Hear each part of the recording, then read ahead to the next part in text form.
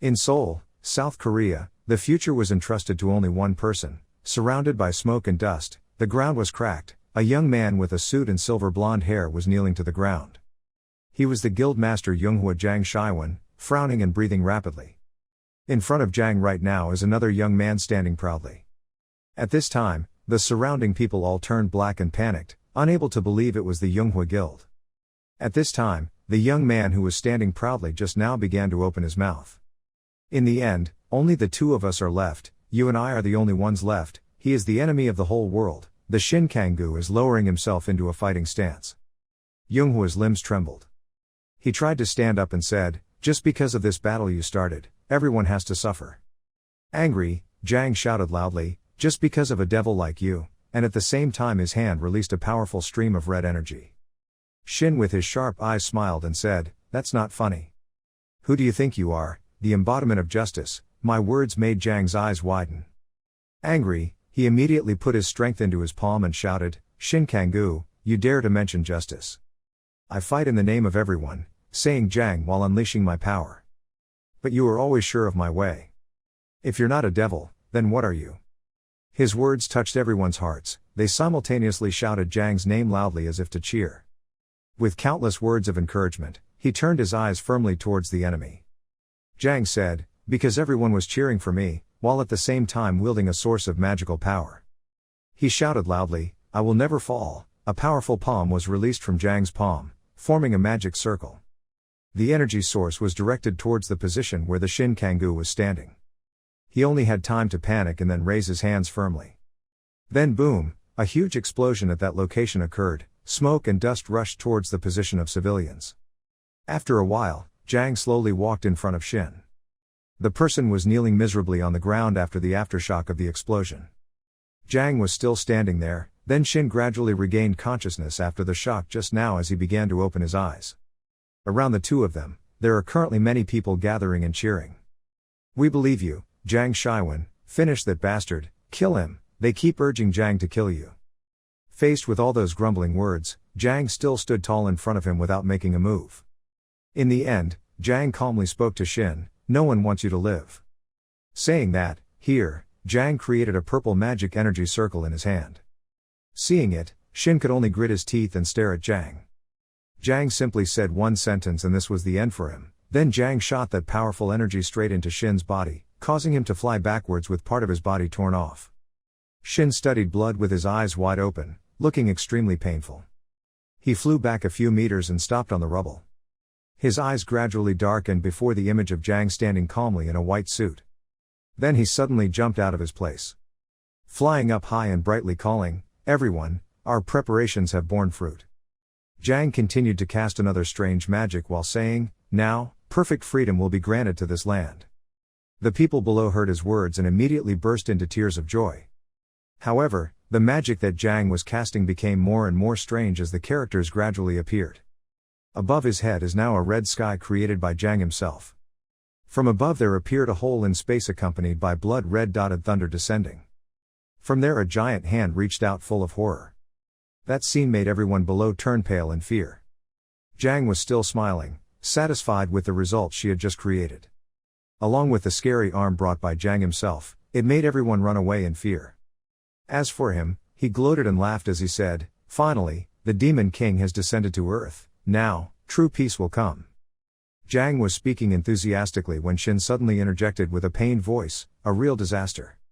Suddenly, he shouted, Shin Kanggu, why are you still alive, you lowly insect, open your eyes wide and admire. The fair world I just created, Jang madly gushed out. And so, the world, was destroyed. A message appears on the back of the screen, thanking you for the sincerity you have shown, the life of the villain who became the savior, until now. Readers' expectations must have been completely shattered. The main character, Jang Shiwon, is the Demon King's henchman. He and his companions, the 13 stars, are loyal high-level devils. However, novels are only a mirror reflecting reality, with the motif of this novel. It is based on my student life. In front of a photo someone placed a flower. Those were the times when powerful people could easily cover up school violence, and the true face of the world, the power that could transform good into evil. So I incorporated that reality into the novel, but Scolding comments appeared on the screen expressing the reader's indignation. He gritted his teeth in frustration. He was probably at the end of his rope. Finally, he turned off the tab on his computer. Then I sat on the bed, all the things around the room were scattered. He remembered that comment again. Lying down on the bed tiredly. Each of those comments began to appear in his mind again. He had to use one hand to cover his eyes. Gritting his teeth in anger, he regretfully thought, it wasn't like that. I can't rewrite it anymore, so let's just go to sleep. After thinking about it, he gradually fell asleep. Waking up dimly, the surrounding scenery began to appear. He wondered why it was so noisy. The image gradually appeared. Right now he was lying on the ground in dirty clothes. The ground, he thought inexplicably. Then suddenly from far away came a shout, "Damn it, how dare you!" Despite the grace of the eclipse, the other person said, kicking the person lying on the ground hard. He immediately realized, he just said it was a solar eclipse. A young man was lying on the ground holding his head and unable to do anything. Then he suddenly remembered the image of himself being bullied in class before. He wondered, damn, now that bastard appears in my dream again. The warden continued to scream and beat that brown-haired young man, "You useless scum, just keep that useless thing for you." Suddenly a voice interrupted him, knowing when to stop. Make him stop a bit. Then he turned his head back to find that voice. He with a cold face waved his fist and shouted, I was wondering who he was. He continuously threw his fists at him and angrily and contemptuously shouted, "You retarded bastard, if you can't stand it for 1 second longer, what can you do?" As he took his blow, he thought, why is it so painful? At this time, another guy stepped in to stop the warden's actions. He said, "This guy still has a long way to go to meet the target." The warden still spoke angrily, but first, ignoring the other two guys arguing, he could only painfully think, is this really a dream? It feels so real. Then the warden threw him aside. Finally, he looked back at you and threatened with scary eyes, "I will choose another day and then punch you to death, you bastard." When it was over, the boy who had just been beaten by that guy was holding his body in pain and went to him and the Kangoo to ask if his condition was okay. Hearing the word Kangoo, he was surprised, thinking, don't say it. At the same time, he looked down at his hands with blurred eyes. Impossible, he thought in panic and ran past the other guy. Stop in front of a puddle of water. His hand on the ground suddenly lit up strangely, mana. A stream of blue energy was flying towards his body like a vortex. The power to absorb mana at will, this was definitely an innate sensitivity to mana, that was his conclusion while looking at his palm that still had the residue from that power. Then he held his head and thought in despair, damn it, that means I'm a Shin Kangoo. At this moment, he could only hold his head and laugh because of his cruel fate, none other than Shin Kangoo. The brown-haired guy came up and admitted his mistake and apologized, and you're thinking, if this guy is still alive, that means there are still 5 years before death. If I become Zhang Shiwen, at least I will be honored as a hero by the world, but then it will all end with the Demon King descending. And only his henchmen will be saved. If he doesn't change the ending, he will die pitifully. He slowly stood up. The good news is that he knows how to escape from here. His eyes were filled with his own determination. A blue crystal fell to the ground, just as he thought, when it entered someone's body. It feels like Shin Kangoo's past and experiences are all yours. Kangoo picked up the crystal from the ground. He looked forward while holding the crystal. His stats appeared and showed the total stats he had at level 10, the assassin class, with only 2 skills, short jump and teleportation, even though he was still at this level. Then suddenly he knelt down looking very tired, attracting the attention of the brown-haired boy behind him. Kangoo wiped his sweaty face and blamed, damn, my stamina is so low, I shouldn't have established an innate mana-sensitive weakness just because he's a villain. Inside he still held the crystal firmly and drew something on the ground, just as I thought, this is the only way. The brown-haired guy ran over and called his name worriedly. He asked him if he was okay. Realizing he was coming, Kangoo quickly used his foot to erase the drawing. He turned back and calmly replied, it's nothing, don't worry. He suggested further, I'll go ask them to let me rest. Hearing that, Kangoo just grinned sarcastically. If they were the type of people they would let him rest if he had a problem. They didn't bring us to this place. Above the statue is a strangely carved stone slab. In this detention center set up by the Eclipse Criminal Organization, rookie hunters can use mana. Forced to work like slaves digging mana stones. However, he turned to the other guy and said, don't worry about me, just keep digging rocks. He seemed to realize something from you and called softly, Kangoo, I'm here. thinking about running away. Before he could finish his sentence, he interrupted him first. "Forget it, go to work, or you will be beaten by the guards." He slowly stood up as he spoke. He concluded with one sentence, "Don't do anything rash," after hearing that he could only scratch his head and laugh in agreement. Then the two of them separated again to dig rocks. As for Kangoo, he continued to think, "I warned him and did what I could. He is a character I created according to the motif." He remembered the image of him with a bruised face. "I can't change the novel either." In order to escape, thinking so, he continued digging. The scene changes some time later, when everyone below is still enthusiastically working. The Kangoo is currently pushing a heavy crystal cart in front of him. Suddenly a painful sound rang out, causing him to stop and look over. On the other side was the same prison guard. He was beating a certain young man. He spoke up. When the guards focused their attention on the newcomers, there was already a bastard who tried to escape. The one kneeling on the ground was that brown-haired guy with a dark face. The warden held the sword at his waist, making the other boy's face turn pale, so he observed carefully. "You will be responsible," he raised the sword in his hand to do something, "for those crazy actions." The warden finished that sentence and at the same time he stabbed the sword hard towards the brown-haired boy's body, causing blood to cover the sword. Everyone watching around was surprised by the scene taking place before their eyes without daring to say a word, including Kangoo. The teacher was still angry and continuously stabbed the sword towards the other boy's body. Blood splattered everywhere. His friend's hands were still clutched to the ground. The people around him closed their eyes in fear and ran away, leaving only Kangoo there to witness the scene, while blood splattered towards him. Kangoo gritted his teeth. Painful groans still rang out after each punch. After a while, that hand lost all strength, and there was no more moaning. He walked over and scolded him, thinking, "You stupid bastard, I told you not to do anything rash." With his thoughtful eyes, he could only stay silent. The warden walked up to him sarcastically with a bloody sword on his shoulder. "Why don't you stand up like last time? There's no one here to stop you, so I'll kill you too." At this point, he just said a cold cliché, "I don't care if he dies or not." His words made the black-faced warden glare. He immediately changed the subject. "More importantly, I needed to go to the toilet," he asked again, confused. Then he laughed and criticized, "You pathetic bastard, you go to the bathroom alone."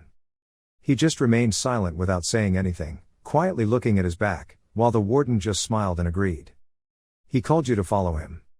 A moment later, the two of you were present somewhere. You two stood facing each other. The warden was the first to speak. "I will give you a minute. If you go any longer, this place will become your grave." That guy threatened like that. Then he turned around and walked away. Kangoo entered a strange room with a pile of corpses lying around. Kangoo calmly walked in step by step. "You seem to be looking for something to rest. It should be around here." Outside, the warden was still actively counting the numbers from 1 minute down. 54, 53. Coming back inside, he felt like he found something and thought, he knew right away.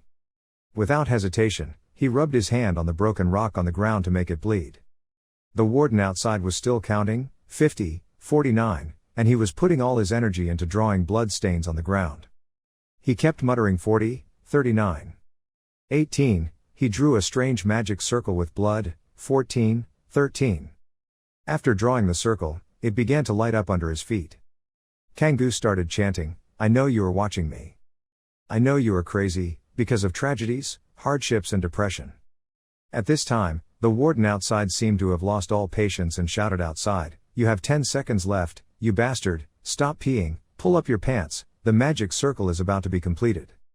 At this moment you spoke up regardless, "Aren't you curious why a low-level person like me summoned you? If I stay here a little longer like in the novel, he will appear.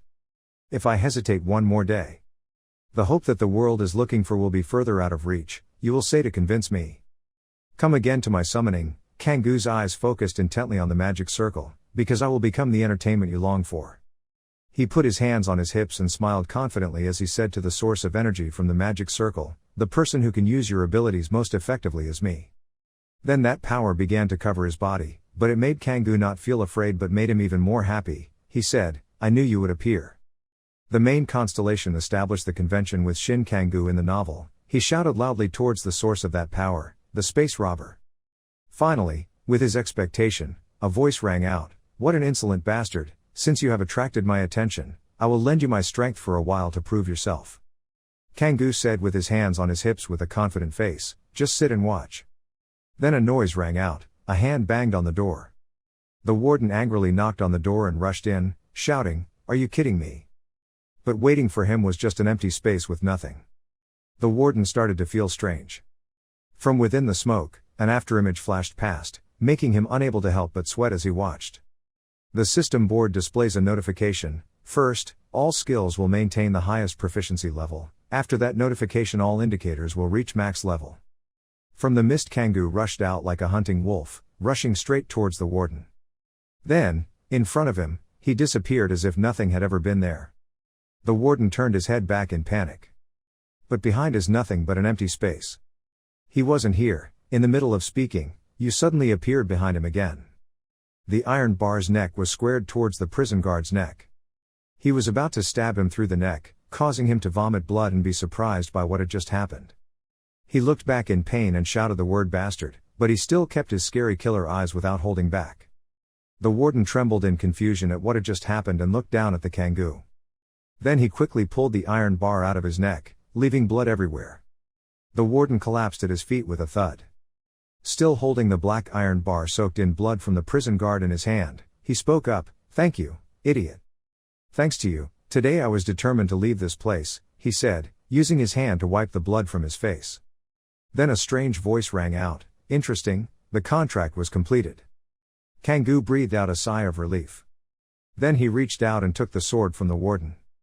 With this, he avenged his brown-haired friend. He sheathed the sword.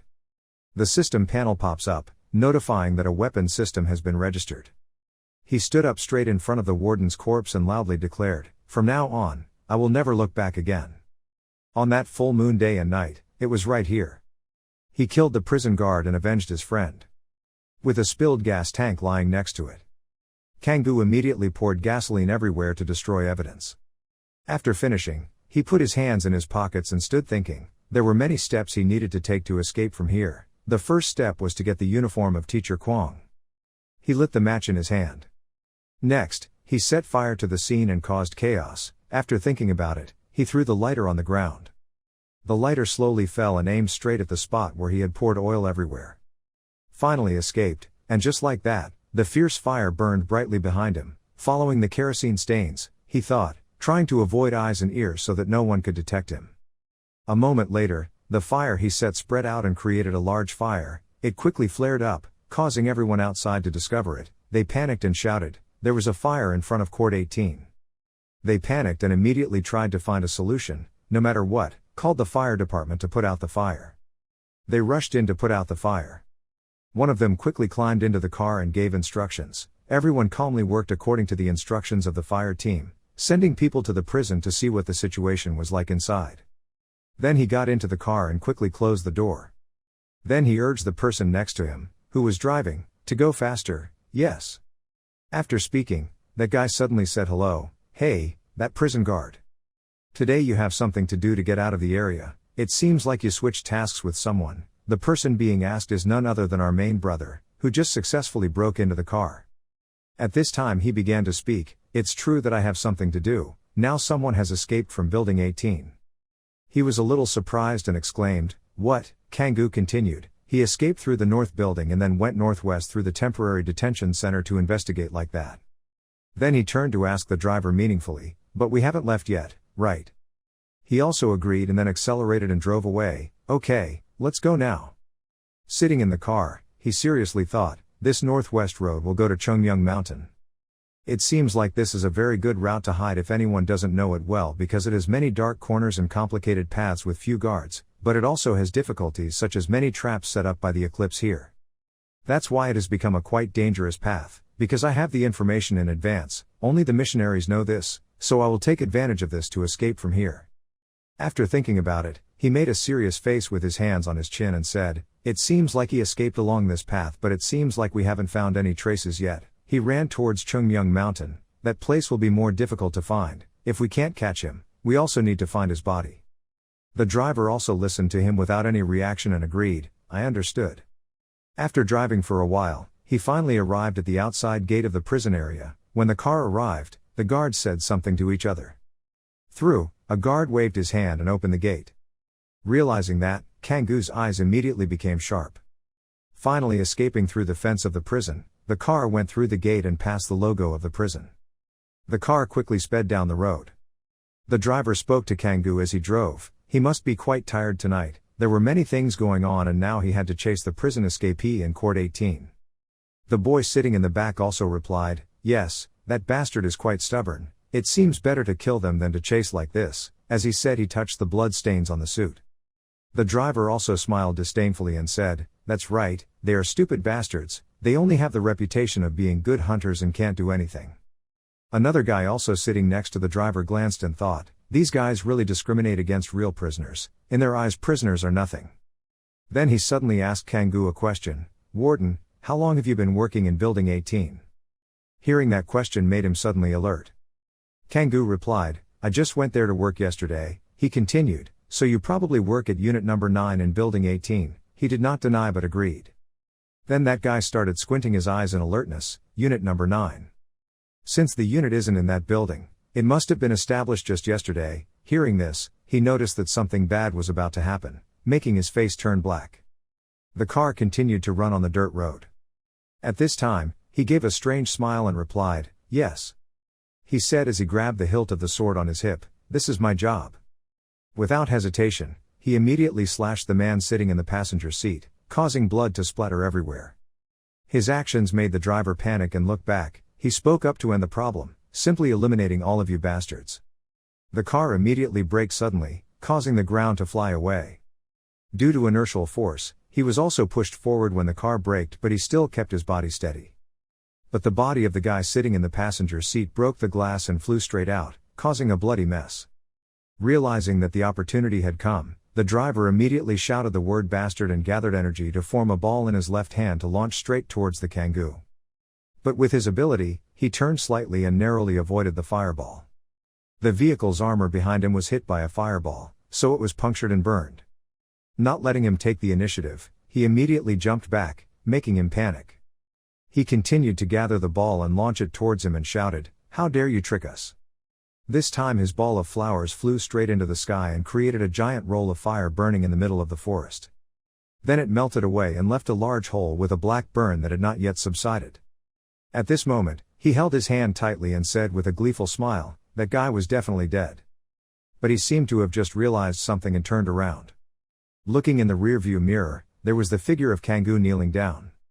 Then immediately that figure disappeared from that location. Suddenly, a glass panel was broken and a sword appeared rushing towards the driver's position, leaving him unable to react. The sword without hesitation stabbed straight into the driver's neck, causing blood to splatter everywhere.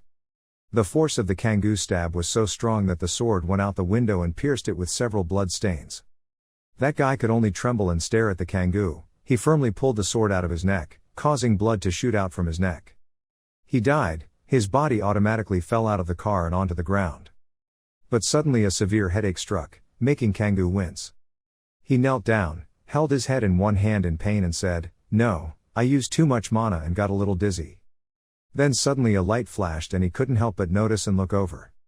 Through the rearview mirror he could see another car approaching from afar with bright lights. Called him back, smiled as if nothing had happened and said innocently, "Are there even soldiers patrolling this road? I didn't foresee this. This is too much trouble."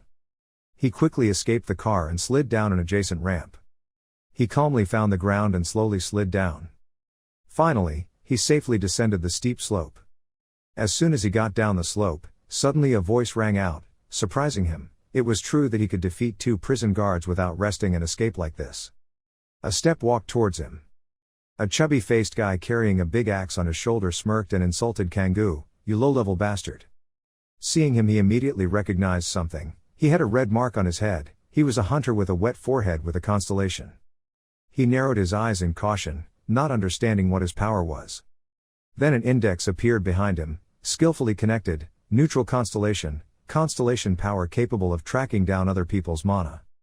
Realizing that, he began to put one hand on the ground and feel the mana at the same time thinking, searching with all the mana of others, no wonder he found himself so quickly.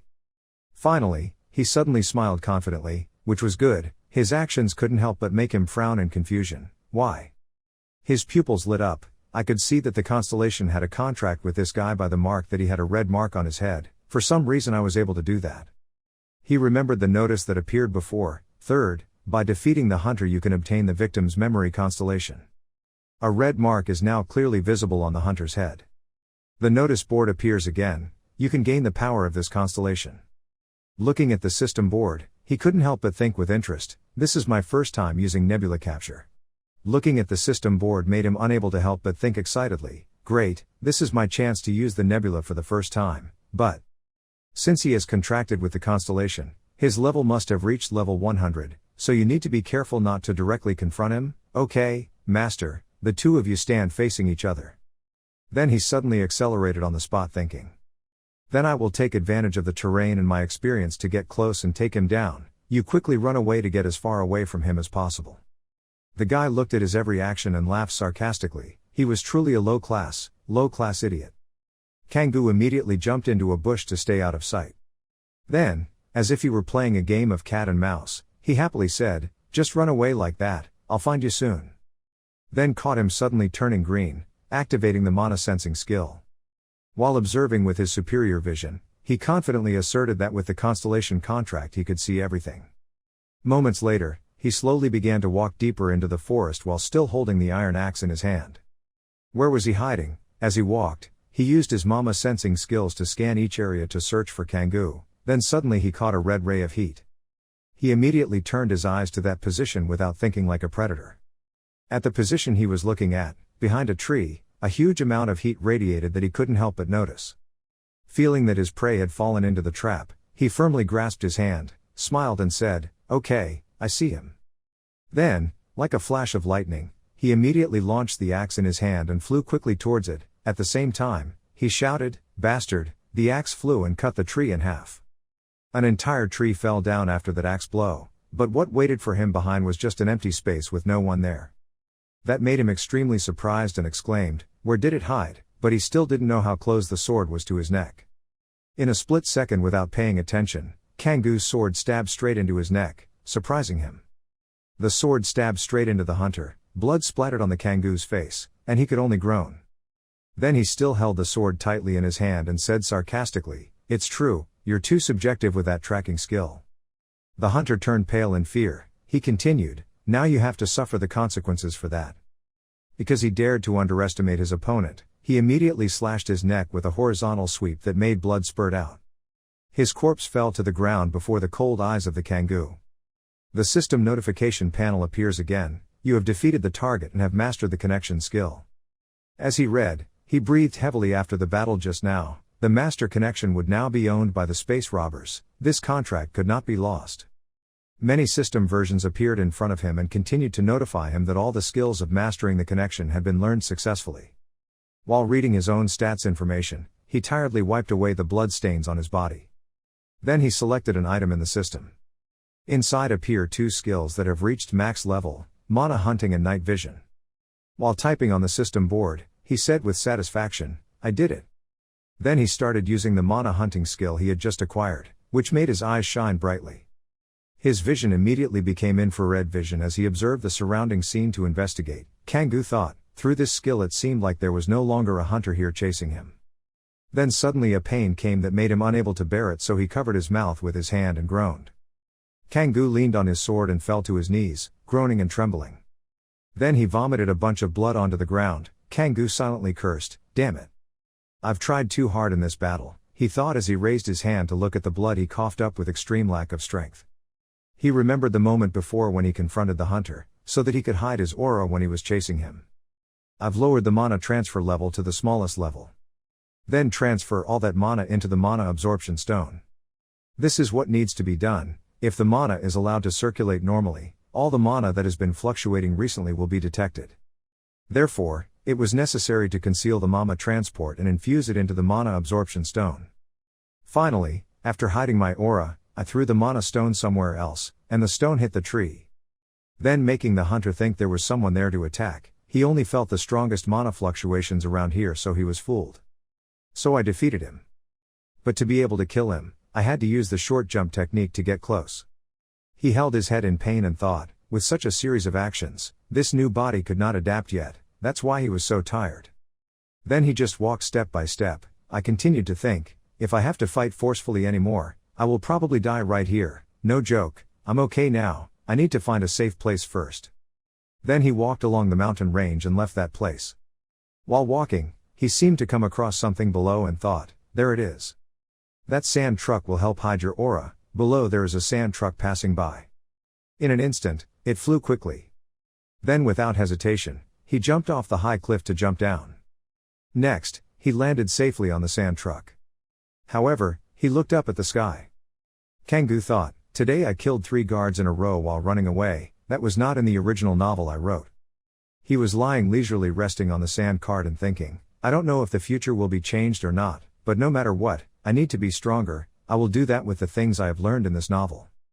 But with this weak body, even though I know many things, I need to try hard to change the damn future when I have to die in anger and sadness at the end of the novel.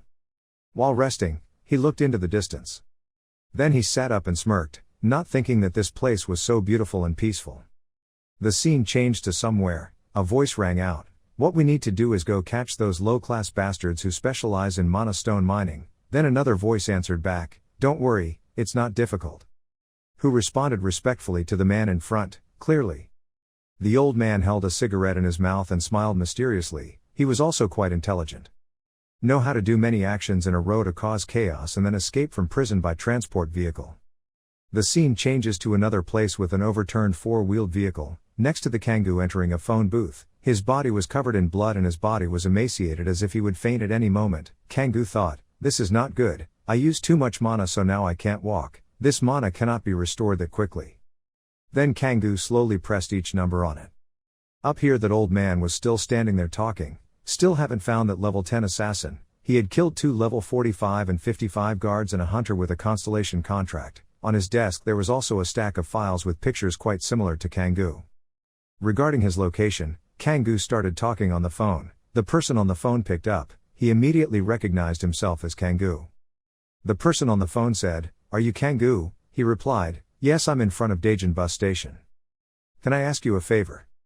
At this time, he smiled and said interestingly, that's good, that's interesting, this will be a prey that will make this hunt much more exciting. Shin Kang who was grateful for the dedicated care and said, thank you, Han So Yun. Because she bandaged him like this, she carefully wrapped a roll of cloth around his shoulder, not forgetting to ask a few questions, brother, what happened, did you go to the battlefield? He coldly replied, the eclipse had captured him. Hearing that, she suddenly stopped, her voice became full of worry, what? Did you go to the mana mine? Those people specialize in forcing hunters to work there. Shin Kang who slowly explained, but his eyes were blue and filled with murderous intent, in the mana mine, mana is condensed, so low-level hunters like him can only become prey for other hunters. As soon as he finished speaking, he thought to himself, even so, I still trust Han So Yun and contact her. After hearing that, Han So Yun immediately felt guilty, she choked up, raised her hands to cover her face and said, dear, I'm sorry. He just coldly glanced at her, making sure the reason was clear in his heart, because he still loved Shin Kang-hoo.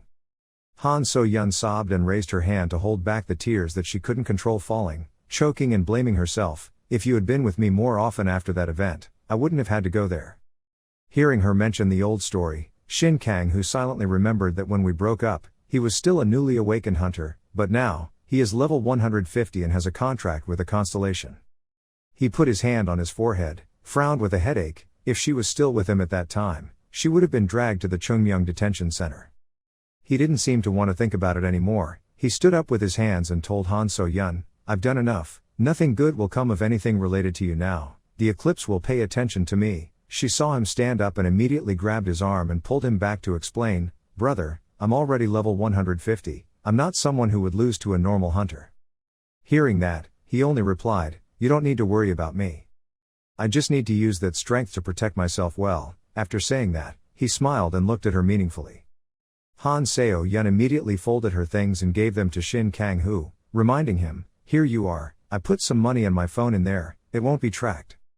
Seeing such careful preparation, his expression seemed to become strange, it seems like my party is not simple either. Shin Kang-hoo thought to himself, yes, then, and even now, such an association is always suitable for me.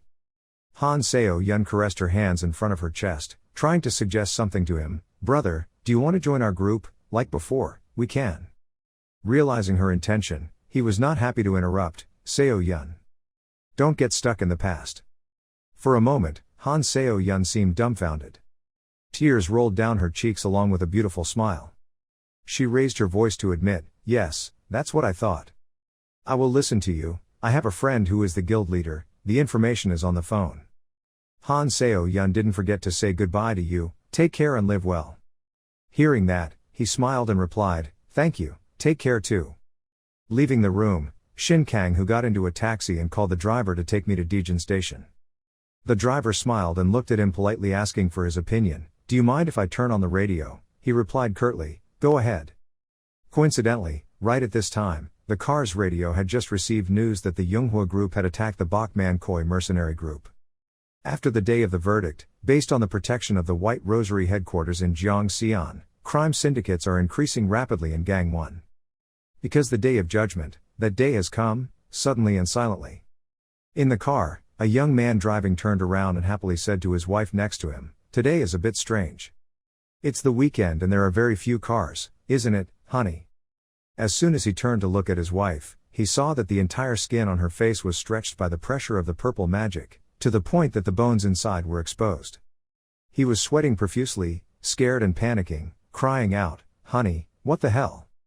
Suddenly, from out of nowhere, a monster that looked like death appeared from the purple magic power. He pulled the net to pick him right below his neck. A scream rang out. You didn't need to watch to know that he was wrong. The carriage immediately caught fire, and outside the carriage 3 flying monsters that looked like death gradually appeared. A moment later, the reporter immediately reported at the scene. This is the rooftop of a building in Gangnam, Seoul. As everyone saw, the sky became purple. According to a report, this area was. Before he could finish his sentence, the monster suddenly appeared, and the reporter also teased him on television. Dungeons appeared everywhere, monsters roamed the streets attacking people. In that chaotic situation, people who received powers called hunters appeared to rescue everyone. However, there have been many unexplained events that have caused people to lose faith in God. Hunters who used to hunt monsters start hunting other players, and by doing so, they get more items. But later, they were also condemned by the entire hunter community. Just when everyone thought the end of the world was coming. A young girl was scared of something and ran for her life. She stopped breathing heavily, moaning for mercy to those who are forcing her into a corner. Don't, one of them said sarcastically, someone will think I'm bullying you, don't worry. Just a little bit and then it won't hurt anymore. He smiled evilly and raised his sword, intending to make a blow to end that girl's life. At this moment the savior of the world appeared, blocking his sword with his bare hands. Jang Shiwen appeared, he smiled brightly and asked, are you okay? Starting from Seoul, he created, helped, protected and healed people. Then the Yonghua Guild was established. Shin Kang who heard this and thought to himself, that's why everyone wants to go to Seoul. The radio started playing again and he suddenly let out an unpredictable smile. The White Rosary group was confirmed by Hunter Jang Shiwen as the group responsible for the terrorist attack at Gangnam Station, Seoul. Shin Kang who knows clearly that White Rosary is not a terrorist organization. The driver who was driving heard the news on the radio and exclaimed happily, destroying all the terrorist groups, as expected of Jang Shiwen, isn't he the best hunter in Korea? He looked out the window and thought thoughtfully, of course, the terrorist attack was not their doing, it was all Jang Shiwen's drama. After hearing the news the driver started chatting with Shin Kang who with joy, my son just woke up, and his dream was to join Jang Shiwen's guild. But he didn't pay attention to him, silently continuing to think in his head, if I planned to fight against Jang Shiwen by exposing his actions, he would turn me into a criminal. Thinking about it, he imagined a scenario where everyone stood up and said, kill him, kill him. And the outcome is clear as day. That's why I wanted to join the mercenary group, because the other guilds are under his control. Stop at the destination, the driver announces, we're here. Shin Kang who looked up at the huge corporation in front of him, a drop of sweat fell from his forehead. Becoming a collaborator of the mercenary corporation was the best for him. Suddenly from somewhere, a voice said, hello, I heard you from Seoul. My name is Lee Yeren, a gorgeous girl with a hot body and loose hair friendly approached to say hello. Shin Kang who looked at her with a wary heart, it wasn't time to reveal yet, then he raised his hand to introduce a fake name, my name is Young Sun Q. She held his hand and smiled warmly, happy to meet him. I have a good job for you, she said while searching for something in the document. Shin Kang who immediately refused, ignore it, I want something with a better reward, you can give me something more difficult. Li Yi-rin couldn't believe her ears. She wondered, what? But I just heard you were level 10, you admitted, that's right. Hearing that, she burst out laughing. The laughter was loud, it seemed to have an ironic meaning. She wiped her tears and complimented him, he's really funny, people often say that being too brave is risking your life. Saying this, Li Yi-rin's facial expression changed 180 degrees, her voice also carried a heavy power, do you want me to clean up the corpses? Shin Kang-hoo's sweat dropped, gritting his teeth to endure the invisible pressure from her in response, aren't mercenaries dependent on skill, rather than level? Li Yi-rin shouted, suddenly the surrounding air carried an invisible pressure, do you want me to clean up the body for you? Shin Kang gritted his teeth and smiled, silently enduring that invisible pressure and thinking, meeting a character I spent a lot of time building would feel so strange. Suddenly above her head appeared the system's information panel, the Chaos Observer Neutral Constellation, a constellation with the ability to distort and obstruct the opponent's vision. Li Yi-rin, a mage with additional support skills, signed a contract with a mid-level constellation. And is a character I created to confront the 13 stars. He secretly radiated a pressure in response to her, convinced in his heart that he had to gain her trust. He smiled back at Li Yi-rin, she only needs people with high skills and doesn't care about level, isn't that the goal of the mercenary guild? She seemed to have calmed down, put her hands on her hips and said, Mr. Sunkyu's reality and ambition are very different. Shin Kang-hoo walked past her and continued, prejudice and truth are very different. Hearing such a top answer, she could only smile. Lifting up his glasses, he smirked and looked at him, okay, then let's see how good your skills are. Both people stood under the group looking at each other, the atmosphere was so silent that the sound of the wind could be clearly heard. Li Yi-rin reached out to use her power first and said, I will only evaluate one thing. And that assessment will depend on whether you can avoid my skill or not. As soon as she finished speaking, the ball in her hand gathered increasing power. Facing such great power, Shin Kang-hoo's expression did not change at all, he coldly said, so you just want to see if I can protect myself or not. She confirmed that it was possible to dodge the attack, which meant he could create an opportunity to attack. He raised his hand to cover it, that strength grew more and more, making the other person uncomfortable. He quickly realized, that was it. Uses mist to create puppets, and can track his location even in faraway places, Mist Chaser. This isn't an attack skill, so even if I get hit I won't die, but if I can't dodge it will leave a mark and the test will stop immediately. Thinking of this, he shouted confidently, let's begin. Li Yi-rin excitedly continued, I'm starting now. As soon as she finished speaking, she pointed her finger forward, and the fog chaser also followed her lead and rushed straight toward Shin Kang-hoo. Seeing it approaching, he knelt down in a defensive position. As if he had anticipated the attack, he grinned arrogantly. The mist chaser struck the ground, creating a large mist explosion, but Shin Kang-hoo's shadow appeared, showing that he appeared to be unharmed. Li Yi-rin suddenly stopped and watched the mist disappear. She broke out in a cold sweat. With her strong senses, she suddenly realized there was danger behind her and turned around. No. Shin Kang-hoo did not know when he appeared above her head and moved.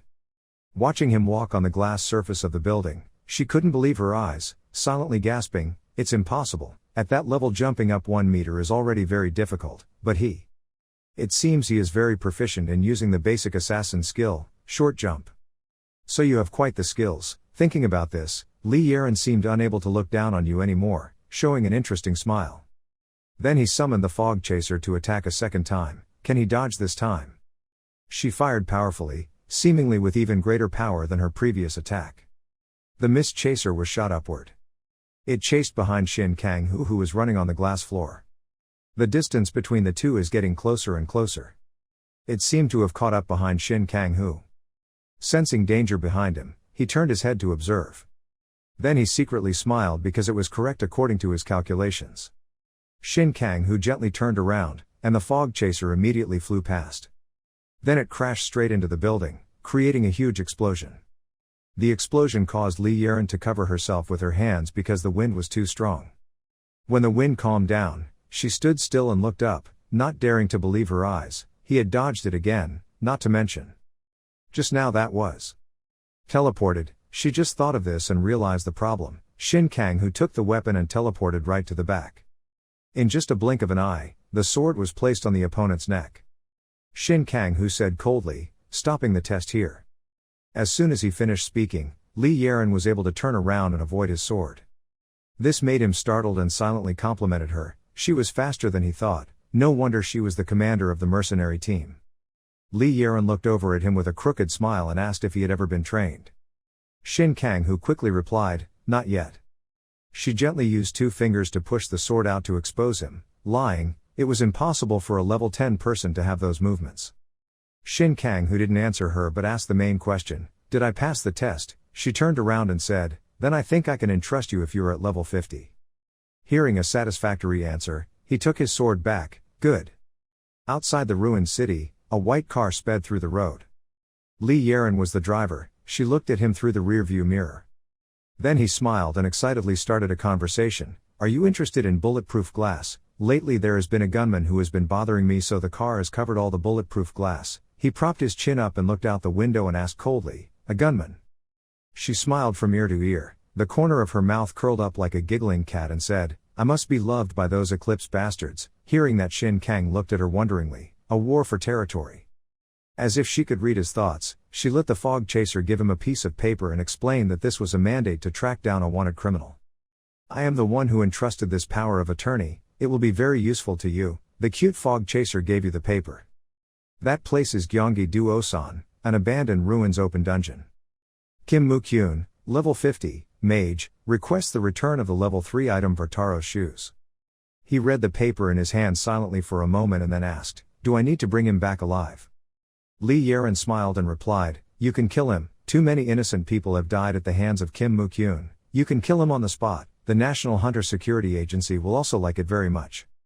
After listening, Shin Kang, who immediately became excited, smiled and said, I understand, I will start immediately.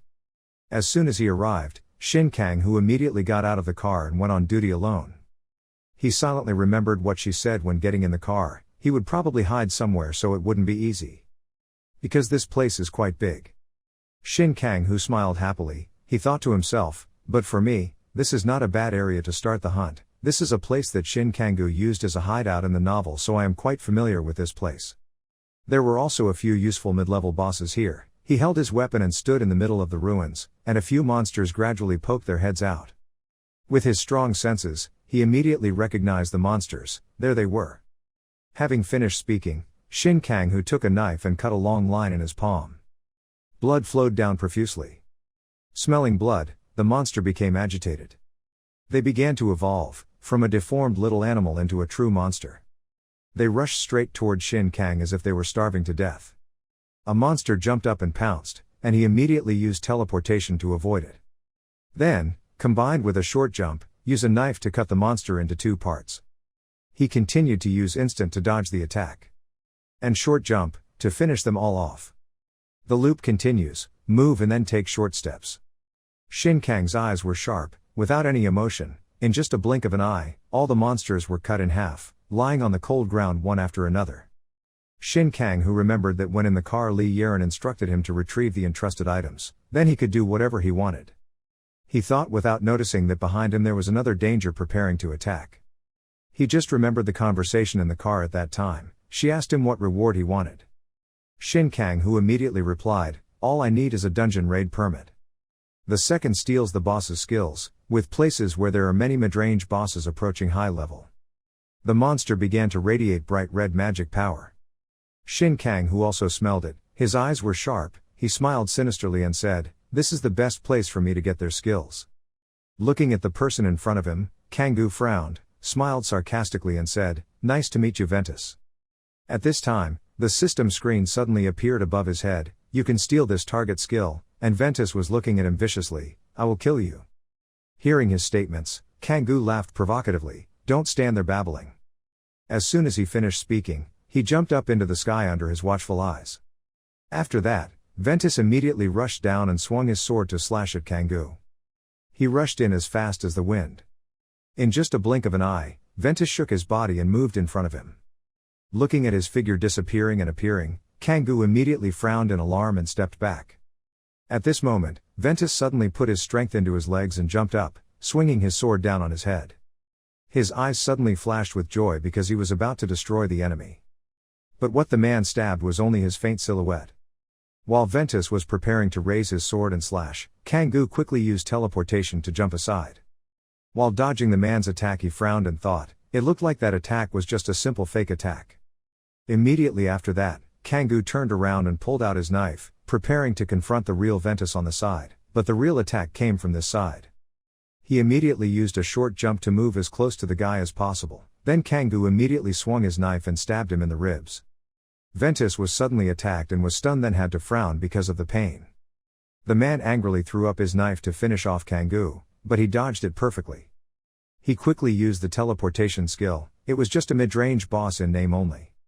Looking at the struggling Ventus, Kangoo raised his eyebrows in assessment. Its direct fighting style had not yet developed. Immediately after that, he kicked him hard in the knee, causing him to fall to his knees. The strong fall caused the wound in his side to crack open, causing blood to spurt out profusely. At this moment, Kangoo immediately summoned his sword. The system screen immediately appears. Now you have equipped the weapon, and Kangoo has stabbed his sword straight down on Ventus's neck. His target is the exposed shoulder. Immediately, Kangoo did not show mercy and poked him in the shoulder, causing him so much pain that he could not speak. Ventus' eyes widened because of the pain that came. Blood also spurted out continuously, dyeing his hand red. After that, Kangoo immediately pulled out his sword even though he was in so much pain that he fainted. In the blink of an eye, Ventus's body suddenly became blurred. It seemed he also realized what was wrong with him, so his eyes widened in horror. While Kangoo was panting, he suddenly received a new notification from the system. You have stolen the illusion skill from the target. Seeing that wonderful reward, he immediately smiled triumphantly.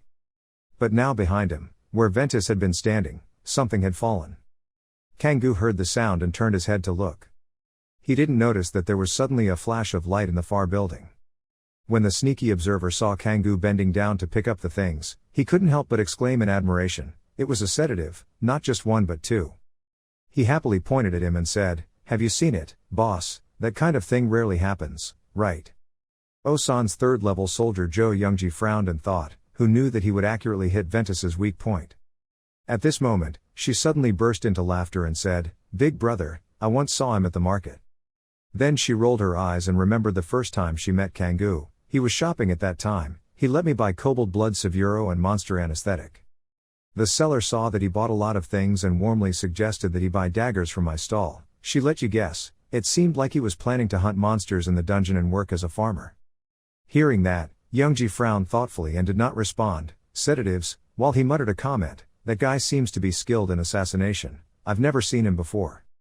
The more she listened, the more worried Youngji became. At that level, he shouldn't be here. Seeing his thoughtful expression, she suddenly burst out laughing, but he's still not your opponent, boss. Then she happily suggested, should we drag him here? If it were you, you would be able to force him to kneel. Youngji raised his eyebrows and replied reluctantly, no need. He suddenly gave a crooked smile, it would be easier if we just let him do that and we'll deal with him later. Hearing that, the two juniors were immediately excited. She gave an arrogant smile and praised, what a big brother, we just need to follow him closely and wait for him to exhaust himself. Below, Kangoo was attentively pressing the system screen while new notification lines continued to appear. You are at level 16, the next basic skill is level 20, he raised his eyebrows in thought, I have put all my points into resistance. Kangoo chewed and swallowed the sedative and thought, as long as I can handle my innate mana hypersensitivity disease, I don't need to put points into mana anymore, now I will put all my effort into endurance to be able to get through this difficult period. Then he suddenly sighed and muttered, finally feeling a little more alive. Looking at the medicinal plant in his hand, Kangoo frowned and exclaimed, the sedative, it has the effect of soothing pain and inhibiting mana sensitivity. It can hardly be found in normal dungeons, and since it grows naturally, it is difficult to mass produce. However, there is only one person in this country who knows how to grow it, and that person is in Area 0. Thinking of this, Kangoo began to draw up a plan. The place was called DMZ in the past and is quite far away, I will have to prepare and buy as much as possible. He frowned and thought to himself, if my sensitivity attacks during combat. The danger that can strike at any time makes Kangoo feel extremely helpless, he will die immediately. Then he turned around and left, scratching his head and muttering as he walked, to do that, I would need a lot of money. The scene moved again to the neighborhood, where a car was speeding down the street. Li Yeren sitting in the driver's seat was frowning and scolding. Just last year, the call quality that wasn't this bad was getting worse and worse. The person on the other end of the line immediately replied, they are interfering in the matter so we can't do anything. Especially because you are under the influence of the Tien Tuck and Black Lion Guild, so things will get worse. Hearing that, she suddenly stopped and said, maybe it's true. Hearing that, the person on the other end of the line continued, it seemed like she was having difficulty after getting involved with the people from Tien Tuck. While the conversation was still continuing, another car suddenly appeared in front of her eyes. Seeing that, Yaren's eyes suddenly became more dangerous than ever. She coldly replied, it's okay. As soon as she spoke, the other car drove away. I'm used to having eyes and ears paying attention. This has been going on for a long time. Seeing that, Yaren gritted her teeth and chased closely behind. While she was driving and kicking up trash to stop the tailgaters, the voice on the other end of the line rang out, can you suggest me a hunter? The other person sadly lamented, I'm lacking manpower these days, and at this moment, Yaren has also cut off the car that was following her. She proudly pressed the gas pedal and rushed forward. At this moment, that voice sounded full of pleading, so I had no choice but to contact her. However, Yaren only happily replied with one sentence, I don't know. Elsewhere, Jiang Shiwen was standing next to the window looking at the panoramic view of the city. He smiled gently as he listened to Yaren, wondering if I could introduce a hunter that caught your eye, Jiang Shiwen. As you can see, I think you'll eliminate all of them right from the start. Shiwen silently looked at the stack of documents about Kanhu's friends in his hand, then lazily replied after a while, so let's change the standards a bit. By the way, he also wants to suggest something. I want to properly train the low-level people first. As soon as the suggestion was made, Yaren's side immediately fell silent. Only then did he speak up and tell him that there was such a hunter. This information made Xinhuan a little curious. He excitedly replied, really? According to her words, this hunter probably won't appear right away, but I think he needs a little more time. I don't want to draw conclusions too soon. His eyes still can't leave the pile of information on that document. Her voice filled with satisfaction and added, you have never recommended the wrong person, Ms. Yaren. The atmosphere became a little quieter when hearing Shiwen mention that it was only because of some unlucky events that we lost them. Yaren's eyes also became sad when remembering that event. But she quickly regained her composure, let out a sigh, then smiled softly and replied, it's all in the past, so you don't need to worry. I will observe him a little longer, and if he meets the standards I will let you know. While speaking, she suddenly remembered something she wanted to ask him. Oh yes, do you have any useful information? Shiwen did not intend to hide it, so he shared the truth that I accidentally grasped some internal information of several criminal organizations. Regarding this, you can completely rest assured, I will send it to you via a secure email address soon. Yaren politely replied, it's embarrassing to say it all the time, but I still have to thank you. He was a bit unfamiliar with her speaking in such a formal way. He laughed and replied, it's nothing. Whenever you need this kind of information, I can help you. As he spoke, his eyes gradually turned to the person tied up not far away. His voice suddenly became a little colder. Our Yunghua Guild really needs many talented people. And the person being held captive by him is none other than Kanggu's friend. If she sent someone talented, his eyes sparkled with fear when he looked at him. Shiwen's expression at the moment is as scary as a devil, so I will treat her the best I can. The conversation between her and him ended right after that. Yaren couldn't help but sigh and groan, oh my god. For some reason, when she mentioned this, her cheeks suddenly turned pink, no matter how high her expectations were. It turned out that the figure she was secretly thinking of was you, Kanggu. How could I think of someone like him who had just received his first mission? His body was working tirelessly on this side of the battlefield. Kanggu's knife took a precise path, stabbing straight into Ibria's arm. It caused him to scream in pain. His eyes were full of anger when he saw that his dagger was still stuck on his body. It was the mid-level boss Ibria. As for Kanggu, after the attack just now, he was forced to take a step back to defend. Of course, that was still not enough to kill it. Ibria's evil laugh rang out again, blending in with its attack. Kanggu's eyes looked straight at that hand with a series of sharp claws, completely without a trace of fear. This hand is Ibria's key weapon. It can enlarge itself to capture him. The very moment that hand was about to touch Kanggu, it seemed like those sharp nails could pierce all of his internal organs. But what happened next surprised even Ibria. What it captured was not his body, on the contrary, it was this giant, useless stone. On the other hand, Kanggu on this side took advantage of his speed, combined with illusion magic, to look for opportunities to counterattack. After its move just now, he also discovered the weakness of the capture skill. A number immediately popped into my head, thinking of ways to use its weakness to my advantage. That was a series of actions that left a huge gap, and I would take advantage of that gap. Returning to Ibria, it is currently busy dealing with the large rock that is rushing at great speed towards it. The moment the stone landed, the impact created a huge earthquake. Ibria himself spent a lot of energy to prevent it from crushing him. As soon as Kangoo realized that point, he immediately used his foot to slow down and stop for about 3 seconds. The area of that rock was so large that it even encroached on his position, forcing Kangoo to use force to bounce off of it. This fall caused the stone to crumble, shooting out a series of small pieces around. One of Kangoo's hands was unfortunately still crushed by it. Fortunately, his grandparents took him on this trip, leaving him with the ability to use illusion magic again. Ibria was equally as sharp. As soon as Kangoo used it, he immediately recognized it and turned sharply towards the direction where that spiritual energy had just emitted.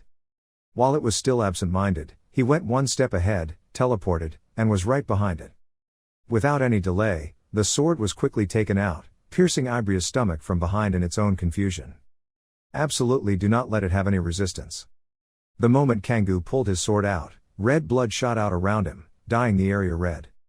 The system immediately records the results. You have defeated the mid-level boss, you have leveled up, killed Ibria, you still can't rest right away, I will put all my stats into stamina again, I also need to save Solakium.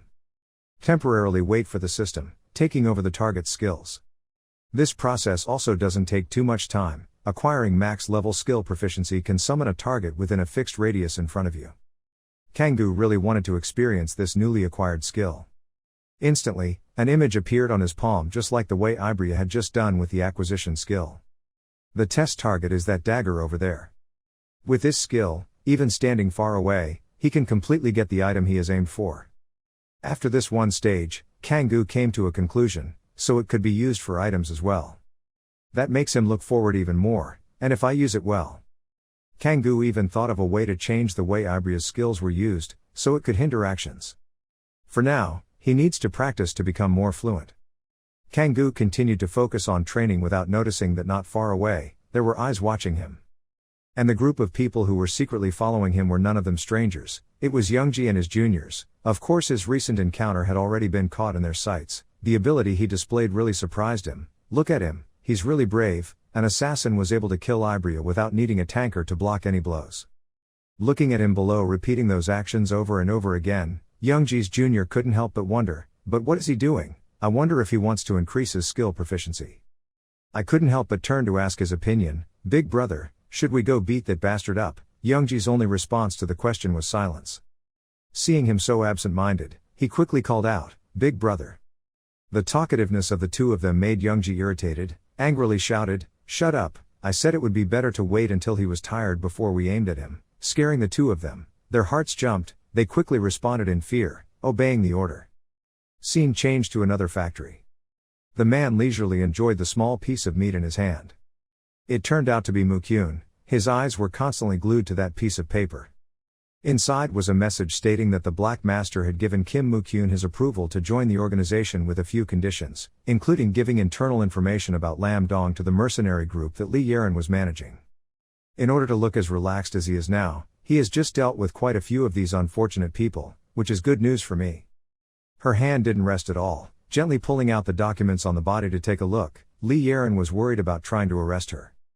My mouth suddenly turned into a smile full of excitement when I thought about it. I was aiming for Tien Tuck, but Black Lion wasn't bad either. Blue Eye Tien Tuck, Black Lion, it's been a long time since I've been able to set foot in Daejeon again. Saying this, his face suddenly turned serious, his eyebrows also frowned. Coincidentally, Kangoo was also present at this location. His sharp eyes were not afraid to look to the highest place. Mukyun above had also noticed his appearance, looking forward to fighting again. Here it was, another guy for me to take down. Hands curled into fists, then slapped hard on the side of the wall, calling out, come on guys. It turns out that this pack of ferocious wolves is his pet, it's time to eat. His appearance made a bloodthirsty person like Mukyun even more excited. Here it is, another fish caught in the net. Still using the familiar movement, he used his hand to gently tap the wall behind him. Come out here, everyone. Immediately, the ferocious wolf pack, his pet, appeared. It was time to eat. They had fierce faces and eyes, a dark and scary appearance, and quickly rushed towards Kangoo. The body moves extremely quickly, and the resilience is something that surprises people. In just a few short seconds, the distance between the wolves and Kangoo had narrowed, sharp teeth were approaching right in front of him. I only saw that he remained calm from beginning to end, taking out a piece of meat from his body. As soon as that thing appeared, the ferocity of the wolves gradually decreased. This unbelievable scene made Mukyun extremely surprised. Looking at the obedient wolves before him, the question in his heart increased: what is it? This species never likes to eat normal meat. Kangoo took advantage of the time when they were focused on enjoying the food, and he pulled out the familiar dagger. The next second, without making any mistakes, the tip of the knife stabbed straight into the wolf's head, and a stream of red blood continuously shot out. Not just one but a whole group of them had no resistance, and in just a few short minutes, he was able to destroy all of the ferocious wolves from before. At this moment, Mukyun's face gradually became pale because he was confused and worried. What was that? After dealing with his pets, he raised his eyes, faced him, and said in a low voice, "It's not natural that they like to eat meat for a reason. So you've already researched your opponents. I've specially prepared this meat dish to suit their tastes." Similar to Ibria, the corpses of these wolves also gradually disappeared. Kangoo's eyes were filled with coldness as he looked at Mukyun and said just one word, but it was enough to make him wary. "I warned him." No matter how confident he was before, he now looks even more cowardly. "If you still want to save your life, then be careful," he said tremblingly. This bastard. Yet he still dared to challenge him. If he was good, he would come up here. Who would have thought that Kangoo was just joking and actually did it? If he liked it, he would indulge.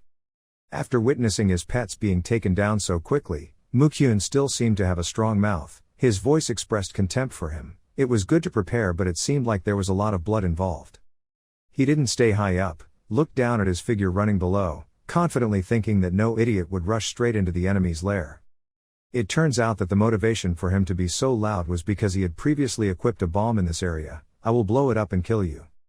It's just that he didn't know one thing, that Kangoo had the ability to detect mana, so he quickly discovered those dangerous locations. He really planted a lot of bombs. At this step, it's your turn to jump high. With the ability to take short jumps, the distance between the two quickly narrowed. Kangoo's body continued to bounce in the air. Everything turned out to be completely different from what Mukyun had predicted, which made him even more confused. Wait, this bastard. He absolutely couldn't believe that he could accurately dodge the bombs at that speed. It jumped over all the mana traps he set in one go. His eyes were nervous, intently following his movements. At this point, Mukyun understood that if he didn't play big, he would soon lose his life, and his anger arose. "Bastard, you think I'm afraid of you?" After this scream from him, Kangoo's sharp eyes immediately turned towards that direction. The system quickly informed him of the next function he would use, confusing the evil star cloud fighter, causing the enemy to lose direction and vision. Mukyun of course still did not know about this kind of thing, so he laughed out loud excitedly. Is the person loved by the dark constellation? If I want to deal a big blow to Kangoo down there, I will tell you what the black magic of hell is. And with his teleportation function, he didn't have too much trouble avoiding this dangerous attack from him. That's enough for him to attack. Now it's his turn to counterattack. Kangoo first continues to use short jumps to get close to the opponent. At this close distance, he could see that he was around level 50. Looking at the cowardly way Mukyun was rushing to escape, he really didn't believe that he was a magician with an auxiliary constellation that caused disorientation to the opponent. After determining basic information about the guy, Kangoo quickly chased after him. I knew what he was planning to do next. It turned out that Mukyun ran not because he was afraid but because he wanted to lure him to the location he had arranged in advance. This time, he couldn't avoid it. As soon as he entered this area, which meant he would be robbed by the guy, the front was suddenly covered with a dark space. That caused a flash of panic to suddenly flash in his eyes. But Kangoo's running steps show no signs of stopping, not yet. He still wanted to run a little more, but still couldn't. It wasn't until he was waiting in front of that darkness that Kangoo actually allowed himself to stop and wait a moment. The familiar dagger was immediately drawn, right at this moment. This action of Kangoo was like a slap hitting Mukyun, breaking his dream of victory. The guy stood there, trembling and asked, "How did you know the only way to deal with this move, and you were on the opposite side carrying your knife? How could I not know?" This is the villain's smile, telling him a secret: I am the one who created it. Mukyun was currently locked into a target by him, about to die, but he still had the strength to wonder, "What nonsense are you talking about?" This time, Kangoo used the technique he had just acquired after defeating Ibria, taking over. Success left Mukyun tied up, unable to fight back. He asked in fear, "What kind of monster skill is this?" Until now, I still don't understand why he was able to do it without needing to take a defensive stance. How is that possible? But Kangoo is now ready to rush forward and strike a finishing blow. It's not like that, I just simplified my movements. The moment the sharp knife pierced through that layer of flesh, Mukyun was in pain to the bone, screaming loudly. Because he was captured and locked, he temporarily had no way to fight back or run away from him. But before he died, Mukyun still tried to use his strength, wanting to use this final move to drag him along. Damn, the magic burned. He saw the man's arm reaching towards him and quickly backed away. The next second, a loud explosion rang out. Fortunately, Kangoo was able to avoid it in a few short seconds. Unexpectedly, after that stab, Mukyun still had such persistent fighting strength. I will burn you to death, making you temporarily only able to run as far as possible. Not only can he shoot fireballs continuously, but he can also shoot them unusually fast. His attention suddenly stopped at the item carried in his chest pocket. Was he using some item to increase his magic? This was what helped him think of a way to cope, if so. Kangoo used the spears to jump high, making Mukyun tired of chasing him, making him even more angry. The damn brat. His eyes were blazing with fire, carrying so much hatred that he fought and died. Mukyun's fireball was able to hit Kangoo, causing his body to fall freely from the scaffolding. Seeing him like that, Mukyun couldn't hide his excitement, laughed loudly and said with satisfaction, "How dare a bastard like you dare?" But he seemed to have laughed a little too early, one foot following it on the ground. The next moment will make Mukyun freeze on the spot as there are many Kangoo below. This phenomenon is due to the illusion magic he used. This guy wants to use fireballs to burn every single illusion, bastard. This time, the level of destruction has been increased by Mukyun. He wants to use heat to burn everything at the same time. The truth is that even if he did, he would only stop at burning his illusion, and the real Kangoo was right in front of him. Mukyun's eyes showed confusion as if he had seen a ghost. What the hell was going on? The atmosphere suddenly became tense to the point of suffocation. Kangoo didn't know when he was behind him, one hand blocking his neck, the other holding a knife right next to his side, making it impossible for Mukyun to escape. You bastard. You really play hard, you know how to choose where to stab, you stab the same place twice. This time, Mukyun may have really run out of chances to fight back. His body was constantly shaking in pain with groans and growls. Previous victories made him unable to accept this miserable defeat. His hands curled tightly in hatred, his voice growled, "You son of a bitch, you dare to trick me." Kangoo was always so cold-blooded. He smirked and calmly admitted, "Yes, that's my hobby." The current result is completely within your expectations. No matter how you fall into the trap, that's the ultimate strategy. At this moment, the system screen suddenly appeared again, making him a little curious. What was this? So it sends out a notice, the Constellation Master of Quick and Quick Attacks, praising your attack strategy. After a while of struggling, Kim Mukyun finally had to fall at Shin Kangoo's feet. At this time, a voice suddenly rang out in the air, making him jump. That's a great tactic. Kangoo turned his head and was surprised to discover that the system screen had already appeared there. This is it. The screen displays a message, Nebula Master of Quick Strike and Quick Win appreciates your attack strategy. Having consumed a small amount of Nebula's power you receive a slight buff. He raised his eyebrows, looked up at the distant sky and silently exclaimed, not expecting to be sponsored. Even though there are countless nebulae. Observing sponsor hunters is quite rare, because sponsorship consumes the nebula's power, or in other words, the nebula's power. While Kangoo was dumbfounded digesting the information, the screen in front of his eyes changed again. The system appeared again with a new message, Space Robbers, shameful sponsorship from a pathetic low-level nebula. Looking at its emotional state, Kangoo burst into laughter and muttered, even degrading the dignity of the contract owner, me. Don't worry if you're jealous, choosing me is your best decision. He confidently declared, in return, I will do my best. Seeing that proud look, the system immediately responded with two contemptuous words, crazy. Then it reminded again, focus on the prey in front of you first, and at this moment Mukyun was desperately crawling forward trying to escape. Kangoo quickly walked over and stabbed a knife into the guy's leg and calmly replied, okay. Mukyun turned pale from the pain, he turned around and roared, evil bastard, do you think anything will change if you catch a small fry like me? Looking at Kangoo standing calmly summoning the sword before his eyes, he frantically screamed, do you think you can do anything? Kangoo was so angry that he burst out laughing. He growled, if he caught a bastard like you, he would have turned the world around. After saying that, he immediately raised his sword, then I don't need to be here. Immediately after that, Kangoo slashed a sword between Mukyun's head, causing him to immediately stop breathing. The constellation above his head immediately faded and disappeared, and the system also appeared with a new notification: you have killed the target and obtained his contract with the Chaos Warrior. The Chaos Warrior is now controlled by the space pirates and has no way to escape unless the contract is cancelled or all of the Chaos Warrior's abilities have been transferred to you. After dealing with the scumbag, Kangoo calmly worked on the screen again. He gently pressed the pull-down button. Immediately after that, 2 lines of skills appeared on the screen: Market Capture and Hidden Chaos. He immediately shouted happily, he had definitely obtained it. Kangoo then raised his eyebrows and wondered if he should take his equipment as well.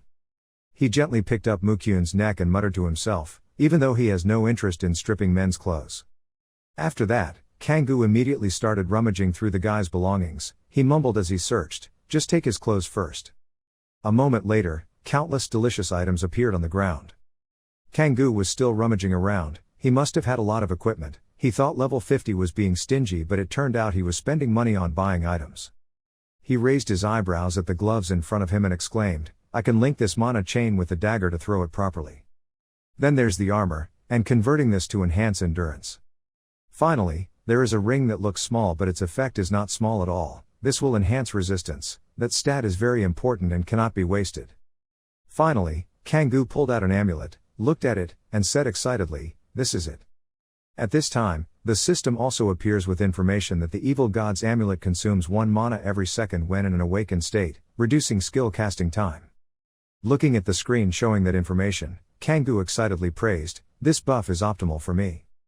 But he smiled smugly and calculated, I've already taken his clothes, so I should just sell some level 9 items, I'll probably get some bargains. Then Kangoo turned his eyes to the level section and muttered to himself, if he reached level 20, it would be perfect. After collecting everything, Kangoo turned around and left the old building, a confident smile still hanging on his face. The killer's earning skills were right before his eyes. But the more he walked forward, the more he felt that the quiet atmosphere around him was strange. Kangoo frowned and wondered why he didn't see any monsters. Thinking that, he immediately stopped and glanced around to assess whether this place often had spiny-footed rabbits. Song Kangoo still calmly continued walking, but suddenly a strange light flashed on the nearby building. Someone is secretly observing him through binoculars. It turned out that it was Jo Youngji's group. She happily turned to report, looked at his condition, dealt with him and stole the equipment. When he heard that, he burst out laughing and asked, so why not? Below, he suddenly raised his head and looked towards Youngji. He received his gaze and nodded and smiled evilly. He immediately tightened the bag in his hand and happily muttered, having received the signal, let's play with him first. Having said that, he immediately threw out the bag, causing the spiny-footed rabbits to rush forward. They were like hungry monsters, staring intently at the blood stain on Kangoo's collar. They seemed to go crazy from the smell of blood and immediately rushed towards him. Kangoo looked at a group of spiny-footed rabbits rushing towards him and smiled and said, you guys finally appeared. Then with just a few slashes, he completely finished off all those spiny-footed rabbits. Their blood followed his every slash and splattered everywhere. Immediately, the system pops out a new message saying you have leveled up and reached level 20. Hearing that, Kangoo immediately smiled confidently, I've been waiting for this announcement for a long time. At the same time, the system displays another notification. You have acquired the basic skill of the assassin profession, repeated stabbing. Due to your nebula's powers, the skill has been upgraded to Bloody Stab. Accordingly, information about it also appears. The Bloody Stab can continuously interfere with the target's blood loss index. Standing on a high floor, watching Kangoo completely destroy the spiny-footed rabbits with just a few swings made her extremely surprised. They died so easily. But Youngji suddenly gave a strange smile and replied, no. He immediately bent down and put his strength into his legs. This was my chance for him to relax his guard. After saying that, Youngji immediately swung his sword and slashed Kangoo's head straight. But what he slashed was only a faint silhouette of him. Kangoo quickly used a short jump to retreat quickly, leaving him standing dumbfounded in the distance. He frowned and wondered, who was this bastard? Was he planning on robbing or something? If his reflexes were slow he would have lost his head. But Youngji saw that his actions were provoking him, so he growled, still too weak. After saying that, he used all his strength to carry the sword and slash. Youngji rushed forward and roared, this time I won't miss. But unfortunately for him, Kangoo quickly bent down to perfectly avoid the stab. While he was bewildered, Kangoo immediately used the bloody stab skill to ask for some meat from his side. At this moment, the system screen appeared again. The bloody stab limited the recovery ability to 10 turns. Seeing that, Kangoo immediately raised his eyebrows and thought, I need to use this move a few more times. But the cold feeling on his back immediately made him widen his eyes in surprise and look back. Youngji should have collapsed because of his stab, but now he is still standing straight and smiling sarcastically. You call that an attack? His two juniors standing on the upper floor looked at this scene and were so excited that they shouted, It's useless, Big Brother is a crazy soldier, the more he fights, the stronger he gets. As soon as he finished speaking, Youngji laughed maniacally and swung his sword towards his neck. Kangoo quickly retreated back to avoid his dangerous attack. He frowned and thought, of course he must be strong and crazy. After thinking about it, Kangoo frowned in caution and then switched to a ready-to-fight stance. Without saying a word, he quickly rushed forward and stabbed a sword right at his stomach. Once again the bloody stab was deployed. Kangoo raised his eyebrows to evaluate, but his hole was also very large. But when he turned around, Youngji with a perfect body without a single wound burst out laughing provocatively, using all his strength to come here. Seeing him so confident, Kangoo also smiled meaningfully and nodded, at least I'll cut you 4 more times. He then accelerated and rushed towards Youngji, making him not understand what was going on. He frowned suspiciously, looking at his series of actions. At this moment, around Kangoo's body suddenly emitted a strange purple-black aura. Then in just a blink of an eye, he immediately used it to steal the market. Faced with Kangoo's crazy attack, Youngji suddenly became panicked, and his eyes were suddenly covered by a black smoke. At this moment, his eyes were caught in the hidden chaos. Youngji exclaimed in surprise, What? At this moment, Kangoo immediately launched a series of bloody stabs at him. Youngji was blinded and couldn't see his true position, so he swung his sword and slashed wildly. He roared, annoying, I didn't even notice the cuts. But he suddenly angrily turned his head and looked back and said, I see right through you. His eyes were red, then he smiled madly and asked, Are you done playing tricks yet? But at this moment, a strange feeling suddenly appeared on his body, making him widen his eyes in surprise. Feeling that he was gradually losing strength, Youngji panicked and thought, What is going on? I can't believe that a few fake cuts also made me lose strength. The group of juniors who were also anxiously hiding to the side watching their big brother fight suddenly stood still, panting. She frowned and exclaimed, What's wrong with Big Brother? He stammered in response, It can't be him. At this moment, Youngji suddenly clenched his teeth and roared, No, the more I get stabbed, the harder I get. Before he could finish speaking, a giant hand suddenly appeared and grabbed him tightly. That was Kangoo's grasping skill. He looked down in horror. Then at this moment, he swung his sword. In just a few seconds of bewilderment, Kangoo quickly approached and stabbed him with a knife right in his chest. Looking at that hateful face, he sarcastically said, Even if you have the profession of a crazy soldier, in the end you are still human. If you lose too much blood you will die. Having said that, Youngji's limp body immediately collapsed to the ground, startling the two juniors who were secretly observing. They ran away in panic. Damn it, he's not ordinary. While Kangoo was chewing on the tranquilizer, he also looked at the two juniors. He raised his eyebrows in contempt. Those bastards also wanted to run away in panic. Osan's National Hunter Security Agency collapsed. Below his feet, the constellation above Youngji's head also disappeared along with the system notification. You have killed the target and obtained his bloodthirsty contract. He laughed and wondered, How? What does a bloodthirsty person taste like? Kangoo then mumbled proudly that he had already obtained 2 contracts in just 1 day. But he suddenly looked up to the sky and laughed loudly, You should sponsor me too, right? However, the system only returned 2 words, making him so angry that he burst out laughing. He was insane. Blue panels appear informing you that you have killed the target and taken over his contract with the bloodthirsty man. Shin Kangoo glanced at each board with cold eyes, his face covered in bloodstains. He said, Just today, I got both constellations. A few more lines of text appeared. Bloodthirster constellation, neutral constellation. The more strength you lose, the more immune you are to psychological damage. After reading, his voice asked, A constellation that can increase your mental state, that's good. He slowly walked towards a red-haired guy lying on the ground with fighting items. He said, You got a lot of useful items. He looked at the shiny blue shoes he was wearing and said, These precious anti-magic anklets, these shoes also increase speed. Then he looked up at his hand, which was now covered with a glove the same color as the shoe. He said, And a stamina increasing glove as well. Kangoo bent down to look at it again. He used his other hand to adjust the glove and then smugly said, if I wear this glove on one side and a disposable glove on the other, it would be perfect. Then he said, let's just complete the task, right? Having said that, he gently left, leaving the person lying unconscious on the floor. Here, a city called Daejeon appeared before our eyes, where high-rise buildings with still bright lights crowded together on deserted streets late at night. On this side, Lee Yeren was staring at the sparkling emerald shoes, happily and exclaiming in admiration. She put her hands on the table and told him that she didn't expect him to find these Vartero shoes so quickly. Her voice still rang out, thank you, while his face didn't seem to care much. Yeren chuckled and told him that to be honest, the first mission was just a small challenge, only half of the people who succeeded. Hearing that, he felt a bit discouraged and thought, so 50% will die. Looking at the girl sitting in front of him, thoughts about her kept appearing in his mind. Well, it was all thanks to her cold-blooded and calculating brain that she had a high success rate in difficult tasks. She put her hand on the table, pushed the newspaper towards him and said, as promised, I will allow you to enter a dungeon with many midrange monsters, and here is the information about it. At Wuthering Hill located at Gapyeong Station, where the cacti were bare and the large but grey rocks were there were 4 midrange monsters and 1 main monster. He picked up the newspaper from under the table, opened his eyes and looked carefully. She asked, do you like it? Kang-gu smiled slightly. It seemed like this was beneficial for him. He thought to himself, that dungeon has 5 skills I can steal. Then he quickly put down the newspaper and told her, make a reservation for me tomorrow morning. Suddenly, from his hand appeared the blue light gloves that he had earlier. He spoke, by the way, did you buy any treasure items? Yeren was quite surprised to see these items.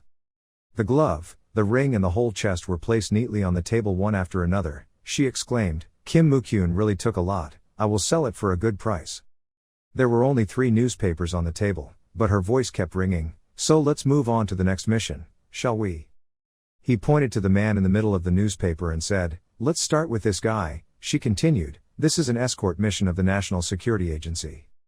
Turns out that guy is Hyo Jung-tae, guilty of stealing national property and causing injury, reward of 300 million won and free rental of a dungeon of level 100 or below.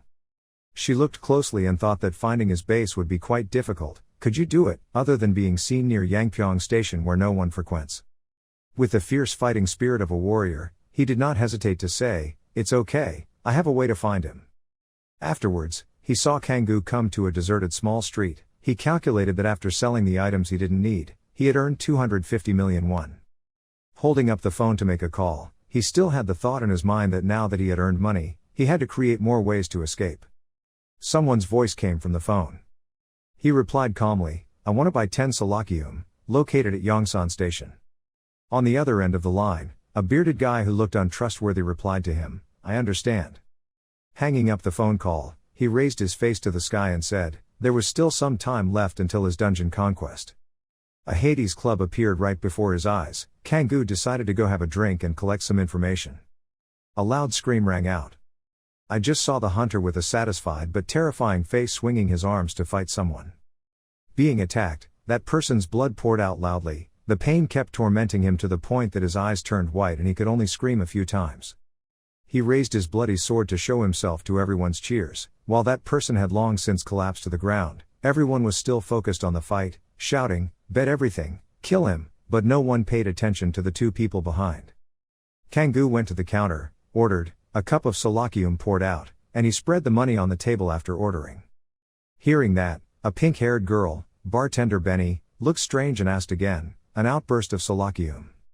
She picked up the money and explained to him, she didn't expect someone to order it, it tasted quite strange. Contrary to her happiness, he replied without any emotion, that's my taste.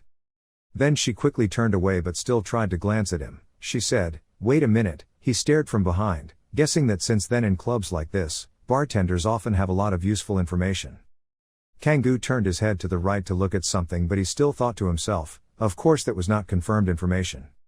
Suddenly something surprised him so much that his eyes widened. A red hair appeared. He hesitated, then a woman wearing plum red clothes, holding a gun in her leg and looking intently at the target. He was surprised. What the hell was that woman doing here? Dong-hyun's image appeared again, but this time there was the appearance of that girl, who turned out to be Eclipse CEO Kang Dong-hyun's subordinate, the bloodhound Cha So-hee. He began to worry and ask himself, has the Eclipse started to trace his tracks? While he was still immersed in that doubt, his glass of water was brought out. Benny's voice rang out, It's a pity I've never seen anyone as handsome as him. She warmly said, from now on it will be difficult to see him. Kangoo raised her voice. Why? She seemed amused as she was about to say, I just heard rumors but. She leaned close to him, whispering that it seemed like an eclipse was aiming to take over this club. He remembered the story in the mine, when strangers were taking away an innocent person and oppressing those who remained to work hard. He thought that their plan was probably to arrange hunters here to take them into the mine, which was a typical eclipse method of recruiting people. After taking a sip of water, he stared at it thoughtfully. Looking at Sohee, he realized, so that's why Cha Sohee is here, he can't even drink a glass anymore. He quickly drank the entire glass of water, stood up, and left quickly. Suddenly there was something behind that made both Kangoo and Benny turn around with surprised faces. He had obvious apprehension on his face. Damn it. A group of people dressed in tight black clothes with glasses covering their cunning eyes, they walked in laughing. He was scared and thought, I'm dead. Seeing them enter, one guy quickly ran out, hesitantly calling out, ecstasy. The hunter was surprised by this appearance, gasped and said, you guys came all the way here. The leader threatens, be careful with your actions. A voice rang out, they were all good goods. Hearing that, those guys ran away to rummage around. Suddenly the hunter let out a cry of pain. One of them punched him in the stomach until he jumped into the sky. Another guy also used the knife to cut a fighting stick in half. Something made one of the guys pause, looking puzzled. Seeing Kangoo's attention, that guy spoke up, what are you looking at? Without waiting for him to answer, that guy quickly raised the axe to slash, threatening, wanting to die. That guy was about to attack when Kangoo quickly used his teleportation ability to run behind him. Having bent the sword with his strength, that guy screamed, damn it, how could this happen? A stream of blood splashed up. He neatly dealt with two guys at the same time, causing the guys behind him to pause. The sounds of pain still echoed around, on this side, so he quietly stood up and looked at Kangoo. She looked dangerous, like she was thinking about something. Suddenly, she jumped up so hard, her feet left the ground. So he was flying quickly towards him. Seeing that, he was quite startled when she rushed towards him. So he held a knife in her hand and rushed forward. She lowered her head slightly, her eyes seemed to be aiming at Kangoo as she threw the knife at him. This couldn't help but make him widen his eyes in surprise. But he turned around and quickly dodged that knife, and unfortunately, it stabbed straight into a talented guy behind him. Blood poured out from that guy's shoulder. He gritted his teeth and cried out a few words of pain. Without waiting for him to complain any further, she quickly pulled out the knife and his blood just gushed out loudly. He stumbled and asked, why did she do that? Without waiting for him to continue, so he turned around and kicked him so hard that he flew straight into the opposite wall before Kangoo's eyes. Even though her strength is stronger, when she finishes fighting, she still keeps her eyes open in case something bad happens. Having witnessed so many things just now, Kangoo's mind only revolved around the question, what is she planning to do? So he turned back and said, interrupting his thoughts, I've never seen you before, but I like your eyes, which guild do you belong to? He replied with an expressionless face, I don't like being tied down. Her hand was now on his shoulder. She tilted her head, smiled and said, it's better if we just sell the job, of course. So he turned back to look at several Tien Tuck guys holding knives and hammers waiting to fight, saying that after leaving this place. Through headphones, they transmitted messages to each other, buzzing about what had just happened in front of them. What happened? Did the plan change? Why did the secret police attack us? So he whispered the word ton. They were still frowning and staring. She finished speaking, go ahead. Apparently hearing this, they panicked and opened their eyes wide. A shout to catch them rang out, and several eclipsers rushed towards Sohee. At this moment Kangoo also realized that this was all part of her plan. Holding the knife firmly in her hand, she spoke up, I will help too. Kangoo guessed, she wanted to test her powers. He also picked up his sword and thought, happily pretending to agree. He swung his hand, his sword stabbed straight into a guy standing in front, surprising everyone there. A quick-eyed guy ran up to look at the sword mark on that guy. The leader shouted, now, he is unarmed, attacking. I just saw him move his hand a little. Another stream of blood spurted out. He held his sword again and fought, suddenly appearing and disappearing, making their blood flow everywhere. Their painful cries rang out. One hand he controlled with strength, the other hand he raised his sword to threaten. This made Sohee quite surprised. She speculated, that is, moving with the mind. Suddenly, his eyes were fixed on her. Well solved, he confidently said, let's go to the emergency exit. After saying that, Kangoo turned around and ran, his voice rang out, he was running. The guys quickly chased after him and shouted, chasing that bastard. It seemed that Sohee would follow him again, but she touched the headset again, and it seemed that the leader heard the instructions and chased him quickly. And she quickly ran after him, the captain ordered, everyone else, deal with the lobby. Running behind him in the escape route, she raised her voice and asked, aren't you an assassin, and do you also use magic? He looked at his glowing gloves. Powers kept coming out from this hand, he thought, magic, that's good, then he said it again, this thing will be connected to the dagger. He smiled lightly, thinking whatever she wanted, there was no need to reveal anything about himself right now. Just as he ran to the staircase door, suddenly 2 eclipsers blocked his way. An announcement sounded, please inform customers. Only to see that the Eclipse guys have now changed their target, they attack innocent people nearby. The announcement continues, there is currently an intruder from the Black Master, trying to cause chaos in the club. They blatantly kill innocent people, use dirty swords to kill and then laugh happily, vile bastards, let's go to the detention center, stop talking nonsense. The voices from the speakers still echoed, the Eclipse was trying to quickly suppress them. Back at the exit, there are 2 Eclipses approaching Kangoo. One guy used all his strength to hold a hammer and hit him, but he quickly dodged the attack. And without letting the fighting rhythm slow down, he quickly swung his knife at that guy, blood spurting out profusely from his neck. Suddenly a blue light appeared, it turned out that it was a bulletin board blocking his face. The green plaque says, the constellation of disciples of justice has been impressed by your action of punishing virtuous people, they are consuming the power of the constellation to increase your power. Experience plus 0.1%. He gradually walked towards the other guy and silently said, thank you, Justice. Holding 2 knives in both hands, that guy quickly attacked, and Kangoo easily dodged, he found it funny. And another knife hit the Eclipser's head, but something next to him made him turn back. It turned out to be Sohee holding up 2 thumbs and index to show strength, he thought, such a weak thing. He slowly advanced, his eyes still filled with confidence, the thoughts still continuing in his head, could they appear in this world again?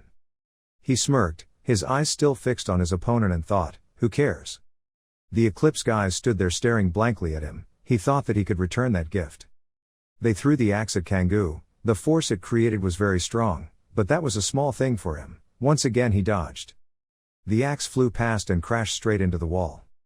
Suddenly, a foot stepped on the axe stuck in the wall.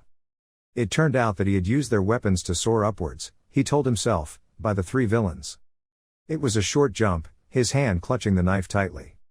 A gentle yet indescribably precise knife strike, at the same time, 3 guys were neatly dealt with by him, he thought, the constellation of a disciple of justice. Her clogs also touched the ground, her hand holding a bloody knife. Standing among the bodies of several Eclipsers, so he thought, just as she thought. When she got upstairs, she saw Kangoo kicking the door out. He glanced behind him, smiling. She confirmed that she was looking at the right person. In a building with lights still on in the middle of the night. The 2 of them were standing still without a sound.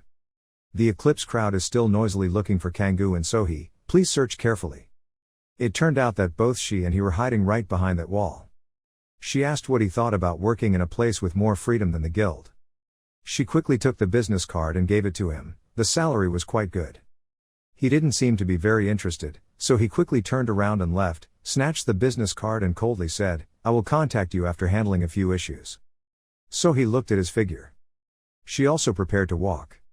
Suddenly, a command came from the earpiece, and she only replied, yes, master. Standing in front of a group of people kneeling on the ground and tied up, she said, we're done here. From the earpiece came a voice saying, it's easy to investigate, she said, just say your name. She repeated, Shin Kangoo's. He was far away but her voice still came, Chungmyung Detention Center, right. He laughed as he walked, but this sponsorship is really good, only to see a sign with the word space robber appear. Cha Sohee is still talking on the phone with the person she called the master, Chungmyung Central Detention Center, you said Shin Kangoo, right. The scene changes to a bustling new day at a train station, people have just stepped off the train, some are holding phones, some are wearing backpacks, some are carrying a suitcase with them. A pair of black shoes appeared, heading out of the train car. Young Sunkyu's handsome face appeared, he thought about last night's incident and speculated that, according to Cha Sohee's reaction, he was not wanted yet. But from now on, we should be more careful with Daejin. It's quite annoying when the Eclipse Association is expanding its scope of influence. He kept thinking as he walked, recently they were monitoring the trains going to Gapyeong. He flashed a dangerous smile and silently decided that instead of going straight to Gapyeong Station, he would go through Yongsan Station. His long slender hands were peeling a package, holding the item in his hand. He was satisfied, it was delivered very smoothly. Sungkyu recalls that in the novel, Shin Kang-gu used a hidden space near the train station to receive Solakium. Luckily he knew the way there. Then he silently admitted that this was truly the best part-time job. Interrupting his emotions was the voice of a man nearby. With just a little acting, he could go to the dungeon. The man was talking on the phone. Panicked when he discovered Sungkyu looking at him, he shouted loudly, "What is that? What the fuck are you looking at?" Then he turned around and ran away and told the other person on the phone, "It's okay, just go to Yongsan Station." In Seoul, many people are standing in front of the big screen of a high-rise building. Where the Yonghwa Guild monopolizes the dungeons, taking place securely as collateral. And is also where the National Security Department operates. Sungkyu was standing in a large space, where there were many types of weapons. It turned out that this was a supermarket, since supermarkets were open this big. And the price is also exorbitant, when a sword costs up to 150 million, but in return because shopping here is 1,5 times larger than other places, it's not too bad. The dagger he is holding is Blue Sky Joy, level 5, power plus 50. Maybe because he was attracted to it, he immediately thought, from now on I have to practice using daggers more. Too impatient, he immediately decided, let's try. The next second he was holding a stone in his left hand, his right hand firmly holding a dagger, his eyes full of determination. Sungkyu quickly tried, and then the dagger shattered the stone into small pieces. The small crushed stone still in the palm of his hand, he looked at and happily applauded. They were also strong. Details about Blue Joy are, the weapon, in combat within 30 minutes, the recovery speed of resistance will double. After knowing its effects, his level of satisfaction increased, and the accompanying effects were also delicious. Unlike other guys, I didn't need to worry about mana, but if I used mana excessively, I had to worry about being under pressure. In the end, you still choose, I'll take this. Stepping out of that building, he held the dagger in his hand and walked down the street. A children's voice rang out in front of him, "Wow, how interesting." In front, a family of 3, the boy walked in the middle holding his parents' hands. Next to his parents each pulled a suitcase. The boy happily said to his mother, "Mom, let's eat chicken again tonight." After listening, the mother happily replied, "Okay, this is Seoul, the National Security Department and the Yonghwa Association will protect us." Sungkyu looked at them with thoughtful eyes. When they passed him, he immediately thought, what blind joy. Suddenly there was a loud scream, "Kya-ah!" Sungkyu was startled and turned around. The father with a wound on his face was sitting on the ground. The baby boy just now was in the hands of a group of people dressed all in black. The mother was scared. The father said to those people, "Please let my child go," but the response was, "Are you kidding me, old man?" He immediately added that if you want to request something, you need to be sincere. The baby was extremely scared, tears streaming down his eyes, calling out loudly, "Dad!"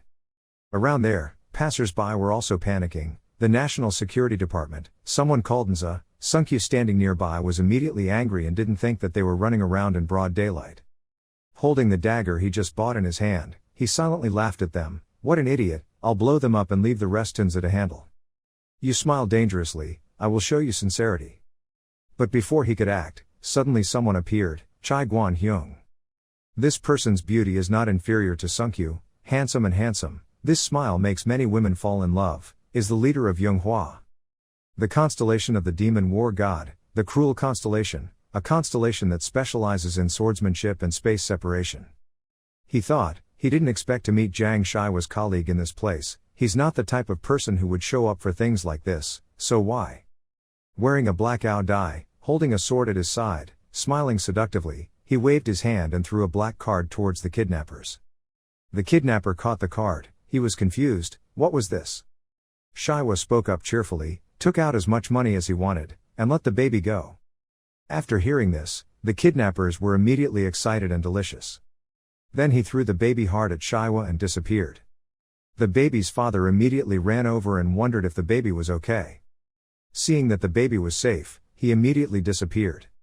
Sungkyu thought to himself, it is true, he is very strong, a swordsman who specializes in using space as a fighting attribute.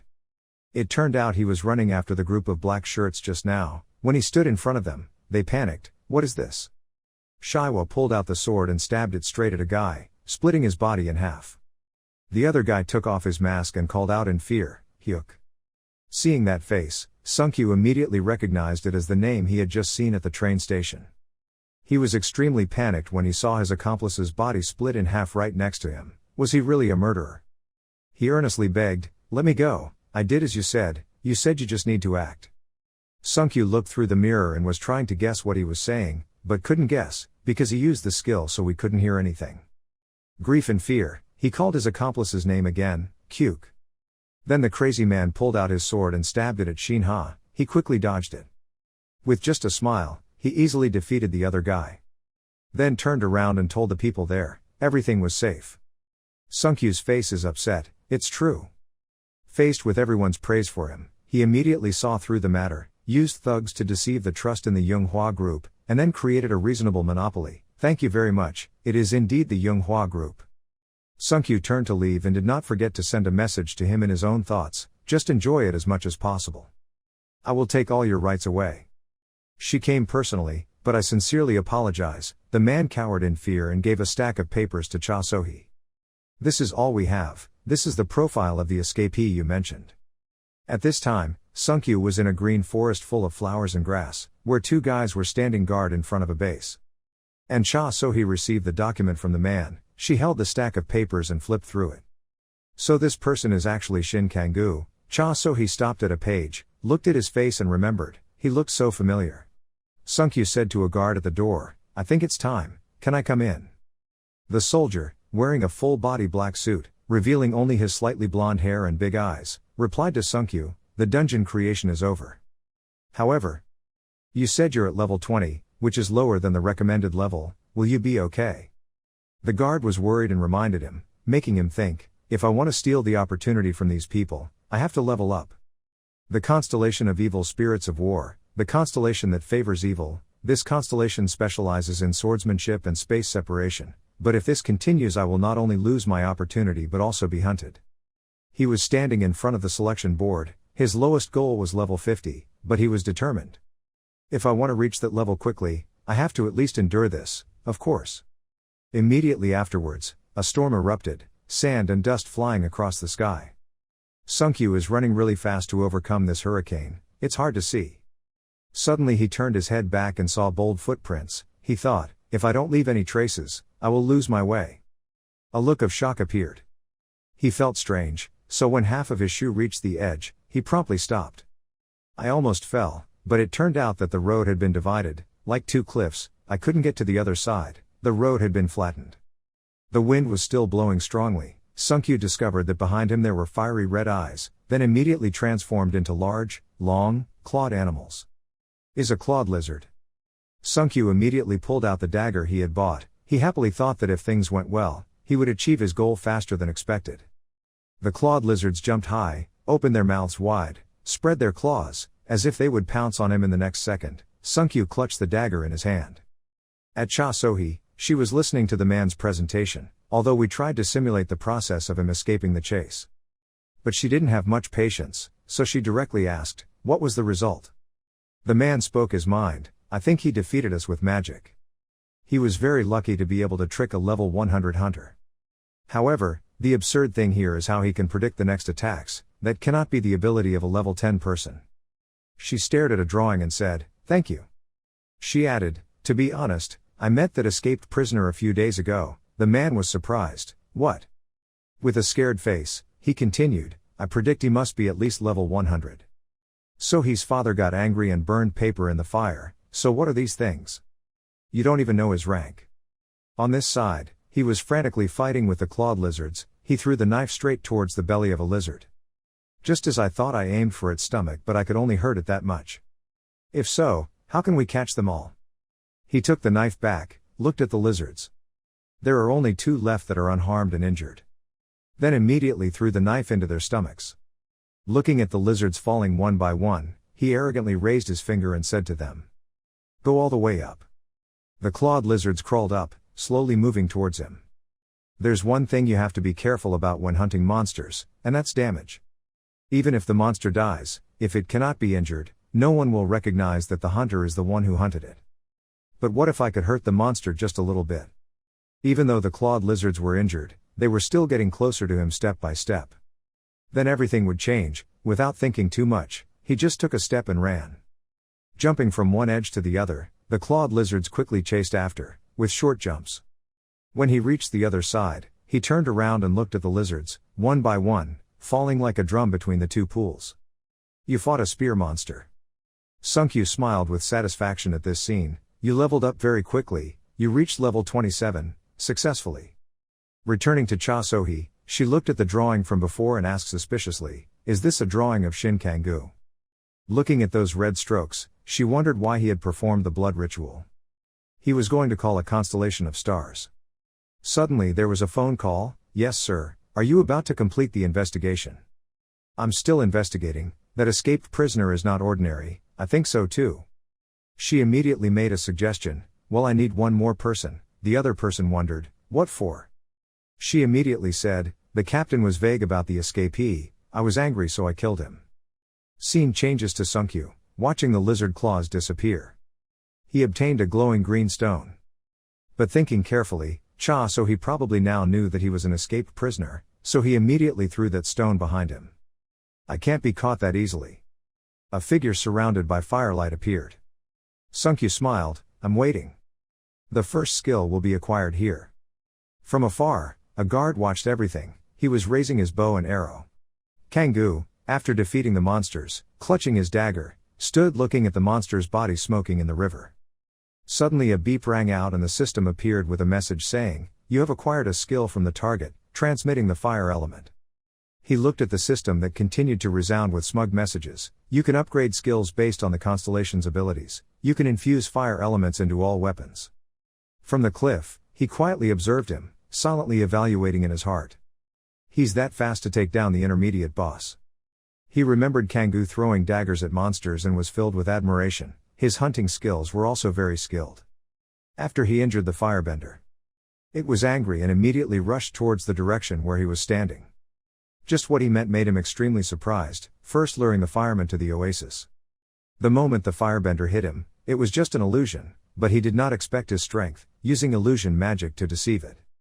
Kang-gu just calmly stood and watched it rush into the waterfall. He stood outside and observed everything. Then he was surprised in his heart, causing it to rush into the lake itself. He didn't look like a low-level person. No wonder the captain was interested in him. He remembered the conversation between him and the captain. He wanted me to follow him. Yeren answered his question. His test results were very good, but his rank was too low, making me a little worried. She was worried about him and told him to help him if he was in danger. Yeren smiled and reminded him of important things. Until then, don't forget to list for him the benefits of joining the team. Hearing his captain say that, he silently thought to himself, he will definitely bring great benefits to the medium if we help him level up. Seeing Kang-gu walking away, he also stood up and prepared to leave, silently thinking to himself, I should follow him a little longer. After walking another distance, he was now throwing a knife towards the protective shield of the intermediate boss defender. Although its shield was strong, it was punctured by his knife. After taking the knife back, he silently assessed that their defensive shield was quite solid. Look at the monsters divided into separate missions, the mid-level boss and defender. A group of monsters that took on the task of blocking attacks was what he called mid-boss. Another group behind him to block his attack called them midfield boss. Seeing the intermediate boss standing in a vertical line inside the protection of the shield, he asked in confusion, are you trying to prove the meaning of the three trees clustered together? Team up to protect each other. Kang-gu's eyes became colder than his whisper, reminding me of Li Yaren's words. He remembered the conversation between him and Yeren. I will contact you after dealing with Hyo Young-tae. Seeing that he intended to leave, she immediately called back, wait a moment Sunkyu. She immediately spoke up and suggested, accepting the mission is good but have you considered working with us full time? The dungeon is not easy to overcome if you are alone. Hearing that suggestion, Kang-gu turned around and looked silently without answering. Back to the battle between him and the intermediate boss, Kang-gu quickly rushed towards the group of three intermediate bosses. Looking at them, he mumbled angrily, that's why I don't like working in groups. Have you seen the consequences of relying on others when you can't even take care of yourself? he didn't give them a chance to respond and quickly moved back and forth. The hand tightly grasped the knife and stabbed hard at the shield, wanting to break it. Just when they were about to attack, he quickly left somewhere else. At this time, he used teleportation to the side of the intermediate boss. Suddenly, terrifying black aura emitted around them.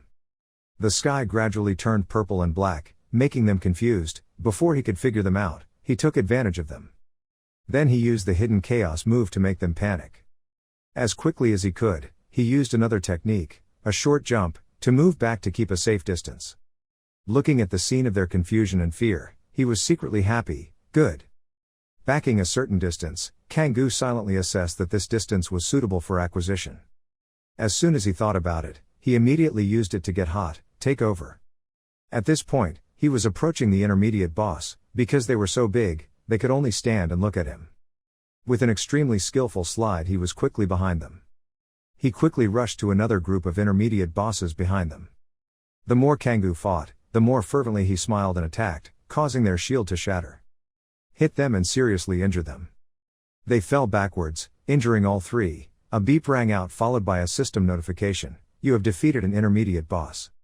The remaining intermediate boss saw his comrades being defeated and immediately angrily rushed towards where he was standing. He was not afraid at all, just held his sword tightly, ready to fight. The intermediate boss rushed forward and shouted. Contrasting with that scene was Kangoo's gloomy facial expression. He couldn't stand still anymore, so he used a teleportation move to get behind it. He did not defend himself and only focused on attacking the person in front of him. Kangoo went to the back and spoke teasingly, "Just kidding. You used illusion magic, and after using it you scolded it, you idiot." The intermediate boss didn't have time to block him and was stabbed by him. It groaned in pain every time. Then it fell with a thud right before his eyes. Again that familiar sound. The system appears with a notification: "You have defeated an intermediate boss, gained experience points, you have just leveled up and reached level 29. Kangoo pulled out his sword while looking at the system notification line: "You received the skills of midfielder, defender and midfielder. The above three skills combine to create a protective shield skill." He stood thoughtfully looking at the reward for defeating the intermediate boss, the protective white shield, a type of white shield installed that could last until broken. Looking at the reward, Kangoo mumbled in excitement, "Interesting, turning into installation type after reaching maximum level." While he was admiring the reward, the mid-level bosses were slowly disappearing. This was definitely more useful. He stood from afar observing and now spoke up to evaluate: "He is better than I thought. Maybe he doesn't need a party. No, it's still too early to conclude." Looking at Kangoo walking towards the thundering sky, he silently thought to himself, "I will determine when he confronts the boss." After a while of continuous walking, an extremely scary face appeared. Kangoo stood face to face with the boss.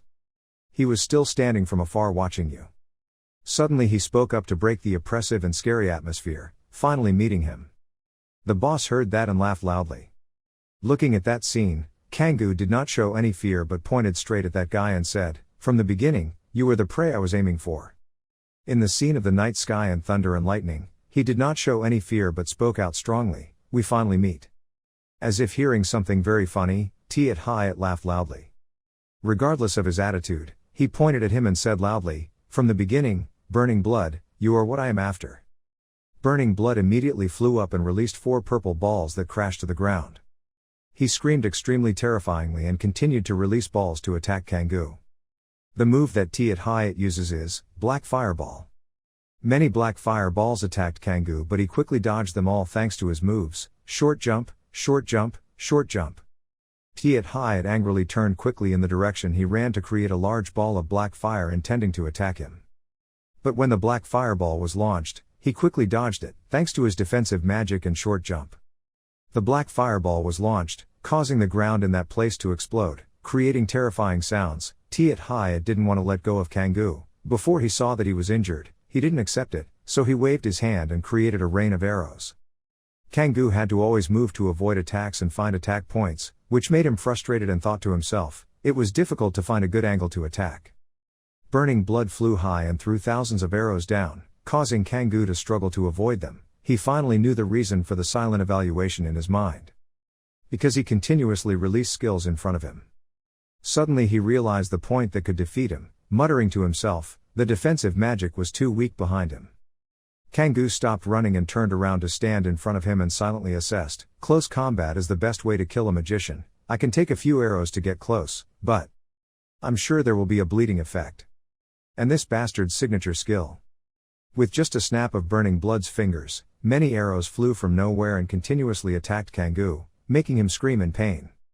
After seeing the future scene that I would have to accept, he immediately pondered, the bloodshed would definitely kill me immediately. I needed another way to approach him. As soon as Kangoo ran away from the rain of arrows, he was lost in a stream of thoughts. The skills he had unleashed just now must have been everything. But I only showed him the narrow jump. He didn't know about the other skills he had. Hyatt was very angry because his prey kept running away, causing him to grit his teeth. The sky became more and more scary, but the rustling sound that appeared made people's hearts cold.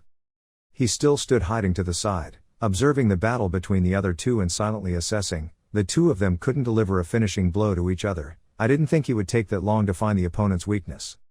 Suddenly he saw something very scary that made him extremely surprised. At this time, Tiat blood radiates dark energy. Its eyes showed blood and its mouth gritted its teeth, making scary sounds. Seeing that feeling, Kangoo just smiled and spoke provocatively, you must be starting to feel uncomfortable. Tiat Hyatt did not answer, only used magic power to summon and black fireball. Kangoo also stopped joking and started to get serious and spoke up, I will show you a surprise right now.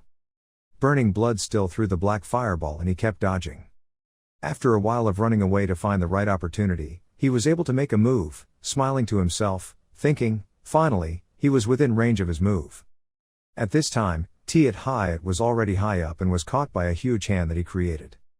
He was about to launch an attack, but he did not panic and instead spoke up and said hello. Because he was so angry, he shouted loudly and prepared to attack. Kangoo saw that scene and cursed in his heart, damn, he was still using magic, even in this dangerous situation. There was a loud explosion that sent rocks flying everywhere. You were quickly behind him with the sword in your hand, teleporting, you were dead. He glanced at him from behind and gave him a devilish smile.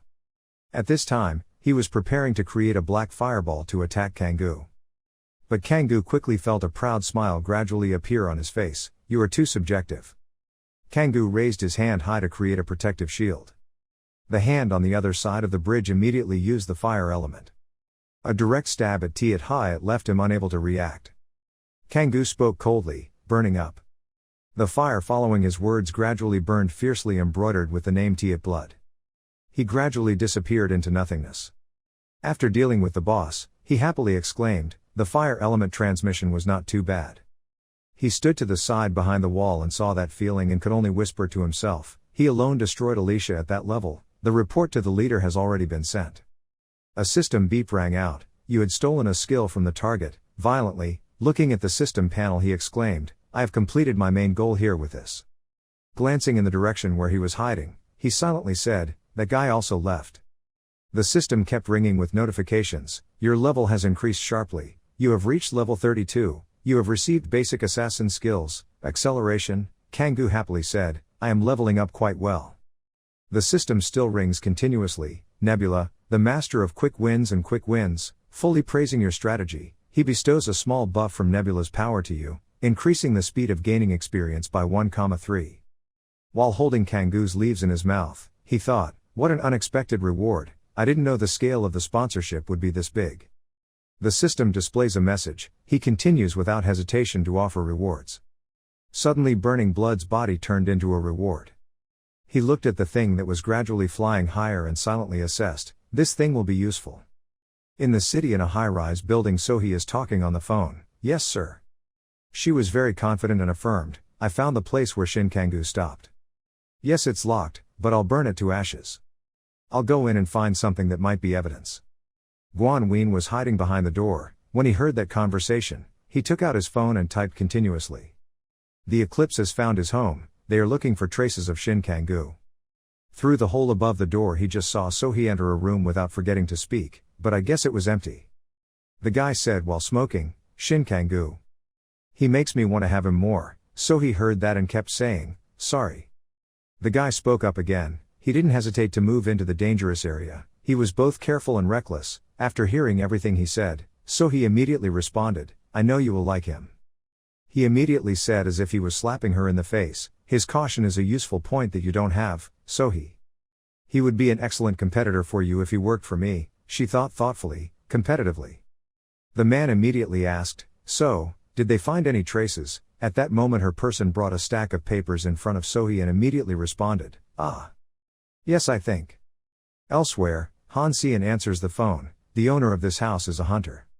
Her phone rang a lot. Seon checked the phone so happily that she blushed. In Kangoo's room, Sohee and her group of people left. She still didn't forget to report to her master. You can be happy, Lam Tong, I think we have found a clue. At Kangoo's place, after defeating all the bosses, he went out and thought, following Alicia is really important. Skills, blood servants, I can steal are the main rewards, but the items dropped are not bad at all. Selling the green magic pill made quite a lot of money, 50 million won, and I can't forget about the ring that upgraded the bleeding effect, too.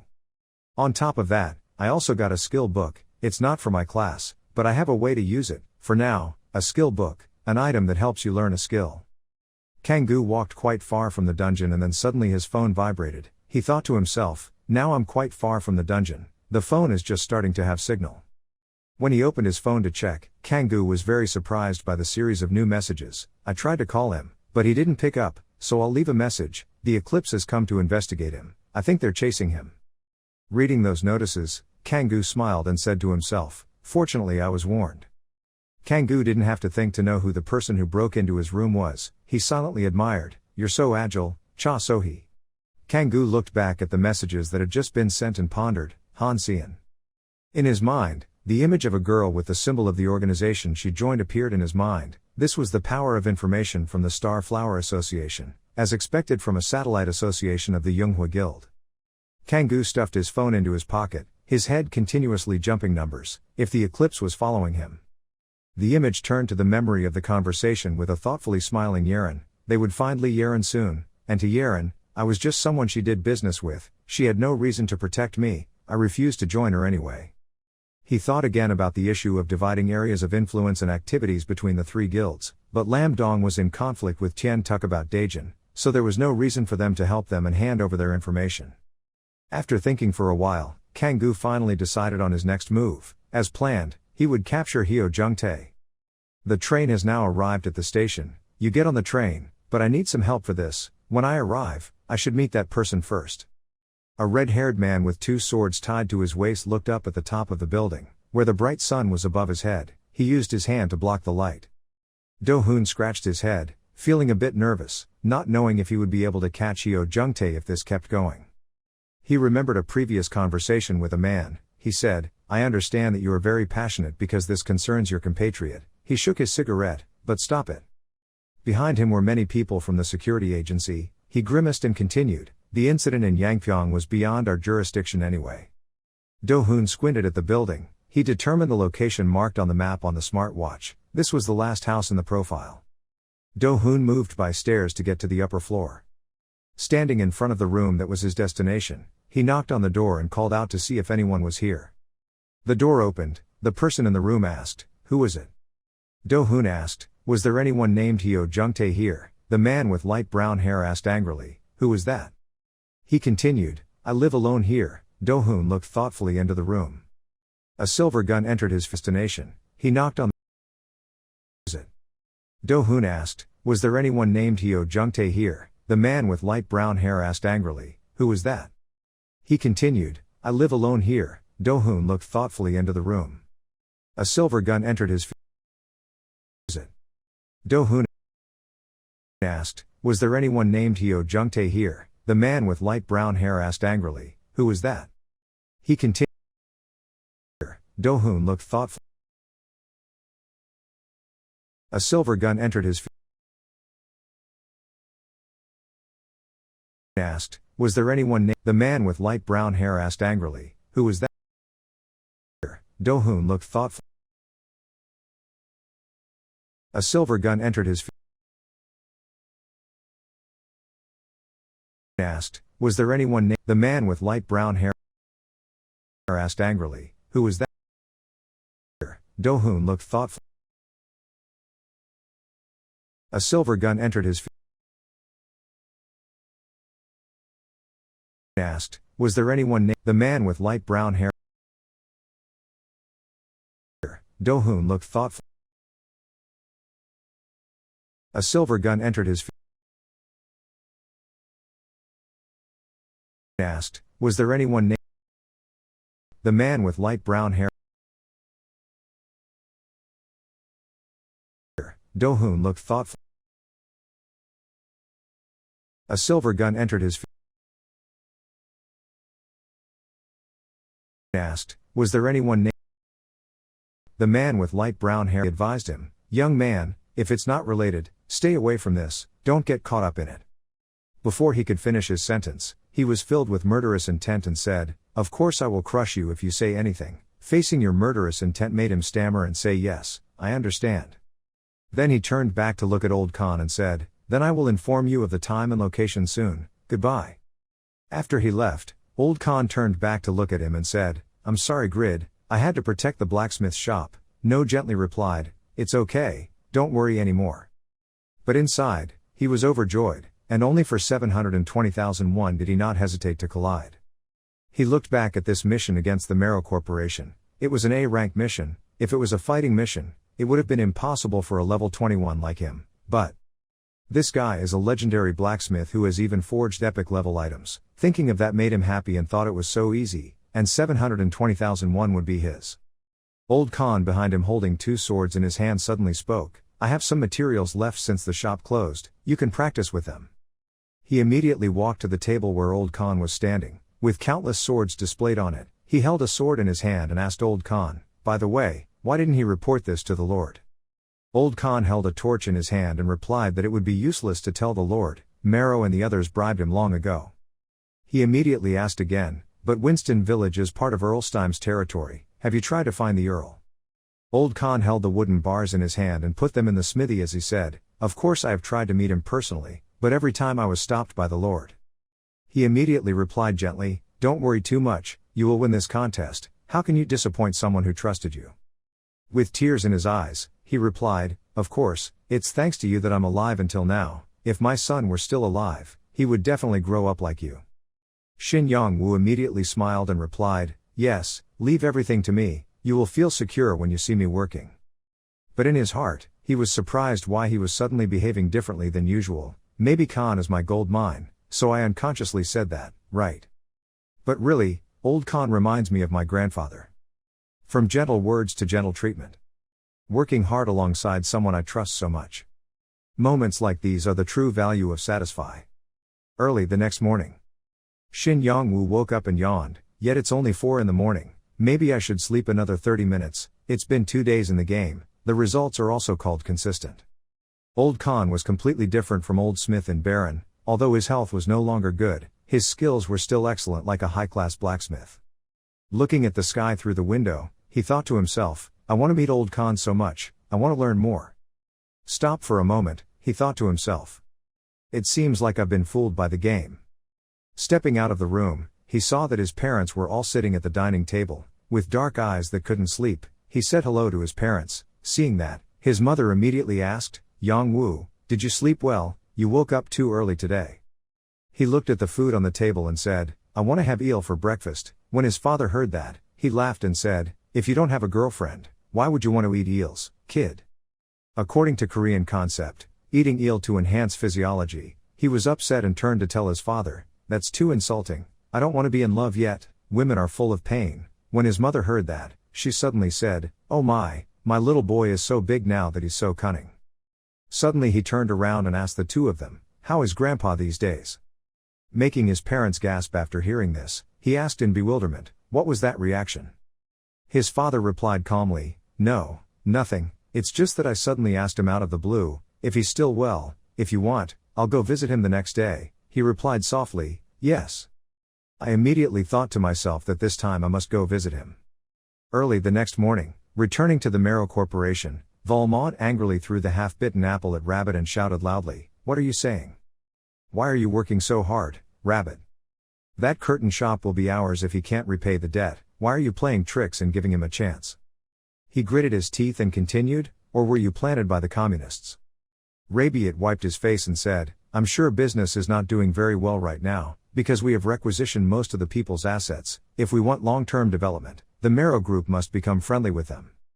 He gritted his teeth and said, who are you to dare to teach me about life? I was the one who bought the land and everything on it, picking up all the ungrateful people.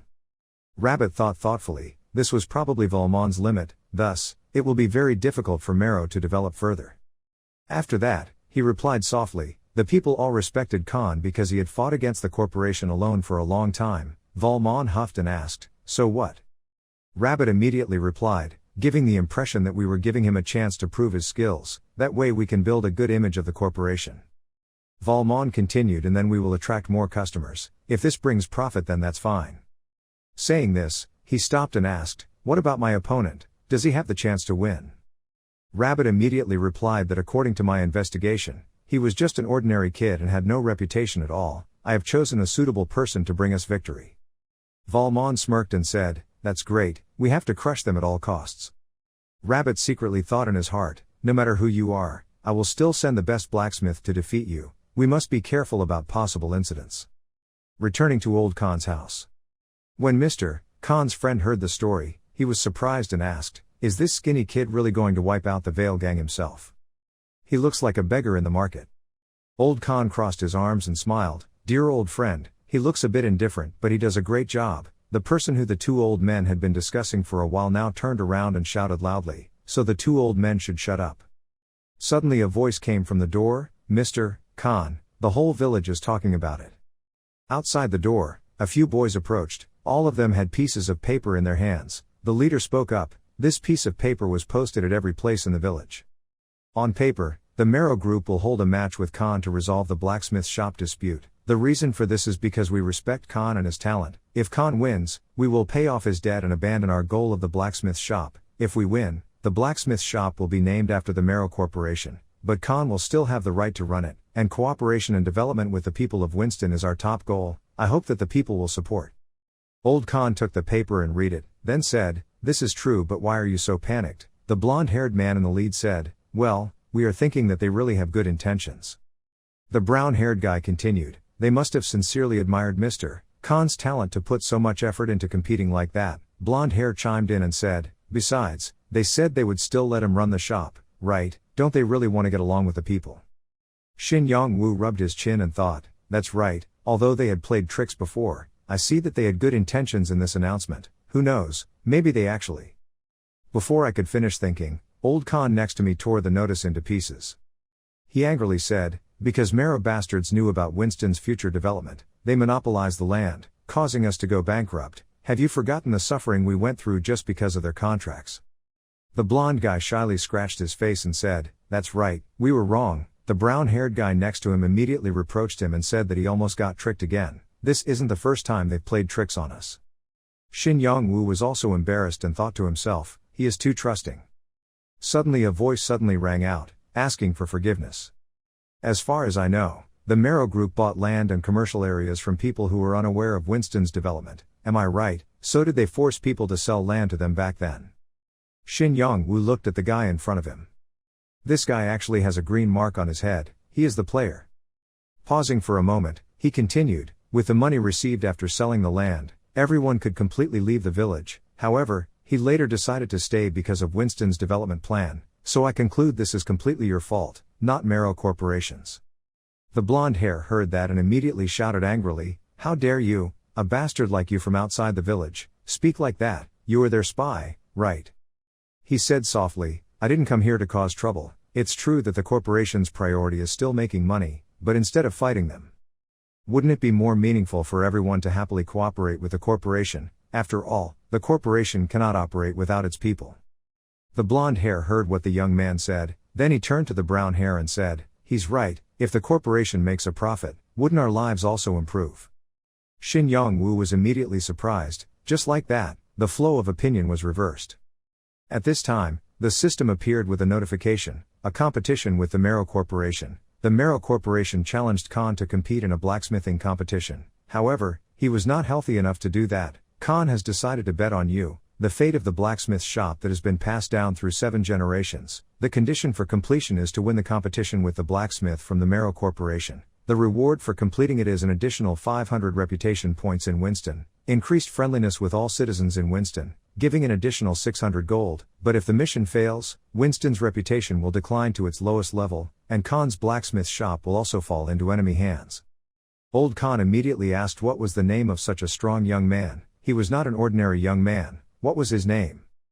Heroi then remembered that he hadn't introduced himself and said, "Oh yes, I'm sorry for jumping right into the topic and forgetting to introduce myself. Heroi is my name." Seeing this, Faker was a little skeptical and thought, the atmosphere changed in an instant. Who really was he? After knowing his identity, Old Khan happily shook hands and said, "You're right, if we cooperate with the corporation, it will be beneficial in the long run. However, Winston Village is still part of Earl Stime's territory. In Stime's land, there is a law called human rights."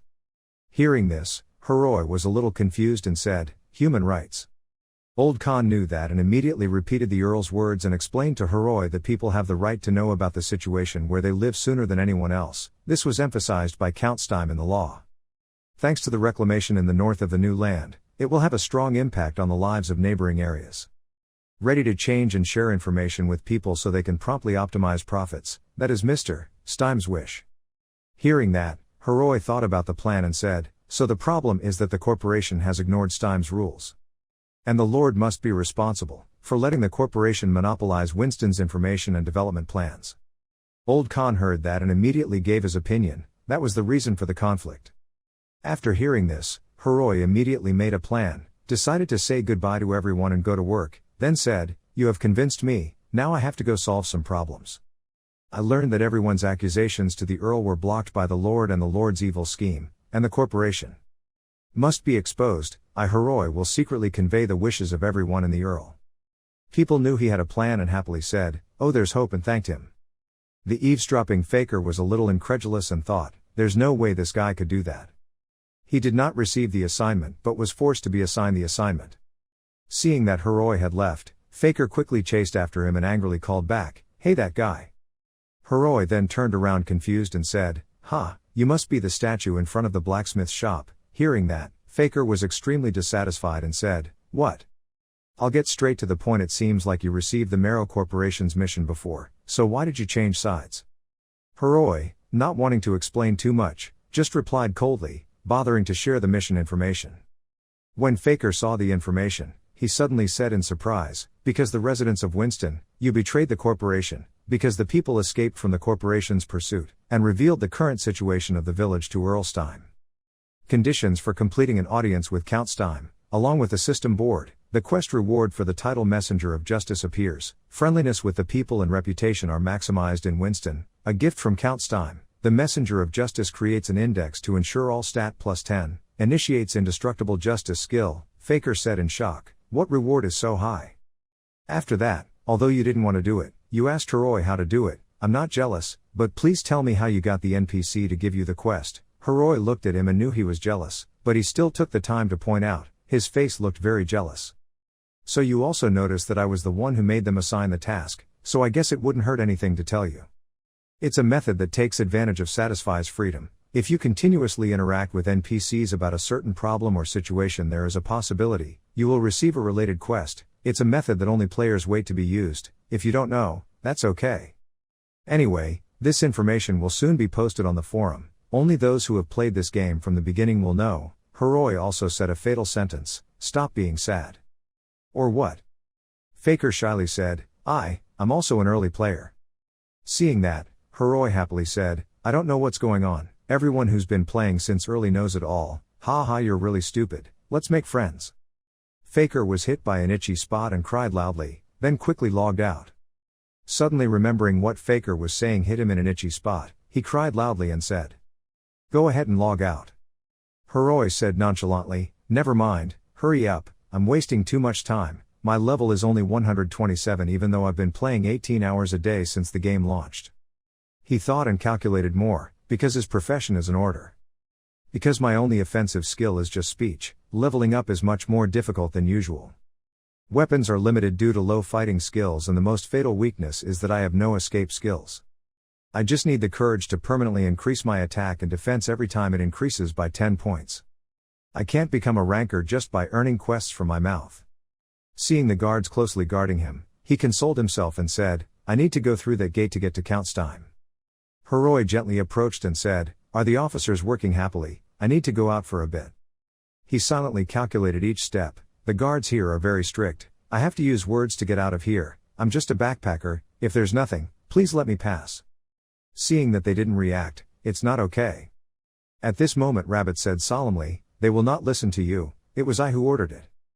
Heroi saw Rabbit and suddenly thought, Rabbit, why is he here? Rabbit didn't want to explain much, just say what Heroi was wrong. Sir Heroi, the mission clearly stated that you must immediately after approaching the people. Heroi didn't expect him to know and immediately thought in fear, damn it, I have to borrow the power from the persuasion skill, as long as I use it well, I can lead any NPC. Heroi had no way to immediately use his internal persuasion skill to activate it. I was just strolling by. At the same time, planning to incite people to stop relaxing was also a step in planning. Rabbit was not manipulated by the skill but still spoke normally, so I already appreciated him. You failed to change the prejudices of the people, we posted a notice or ceremony that you betrayed. Heroi knew he couldn't use his thinking skills and had failed. Rabbit didn't want to say more. I've learned to always be prepared for any betrayal situation. I believe you understand clearly why I have to detain you. Heroi knew he had no other choice but to run away. He wouldn't give up before such a delicious mission, since running away was the best policy. But before he could run far, he was captured. He struggled, wanting him to let go. Damn it, I don't have time for this. Heroi knew he had failed. Even if he fought, he couldn't win. Oops. Indeed, I can't do anything with my current fighting power, so I have to use this method to log out. But the system informed him that he could not log out at this time. Rabbit caught Heroi's plan and said, stop resisting in vain, don't you know that we can disable the logout function later? So that you won't be resurrected in another life, when you're killed we'll put you in jail. After speaking, he immediately ordered his subordinates to lock him in a dungeon for a long time. Right now the emergency mission notification system currently has 2 missions as follows. The mission for Winston, a residence, has changed to waits. Waiting, you have been taken prisoner by the rabbit, you will be imprisoned in the dungeon for a long time with no hope of escape. However, if you can endure this difficult time, then the person with the power of the public messenger will reason that you cannot achieve, will appear and save you from completing the condition of not logging out within 50 hours in real time. This is an extremely dangerous task for older people or people with poor health, is advised to abandon duty immediately.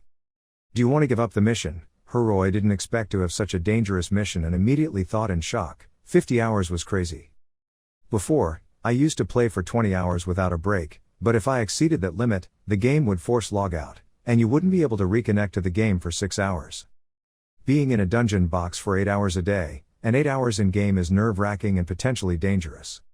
You know it's dangerous as you think, but I'm just an unemployed single guy, no one will bother me.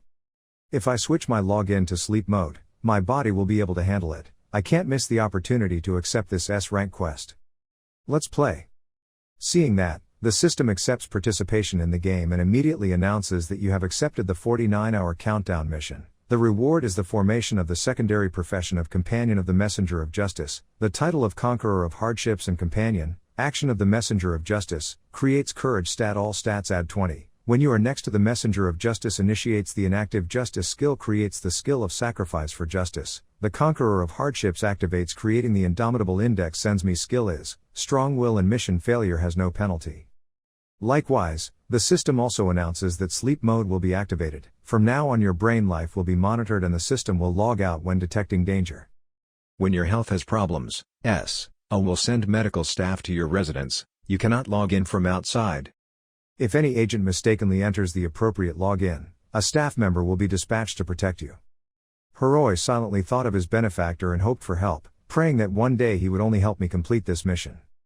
I swear to be eternally loyal to you. In this game I will wait for the day when the Messenger of Justice comes.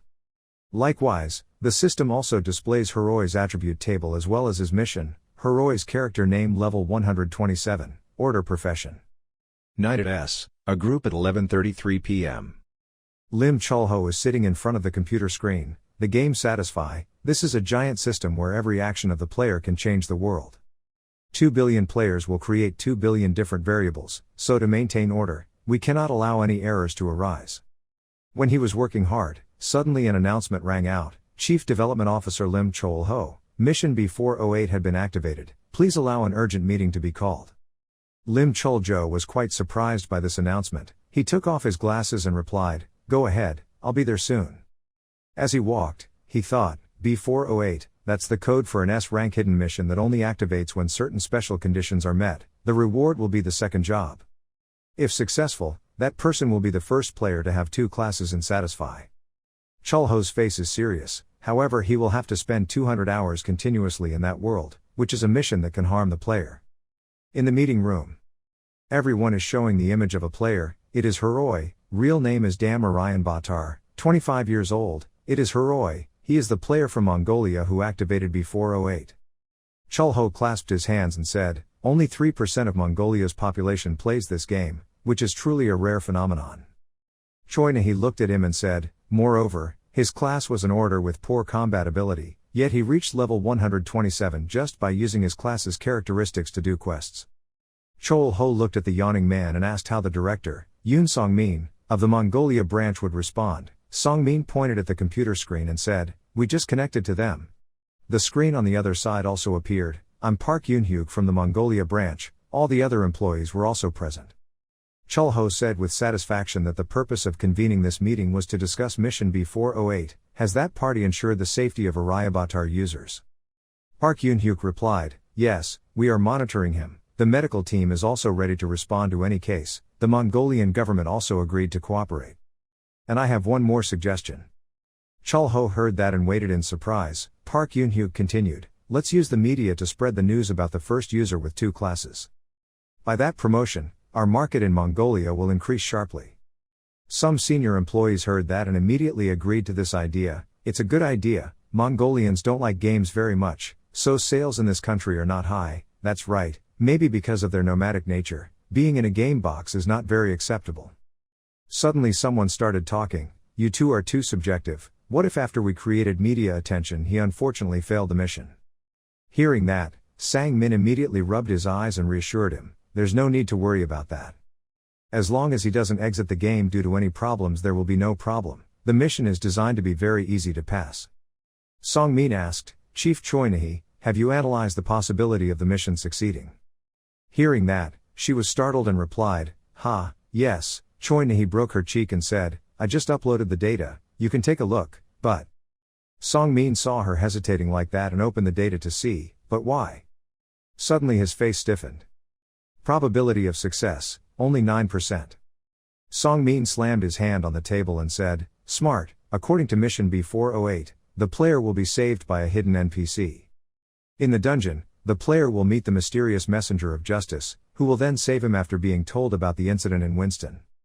Song Min continued, at the end the player will receive a mission to help the messenger of justice free Winston and receive a reward. In fact, this mission is designed to be so simple that anyone with patience can pass it.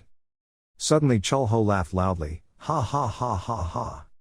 Song Min wondered, what's going on, chairman? He just slowly pointed at the screen, ha ha, look at the document again. Looks like a variable has already occurred, sharing quest information. Song Min stood up sweating, why, this? Chulho held his chin and analyzed, Heroi was supposed to only share information about the village with the messenger of justice, but he accidentally shared it right in the middle of the mission, leading to no more situations with the messenger, that mysterious messenger of justice too. Hearing that, Song Min had a headache, oh god, so the person he shared the mission with was. Grid, it is indeed Shin Young-woo. Our main character, Shin Young-woo, was now lying drunk on the table, babbling, even though you gave me the quest to reward 600 gold, Khan, this old Tohosi. After all, I am his great benefactor, you should give me that task first. Yet that Heroi guy just said a few words and he was already angry, I guess I was nothing in his eyes. He sadly handed the bowl over and gave me another bowl of fish soup and white radish. After a while of eating and drinking, the sky became dark and Young-woo finally returned home. It's 1 a.m., it must be as gentle as the wind. Shin-si came over and shouted, even if he comes home late, he should call home. Do you know what time it is? He asked sleepily. See, aren't you sleeping yet? You're still a student and you stay up so late and still dare to talk to me.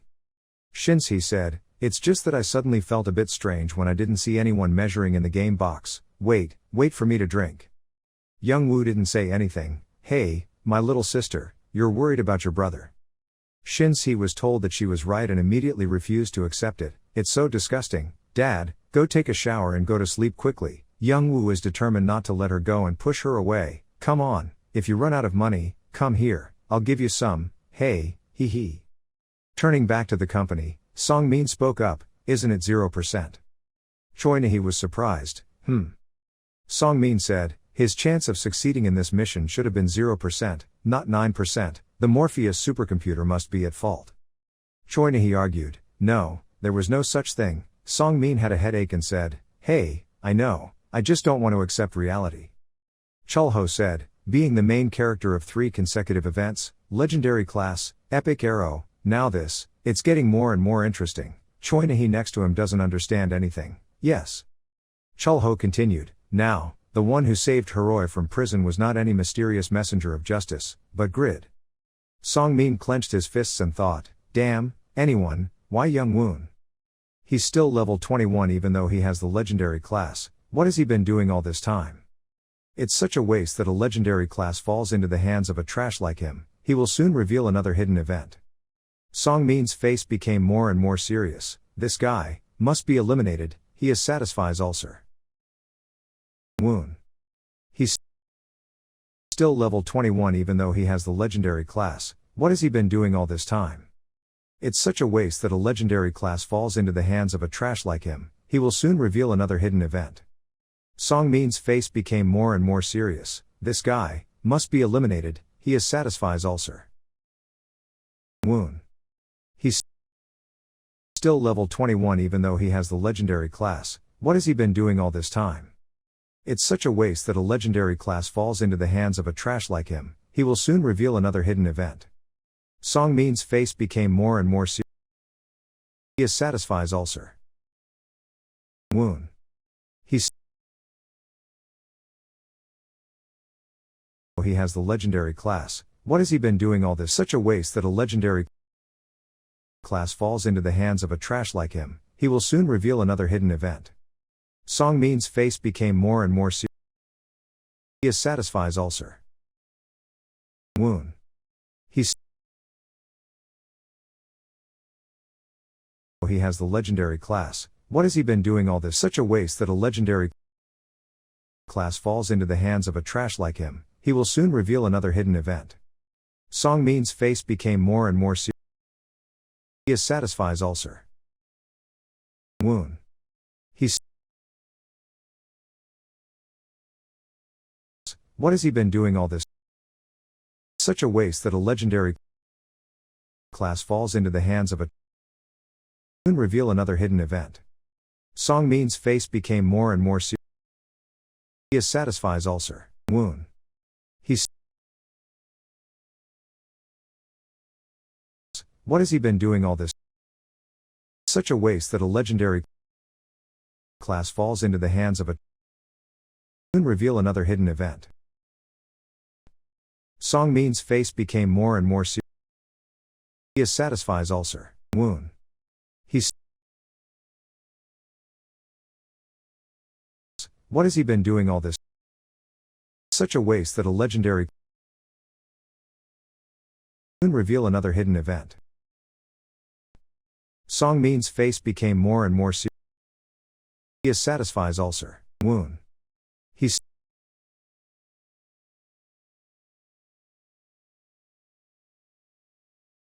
such a waste that a legendary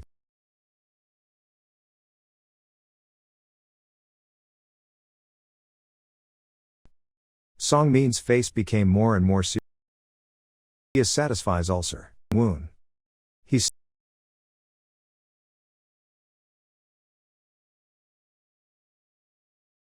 such a waste that a legendary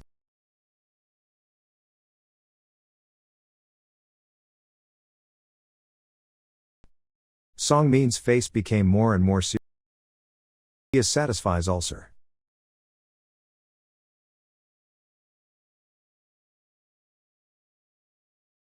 Such a waste that a legendary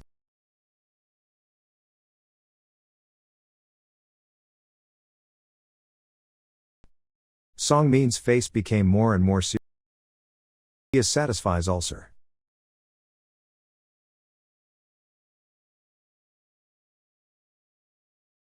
Such a waste that a legendary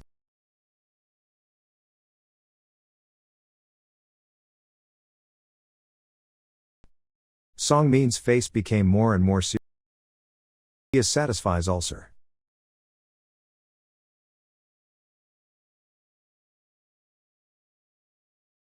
Such a waste that a legendary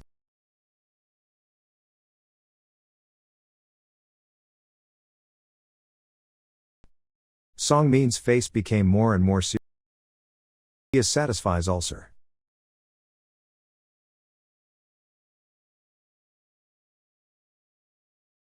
Such a waste that a legendary. He said, so, will you fail the mission? What a pity, I lost the opportunity to promote the game. The only thing he's done since he got the legendary class is create epic arrows and accept a job quest. Truly an unpredictable person, but to be honest, he has never been so excited. Your incompetence is beyond normal.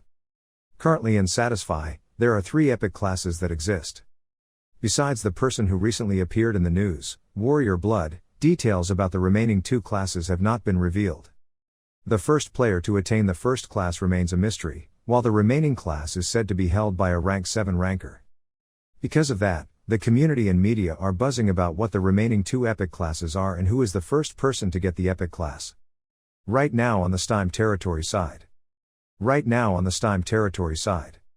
Seeing the reaction of the boys, she was extremely unhappy because when she joined the team, they didn't even glance at her, so she stood next to her and asked what was going on. Then she said, "Did she see you over there?" Everyone was so excited when she came. Apparently the name is Euphemina. She said she would join the strongest person's team. Please show yourself first. Hearing that, they were extremely excited when the monster came. The boys all used their strongest strength to defeat the object in front of her so that she could join their team. Seeing her power made her extremely depressed because everyone looked so normal. Suddenly, a strong wind blew past Euphemina, seeing the whirlwind skill. Such a strong force made her turn her head to look curiously, not knowing who it was. That's the red-haired guy. The wind magic he used is really strong, it will be useful when fighting Piero. Now it's yours, copying the skill. After successfully copying, you will get a level 3 vortex. Then she looks forward to it next time. After fighting the monsters, the red-haired guy turned around and wanted to ask if Euphemina would come with us. But what he got was that he couldn't see her, she was long gone. Euphemina sighed. She felt great, this skill should be enough. She spent 63 days preparing for this S-rank mission.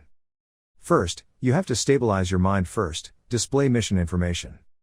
Traitor of the Red Knights, Piero is a traitor who seriously injured Asmafel. Take revenge on Piero on behalf of Asmafel. He is hiding in the Kisan Valley. The reward for completing is the title of Avenger. The vengeance initializes Brutality Index, Attack Power plus 100, initializes Carnage Shock skill. If the mission fails, level -2, Asmafel's trust in you will decrease.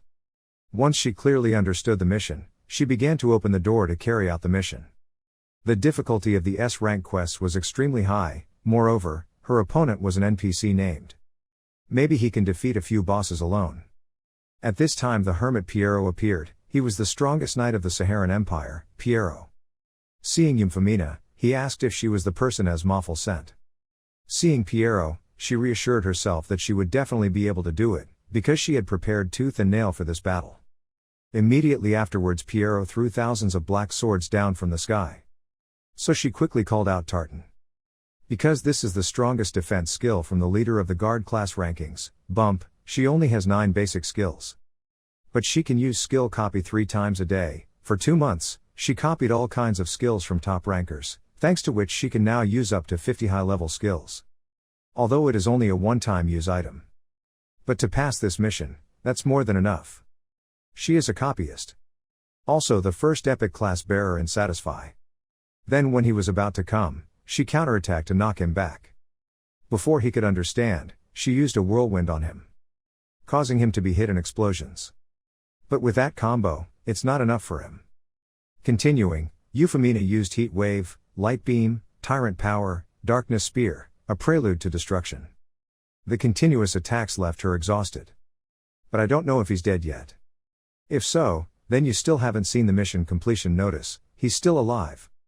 Continuously using high-level skills like this causes her mana to drop incredibly quickly. So she planned to fly up to keep her distance and restore her mana with medicine.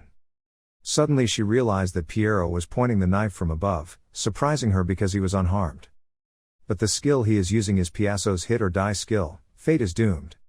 He realized she was choosing death. But at all costs she must live. So Euphemina used the nightmare space, making Piero mistaken. Why did Esmawful come here? Nightmare space is a skill that can cause enemies to become dizzy. She saved it for truly dire times. Unreal life has put you in a trance. He probably thinks he's fighting Esmawful, so you have to take advantage of this opportunity to regain mana and continue to attack. Suddenly the system notifies and warns that because you use skills too much, your body is weakened, you will temporarily not be able to use skills. Every index was down 50%. It made her face black in thought because she was about to win. It happened again, so before Piero recovered, she needed to. Must defeat him. But when I look up at the sky. Then he completely recovered and looked at her with a murderous expression. That's it, he really is a monster, her clone power is not enough. Euphemina was then forced to abandon the mission failed. You have lost 2 levels, as Esmawful's trust in you has decreased. So Euphemina's 2 months of efforts were gone. She wasted the opportunity to receive a new title, the effect it gave her was too perfect. So she was extremely angry because S-rank missions were rare, right? While feeling extremely sad, someone came and asked if she was Erina. I came to send a message. If you don't mind, I hope you can accept a quest. Initialization task. Curious, she tried to see what the mission was like because she was so frustrated after the Piero incident that she didn't know if this mission was worth it. The main reward was a title, they called her Erina. Among the nicknames she has used, Erina is the one she uses to craft items. The reward was extremely attractive, so she accepted. At this time in the village, Grid was extremely bored sitting on the chair, so he walked over and told him to stop acting like that. So he told the old man to follow that guy and leave him alone, but that's not what he wanted to say. The Meros are watching the entire village. If you intend to leave Winston, you will be eliminated immediately. As for a stranger like Heroi, he would probably be able to avoid their attention. I cannot let my heir be in danger. I consider you like a descendant of the family. If something happens to you, how will I live? His crocodile tears couldn't fool you, so Grid told him to stop acting so deep. Hearing that, he understood that he would now return to practice, but had they decided on the date and time of the match yet? It's going to happen in 2 days, are you ready? Grid was of course ready, he had to show them what a true blacksmith was. Immediately after that, he quickly went to practice. He found that if he continuously used the skill, his proficiency would increase. He could feel the increasing grace in each movement. At this time, the system informed him that he had created a rare item with all stats +2, reputation across the continent +30. You crafted an epic item so all stats +4, continent-wide reputation +80, your durability stat increased. The feeling of progressing every day is so great. After that he was completely exhausted. So I don't know how much it increased in the end.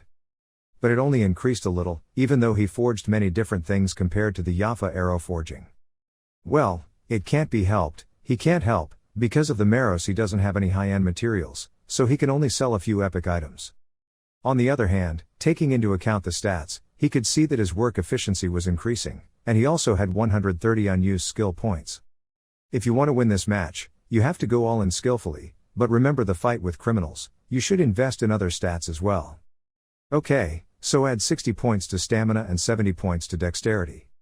Immediately after that, the system notices that your stamina has increased from 52 to 112, your dexterity has increased from 99 to 169. Thanks to the increase in stamina, your HP has increased from 936 to 1536.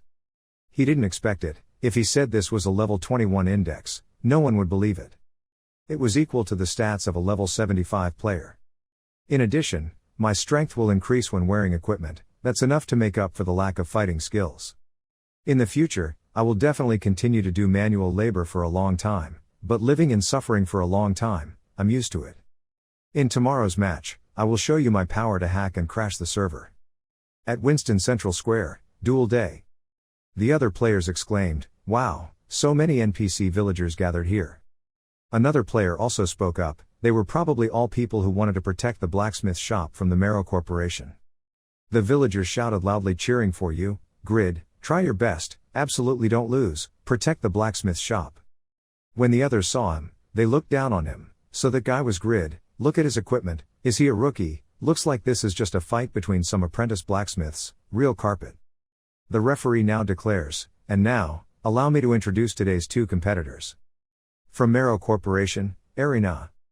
When the people present saw Erina, they immediately fell in love with her. She is so beautiful, it was not a waste to come here. Come on, my dear, come on girl, I don't know what this game is, but let's win.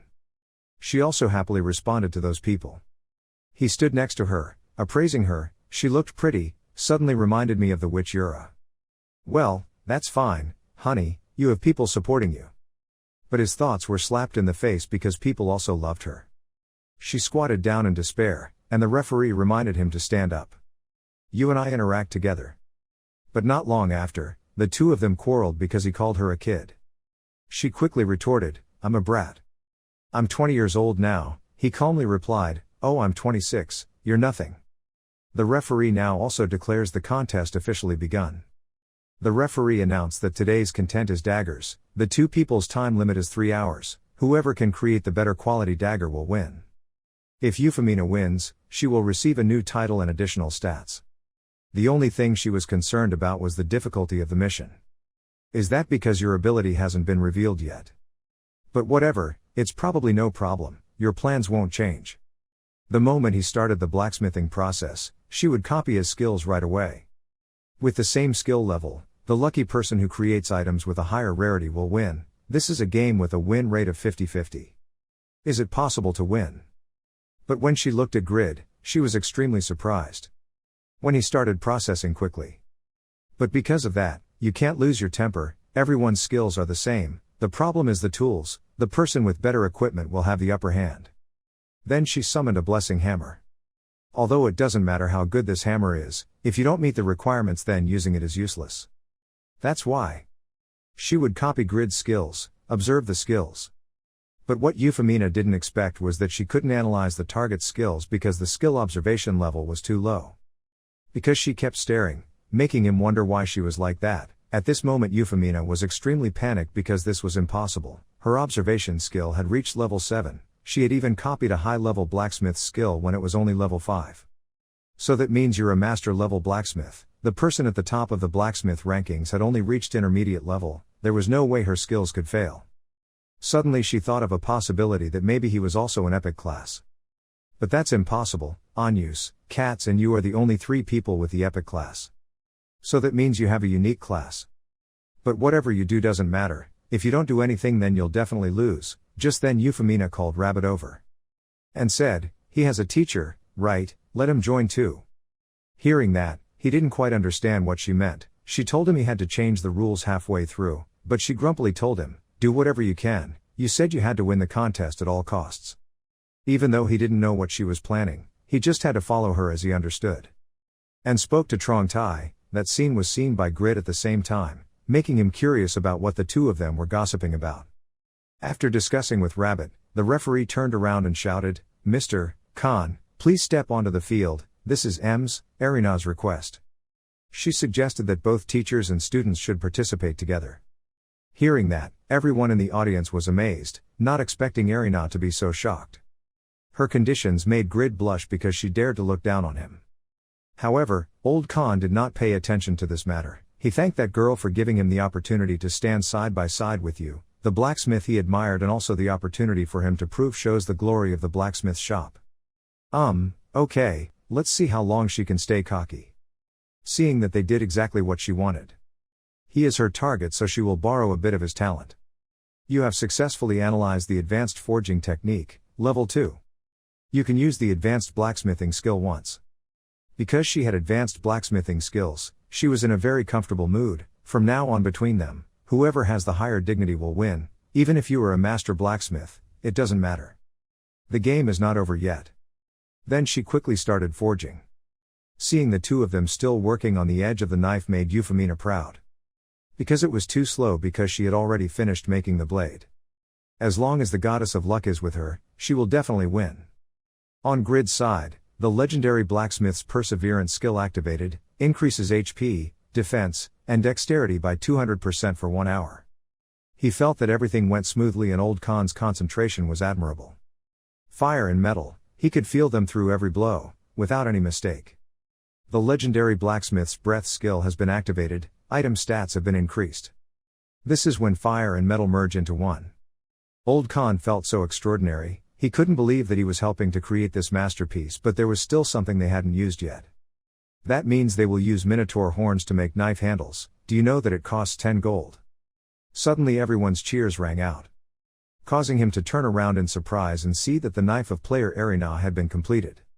Its appearance is as beautiful as its owner. A masterpiece was born in less than 3 hours. Looking at her masterpiece, he didn't want to admit it at all, but it was impressive. That girl really had talent, not just showing it off for fun. As soon as Erina's knife was completed, the referee began to look at its parameters. Along with everyone present there, its parameters make everyone surprised. It is short magical knife, epic rarity, side level 60/60, attack power 122, attack speed increased by 8%. Everyone saw the result clearly right before their eyes. They thought that Erina would definitely win. Because the short charm knife is a dagger crafted from the skillful techniques of an excellent blacksmith, its deadly evil power can steal the opponent's heart, and has the potential to bewitch the opponent. When used to attack, durability will decrease quickly. But Grid absolutely must not let himself get distracted, only focus on his knife. He was high up with Rabbit and felt that the knife was good, a dagger that could charm the enemy. It was truly impressive. Old Khan standing next to him also felt great. If he were the same age, he wouldn't be able to compete with her. But it's no problem for you, Grid. Exactly, you just finished making your dish. I'm just worried that the audience will lose their minds when they see this. Suddenly the door leading to the arena was opened wide. Then many soldiers appeared and ran back to him. He held the spear to Grid's neck and called him a criminal. They had just received news that he was an accomplice of the terrorist Heroi, so they arrested him immediately. Seeing this, the people who supported Grid were extremely panicked, but Heroi was arrested. Valmont stood high up feeling pitiful. Seeing him smile so smugly made Old Khan immediately understand that everything was definitely Mr. Valmont's doing. He knew he couldn't win, so he sent his soldiers. Grid tried to struggle and tell them to let him go. Because you have nothing to do with that guy, Rabbit stood there thinking. During his 20 years working for the corporation he had seen all kinds of items. But as soon as he saw this, he knew that Erina's dish was completely unmatched. We had failed. At this time, old Valmont came and said to Rabbit, "This item almost made me lose face in front of thousands of people." Seeing that he also accepted, the soldiers were also arranged by you, right? If we announce the results now, we will lose people's trust. But Valmont believes that Erina's knife is enough to convince the people. Do you think I will really abandon the blacksmith's shop?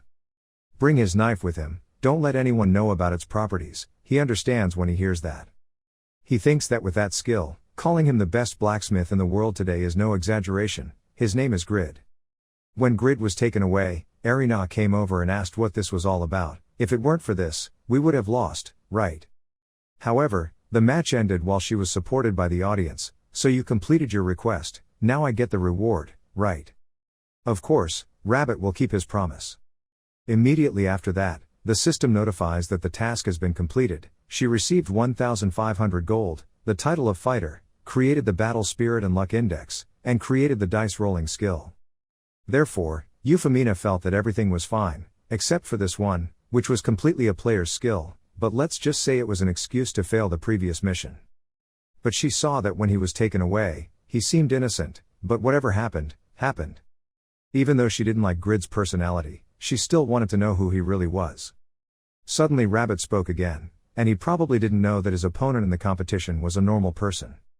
At the beginning of the competition she looked very confused, but after Khan participated, her movements were identical to his. Did she possess a similar ability or something like that? Hearing his extremely accurate guess made her speechless because she did not expect that NPCs could also realize this. Not stopping there, Rabbit also believes that in the future, Marrow Group will definitely reveal its face. A person who is fashionable and handsome will leave Marrow and find another opportunity for success. Khan's blacksmith shop would be the place to give him that opportunity. That's what he thought after witnessing Grid's skills. As his connections and resources expand, he will be able to compete with every small and medium-sized business with his craft alone. Hearing those things also made Euphemina extremely surprised because even a Biga merchant who only owned a small business did not expect Grid to be so great. Suddenly Rabbit had a request for her to help him save him. Hearing that, she realized this was a mission. The mission board quickly appeared, and seeing it made her smile with satisfaction. Because of this Grid, she just got entangled with him and already had a title and an S-rank quest. Of course, she would give up the opportunity and accept this quest. At this time, The people's side had already distributed one to each other. Because Heroi was arrested, they could only make a revolution themselves. Seeing everyone determined to save Grid made Old Khan emotional and thanked everyone. We can't let Grim and Heroi shoulder the responsibility. That's right, we must protect our future, we must bring independence back to Winston. Suddenly one of them was shot in the back with an arrow and was seriously injured. That was because Valmont led people to attack them because he immediately knew that Old Khan's group would rebel. Just seeing him, Old Khan said again, "God damn it, you intervened in the battle to take over this village, aren't you afraid of the people?" Hearing what Khan said, Valmont asked General Philipson next to him what he thought. "We were planning to fight against the Lord, he felt there was no other way, they had to get rid of them immediately. So he smiled complacently and said, obediently surrender and hand over the blacksmith's shop, I want everything to end smoothly."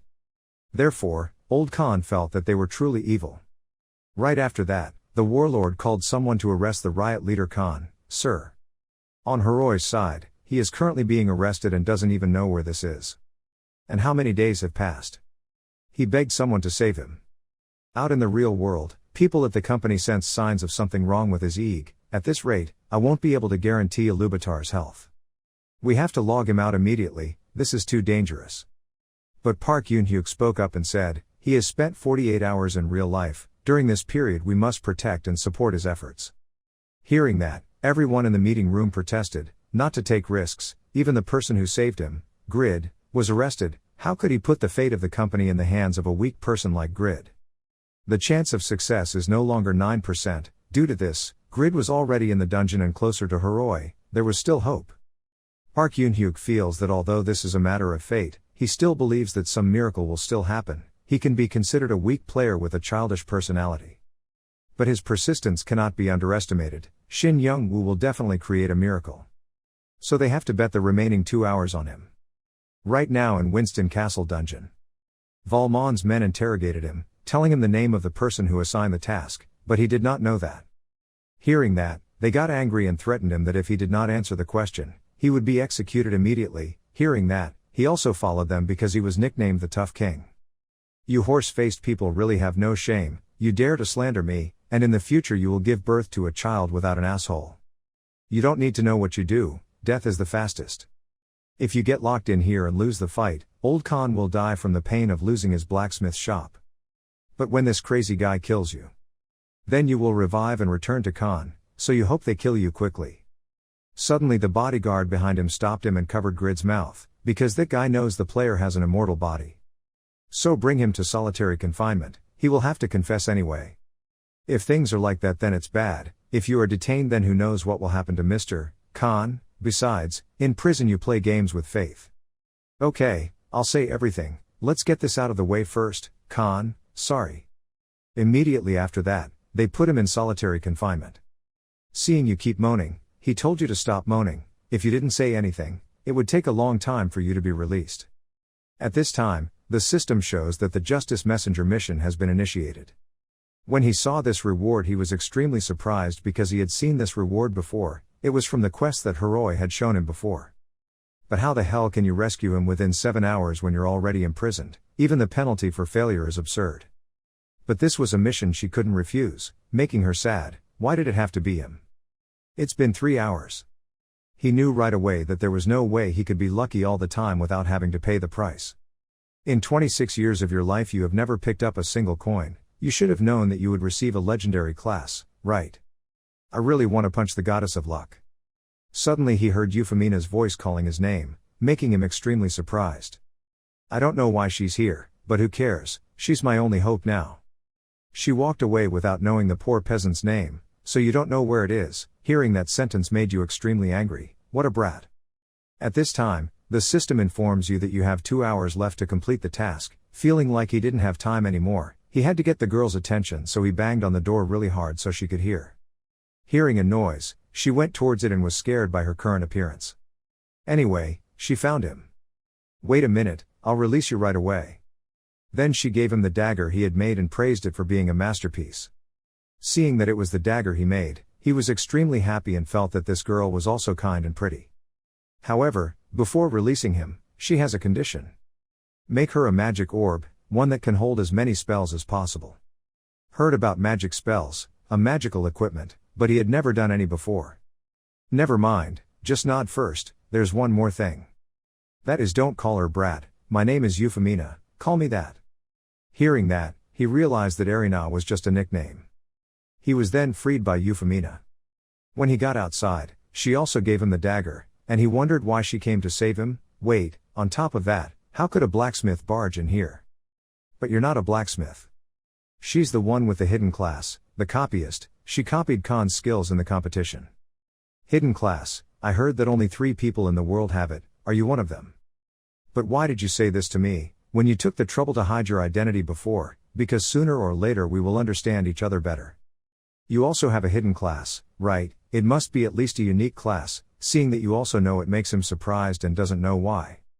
Knowing that Euphemina liked her, seeing herself being told that she liked him made her upset and told her to stop talking nonsense. I don't know what your hidden class is, but now we have to fight together. Or we'll both die here. As soon as they arrived at the entrance, an entire army arrived, making him extremely surprised at how many of them came. She took care of over 100 people just now you have to support her if you want to live. Oh my god, you only have 1 dagger, maybe 100 daggers will drop. As soon as he picked up the knife, he saw its parameters. I was extremely surprised and did not expect that a dagger could be this good. This is an item that you created with 100% understanding. There may be limitations because you do not meet the equipment requirements, reducing attack power by 20% and item effects by half. Grid didn't expect that the item he created also had limited power. Seeing the dagger's specifications, Euphemina couldn't help but be shocked. She thought he might be some kind of assassin, right? Isn't it one of the equipment requirements that requires mastery of high-class daggers, but at the same time you also have master blacksmith skills so you can do that?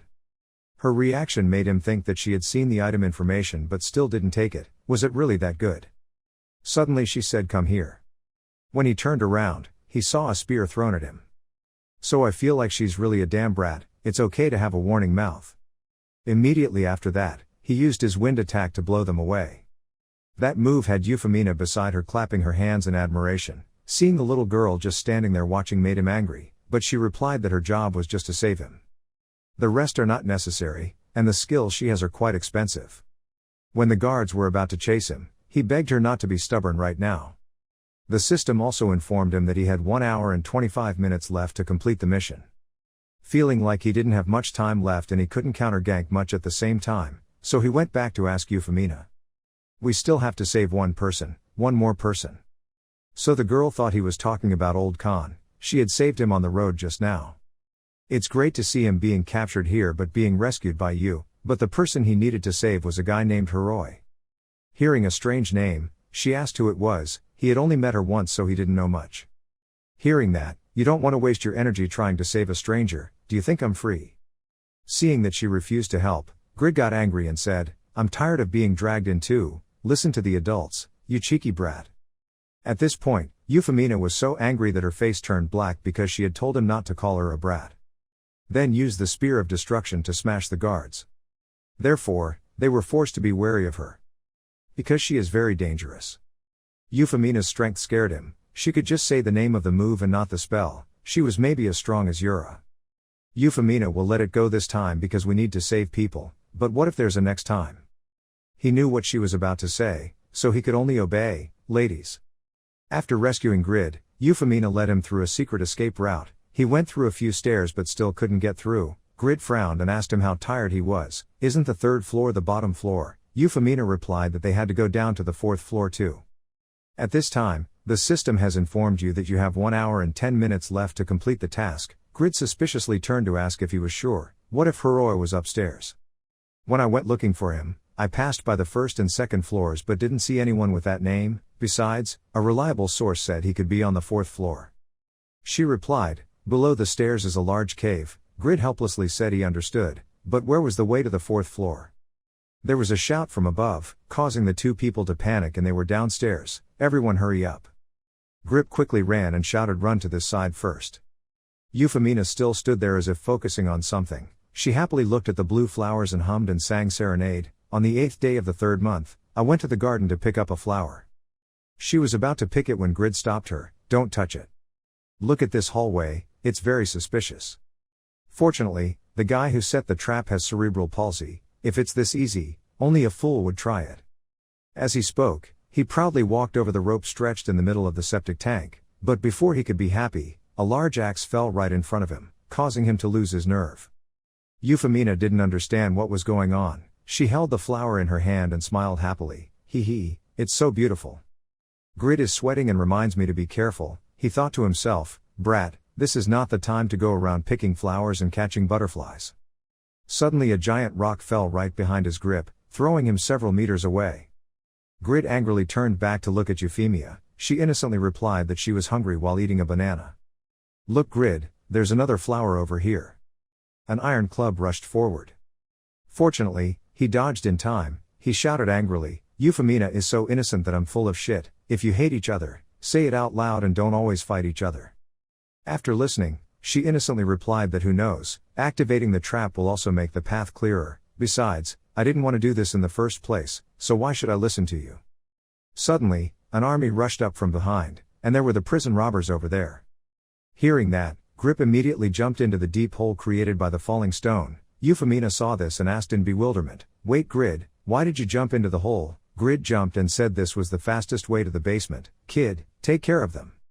You can't fight them without a piece of armor on you, clear them out with fire magic or something, I'll go find Heroi. Euphemina frowned, what a selfish guy. Above, the army shouted to capture her. She yelled at me if I use fire magic in here, we'll all be grilled meat, you idiot. Grid replied yes, in general, how can I buy you time? Grid ran away thinking copyist, that kid has the skills to copy anyone's skills. Usually, the biggest drawback of powerful magic is the long chanting time. But the brat can cast those spells instantly, even hacking. At least, thanks to that kid's protection, I can do the quest with peace of mind. Be strong, kid. Above this, Euphemina used the Ice Queen's breath to freeze her pursuers. But hey, no matter how much I defeat them, they still keep rushing out. Group fire spells are the optimal solution right now, but I'll be blown up along with them. I still have 11 more spells left from after Piero's quest. I won't lose to those petty soldiers, however. The problem is that among these soldiers, I don't see Winston's 5 heroes. The soldiers shouted at a guy who had just run away, splitting into 2 halves to chase him away. Clear. A group of people were about to leave when suddenly Euphemina used a light sword to launch straight at them. An overbearing spirit said, Whore, are you planning to resist to the end? She heard that and his eyes were steady, thinking just this once, I will believe you. Now I need to bend 10 more spells, I'm almost at the limit, hurry up Grid.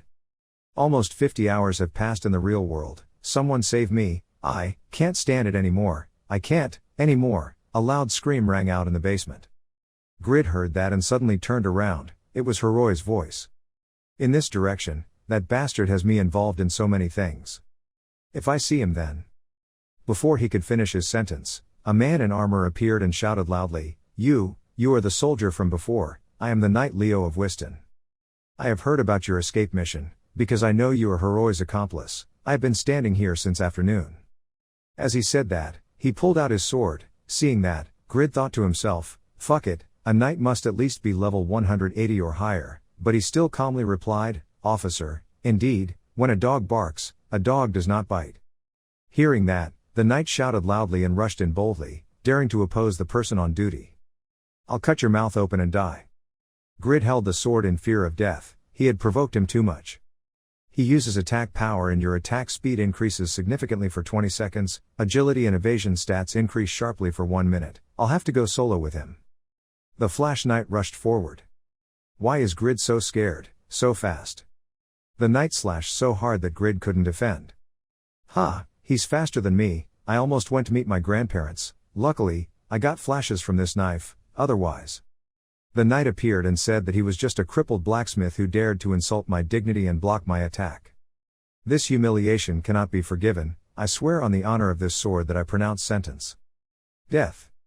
After saying that, he slashed hard at Grid, knocking him away. The system notifies you that you have received 17,300 damage, your HP has reached the minimum level of the activated passive, you will be immune to all damage for 5 seconds. Damn, I was shocked by his damage, so I immediately drank a bottle.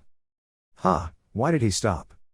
The knight's body began to exhale smoke, his mouth kept muttering names, bastards, misfortunes. Seeing that, Grid remembered what Euphemina said if I used fire magic in here, we would all become grilled meat, this guy, turns out it was due to a dust explosion. The night fell on you, what have you done to me? Grid acted like he was responding out of turn, there was no need to cry, damn it. No way. After he stops breathing, the system immediately informs you that you have defeated Winston's knight, receiving the title of Knight Slayer, get the jail key, you've been leveled up, you've been leveled up, you've been leveled up, you've been leveled up, you've been leveled up, you've been leveled up, you've been leveled up, you've been leveled up, you've been promoted level, you've leveled up, you've leveled up. You are now level 45, hearing that, he was happy and excited, tasty. This side. After a period of searching, Grid finally found Heroi. He opened the door and went in, saying he was going to punch me when he got here, but... You look so pitiful, Heroi. Heroi saw this and asked in surprise, are you, from Khan's place? You are my benefactor. The system sounded the Royal Citadel mission again. You have acquired the second class, initialize courage stat, initialize skill get title, initialize indomitable stat, initialize skill, mission completed, receive the title of Messenger of Justice, initialize courage index, all stats plus 10, initialize skills, your reputation in Winston is maxed, your friendliness towards the people of Winston is maxed. Seeing that, he was very excited. Suddenly, Heroi knelt down on Mr. Grid, whoever he is, he helped me complete this mission. I will forever be loyal to him. After thinking about it, Heroi then said I was Dam Orion Batar, a descendant of the Blue Wolf King. In the name of the companion of the Messenger of Justice, I will follow to repay this kindness. Grid was surprised, in his mind, he secretly thought that there was something wrong with his brain, he had accidentally messed with a psychopath. A copyist is a class that allows players to copy and reproduce the skills of any other class. It is called the most versatile class in the game. Players can defeat the boss alone if they combine skills proficiently, or even balance the server. However, they can only copy 3 skills per day, and each skill can only be used once. They only have 9 basic skills and none of them are useful in combat. On top of that, replicants are extremely physically weak. In other words, a copyist is only as strong as he has accumulated a large amount of skill, but when that skill is fully exercised. Euphemina will be the weakest person in the world. After seeing all the soldiers die at Euphemia's hands, the crowd was surprised and exclaimed that it was unbelievable. She single-handedly defeated hundreds of our soldiers. Euphemina stood and looked at them, thinking that now there were only a few elite knights left. She had used most of her skills, but fortunately thanks to that, they would not approach her. Just now suddenly I heard a loud explosion, and Grid still hasn't come back. Is he dead? This is probably the fastest way downstairs. But thinking about it, even if he saved Heroi, would he come back to help me? An orange-haired guy turned around and asked, hey, what if that guy escapes? The black-haired man replied, don't worry, there are still Lord's guards up there, let's just take care of them down here. What a bother, over there, please end everything quickly. Euphemina looked scared and thought, well, I can't hold on much longer, damned. My remaining 3 spells are all fire attribute, using them in such a narrow space is like committing suicide. Suddenly, several soldiers rushed to arrest her. Euphemina used her final moves to fight back, constantly cursing in her head that she shouldn't have trusted that man, why risk her life to save him? Suddenly he used a pincer position. Euphemina was so helpless that she had to use basic skills. But her strength was no longer enough to fight off the soldiers. She was seriously injured and lay on the ground. The soldiers laughed loudly ha as she at her wit's end. How great, make me fear for nothing. I will avenge the 500 fallen brothers. Don't blame me. A guy drew his sword and rushed forward. Euphemina looked at him angrily, but he still had a 50% chance. A guy drew his sword and rushed forward. Euphemina looked at him angrily, but he still had a 50% chance. Suddenly there was a voice echoing back to a group of tall, dark knights surrounding a small girl. What is this situation? Euphemina burst into tears and tremblingly called Grid. Oops, but I thought you just turned away and ran away. If you hurry up, no one will die. The 2 soldiers panicked if he was here, so, don't say, Northern Rookie Leo was defeated. Grid glared and replied that no one cares what his title is, but it's true that I defeated a Leo guy, one-on-one, fair and transparent. Hearing that, the soldiers panicked. No, why, do you think you can touch a strand of my hair? Grid's attitude makes Euphemina suspicious. When meeting an opponent 30 times higher than her, the NPC will instinctively be suppressed. The soldiers are retreating in fear. What is Grid's level? The orange-haired soldier then spoke in a bastard voice. Just a crippled blacksmith who dares to tell lies. Don't underestimate your enemy. Being able to defeat Leo proves that he is very strong. We have to be very careful with this kind of person. GRD smirked and said, get out of the way, otherwise you will share the same fate as Leo. Hiroi thought to himself, Even the soldiers were scared when standing in front of someone as ordinary looking as him. The main character's aura is different, he must have an extremely high level. And Grid was excited, thinking that bullying is so crazy that you guys dare to come close to me. You will all be blown away, by Euphemina. Soldiers close their eyes. No, don't come closer, if you dare take another step, damn it. Okay, we've been forced to the stairs. That's enough, we can't let an escaped prisoner humiliate us. Grid laughed and replied, oh, is that so, Euphemina, let them write how to be polite, cast any spell that will hit them. Euphemina hummed and replied, well, actually I don't right now, why don't you explain it yourself? Hearing that, Grid's eyes widened. He helplessly replied, how the hell could he fight? Euphemina encouraged, but he defeated a knight himself, show off. Is he scared? No. The soldiers aggressively rushed forward and shouted at Grid. Grid must not turn its back to the opponent, I will punish you, terrorist. Grid stood there, staring at the sword about to stab his mother. The sword is so fast, the knight is really strong. Damn, have I provoked them too much? In an urgent situation, Hiroi rushed to block Grid with a sword. Grid panicked Hiroi. Anyway, you're not hurt at all, how?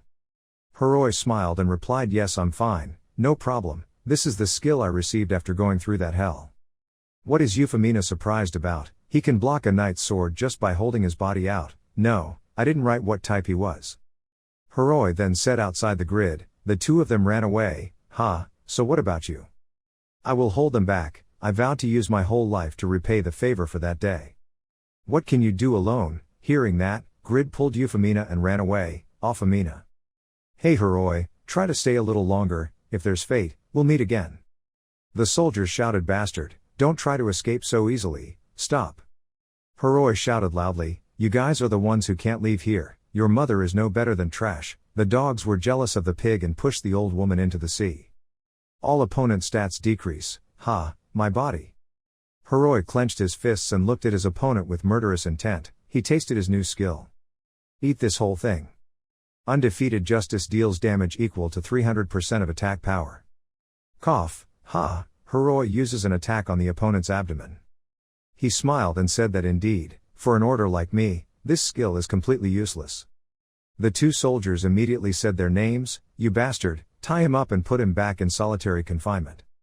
Hiroi was tied up, he immediately thought to himself that he had completed the task, so it wouldn't matter if he logged out now, and it looks like Lord Winston is done for.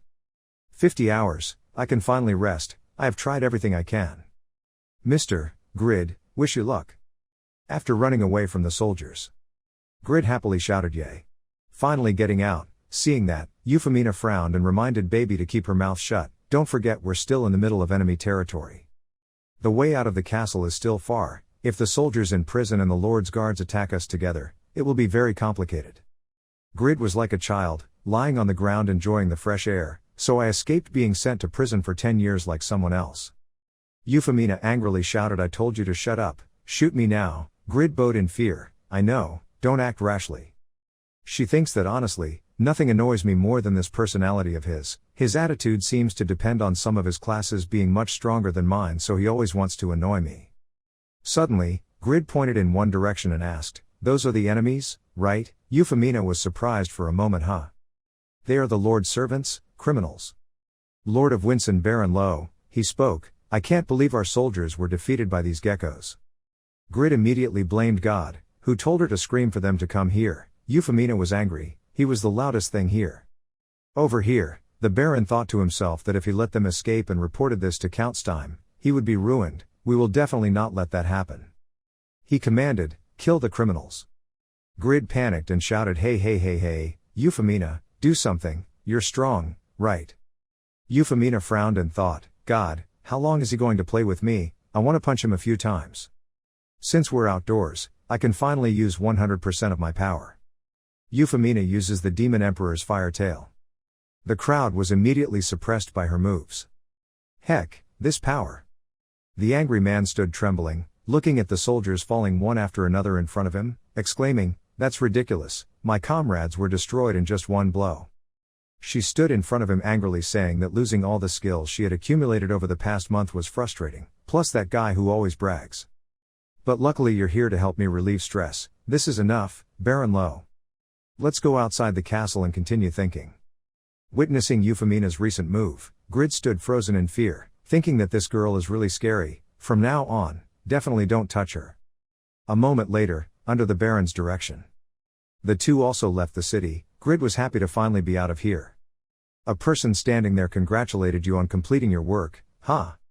That is the Rabbit of the Marrow Corporation. The Baron seemed to see hope and shouted, "Oh, Rabbit, you're here, hurry, save me again." Grid frowned and thought to himself, "That's right, I forgot that the Lord who cooperated with Marrow is really annoying." Euphemina suddenly walked up to greet these people very cordially. "Did you personally choose them?" "That's right, Miss Erina." Rabbit replied. Grid was suspicious. It seemed like Euphemina was also hired by the Marrows. "Wait, then why did you save yourself? Is this a trap?"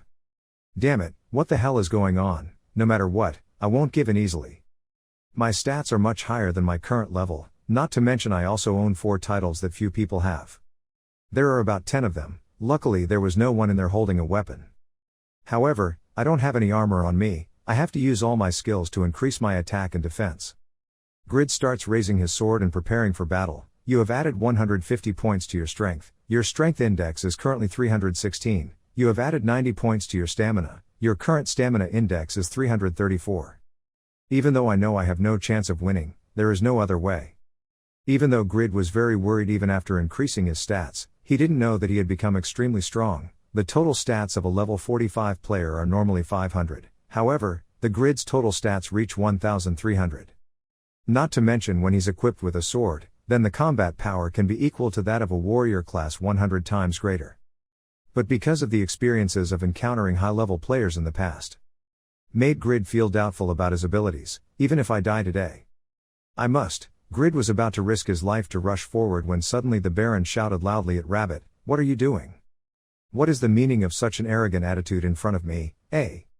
Rabbit replied with a cold attitude, "I am no longer an employee of Marrow Corporation, I will punish you for your previous unethical actions, please cooperate." The Baron glared and asked why. "Who dares to betray us? You, a common merchant who acts as if he represents justice." Rabbit calmly replied, "It's because I'm a businessman that I always act for profit. I'll bet everything on you, Grid, ha. With your skills, you will easily create superior items, but you won't be able to optimize profits solely by yourself.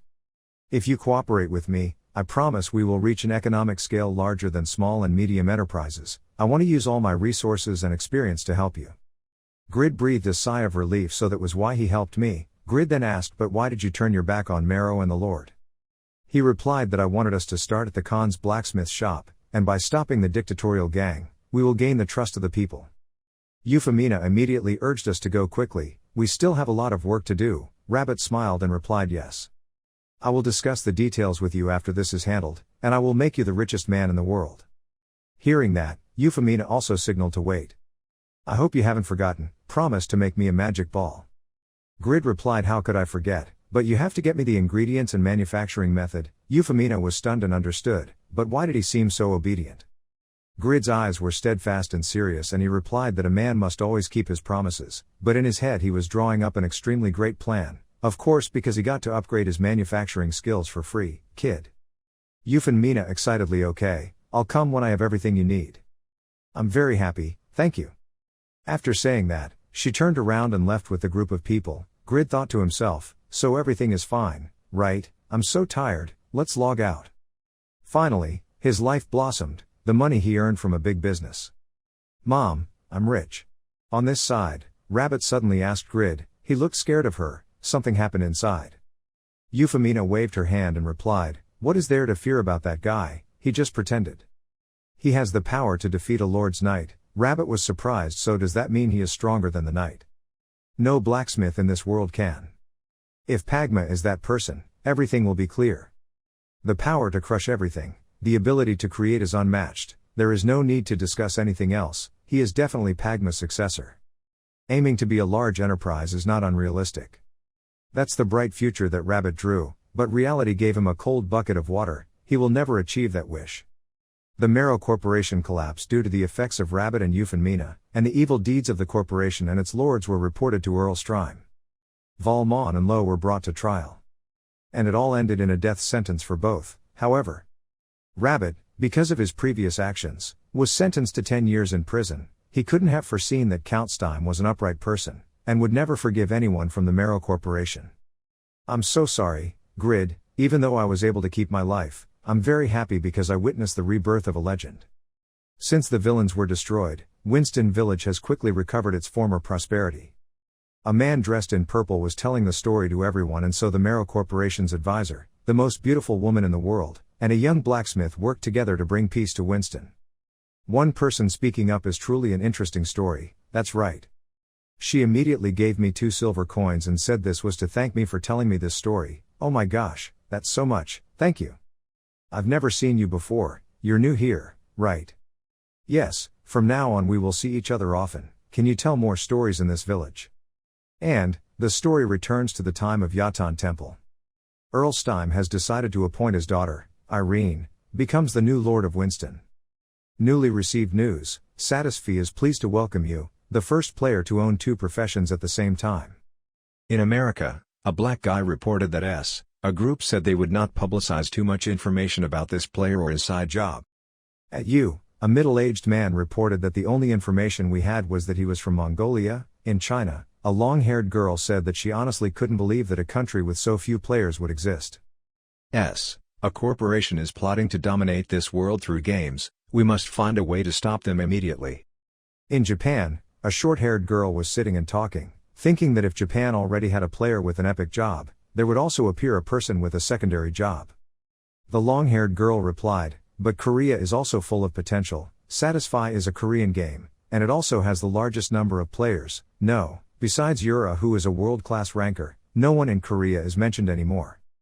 In Korea, a young man wearing glasses said that when possessing a subclass, players will be able to use more weapons and unlock more skills and stats. In addition, each time a person levels up, he or she will receive 2 more skill points. Grid was sitting in the breakfast room when he heard such news and immediately exclaimed 2 points, it's so hacky, who the hell is that lucky, damn, the more I look at it, the angrier I get. One late afternoon. In the house, everyone was sitting down to eat, and Grid immediately said that he would not go to the labor office anymore.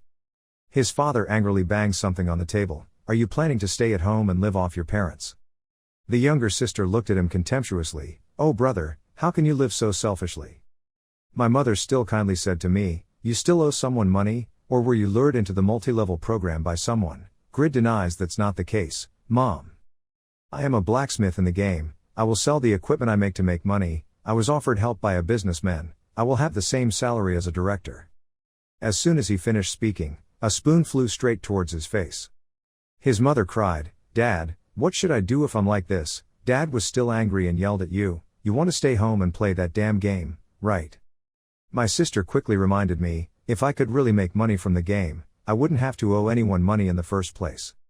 Grid looked steadily at the whole family, but this time it would be different, you have a legendary profession. Before he could finish his sentence, his father shouted nonsense to shut up. Get up early tomorrow morning to go to work for me. Grid is so sad that no one listens to him. Money is the biggest problem, if you want to convince the whole family, you must first make money. Okay, I'll accept Rabbit's offer. With his vast knowledge, and the Khan's blacksmith shop as his base of business, I can create results, and convince parents. After thinking about it, Grid was filled with excitement and went to the Khan's house. So excited, oh, Grid, you're here. After entering the Grid, the village looked so peaceful. It's true that without the corporations it would be much easier, but Rabbit, come here, the Khan hesitantly replied about that.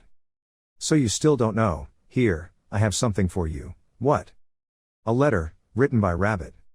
In the letter, I wrote to Mr. Grid because my previous sins when I worked for a corporation were too large so I could not receive amnesty. Our business must have been temporarily cancelled, however, with the Khan's help, he will definitely make a lot of money thanks to his talent.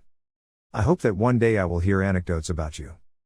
Khan then spoke up and Earl Stime said that he could not just forgive him. That's why he sentenced Rabbit Grid to 10 years in prison. He collapsed and shouted loudly. That's it, he was carried away like a cool guy. Khan quickly comforted her, Don't be sad, the person who left will return. Instead, I have a suggestion. By overthrowing the Marrow Corporation, you prove that you are worthy of the blacksmith shop, which is why I want you to inherit it. What? He's old, he doesn't have much longer to live. It would be an honor for me if the blacksmith shop was taken over by Pagma's successor. Grid secretly thought he would hand over his forging potential to him. I've never heard of an NPC giving business rights to a player. Grid shyly answered me, I will accept if you sign the contract. Hearing that, Khan immediately took out a contract, clear black and white paper. Grid was moved to tears. Isn't life so illusory that it put me in a coma? Even though I have to work hard in the future, I am now the owner of a blacksmith shop. Khan smiled and said, so let's start practicing now. It's very difficult to master. Grid excitedly shouted, of course, I do not need to say much. At the auction house, the red-haired girl frowned and wasn't here. I didn't see them anywhere. Why are they no longer available? The type of custom-made Jaffe arrow from before. Ordinary blacksmiths would make thousands of arrows at a time to sell, yet this guy only ordered 99 arrows for sale, or maybe a certain group has already found him. Two men passing by saw the girl and immediately pointed excitedly, oh, that's Zadaka leader Jishuka. In my life, I have never seen anyone with such a big heart and soul. Can I just sip the whole thing? Jishuka glared angrily and shouted, out of my sight before I kill you. Hick, please listen. Open Guild Conversation Channel. Everyone listen carefully here. By the end of this month, if you still haven't been named a blacksmith, everyone will have to go through hellish training. Great, I like this very much. Shut up and Rekish, sister, don't listen to it. President, we don't have any clue. It's not 1 day or 2, even if you can't do it, you still have to try. If we want to develop a stronger guild, we need that blacksmith, yes. Ah Rigas, training notes right, you are somewhere now. One of the team secretly thought she was going to drag him away to relieve stress. Hey Vantner, have you been sleeping for the past 7 hours? Don't be afraid of losing your star rating. Sorry, I'm busy looking for information online. President, do you know about Winston Village? Winston, near Barren Town, huh? In that village, there was just an item making contest, between 2 players. Playing, one of them crafted an epic class dagger within 3 hours. Jishuka thought it was him again. Create an epic item in 3 hours, even the top 1 Panmer can't do it. She immediately ordered everyone to quickly move to Winston. The whole crowd was in a commotion, right now. The one who arrives late will die. The system immediately shows that you have destroyed the Toxin Vanguard and received 343,500 experience points. You have destroyed the Melee Vanguard, receiving 617,000 experience points. A handsome young man holding a sword in one hand fell to the ground, panting. The third possesses the epic profession. The special thing about this class is that the character's strength will be optimized when hunting or in combat. This is Katz, the second son of a key corporation in Japan, Jin. However, despite possessing unique power thanks to the characteristics of the epic class, that 40th rank remained unchanged even though he had been hunting non-stop for many months. He gritted his teeth thinking why he tried so hard but still couldn't reach first place. Maybe his skills weren't enough. It couldn't be like that. My brothers are competing fiercely to win the position of heir to the corporation. I cannot fail in this game. I need to catch up with them. I have to go to another camp to hunt high-level monsters. My only strong point is money. I will reserve a lot of recovery medicine.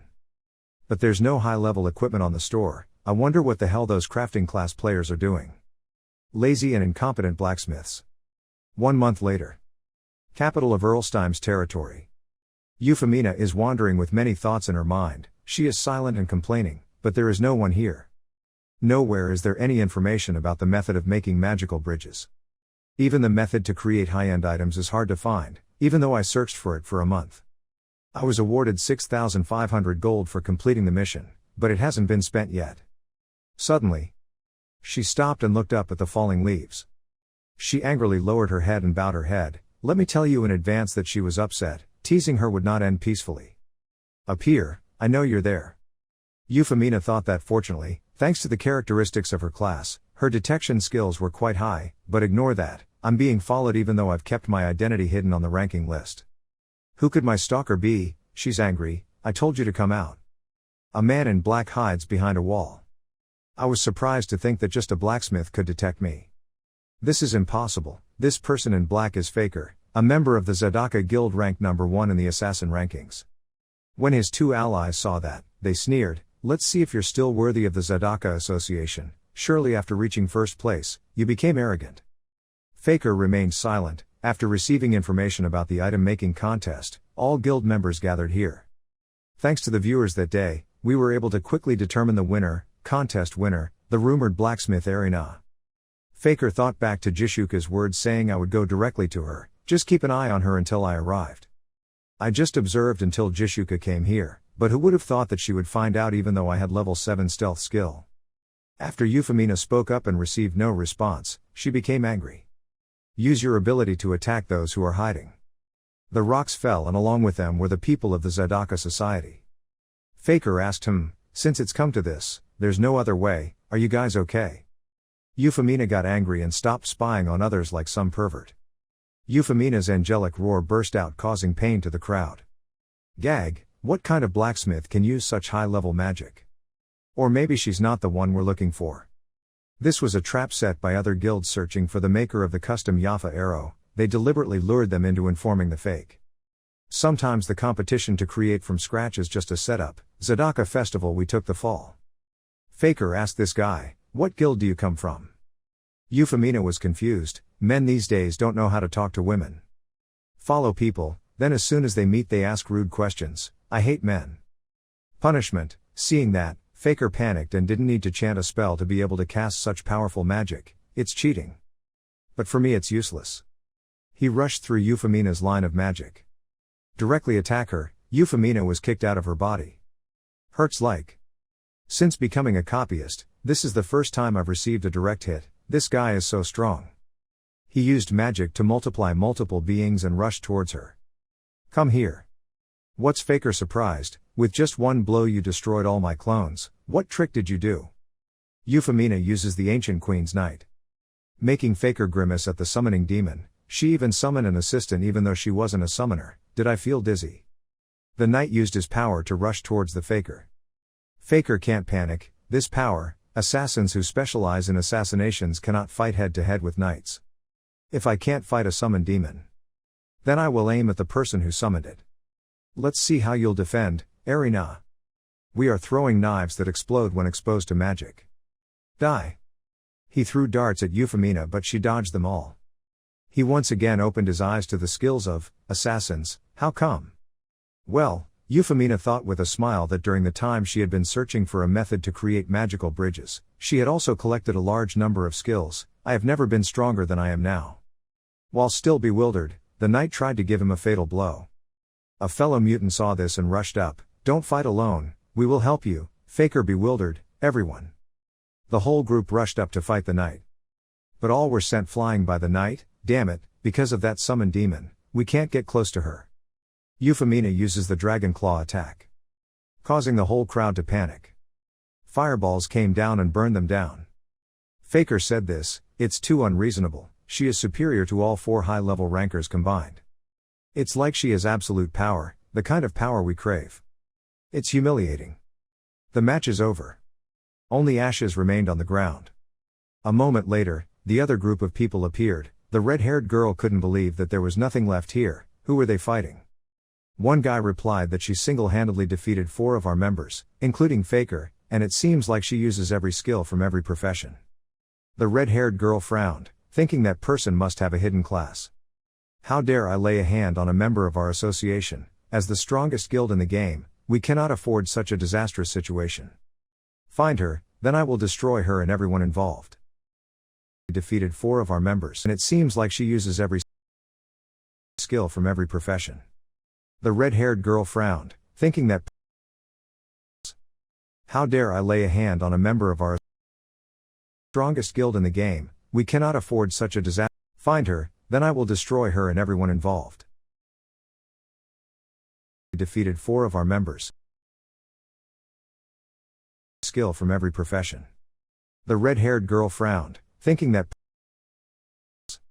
how dare I lay a hand on a member of our strongest guild in the game, we cannot afford such a disaster. Find her, then I will destroy her and everyone involved. Defeated 4 of our members. Skill from every profession. The red-haired girl frowned, thinking that lay a hand on a member of our We cannot afford such a disaster. Find her, then I will destroy her and everyone involved. We defeated 4 of our members. Skill from every profession. The red-haired girl. Lay a hand on a member of ours. We cannot afford such a disaster. Find her, then I will destroy her and everyone involved. We defeated 4 of our members. Skill from every profession. The red-haired girl. Lay a hand on a member of ours. Find her, then I will destroy her and everyone involved. We defeated 4 of our members. Skill from every profession. The red-haired girl. Lay a hand on a member of ours. Find her, then I will destroy her and everyone involved. We defeated 4 of our members. Skill from every profession. The red-haired girl. Lay a hand on a member of ours. Find her, then I will destroy her and everyone involved.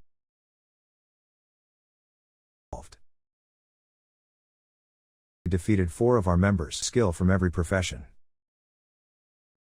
The red-haired girl. Lay a hand on a member of ours. Find her, then I will destroy her and everyone involved.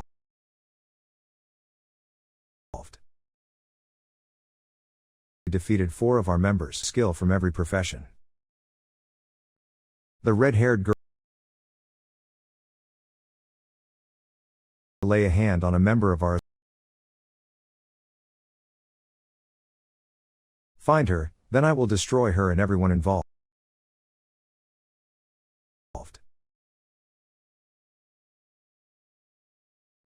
The red-haired girl. Lay a hand on a member of ours.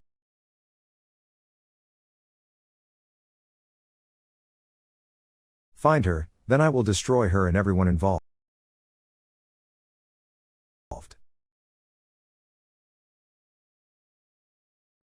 The red-haired girl. Lay a hand on a member of ours.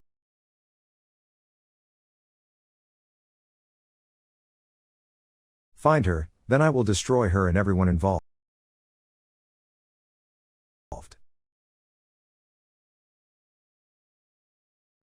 The red-haired girl. Lay a hand on a member of ours.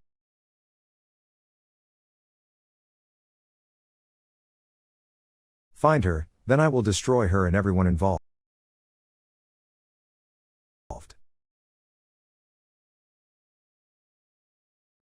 The red-haired girl.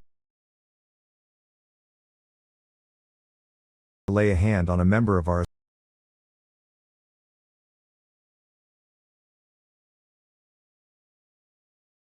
Find her, then I will destroy her and everyone involved.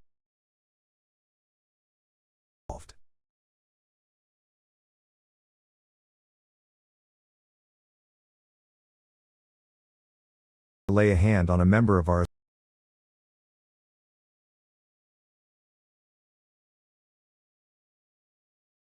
Find her, then I will destroy her and everyone involved.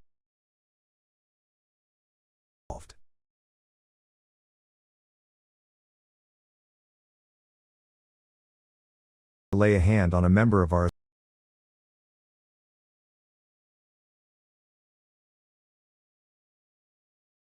Find her, then I will destroy her and everyone involved.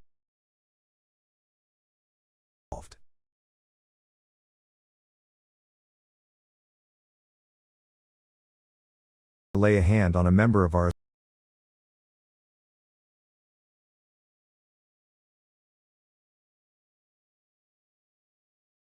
Find her, then I will destroy her and everyone involved.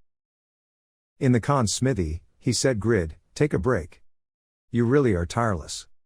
Grid was still working intently and thought to himself, All this month I've just been hanging around this blacksmith shop, but, thanks to that, I realized a few things. First, the more times you create a type of item, the more experience points you receive will decrease.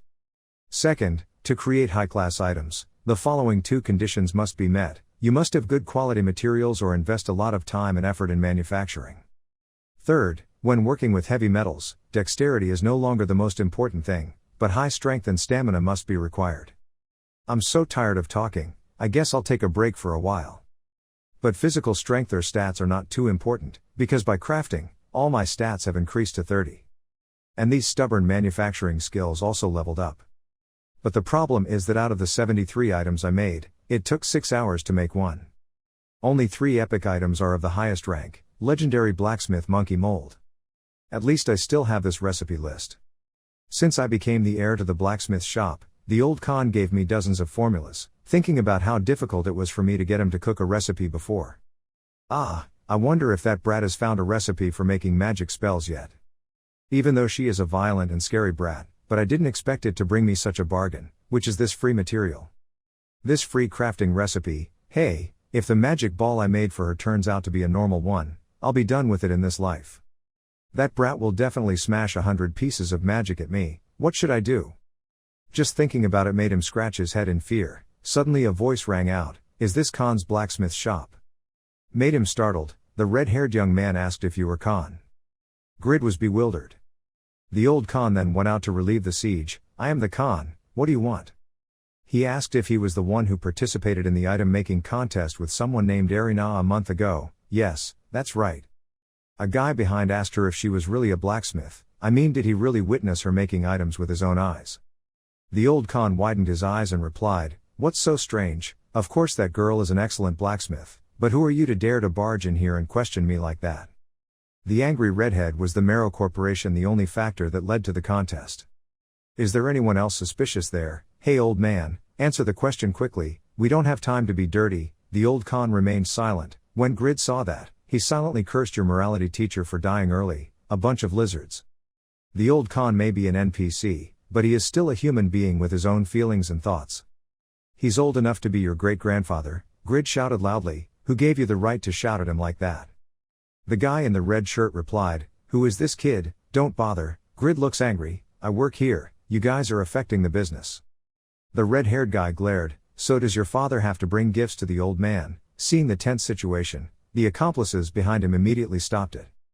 "Calm down, don't handicap new players. After Faker's team failed, you became much hotter.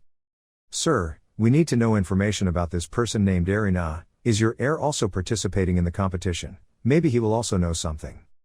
The old Khan replied that we were just opponents in the competition, the rest had nothing to do with it. Grid was relieved that they didn't realize he was the Khan's heir. "Be sure of your appearance." Hearing that, the two men immediately left. "Just ask other people, maybe they don't really know."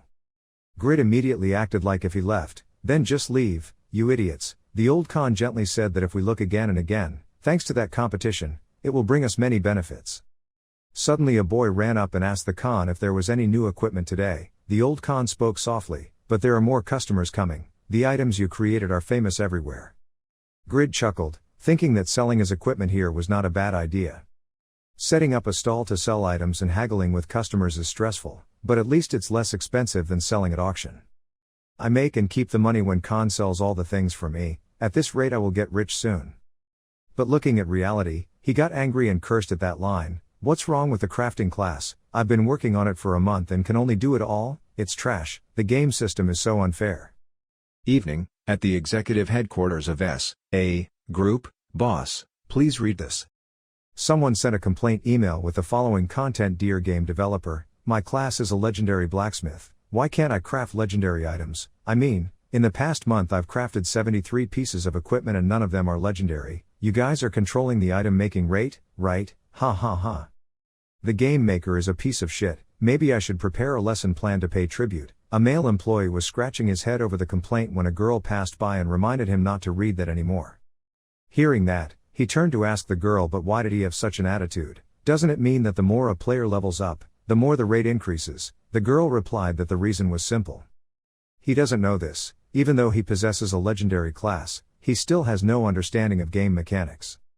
The male employee then said, but it was unreasonable that with his legendary skill set, he could only create 3 high-class items out of 73. It was not difficult to understand why he sent a complaint letter. The girl immediately replied that this was the crux of the problem. I'm only sure of one thing: this is not an error or anything else. Even when possessing a legendary class, he's still an extremely unlucky person.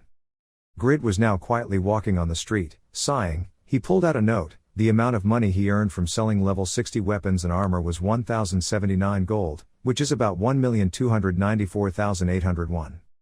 This is my income when working 5 to 6 hours a day. I don't know what it would be like if I worked full time. But my parents don't understand me at all.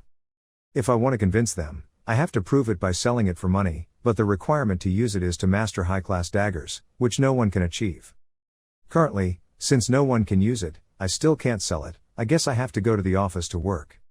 Suddenly a newspaper flew towards his face. When he read it, it was an advertisement. The Ultimate Gaming Room is 30% off. Grid is excited for a lifetime discount. Today, here's your chance. The registration fee is 6,001, a 30% discount i.e. As he calculated, he ran quickly there, thinking that he would stay here from morning to afternoon, and return home at night.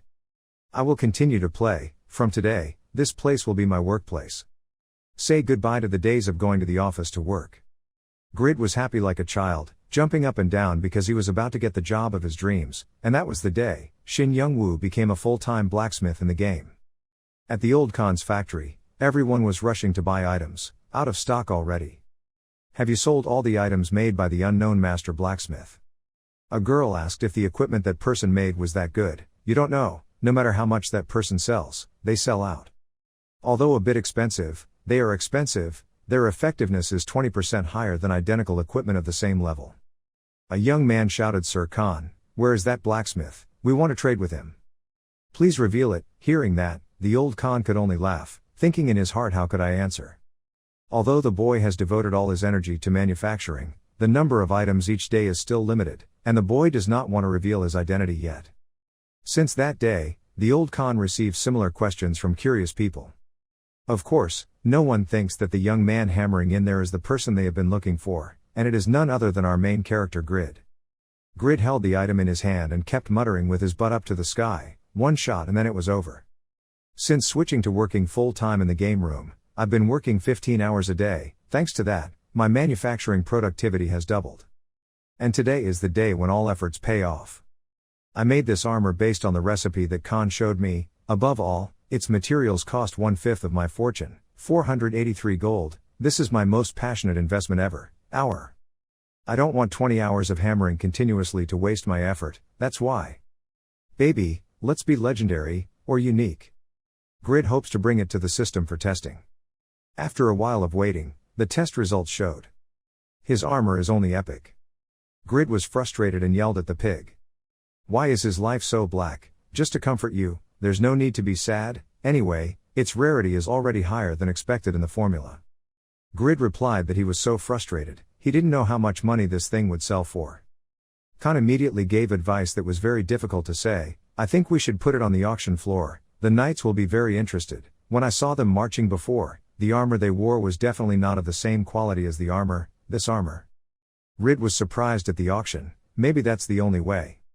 Thanks to the 2 skills breathing and crafting being activated, its stats are 20% higher than normal, and it also has a side effect. The average level of a knight is around 180, hopefully this 120 armor can still attract their attention. Khan continued saying this is a good opportunity. The auction will take place at the castle, and it won't cost anything. What do you think? Grid smiled and replied that if it was free, why wouldn't he hesitate to play? Being in the store for so long had gotten boring, so he had to take it out for a change. The auction will take place in 2 days. Let's try to make a few more items to sell. Of course, this time I will definitely be able to do it. A legendary piece of equipment. 2 days after departure, Khan kindly advises you to take care of your health. Be positive, next time you will definitely be able to do it. As he spoke, he pulled out a badge and held it. With it, you can participate in the auction. When you see it, no one will dare to object to you. The system will immediately notify you that you have received the Khan's Air badge. Khan consoled, but auctioning is like gambling. If you're not lucky, don't be sad, just consider going to learn. Grid seemed to laugh out loud. Haha, I've never had any luck in my life. See you again. Although this auction's main purpose is to find good clothes for knights, in reality it is a place to find talented blacksmiths. It's always the same. Winston Castle's maternity home is where hundreds of blacksmiths from all over gather. They always attract the Lord's attention and are chosen to present items to him. Grid went alone to the crowded auction. He couldn't help but be overwhelmed by the many blacksmiths here, both players and NPCs. When I officially take over the blacksmith shop, I will come back here to recruit staff. The host announces that the auction is about to begin. Please set your floor price and confirm your items. Just prepare for auction. Grid thought to himself that he would order the armor first. And the epic gloves I just made right away. Perfect gloves, epic rarity, durability 83 to 83, defense 29, attack speed plus 4%, accuracy plus 8%, character requirements level 120, agility 100 plus. The problem he is confused is that he doesn't know how to set a floor price. If it's too cheap it's not good, if it's too expensive no one will buy it. What should he do? Suddenly there was a voice calling you. What's your problem? My name is Stang and I'm a blacksmith. From the looks of it, this is probably your first time coming to an auction. Can I help you? Grid confused surprised blacksmith Stang. In my head, I thought he was a player, but I had heard his name somewhere before. Grid replied that I don't know how to set a reasonable floor price. Stang smiled and asked, really, did your master send you here without any instructions? Usually they have to tell you things like this in advance. He immediately shared the mission information, entrusted by the Razvan blacksmith master to do something that only he can do, conditions of completion, sell the item created by Razvan at the auction, 20 gold reward. Grid then asked, didn't you come here to sell your things but your master's? Stang replied, how could that be? The things I make are not for sale at the castle, the items here are just bad things. But my master's skills are really great. Look, this is a level 190 great sword made by my master. Grid saw that he could only laugh lightly and thought to himself that for normal players, the NPC only gave them the recipe so they could complete the quest. Look at the guy excited about a rare product. It's true that youth hasn't experienced it yet. Life. Stang excitedly asked, I can take a look at your master's items. Grid frowned and thought about it. He replied, no, it's a bit. Can you tell me what the base price is for a level 120 defensive equipment? Kang is a bit disappointed. Don't you want it? I'm really curious. For normal items, the price is around 300 gold. Grid asked, what about epic items? Stang shouted loudly, Master, did you create an epic item? That's amazing. Not counting side effects, epic equipment is usually 600 gold for a pair of gloves and about 1800 gold for a set of armor. Grid silently congratulated 1800 gold equivalent to 2,880,001, minus the cost of materials. I made a profit of about 2,000,001, it was not worth spending a week in the game room. At this rate, I can pay off the 10,000,001 debt soon, I'll have to pay it off in the end. Stang looked at Grid's excited appearance and immediately froze. Grid immediately asked what was wrong. Stang replied face to face, no, I think you should set the price. Grid thought to himself that he was done, he had set all the prices for all the items, now he just had to waiting for those people's wallets too. A moment later the host announced, and now the last item for today's session. Hearing that, have the new angry contractors gone? This time there's nothing impressive, right? There are only 3 items in there that are worth considering. That kind of trash will ruin Princess Irene's reputation. What the hell can you earn in this rural area? The host then said, please don't worry, the last dish will not disappoint you. Blacksmith Razvan's student brought us the longsword that imbues magic. Everyone was surprised. Oh, you said Razvan, thank God, we've been waiting for him for so long. I will buy that item for 100 gold, don't dream it's mine for 1,150 gold. Nonsense, I boldly bid 1,200 gold. Suddenly someone came and whispered in the conductor's ear. The conductor announced, sir, please calm down, we have just received information about a new item for sale. Grid over here was having a good night's sleep. Stang called me Grid, Mr. Grid, please wake up. They're announcing the results now, does it always take this long?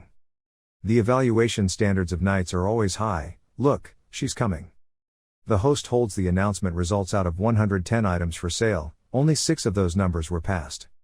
What, only 6 dishes? I brought 7 dishes. Miss Clarice's necklace sells for 453 gold, Mr. Gree's light armor sells for 189 gold, Mr. Piglet's healing potion sells for 15 gold per bottle. And Mr. Stang's sword, 1900 gold.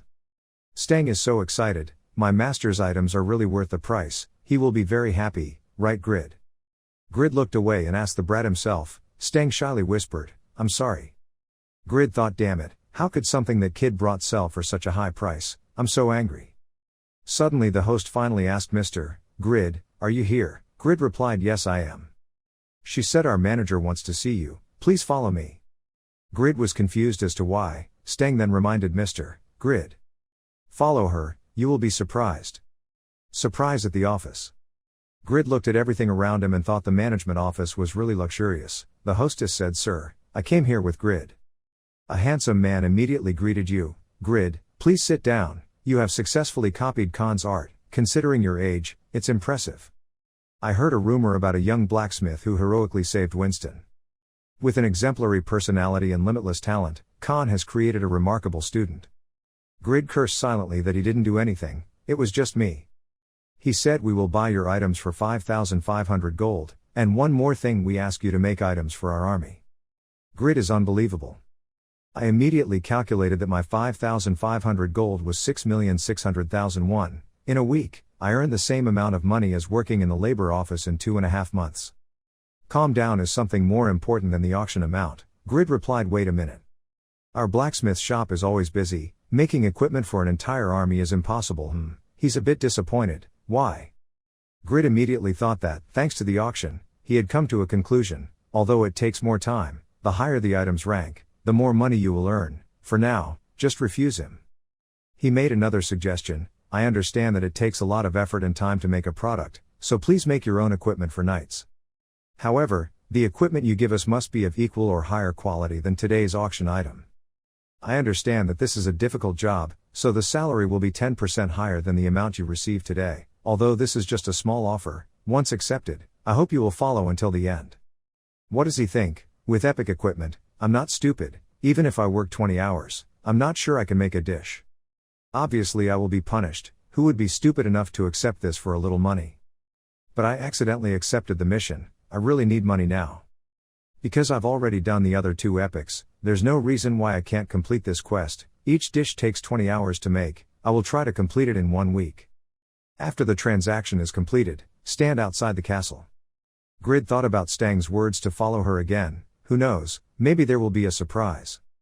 He felt a little nostalgic for the kid who was really happy for him, but he didn't have time to say goodbye.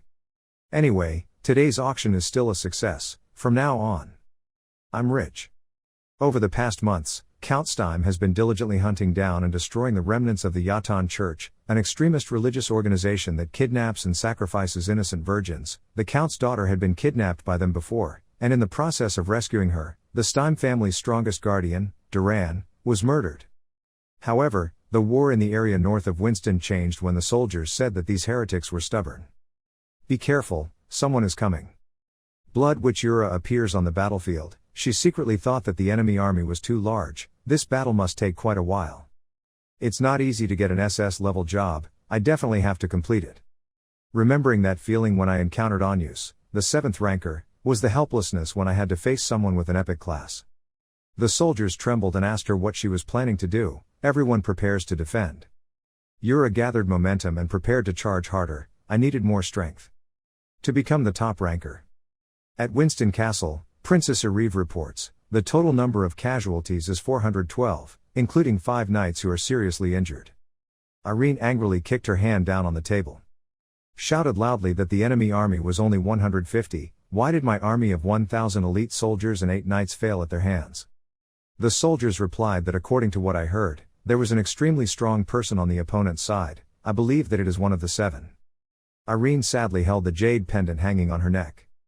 Reminiscent of Duran. I will avenge you, Irene ordered the soldiers to be reorganized immediately, preparing to return to the army. On this side, Grid is still working hard. He created a super durable long sword and said that although the rarity is not high, it is still a good sword. Grid got angry and shouted, are you kidding? It is a normal practice, worship the love and the mystery often. The old Khan then said, don't pull your hair up like that. I'm scared. Grid scratched his head, I only had enough ingredients for 7 swords, now I've wasted 1 try, now there are only 6 attempts left, what if I miss all 6? Khan immediately gave a suggestion, but if he sold it, he would earn 8,000 gold, he replied the gold price was 950 gold. Khan said he is someone who can put all his heart and concentration into forging an item for 20 hours, if you work hard, you will get success one day, don't be discouraged.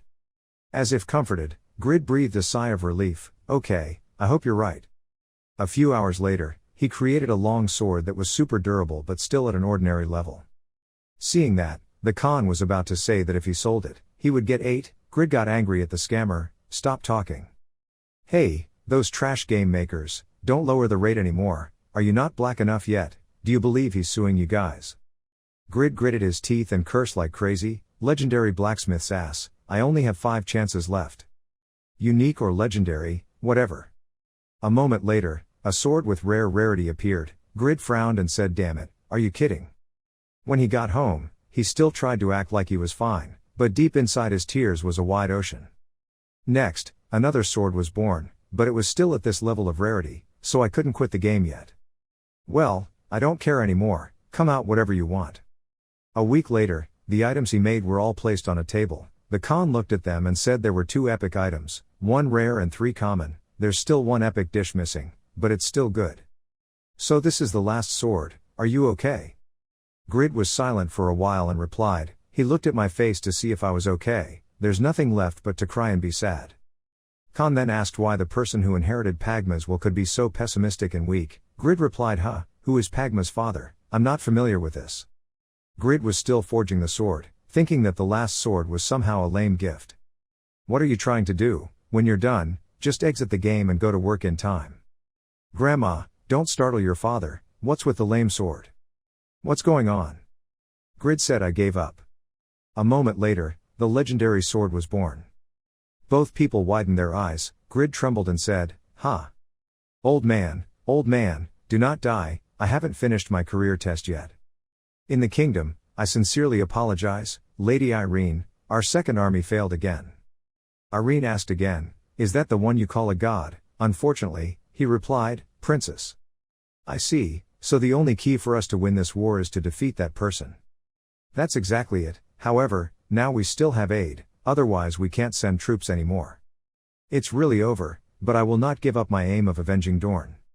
The princess absent-mindedly looked outside and saw a person happily swimming in the royal lake. Who is that? And it was none other than Grid. He was happy because he found a shabby gold coin. A gold coin, the first time I found money. Someone went in to report to Princess Irene. Was she there? Irene asked the manager to come at the right time. In the garden there was a strange man. The manager replied, oh, so you saw him, his name is Grid, who needs to see him immediately. The princess was bewildered. Grid. The manager said, I asked this young man to make us 3 swords after the auction. He is also the one who stopped the dictatorship of the Marrow Company. Hearing that, she was excited. Oh, the rumored blacksmith, I was planning to come see you, but I've been so busy with work that I haven't had the honor yet. Grid had a pensive, unhappy face, thinking about giving her the reward, but, where have I seen her? The manager then told people to look at this sword. He made it himself. Here, please see for yourself. After seeing the sword, everyone's eyes widened. Oh, the power it radiated was unbelievable. Princess, how could he create such a wonderful thing? Grid asked sinisterly, let's go straight to work. How much will you pay? I remember you guys said you would pay more than the actual price of the weapon. The princess thought of an unbelievable weapon. With it, we will definitely have it. She immediately asked Mr. Phoenix. If I entrust you to use this sword, will you be able to fight against the gods? Phoenix replied that I can definitely face them. No, I can defeat them. The princess is very cheerful, then there's no need to hesitate anymore. Sir, please buy this sword at any cost, we must have it. Your name is Grid, right? We should see each other more.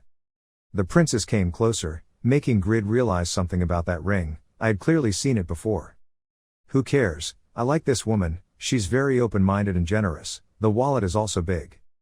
Grid is sitting in the room to trade. Someone came in and apologized for making you wait so long. Grid was angry and replied quickly, I'm exhausted from hammering all day. The manager smiled and said, I understand, you must have focused all your health and spirit to create that masterpiece. Grid then stopped before thinking about taking any money. I spent about 1,000 gold pieces for each sword. The manager said, we will buy the sword for 220,000 gold. 220 gold can buy it. Silent Grid. The manager then said it was not 220 but 220,000 of gold. After careful discussion, we decided that this sword would become a family heirloom of the Stein family. Grid was stunned and speechless. The manager then asked for forgiveness. The amount of money was too small. The annual amount of gold that Winston earned was only 170,000 gold. That's the biggest number we can come up with. Grid was secretly happy, tears streaming down 2,200,000 gold. That was 262 million won. I still have 254 million left over after paying off all my debt. Wait, but if I auction it online, maybe I'll get more. No, currently there is no one qualified to use it, just sell it quickly. 26 years of her miserable life are here to stay. Now she can go to high school class reunions in luxury cars and even good clothes, then confess to my crush back then, Aeung, once again, spring has come to me. Grid happily replied, I accept that price. The manager replied that it was the right decision. Grid happily replied, I accept that price. The manager replied that it was the right decision. Grid thought to himself, oh, this is the material I need for junk. I need those 15 pieces to start forging. So lucky. Great, the manager laughed. So this is the end of our transaction. The system immediately updates the balance. He was so happy, new. I won't need to pay taxes when I inherit the blacksmith shop. Great, great. Then please, and now. Goodbye. After posting his performance, I couldn't wait to tell everyone. I'm rich, or so Shin Young-woo thought. However, he miscalculated. But in a few months' time, someone will be able to master advanced swordsmanship.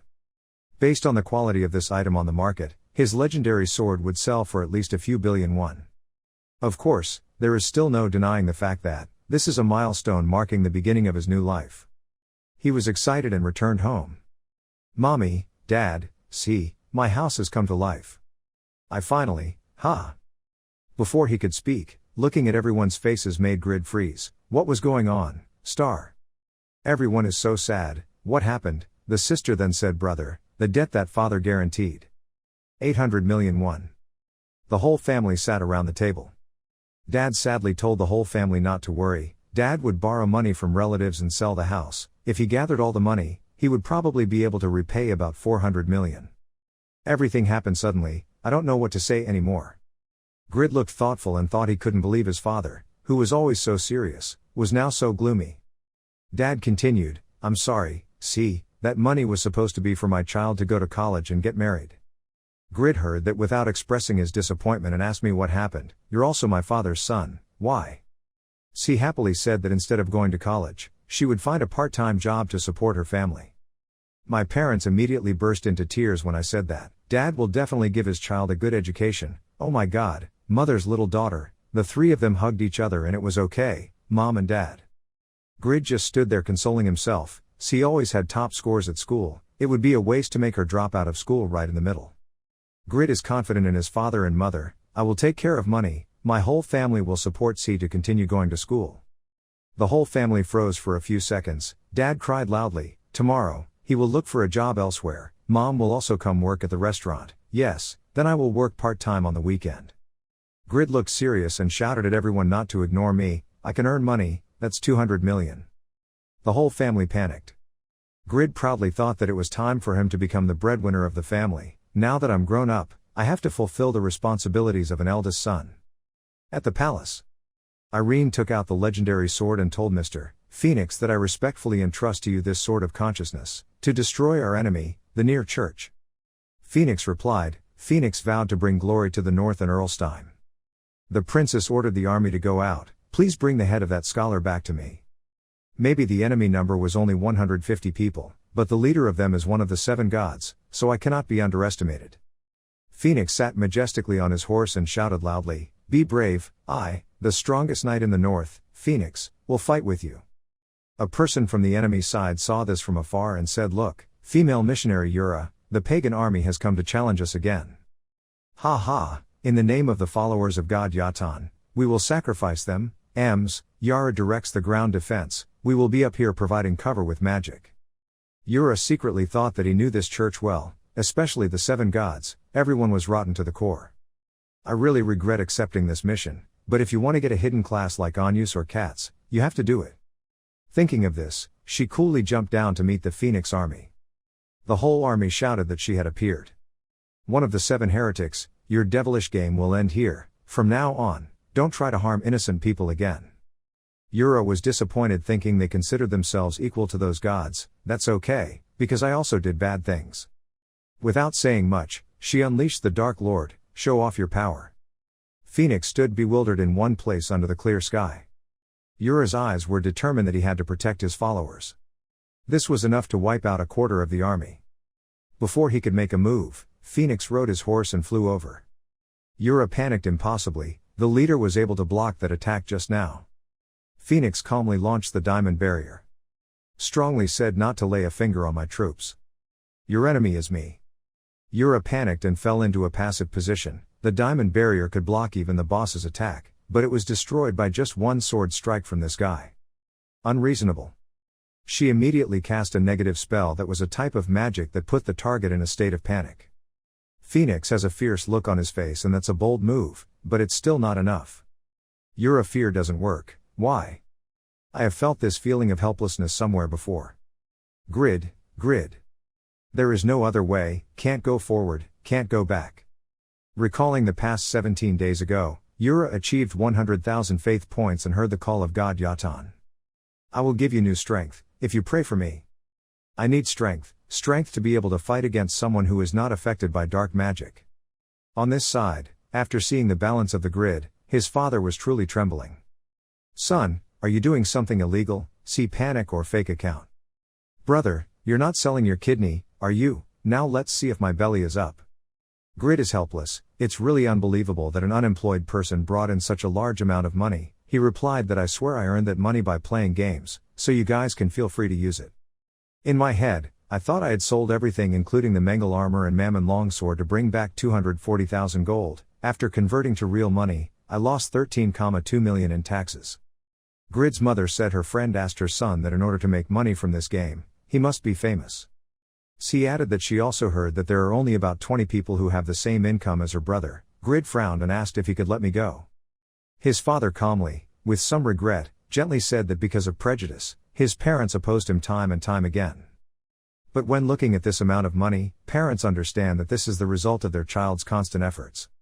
Dad agrees, you can become a gamer. That moment made the young man happy that he was finally recognized. His father continued to say that, thanks to you, the family's crisis has temporarily eased somewhat. Dad and Mom will describe to you the amount of 240 million won within 3 years. Father, I have wronged you very much, thank you, young one. Seeing that, his mother immediately patted her shoulder and comforted us. Let's try our best, honey. Grid is worried that the remaining 600 million is still too large for his parents to manage. He optimistically said that if you don't have a family, you have to take care of your parents. I help the whole family, I will be the breadwinner of this family. I'll probably still be in debt for a while, but at least now I can do something for my family. But it's not 240 million, Dad, it's 240.8 million, yeah, that's right. A morning like always. Grid walked down the street with a serious expression on his face. Today, try to earn as many coins as possible. I need to use the remaining 20,000 gold properly. Even if I create a normal level weapon with mid-level stats and some small buffs, I still won't get much profit. But if I were to create a high-end weapon like the previous sword, I would need to create equipment level 140 or higher, but with the momentum at lower levels like this, it will take a long time to repay my debt to my father. Suddenly there was a girl on the side of the road talking. Have you heard anything? The Yatan sect subjugation regiment has failed again. They say that the first knight of the north, Mr. Phonetics, has been seriously injured. A young man replied that he could not joke with the power of the 7 gods. Hearing that, Grid vaguely remembered the gods. He seemed to have heard about those people through the stories of some drunks at the pub. Are they really that strong? Grid then opened the system to see his status. He thought his stats had improved a lot, thanks to the equipment making process. With stats like this, I can compare to a level 80 warrior. Wait until I have great equipment and hunt level 100 monsters, then I can just beat mosquitoes like that. I want to go hunting for quacks like before, but let's go back and do some work. I want to go hunting for quacks like before, but let's go back and do some work. Grid worked attentively. Khan walked over and couldn't help but exclaim, oh, you're here so early, looks like you're working hard today. Grid replied, nothing, I'm starting to enjoy this job. Khan asked, that posture, what are you planning on forging this time? Grid replied with a new hammer, my hammer's durability is about to reach O level. Well, it's true that I see you using that old hammer every day, so you're planning on replacing it? Not necessarily. Hearing that, Khan widened his eyes and shouted loudly. Are you stupid? For us blacksmiths, crafting a hammer means our lives. Hey, Don't scare me like that. The old Khan helplessly held his head. I thought Pagma's successor should know that basic knowledge. Just look at my hammer first. When creating technical equipment or materials, both are important, but that is not enough. Grid held the hammer in his hand and appraised it. He had grasped the ingredients, the manufacturing method, and the will of the owner of this item. He had learned the manufacturing method. Grid was excited. If I had a hammer like this from the beginning, I wouldn't have wasted money buying materials to make those stupid things. Damn it, why didn't he tell me until now? The old Khan replied in fear. Be calm down. I will teach you to make a similar one. A moment later, the epic class hammer was born. Grid held the hammer in the old man's hand and said it was true. This item has up to 2 buffs included, and only I can use it. Hearing that, the old man laughed out loud. Ha ha, you are truly an unpredictable guy. This old man had never laughed so much until he met you. Oh, Grid, I want to ask you a favor. Grid replied with a frown. Love again asked me to do something stupid. The old Khan said softly that actually today was the anniversary of his son's death. I wonder if you want to visit it with me. Grid was surprised. Huh? At moment later, 2 people went to the gravesite. Grid thought to himself that it was a bit annoying. But never mind, after all, the old Khan was the first person to accept himself, his first friend. The old Khan turned around and smiled and said that he should try to accept his request. And also say, Oliver, rest in peace my son. It was also a genius blacksmith. I keep dreaming that one day he will be on par with Mr. Albertino. But because of his illness, he was one step ahead of this old man. It's been more than 10 years since I graduated, but I still miss it very much. I just hope that I can give Oliver strength. Ah, have you noticed? Olye was the descendant of Pagma, whom he always wanted to know more information about. You must be very surprised. I got to work with such a wonderful person. He is also the one who saved my smithy. He's also the kid who keeps telling me to worry about drinking for him. I plan to let him inherit my smithy. Ha ha, it seems like I've had a bit too much going on. Listen, Grid. My son said he was always jealous of me. If he were still alive, surely the 2 of them would become soulmates to bully this old man. After listening to the old Khan's story, Grid felt moved. His eyes filled with tears as he looked at the old Khan. He walked slowly to the tombstone, thinking, damn it, the publisher shouldn't have created these things. I have to admit they succeeded in putting emotions and souls into NPCs like this. Grid lightly touched the tombstone and confided this Olye. I must admit that you have got yourself a respectable man. I promise to make the smithy you love the most famous smithy in the world. So, please take care of me too, old man. The old man with tears in his eyes looked at the Grid affectionately. Suddenly the system pops up a notification. The bond between you and the Khan is tightened. The spirits of the ancestors have sensed the connection between you and the Khan. Grid was surprised. Wow, hey look. Why is he sleeping on a stick at this time, this damn old man? The 2 shadows immediately spoke up, causing Grid to panic and was pleased to meet Pagma's descendant. Don't worry too much, we are just Khan's ancestors, we're here to give you a gift. Grid was bewildered by the gift. Khan's ancestors said 130 years ago, I witnessed a beautiful island crossing the country through the clouds. Grid thought to himself, what is he saying? I was so attracted to it that I couldn't hide my excitement, so I recorded it. I recorded all its views with the eastern wall of Kisan Canyon. There, you will find OK. Pagma's swordsmanship. I remember, is the character quest from last time. With the drawings on it, you will definitely learn Pagma's swordsmanship. I hope you will become better and more famous than Pagma, friends of our descendants. Final. Please take care of the old man for me. Grid happily nodded of course. Just leave it to me. Do not know how long. Khan has woken up, huh? I fell asleep again. Grid was angry. The old man tried to stop his habit of falling asleep for me. From now, you have to pay more attention to taking care of yourself. Khan is so confused. Why do you keep standing like that? Grid shyly replied that it was nothing. Heroi stood in front of the old Khan's smithy.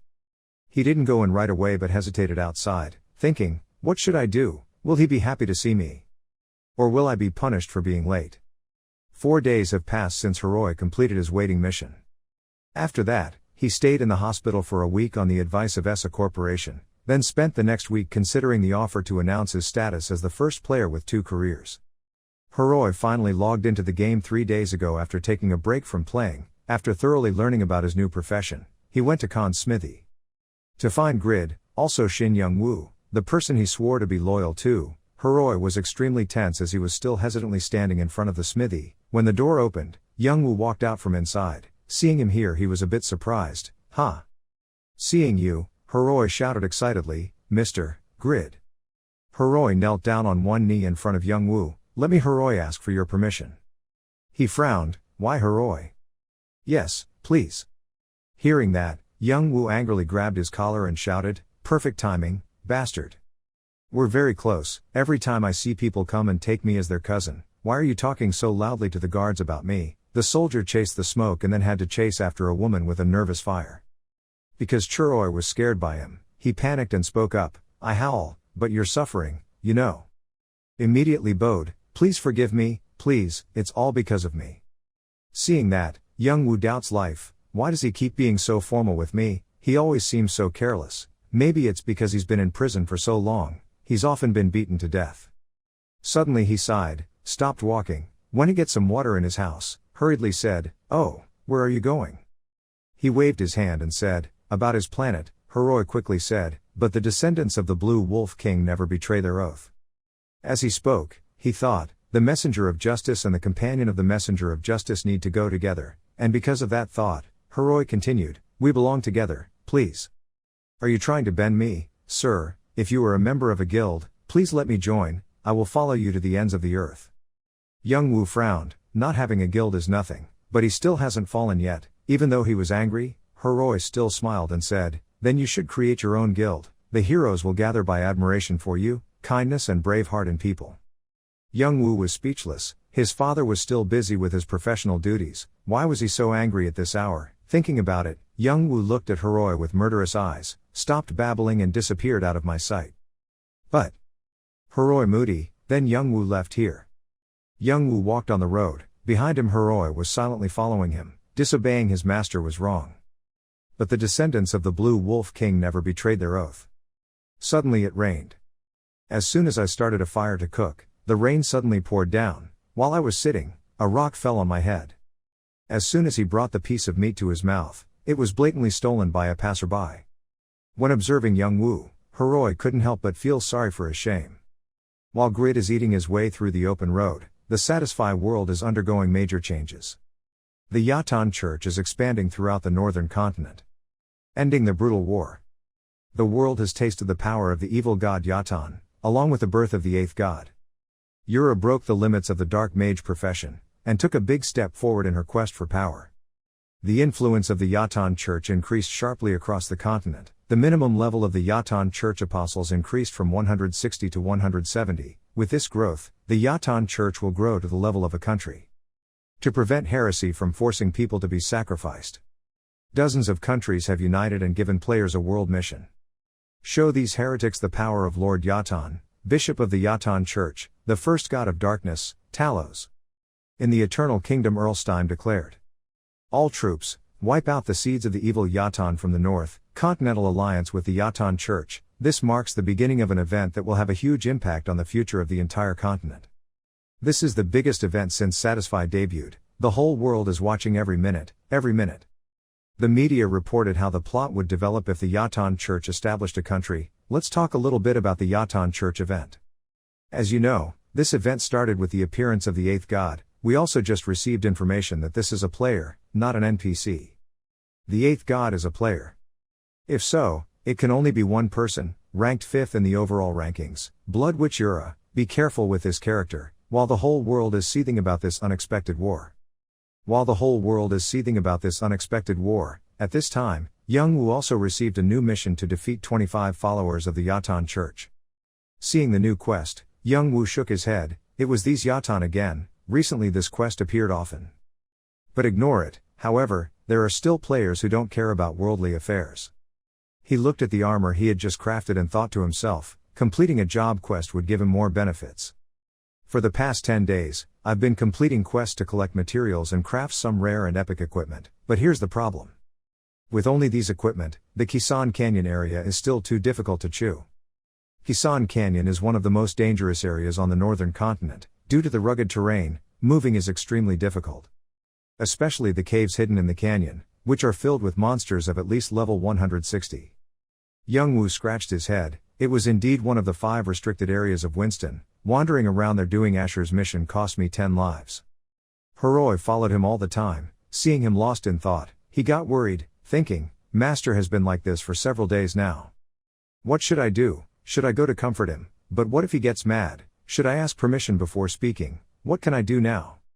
Wait, it's not like there's no way. Compared to before, I'm much stronger now. No, it still doesn't work. Or should I grind to level 100 first before entering? No, that would take a long time. I can wear clothes that are over-leveled, so what's the point? No matter how much you grumble, it won't help anything. You still have to go there to do the mission. So this guy has an idea in his head. Wait a minute, break through the limit. Thinking so, he excitedly stood up, causing Heroi, who was hiding in a corner, bewildered and not understanding what was going on. Wondering what's wrong with you, Young Woo clicked on the status on the system. It's true that I'm really stupid. Failure has its value, after dying 10 lives to the monsters in that canyon. While the whole world was in chaos due to war, in a small corner of the continent, on the system, the legendary blacksmith's crafting skill appeared. When the legendary blacksmith's crafting skill leveled up, players will be able to forge 3 more genuine items. The remaining number of artifacts is 5/6. Now I have a thorough understanding of that, as long as I don't exaggerate the stats too much. I can forge an item, can counter that area, create a completely new item. Eternal Kingdom, one of the 5 forbidden areas in Kisan Canyon, an area with many level 160 monster caves. He was up and down while doing the Asher quest there. With his current level he was too weak. But I have to earn money first. Where can I find the time to visit thousands? There's still a mountain of debt. The only option left is to cast this item. Young Woo muttered to himself, now I need to make an item that can overcome the dangers in the Kisan Canyon area. Don't worry about stamina, my stamina stat is more than enough. Here he thought, what was worrying was that the level 160 monsters were the problem. All the gorillas hiding in the bushes jumped out to attack the players. At least I need a self-made weapon. Thinking about it, Young Woo shouted, but such delicious food is not what you want. Let's brainstorm. Suddenly he stared intently at the walking ants in a line around the base of the tree. Young Woo seemed to think of something else. What the hell is the need to fight? Or should I try to sneak past those monsters, like an invisibility cloak? Young Woo then stood up and walked down to the first floor to meet the old Khan, who was diligently working. Is there any suitable material to create a hidden item? Hearing him ask that, Khan stopped hammering down on the hot iron bar, thought for a while and then answered, the ingredients for the hidden item, maybe there are silver dragon scales. Silver dragon star, yes, it is a type of dragon that likes to live in seclusion. Their scales have a camouflage layer that helps them hide from human eyes, making them the perfect material for a stealth item.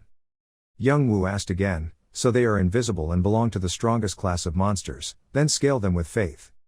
Well, I haven't seen anyone who can refine dragons. Young Woo is speechless. Are you teasing me? The old Khan said, among the group of hidden items, the most famous is a cloak made by Kruger. He was a legendary tailor who worked about 200 years ago. You're quite surprised, Kruger, tailor. Well, there's still another material you can use. So Silpid, those are the scales of wind spirits, they also have camouflage. Dragon scales are so hard that they are considered ore, and Silpid scales are so thin that they are classified as fabric. Therefore, creating camouflage items using Silpid scales is the expertise of tailors, not blacksmiths. After finishing speaking, Young Woo silently thought, Lai Chi. Sit outside on the balcony. The system appears asking, what item do you want to craft? Young Woo took a deep breath and then chose to craft a cloak. You need to enter the materials you want to use. Then he entered and selected Silphid scales. Just finished choosing, Young Woo thought to himself, sometimes he tries to use leather to make things. If he can't make things with fabric, the system will notify him. On the screen again, sketch the item. Young Woo is happy, it's delicious. Okay, let's show off the art. A normal cloak is too monotonous, let's add a hood. Using this color makes it look like a monk, making it into a hoodie for young kids. After a while of teasing, a design appeared in front of Young Woo. He gasped, it looked so cool, wearing it would make him an idol, but he forgot the invisibility cloak. The system asked him to describe the item's characteristics. Seeing that, Young Woo can't just talk like trash, he's thinking carefully, so that it can completely hide the presence of the person on his face. Please confirm completion, the number of remaining artifacts will decrease by 1, Young Woo confirmed. Is the process of fine-tuning. Thank Allah Akbar for good food. The fine-tuning process is also complete. After a while, a white hooded hoodie appeared on the virtual screen and the item's features were also listed. Unique level, durability 6161, defense 10, movement speed 30%, weight 5, cloak designed by legendary blacksmith, stealth activates when equipped, loses effect when attacked by enemies and increases wind attribute resistance by 20%. Usage conditions, ingredients include 20 silpid scales. Young Woo was surprised. That's amazing. Not only is it invisible, but it also increases movement speed and wind resistance.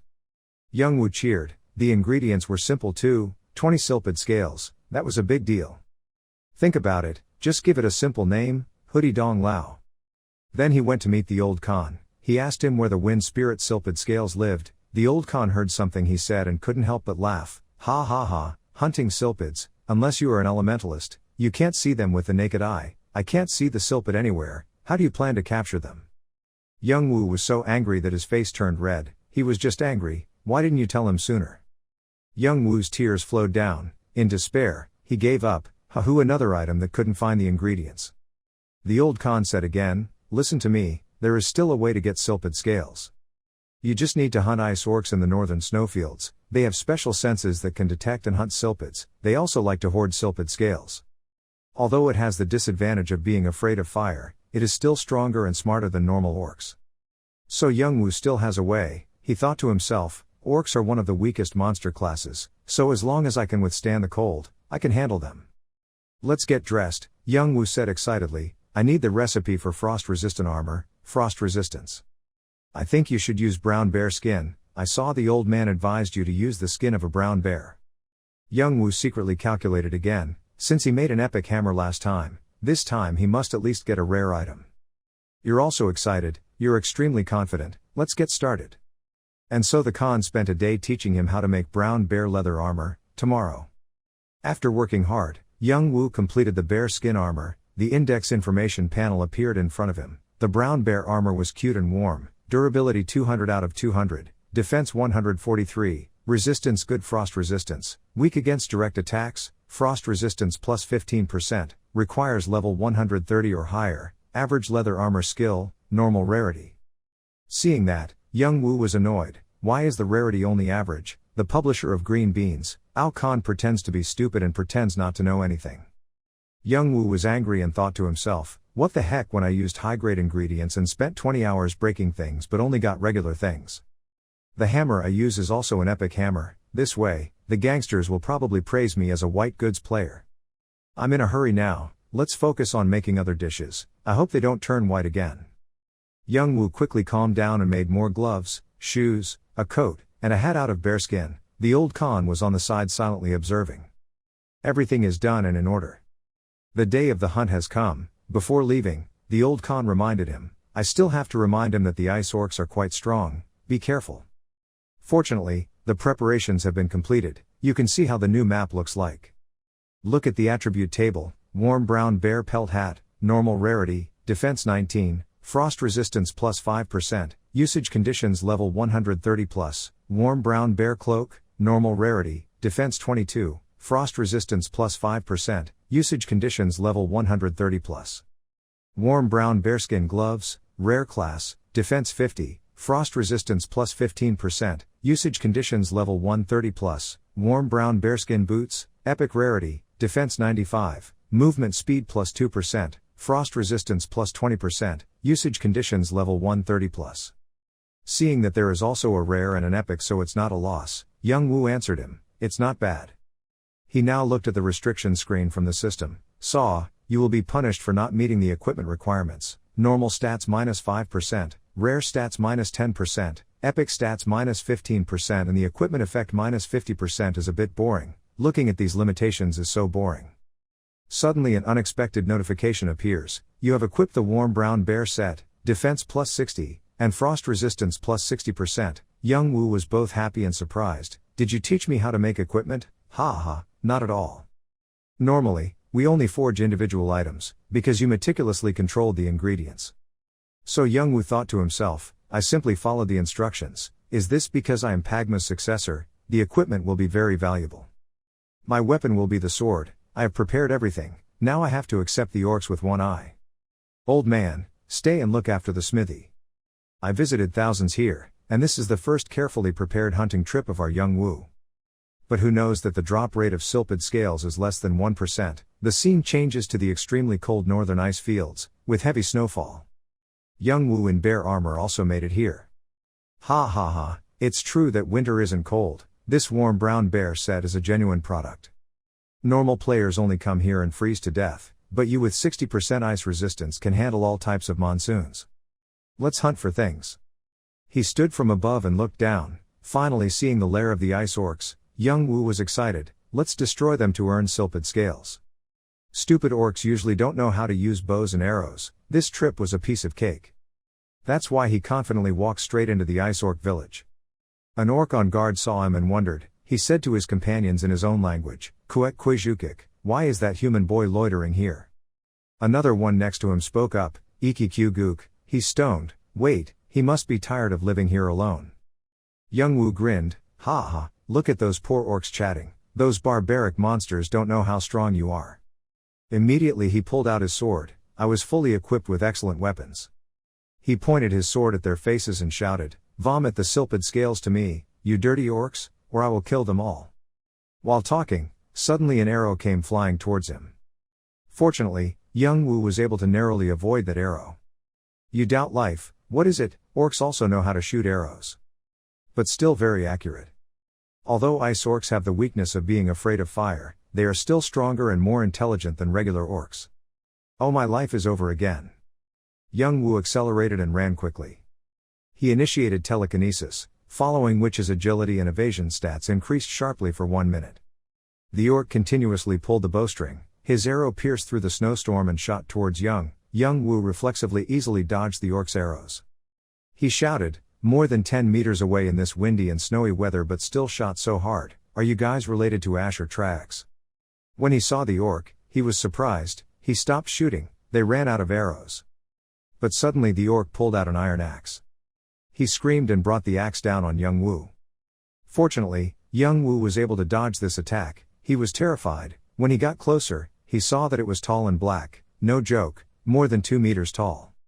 Young Wu immediately counterattacks with a full wind slash, sending out an attack that deals damage equal to 60% of the attack power. He slashed straight at the orc, the blade slashed straight into the orc's chest. The orc was slashed and screamed in pain and anger. The corner of young Wu's mouth curled up, he thought, this time he can knock away an NPC equipped with heavy armor, it must be successful. The orc raised his axe again and rushed towards young Wu and swung the axe down. A surprise attack. Young Wu immediately used his sword to defend. The orc growled at him, a bit itchy, son of a bitch. Young Wu frowned, my attack was still too shallow, but it wasn't equipped with armor, could it be that its skin was that thick? Looking at it, he thought to himself, there was only one orc that was this strong. Even though I can find a way to weigh it, there's no way I can kill them all before it gets dark. Use all your skills to win. At this time, young Wu used his foot to kick the orc's stomach hard. He activates Blacksmith's Rage, bonus attack power 10%, attack speed bonus 30% for 20 seconds. Young Wu felt power flowing through his body. First he used full wind slash. Because after the buff, his attack is effective, so it causes more damage than last time, that's the weak point. Die. Young Wu stabbed straight at the orc's weak point with his sword, it was hit and screamed in pain, green blood continuously flowed from its mouth, the system displayed, you had dealt 923 damage, the enemy was bleeding due to being attacked at a weak point. I thought I could kill it. But then I didn't expect that it would make him even more mad. The stubborn orc continued to swing his axe. An axe strike causes young Wu to suffer 1005 damage. He touched the bleeding wound on his shoulder, young Wu was in a bit of pain, but he was still safe and sound. Why did he live so long? He thought to himself, no, my attack was effective, it's just that its blood is too low. The ice orc swung the axe, young Wu suffered 1051 damage, suffered 988 damage, hey, that hurts you brute orc. At this point, he must use an intermediate health potion to restore 1500 life points. Drink the whole bottle of blood, young Wu was excited, now let's see who understands first. The orc attacked him, he countered the attack, at this time he also dealt 700 damage to it, then dealt 890 damage. The two sides collided and attacked loudly, every time the orc took damage, He took damage. You took 1160 damage. Young Woo used an intermediate health potion to restore another 1500 of his life points. You take 1023 damage. You deal 720 damage. While he was recovering, the orc swung the axe again. He was hit by the axe and sent flying away. Young Woo lost his balance and fell to the ground. He held his stomach. You took 929 damage. Warning, life points below 10%, potion reuse time 7 seconds. The orc still aggressively fought back against Young Woo. Not being able to reuse the potion makes Young Woo desperate, thinking this is the end. Suddenly, a source of energy burst out intensely in his body. The passive effect of the Messenger of Justice title is activated. The Messenger of Justice is brave and strong in a critical situation. The Messenger of Justice will not be easily defeated before the opponent is defeated.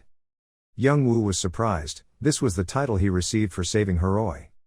Young Woo held the sword tightly. I really didn't expect the Messenger of Justice to be so tyrannical. That's right, we shouldn't blame Heroi. At this time, the system notifies that all indicators increase by 30%. Young Woo smiled triumphantly and rushed forward. The orcs looked at the fight scene in front of them impatiently and exclaimed, "Why are we fighting for so long? Let's go to the council, guys." Because of his increased strength, Young Woo quickly defeated the orc. The other orcs saw their comrades being killed and started to panic. What? Looking at the orc whose whole body was covered in blood, he was terrified. He was wrong. He dared to massacre our people. No way, how could he? After killing an orc, he also received 266,000 experience points and his level was also increased. Fully restored to life points, Young Woo laughed loudly. Ha ha, just killed an orc and already leveled up, great. Their eyes widened in surprise. Why was he still so safe? Go ahead and smash it. At this moment, 2 orcs rushed towards him. Young Woo is extremely excited. Now I understand what it means to visit thousands. Dive in. How many experiences? Young Woo continues to use Indestructible Justice. Indestructible Justice deals 300% attack power. Using the above skill, he freely faced 2 orcs at the same time. Thanks to the skill, the 2 orcs died instantly, about 3 days later. Heroi has just arrived at the northern ice fields. He trembled and exclaimed, "The north is so cold. I should have brought more equipment to be okay." 3 days ago, when he came to meet the old Khan, he learned that Young Woo hunted ice orcs in the northern snowfields to find ingredients to make items. That's why Heroi thought, "How can I let you hunt for ingredients alone? I sincerely apologize to your highness, the villain will punish himself." He opened the system to check his inventory, after seeing that he had 50 Molotov cocktails to use against the ice orcs. Then after receiving the profession of Companion of Messenger of Justice, I can also carry a sword and shield, now I can only be a speaker. Speaking of this, he thought to himself, but with this much, will I be able to fight against those buffalo orcs? I hope I'm not too late. The orcs like to fight in councils. Your lordship may be in danger. I come to you, my lord. Heroi thought, then immediately accelerated and stopped at the orcs' lair. He saw dozens of orcs lying dead everywhere. Heroi couldn't help but be surprised by this anomaly. This battlefield. Ice orcs are monsters that are strong at level 120. Fighting on this scale is afraid that even your lordship will have scratches and flakes. He was extremely worried about Young Woo's safety when he suddenly heard a voice, scratching my back. Over there. Young Woo just turned around and was very surprised to see Heroi here. Heroi, it's you again. Seeing that Young Woo was still alive, Heroi smiled, thinking to himself, he's still at peace, and he also destroyed them all with just that fruit knife. Your CEO is so domineering. Young Woo opened the status window to see. Level 83, he completed 38 levels within 3 days. Young Woo thought to himself, in just 3 days I've gotten the same level as when I was a warrior. That's crazy, but also true. Those rich guys who use cards to buy good stuff can even level up 100 levels in a month. However, as he was thinking, he glanced at Heroi behind him, wondering where this pink tail came from. He spoke up, "Hey, you're just playing with toys, why do you keep following me and grinning like that?" Of course, I'm happy to see that he's still safe and sound, and I can also admire that wonderful face. Young Woo sighed dissatisfiedly. He couldn't be eaten by being handsome, it was the rooster's fate. During the past 3 days he killed 80 orcs, the reward was 580 gold, 40 ice orc skins, 25 orc axes, 14 orc bows and 3 silpid scales. He was depressed, for 3 days of plowing but only got 3 silpid scales. Seeing his gloomy face, Heroi lost his smile. "Why, what makes you so upset? my lord, young Wu complained, it's really annoying. Then turned around and was grumpy with Heroi, I was angry because things fell like shit and you were always talking about your lordship in my ear, why did you have to follow me and bother me? It's because you saved me from that miserable dungeon, and also helped me complete the task of waiting 50 long hours. Young Wu immediately denied, saying that it was familiar, there was no mission that forced players to wait 50 hours in a dungeon. Heroi tried to explain, really? Because it's a quest to get a second career, that's why it's so difficult. Young Wu heard that and was very surprised, the young Mongolian who was the first to get a second career was you. Heroi scratched his head and replied, yes that's right. Young bitterly shouted at Heroi, whose family did you reincarnate in, while I was the one who endured so much hardship to save you? Please calm down, it sounds so domineering, but after all, this is a noble profession dedicated to serving the day. Young Wu gritted his teeth and thought, yes, the title of Messenger of Justice is not bad, but he leisurely benefits from his blood and sweat. The more I thought about it, the angrier I became. Young grabbed his collar, then this clever guy, until death you will have to serve me, understand? Heroi nodded, yes that's what I was thinking too. So where are you going now? You've beaten all the orcs at the entrance to their lair, next I need to find 20 silpid scales. There aren't many out here, so I have to kill them deep inside the cave. I'm tired of plowing through the game for 3 consecutive days, if I kill one more orc without losing its scales, I'll stop.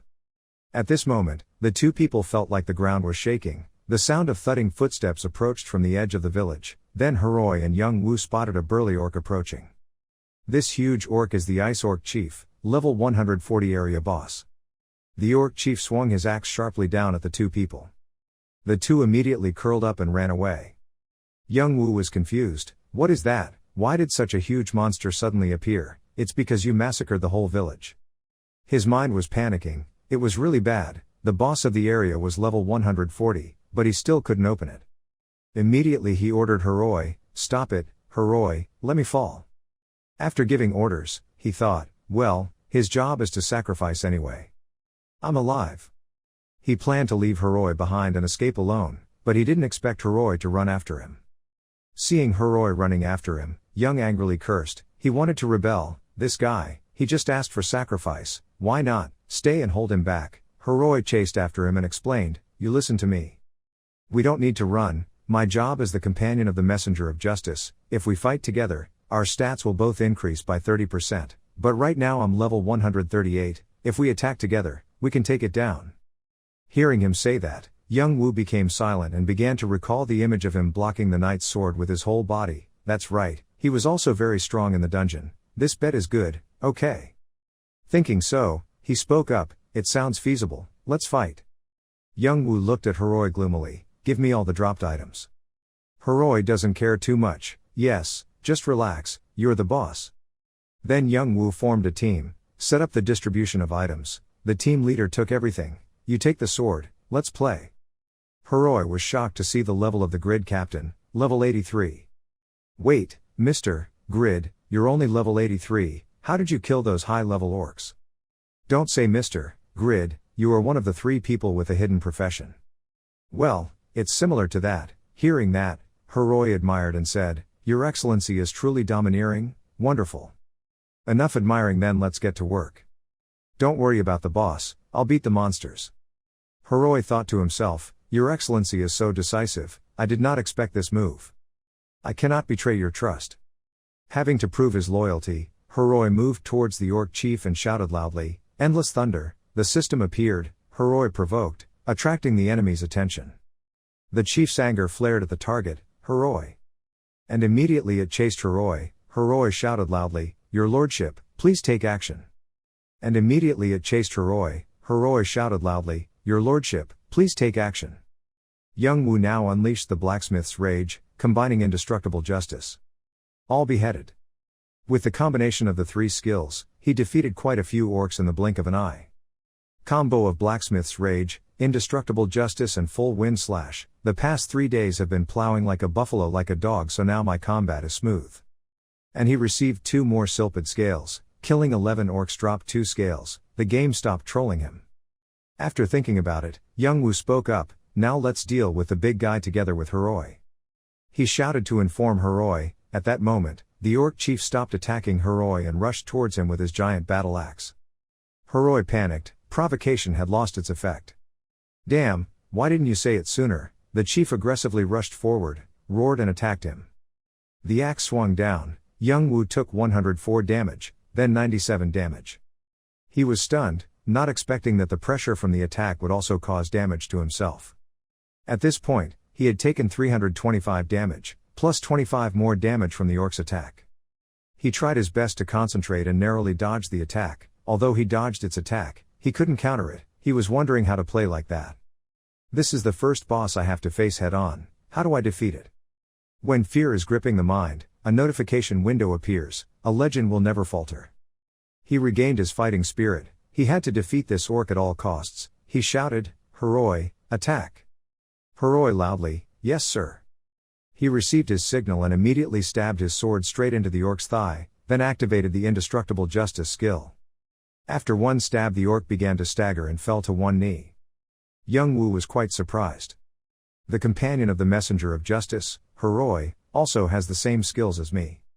Young Woo jumped up and continued to use indestructible justice. All beheaded. 2 skills hit the orc directly in the head. Seeing it stagger a bit, he thought, he hit its face, now its legs will be weak.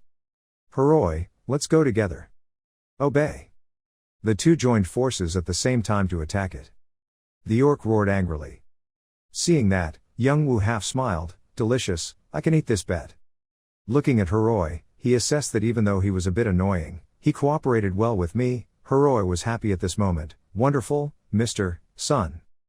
But unexpectedly, the two people's attack could not easily penetrate its hard and thick skin. It angrily held the axe and walked closer to the two people. Young Woo's expression immediately changed. He didn't expect it to be unharmed. He and Heroi stepped back. Damn, who has such thick skin? It's about to attack, be careful. The tiger tunnel orc swung his axe at the two people. He and Heroi were unable to defend. The battle axe blade hit straight into their bodies. Young Woo didn't expect it to be that fast. I just see it growling. Die, you flies. Its next attack directly damages two people flew away. Young Woo now suffered 5,300 damage, she had less than 20% health left. Heroi was lying unconscious. Heroi fainted on the spot, his health was only under 10%, normally, after taking a damage over 40% of health, the player will faint for 3 seconds. I am a Pagma successor so I don't get bad effects. But Heroi is having to give up and die. After seeing that Huru was lying motionless, the orc moved towards him. It was about to give Heroi an axe. Then suddenly the wind and snow arose. Heroi also slowly woke up at this time. I still hear a voice, wake up, why are you sleeping at this hour? I'm startled. As soon as he opened his eyes, Heroi saw Young Woo blocking an orc's axe with his back. Young Woo was dying. Don't make me have to fight this monster alone. If I'm leading this match, you'll have to ask for permission even if you die. Seeing Young's body covered in blood, Heroi was scared and called out to his lord. Heroi hugged Young Woo who was soaked in blood. He looked at him with trembling eyes. My lord, why do you have to sacrifice your life for me like that? He whispered, Heroi, instead of sitting there passionately, please help me pull the boss somewhere else, and are you okay? Young Woo's face turned green. He replied, let me use the potion. Then he stubbornly used the legendary resilience potion, immune to all damage for 5 seconds when his health reached its lowest level. Heroi clenched his teeth. This incompetent servant failed to protect you, and now I owe you another life. I have failed your excellency. What are your books at this hour? Get out of here quickly. Behind you, you've got an axe to your ass and you're still writing poetry. Please calmly use the potion. If you don't invite it out, you'll bite the food with faith. Heroi is very calm. Please don't worry, I will always be there. Protect your rear. When the axe is about to reach Heroi, he immediately blocked the attack. Yeren's embarrassment was clearly shown on her face. She hesitated to speak her mind. But could you spare me a little time instead? I have something to say. In that ambiguous atmosphere, Kangoo only coldly replied, say. Without many words, Yeren went straight to the point, the body you asked me to handle earlier. She then immediately told us about the difficulties she encountered, which we have already handled, but it is difficult to find someone's identity from just a hunter's license. It is possible that they have forged a new identity. Yeren asked again to confirm, it will take time to find out his identity, is that okay? Kangoo nodded in agreement, do whatever makes you feel comfortable. Her voice lowered slightly, And there was one more thing, about Tien Tuck. By this point Yeren was extremely impatient. Even though Cha Sohee had already fallen into that situation, Tien Tuck still hadn't made any move. She looked puzzled. No matter how much of their manpower we've dealt with in this area, it's strange that they've remained silent until now. Speculations also appeared in Kangoo's mind. They might be trying to cover up this incident. Faced with his words, Yeren was forced to admit, I thought so too. She continued to recount the situation at that time. After mobilizing all that manpower to capture him, and even mobilizing a member of the executive board, they still failed. Sunkyu, if this news spreads out, their reputation will be tainted. Hearing that, he immediately looked at Yeren and asked, how's Cha Sohee? She sighed helplessly. There were no witnesses. Yeren speculated with an indifferent attitude. She failed the mission. She was probably eliminated. We are now talking about Kang Dong-hyun. Kangoo's mouth pursed. His face changed slightly. Cha Sohee. Kangoo remembered the chaotic scene at that time. His body was covered in injuries. Kangoo said in a whisper, there was no need to be careful. Cha Sohee ran away. After that, his body couldn't resist and fell down. Luckily, Sien caught him in time. Kangoo. His eyes were immediately attracted by something. Kangoo looked up. It was the space robber. He kept praising. This match was quite impressive. Then the space robber emphasized every word. You have proven your worth. In the end, he just left a reminder and disappeared. If you want to move to the next stage, call me. Kangoo gritted his teeth. His eyes became sharp like a blade. Remembering Father Sohee, Kangoo was both angry and a little happy. It was true that he was unfairly married, but, thanks to you, I had a chance. After that, he said goodbye to Yeren, so I'm leaving. Seeing that, she quickly approached and gave a warning. There will be someone following you, so be careful. Faced with Yeren's worry, Kangoo immediately reassured her, don't worry. His face shone with confidence. He smiled triumphantly. I will be in a place where no one can find me. A news appeared on the phone. The Heyoung Association in Gwangju was attacked by a Daejeon organization. Shaiwen's eyes stared at the phone screen in a depressed state. Did they randomly touch Heyoung completely unrelated? He's looking at one spot with a thoughtful and slightly angry expression. So it's going to be very troublesome for me. Why does it have to be the place I'm looking at? After that, Shaiwen fell back into the chair. He was extremely depressed. Unexpected things kept happening these past few days. A bunch of complicated thoughts appeared in Shaiwen's head, just like how the Taihua River eliminated Gong Tae-soo, as well as taking over Ulsan. Faced with those failures, he became more and more disappointed, and in the end, I couldn't find the person who took Gong Tae-soo's left arm. I didn't have enough information. Shaiwen's long hands continuously tapped on the table. He was immersed in thought. Not knowing what to think, Shaiwen immediately took out his phone and dialed someone's number. The other end of the line quickly picked up. Yes, Jang Shaiwen. His face became serious and he spoke his thoughts. I need to find out the reason Tien Tuck attacked Heyoung. Shaiwen then ordered the other person to give me the CCTV footage from Songjung Station in Gwangju. The scene moves to a city with extremely modern buildings. Kangoo got ready and said in an excited voice, let's begin. The space robber's message screen appears. I need to confirm one thing first. He warns him, dying in the nebula test means dying in reality. The space pirate seriously asked, do you understand this? Kangoo did not immediately answer when receiving the question. Then the frame focuses on the detail of the corners of his lips curling up in a meaningful smile. Of course. The nebula's completion completely depends on the nebula's decision. The format of the exam will be different, depending on the arrangement of the nebula. But they all have one thing in common. No matter the level, the difficulty is high. Very high, in fact so high that some nebulas participated in the test just to get rid of their fake contracts, because if they die, the contract will be invalidated. Kangoo started calculating. Most people will participate in this challenge after increasing their abilities a bit first. Remembering how he looked like he was beaten to a pulp, he clearly showed his determination. But I felt that while fighting Cha Sohee, I needed to be stronger.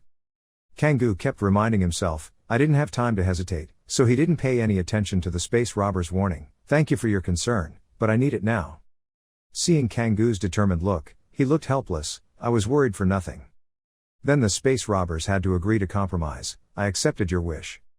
His body quickly became blurred. In a blink of an eye, Kangoo had gone to the place he wanted to go. Suddenly his eyes opened wide with surprise. It seemed like Kangoo had seen something. Indeed, before his eyes were countless souls, so many that he could not count them. However, Kangoo seemed indifferent. there were more audiences than I thought. It seems like this debut was very hot. Faced with his indifferent attitude, the space robber felt satisfied, glad that you liked it. He then shouted loudly, "Nebulas, welcome to my contractor's nebula test." The space robber tells the rules of the battle. If the contractor passes the test, he will share his destiny with me. At the same time, he also emphasized that if he did not pass, he would die at the end of the match.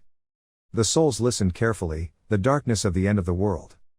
The space robber shouted loudly, "If you respond to this match, please support a little nebula power and express your intentions." From space appeared a beam of light. He did not forget to emphasize that if he failed, everyone's nebula power would be returned.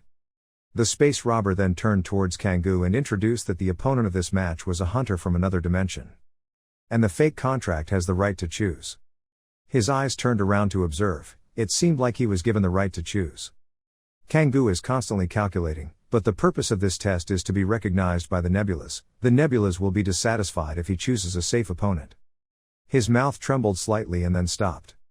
Then a beam of light emitted from Kangoo. He resolutely shouted, "I choose him." The nebula felt surprised by Kangoo's arrogant actions. However, they feel a bit interested and interesting. He chose someone he could never win against. The strategic nebula in the wilderness has responded to the nebula's force. Nebula Disciple of Justice has responded to Nebula Force. The constellations of light take turns flying into the sky, creating an ecstatically beautiful scene. Nebula's Disciples of Justice have responded to Nebula's Force. Seeing Tin Van's group growing steadily, Kangoo smiled happily, quite a lot. From the air Shaiwan landed, he said with a sarcastic tone, "How ridiculous, a fight with a creature from another dimension." Zhang Shaiwan appeared with an excited smile. He happily admired Shin Kangoo that, "How interesting, a fight with a creature from another dimension." The purpose of attracting attention was successful. He bravely took a stance and told himself, "Great." Taking out the crazy medicine he had found, Shin Kangoo smiled and thought, "This is a good environment, the magic power here is pure and more than reality." Zhang Shaiwan tilted his head and teased him, "He's not a patient or an addict." Resolutely taking a bite of the crazy drug, Shin Kangoo confidently replied, "Don't worry, I'm not both." He was clearly interested, so he asked more. "My level," Shin Kangoo replied simply, 47.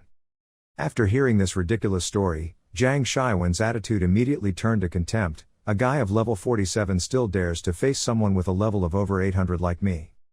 He clearly knew that Shin Kangoo's purpose this time was to use this lopsided match to create a highlight. It was really reckless. It seemed like he chose me to attract the attention of the nebulas, but he was looking for his own death.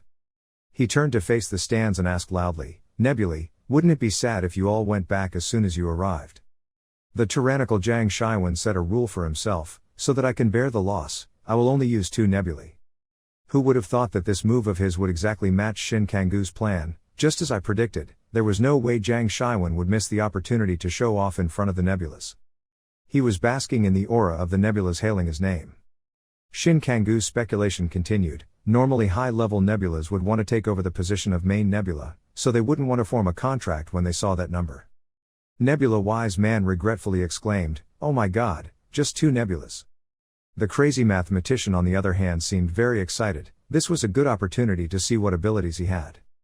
Looking at Zhang Shaiwan, he already anticipated the home field advantage, but in a place filled with nebulas like this, at least one person would fall for his skills.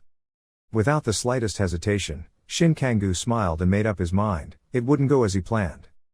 Previously, at his office, Zhang Shaiwan was presented with a file by his subordinates. "Guildmaster Zhang Shaiwan, these are the documents you requested." After reading the report, he asked his subordinates, "Is this about the Tien Tuck incident?" That person corrected Zhang Shaiwan once again, "It was about the Abyss." His eyes narrowed, clearly showing discomfort. Abyss. They are a very difficult organization to fully understand. In his hand is the image of Li Hyun-shuk's speech about the Lord of the Abyss asking questions to the Yunghun Guild. "The truth will always be revealed." He got so angry that he tore up the report. Why are they so obsessed with the truth? Burning the scraps of paper to ashes, Zhang Shaiwan arrogantly continued, "After all, the media will only believe what they want to believe." He seriously asked his subordinates that his movements needed to be kept an eye on. "Right," the subordinate reported firmly. "Please rest assured," he also agreed. After completing the arrangements, Zhang Shaiwan immediately made a quick decision. "Okay, then I will authorize the Black Bone Society." The two people he is targeting are Lee Hyun-shuk, the captain of the Abyss, and Park Dong-ji, Lee Hyun-shuk's only blood relative. Jang Shiwen also implicitly said that, as planned. Yoon Sang-mi quickly received Lee Hyun-shuk's contact.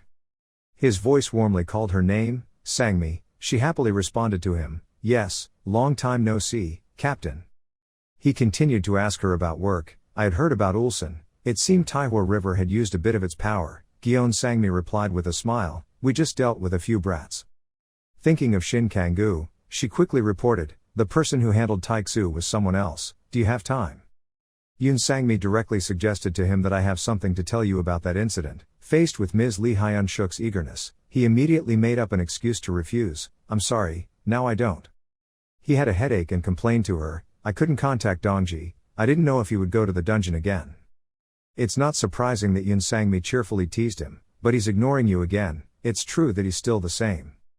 Lee Hyun-shuk smiled gently and reassured her, Yuziok had already gone to check, everything would be resolved quickly. Suddenly he wanted to see you. "Oh yeah, can you come up here?" Lee Hyun-shuk generously continued, "Since you have one Ulsan, let's meet and calculate the next plans." Yoon Sang-mi grinned in agreement immediately, "Okay, I agree." Back to the battle of Shin Kang-gu and Jang Shiwen. His every attack is truly extremely powerful. Shin Kang-gu's eau de défense skill shield is gradually being disabled, my eau de défense is about to break. Summoning a series of other attacks, Jang Shiwen happily told him, "Don't be afraid, it was just a warning." Even though he doesn't want to, Shin Kang-gu has to respect his skills a lot. Damn, his attack speed is as fast as in the novel. He took a defensive stance again and silently calculated that this would be very dangerous if he only used his body. Still haven't seen Shin Kang-gu counterattack. Jang Shiwen boringly belittled him, "How long will that shield of his last?" Throwing countless purple and black fireballs to chase Shin Kang-gu, he excitedly shouted, "If you want to live, it would be better to run away now." The orbits of the balls are controlled very skillfully by him. Are you dodging? Not having enough fun, Jang Shiwen immediately used wind arrows to chase after Shin Kang-gu. I already have experience with this move, but against a real level opponent like Jang Shiwen, Shin Kang-gu's tension truly cannot be measured in words. I have seen these moves before, but his is on another level. If I get hit even once, I will be in critical condition immediately. He braked quickly to stop. Then used quick dodge to change the trajectory to block the wind arrow's attack. Shin Kang-gu's mana tracking skill turns on continuously to evaluate opponents, attacking with black magic right at the beginning of the match. The system displays the parameters of Jang Shiwen, who searches for dark stars, stabilizes the dark power and avoids the destruction of body and soul. Shin Kang-gu nodded and immediately understood the problem, so he chose that for his first nebula. Jang Shiwen leisurely chatted with the nebulas watching the match. "It's really lucky, isn't it everyone?" His tone was sarcastic and hateful, "At least this insect was fast." He boldly declared that everyone doesn't have to worry about the war ending in a blink of an eye. Jang Shiwen's words were echoed by the nebula of corruption provocateurs. Cleaning up the trash would be much more troublesome. The wild strategist also commented, "Is he planning on prolonging the battle on purpose?" God of War Nebula exclaimed in admiration, "So barbaric." The nebula called Space Takeover also excitedly continued, "Who knows?" Looking at Shin Kang-gu using acceleration to get closer to Jang Shiwen and taking up space, he happily continued talking, "It's not over yet." He gathered strength in his hand and thought to himself, "Thank you for talking." Using movement skill, Shin Kang-gu launched a giant hand to attack Jang Shiwen, until I finished preparing. He was a bit surprised by this attack. But before Shin Kang-gu's technique even touched his body, it disappeared. This time, Shin Kang-gu really felt devastated. Damn, he nullified that attack by vanishing. Jang Shiwen seems to have become a little more serious after the surprise just now. I didn't expect him to have that skill, I'll have to readjust. Without waiting for him to finish speaking, Shin Kang-gu quickly picked up the pace. Casting illusion magic to use countless clones to preempt Jang Shiwen. With steadfast killing intent, Shin Kang-gu and his clones aimed straight at him. I just saw him smirk a little. Then, using space manipulation to escape, he also dissolved Shin Kang-gu's clones. For a moment, he was defeated and his physical position was revealed. Then he hurriedly found a place to land and held tightly to the wall with a dagger.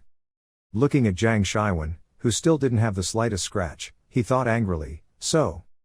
That was the second nebula he used." The system displayed a message explaining that, space navigation, closing and opening dimensions, allowing you to move to another dimension. Still not giving up, Shin Kang-gu pulled out his knife and took a defensive stance. Once again he used a short jump to approach Jiang Shiwen. The corner of his mouth curled into a triumphant smile. So how about this? Jiang Shiwen, who was high up, calmly looked at the scene before him without saying a word, controlling the space, opening and closing the space to help users move between spaces. Feeling the pressure of Jiang Shiwen, Shin Kang-gu, his whole body slightly collapsed. The knife was firmly planted in the ground, creating large and small cracks to support his body. His hands overlapped and clasped each other so tightly that the tendons in his hands stood out. He thought to himself, that is the second constellation he used. Without thinking much, Shin Kang-gu jumped up, his sharp eyes rushed straight to Jiang Shiwen, and his eyes flashed. Nearing the destination, Shin Kang-gu smiled slightly, his eyes somewhat provocatively looking towards the other person. How about this? He quickly retracted his smile and returned to a serious look. Previously, when reaching a certain distance, Shin Kang-gu created many illusions of himself at the same time pointing his knife to attack Jiang Shiwen, the Dark One.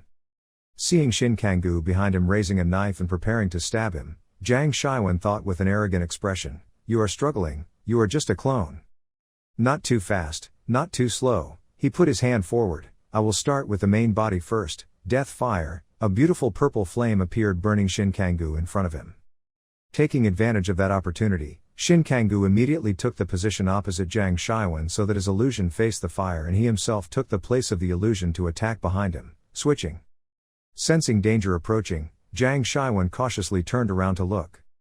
Before his eyes was Shin Kang-gu's gloomy face and cold eyes. Without having time to think, Jiang Shiwen immediately launched a move straight at Shin Kang-gu, but he quickly dodged it and shortened the attack distance with him even more. Seeing the dangerous situation, Jiang Shiwen immediately used another move to stop Shin Kang-gu and control space. Because he was so engrossed in approaching Jiang Shiwen, he didn't notice a strange plus sign appearing behind him chasing him. As if sensing danger, he slightly turned his head to look. In another place, a hand suddenly placed on the teenager's shoulder, startling him. Because of the sudden action, he only had time to turn his head with a bewildered expression. He is Park Dongji, Lee Heinziok's relative. With his call, he immediately retracted his hand and looked up, with a panting sound from chasing after him. Mr. Heinziok, the man in front of him that Park Dongji called was Moon Yuziok, vice captain of the Abyss. Seeing Moon Yuziok here, Park Dongji was surprised and asked why he suddenly came. Before he could finish his sentence, Moon Yuziok signaled him to be quiet. His eyes continuously looked around as if afraid someone would discover the two of them.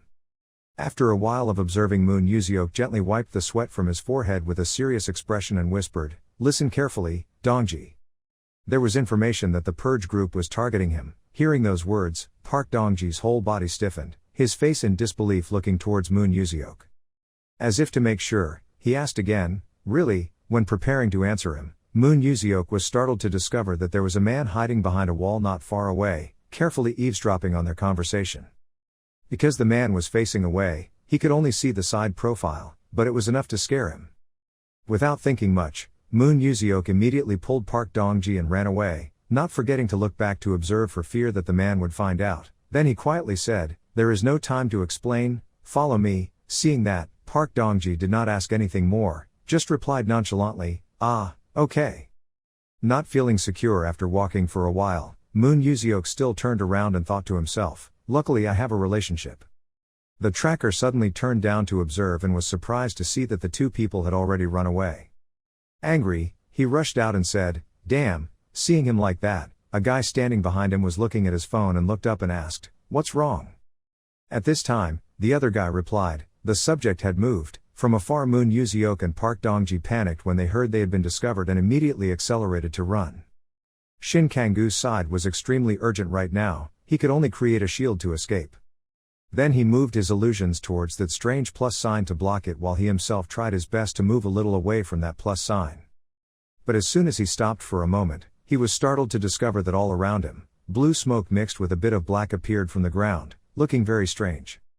At this time, Jiang Shiwen looked at Shin Kang-gu from below and said contemptuously, he really didn't know his identity. The more he spoke, the more his face twisted, his eyes filled with mockery. "You dare aim at my back?" Then he waved his hand, causing the smoke to attack Shin Kang-gu, but he quickly reacted and used swap to let his illusion take its place while he and the other illusions ran away. Looking at his series of movements, Jiang Shiwen coldly said, "It's useless," then he reached out to use it. Space control. Seeing that, Shin Kangoo couldn't help but break out in a cold sweat and curse silently in his heart, "Damn it." As he ran, he looked back and thought, space magic and black magic at the same time, because he didn't notice the strange plus sign appearing from behind him in his illusion just now. Very quickly, a stream of magic was shot and rushed straight towards the two illusions of Shin Kangoo, one of whom was shot through the body. And the name in the back was already visible. But because the distance was too close, he couldn't avoid it in time, so he shared the same fate as the illusion in front of him, being shot through the head by a magical stream. Without stopping that strange plus sign, he shot another stream of magic toward Shin Kangoo. But fortunately he avoided it in time, but Shin Kangoo still couldn't ignore his heart. He was extremely uneasy right now, his eyes couldn't keep up. Without letting him breathe for a second, Jiang Shiwen put his hand forward with a relaxed expression. Unleashed a stream of magic that appeared right next to Shin Kangoo, causing it to penetrate straight into his body. Because the magic beam was too large and firing at close range caused Shin Kangoo's shield to crack, he was hit so painfully that his face turned pale and he vomited a large mouthful of blood. Not only that, Jiang Shiwen from above also added fire, causing a large area of fire around him. Moon Yuziok and Park Dongji were extremely rushed and ran non-stop. Until he was near the tunnel, Moon Yuziok turned around and cheered, "Come on, just get out of here." As soon as I finished speaking, I had to stop halfway down the tunnel. Moon Yuziok's face darkened when he saw a group of people holding sticks waiting for him in the tunnel. When he said again doubtfully, "They were," then he saw a guy holding a knife in one hand, threatening Park Dongji with the other arm around his shoulder. Seeing that Park Dongji wanted to say something, he held him tightly and put a knife to his neck, threatening him, "Shut up." When he was done, he turned to Moon Yuziok and said, "Stand still, you don't want the hostage to die, right?" Hearing that, Moon Yuziok was extremely angry, glaring and said, "Bastard." As he finished speaking, the man's junior held a knife to Park Dongji's neck. While Moon Yuziok wasn't paying attention, he used an iron rod to hit him hard on the shoulder. Looking at Moon Yuziok collapsed on the ground, Park Dongji called out worriedly, "Heinziok." Seeing him being beaten but not reacting made Park Dongji's junior who held the knife to his throat unable to help but exclaim, he didn't expect it to be this easy. Even though he was awake, Moon Yuziok still couldn't move, even if he used all his strength, his whole body didn't react, he could only watch the group of people talking to each other without being able to do anything. "Let's go inside quickly." Looking at the backs of the people who took Park Dongji away, Moon Yuziok tried hard but could only raise his trembling hand as if to stop them from taking him away, but he only trembled and said, "No, Dongji." Moon Yuziok's call was so loud that the two people looking for them heard it clearly. One of them immediately said, "That voice." Without an appointment, the two went together to the place where the sound came from. When we got there, one guy helped Moon Yuziok sit against the wall and another guy ran over and said worriedly, "Heinziok, are you okay?" He didn't respond to his words. Moon Yuziok weakly bowed his head and said, "Sorry."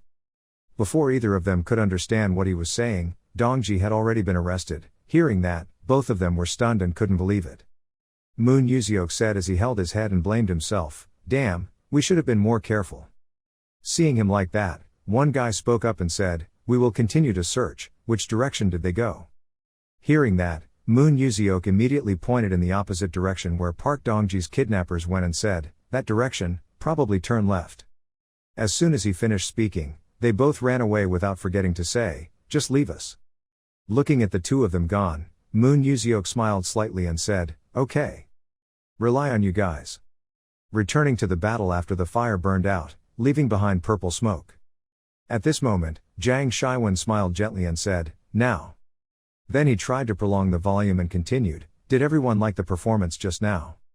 Before anyone could answer, he happily continued, not paying attention to the glowing ball next to him. "Although it was short, it was a pleasure to meet you." As soon as he finished speaking, Jiang Shiwen was surprised to discover that a glowing ball had appeared next to him. Because he was curious, when the ball flew up, he tried to follow it until the end, thinking to himself, "Is there still support?" Unable to accept the truth, Jiang Shiwen turned around and tried to find Shin Kangoo in the thick smoke, unable to believe his eyes and said, "Impossible." Just as he expected, Shin Kangoo slowly walked out in a cloud of smoke, holding a music player in one hand and said with a provocative expression, "Thank you, Jang Sihwan. Then he turned off the music player and said with a defiant face, "Thanks to your constant babbling, I have recovered." Looking at Shin Kang-gu still safe and sound, Jang Shiwan silently blamed himself, almost sitting on the altar, thinking about it. His gloomy face seemed to want to devour Shin Kang-gu and said, "I didn't expect you to dare to listen to music in front of me." Not caring at all, Shin Kang-gu put the music player in his pocket and said, "Stop standing there glaring." Next, another knife appeared in Shin Kang-gu's hand, which he grasped tightly, preparing to fight, saying with a serious expression, "Your attack won't work anymore. Don't stand there glaring anymore." Next, another knife appeared in Shin Kang-gu's hand, which he grasped tightly, preparing to fight, saying with a serious expression, "Your attack won't work anymore." Hearing Shin Kang-gu say that, Jang Shiwan angrily said, "Nonsense." Then immediately summoned a terrifying power and said arrogantly, "Let's see how strong you can be." Look at the power that Jang Shiwan summons more and more. Shin Kang-gu seriously analyzed the situation. If he got hit by that attack, he would die immediately. But if I can't overcome it, I will never be able to stop Jang Shiwan. Then Shin Kang-gu closed his eyes and tried to stay awake to make the wisest decision. Looking at Shin Kang-gu's series of actions, Jang Shiwan thought to himself, it was just bragging, but unexpectedly he closed his eyes and waited for death. Then he smiled contemptuously toward Shin Kang-gu. With enough magic, Jang Shiwan, with a sinister expression, launched a black lightning attack at Shin Kang-gu. But he just opened his eyes and still stood there without moving. Until Jang Shiwan's move approached Shin Kang-gu, he gently used extreme evasion to avoid Jang Shiwan's move. Witnessing the scene just now, Jang Shiwan suddenly froze. He couldn't believe his eyes and thought suspiciously, he just dodged, how? Just like that, Jang Shiwan stiffened up there, silently observing Shin Kang-gu. Suddenly he turned around and looked straight at Jang Shiwan without any politeness. In another place, a muffled voice rang out, "Dongji has been kidnapped." Lee Hyun shook, captain of the Abyss, shouted in surprise, "Really?" Not responding, Moon Yuziok bowed down respectfully and said, "I'm really sorry, Hyun shook, it's my fault." Seeing that, Lee Hyun shook rubbed his temples and said softly, "No need to apologize, it's not your fault, Yuziok." Then Lee Hyun shook walked to the chair. "Carefully sit down." Then he pointed to the chair opposite and said, "Okay, sit down and tell me." When he saw the person sitting in the chair, Lee Hyun shook seriously asked who they were. Hearing that, Moon Yuziok immediately replied, "They are not elite hunters." After hesitating a bit, he continued, "There is a high possibility that they only aim for ransom, maybe they will contact through Dongji's phone." Hearing those words, Lee Hyun shook immediately pondered something. Then he said his own thoughts, was it a normal kidnapping or a trick set up by the Yonghua gang? It could be one of the two. Hearing that, Moon Yuziok was surprised and had to ask again, "What?" Without responding to his words, Lee Hyun shook continued, "Recently they have been actively looking for us. If the information is leaked, it wouldn't be strange if they targeted Dongji." Hearing these words, Moon Yuziok couldn't help but sweat and look at Lee Hyun shook with cold eyes. Not feeling Moon Yuziok's cold gaze towards him, he folded his arms across his chest and continued solemnly, "We can't be sure yet, so we will need to investigate first. Call everyone who knows about the relationship between me and Dongji, and don't let the Yonghua guild follow." Hearing that, Moon Yuziok immediately sat up and said, "I understand, I'll go now." Seeing him proactive and agile, Lee Hyun shook couldn't help but give him compliments. "Good, thank you." Before Moon Yuziok went out, Lee Hyun shook suddenly said, "Oh, right, Sangmi is coming soon, so let's go with her." Hearing him say that made Moon Yuziok remember Yoon Sangmi, the image of a girl with an active appearance and whose main weapon was a sword almost as big as her body. Suddenly a thought appeared in Moon Yuziok's mind, it would be great if he could kill her too. Then he turned around and tried to smile at Lee Hyun shook, "Okay." Returning to the battle, although Shin Kang-gu had dodged Jang Shiwan's move, he still arrogantly said, "It doesn't matter, I don't care how you dodge." Then he created a series of large balls and arrogantly said, "You will die anyway." Having finished speaking, Jang Shiwan immediately sent a series of spheres crashing down on Shin Kang-gu. But he wasn't scared at all, he slowly closed his eyes to calm down and analyze the situation more easily. "I couldn't dodge with just my eyes. Instead, I have to feel the mana in his attacks. Normally this is impossible. But the purity of the mana in this place is much denser, so if it was this place then it would be possible." Until the balls were close to Shin Kang-gu's body, he gently moved his feet. Then quickly avoid all the falling balls. Seeing that, Jang Shiwan widened his eyes in surprise. As for Shin Kangoo, he kept exclaiming in his mind, I was starting to feel grateful for the sensitive mana. Looking at the scene in front of the nebulas, the wild strategist began to talk enthusiastically, opening his mouth, impressive. The wild strategist immediately replied, a human worth keeping an eye on. The corrupt agitator then continued, curious about the outcome of the battle. Realizing something was wrong, Zhang Shiwen raised his head and saw that the glowing ball from before was getting bigger and bigger. Immediately he understood everything and said angrily, how dare a low-class insect like you dare destroy our stage. As soon as he finished speaking, he used black lightning to attack Shin Kangoo. After just a few minutes, there was smoke all around the ground, and for a while it was impossible to see if there was anyone here or not. By the time the smoke cleared, Shin Kangoo was nowhere to be seen after dying on the field. Looking at the deserted yard, Zhang Shiwen thought to himself, he disappeared. Suddenly a giant hand grabbed his body. By the time he regained his composure, he was pulled to the ground by Shin Kangoo. Taking that opportunity, he swung the knife at Zhang Shiwen, causing him to not have time to dodge and silently curse in his heart, damn. Park Dongji was thrown into a place by kidnappers. Then he approached him and said, sit there obediently. Before going out, he felt uneasy and threatened again, if you dare to do anything, I will cut off your fingers.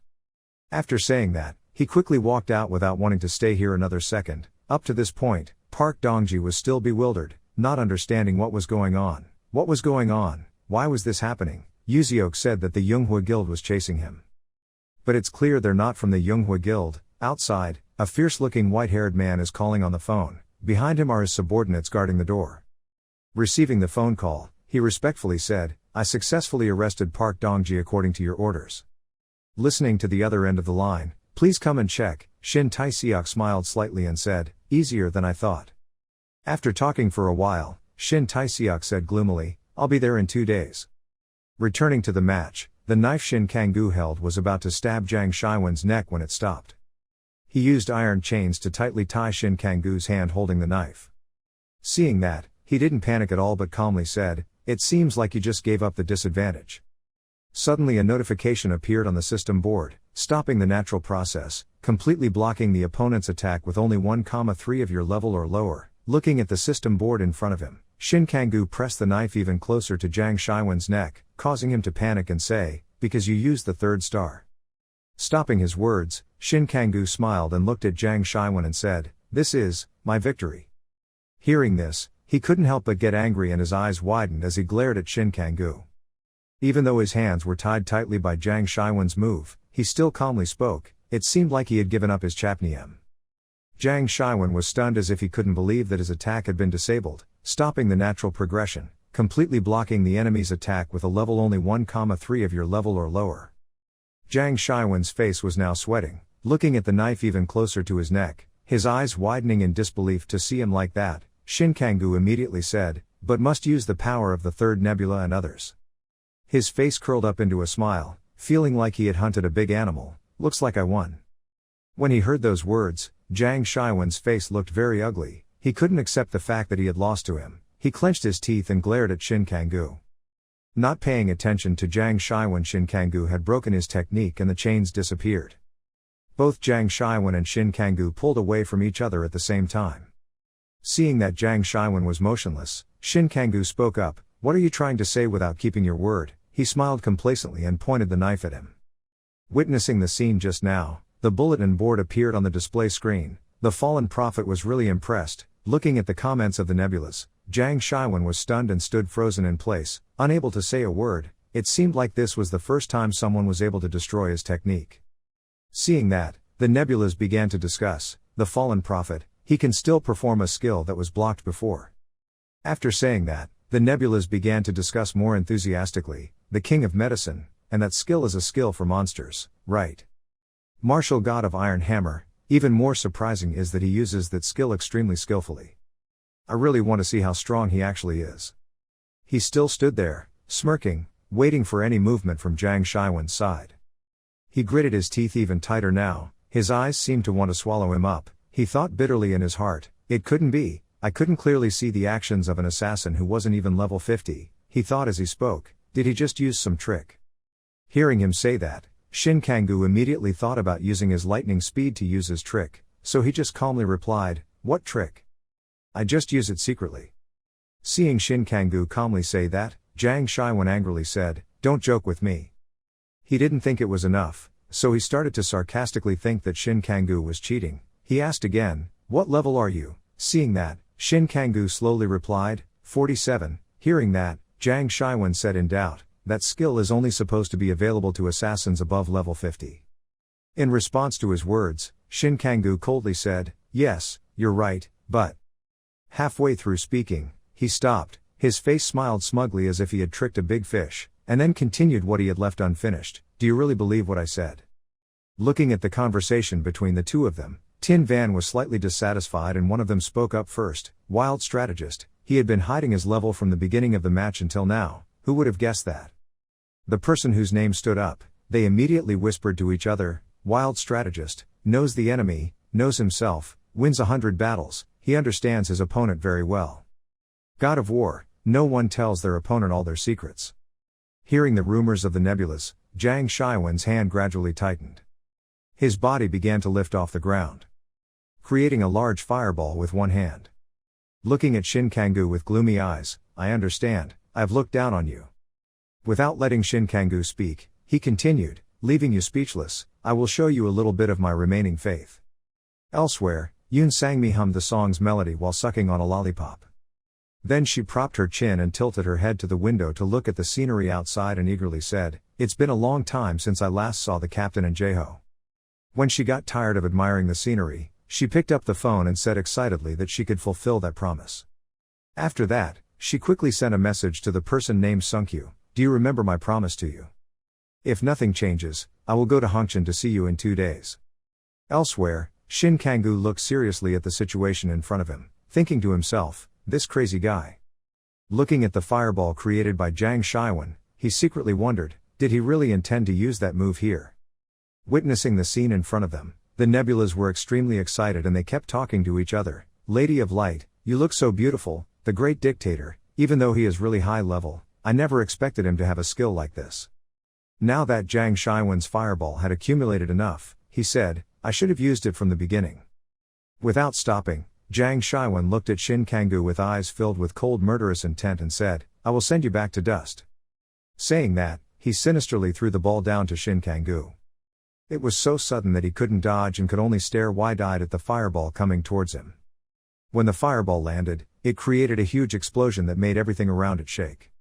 Looking at the explosion through the illusion of the nebula, no one spoke, just attentively watching what happened next. Looking at the explosion he created, Zhang Shiwen said softly, "TSK." His face now becomes more unsightly, so bad. Seeing that Shin Kangoo still survived the explosion, Zhang Shiwen said suspiciously, "Isn't this a violation of the rules?" Suddenly, a beautiful light appeared in front of the two people. Out of curiosity, Zhang Shiwen quietly asked why a nebula appeared when the test was still going on. Suddenly a system panel appeared above displaying the words, "Space Robber, I can't believe there is a human who dares to talk to me like that in my own space. Don't stop, Space Robber, continue, but, my fake contract passed the test a long time ago."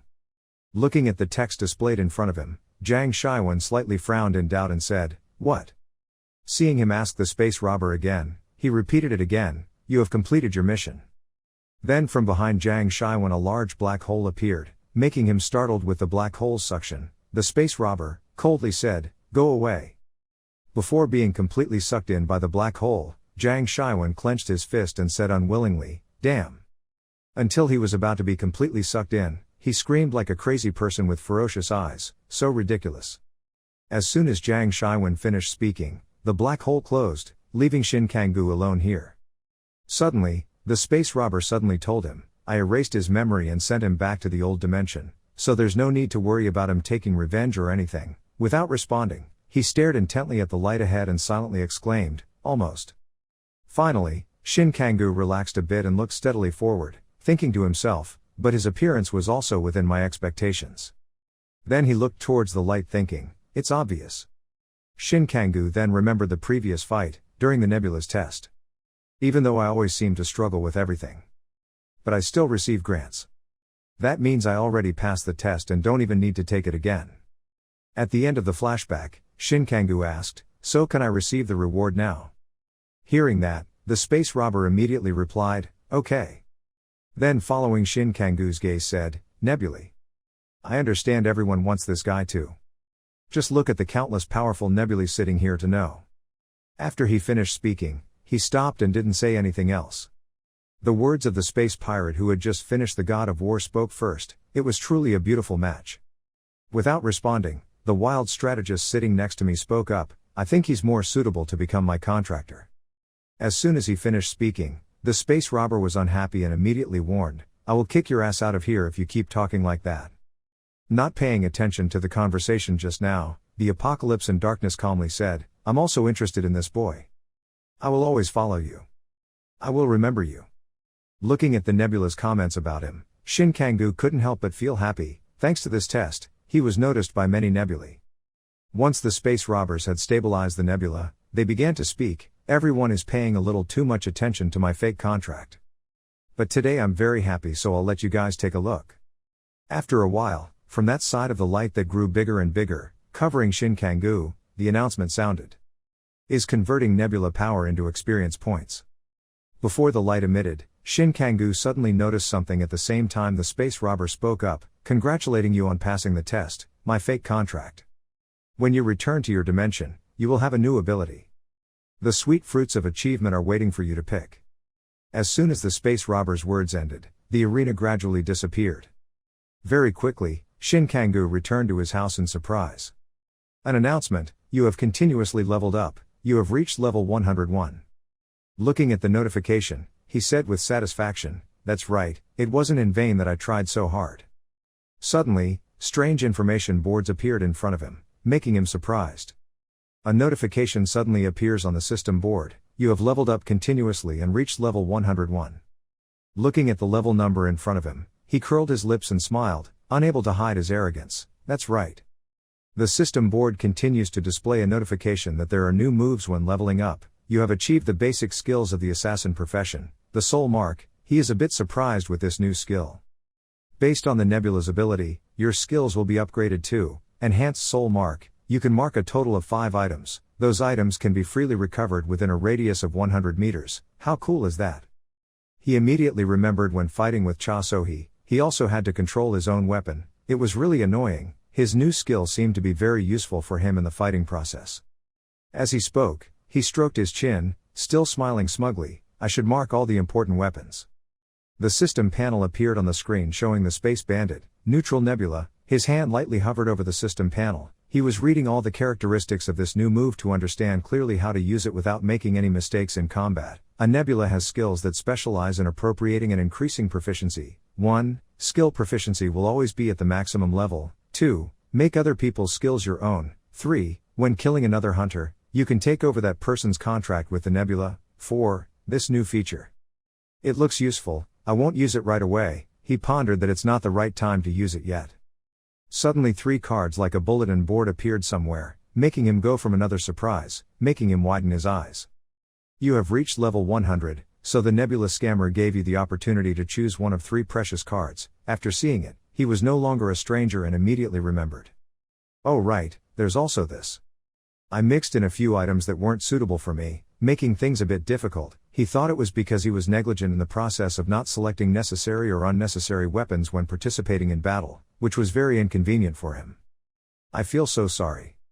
Understanding your own mistake, your finger pressed on the card in the middle, so choose this card. After clicking on the middle card, it flew up and a bright light appeared. He was slightly surprised by what he saw before his eyes. This was.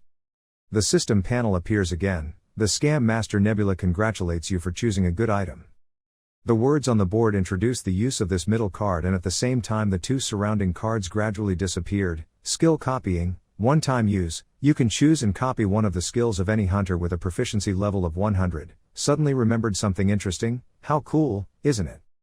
I can copy Zhang Shiwen's skill, Great Red Fire, imagining that he could exactly imitate Zhang Shiwen's Great Red Fire move. Creating a block of fire and flying up high like the way he used to do, made him gasp because he never believed that someone could have the same move as him. Just thinking about it, his face couldn't hold back his pride.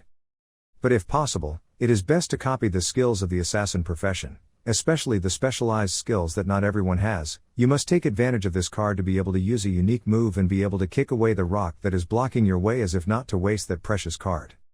Suddenly he thought of a person with such a noble skill. There was a very suitable person. That person had a strong body like a martial arts master and solid muscles, but the problem was that his reputation was not very good, and he was currently in China.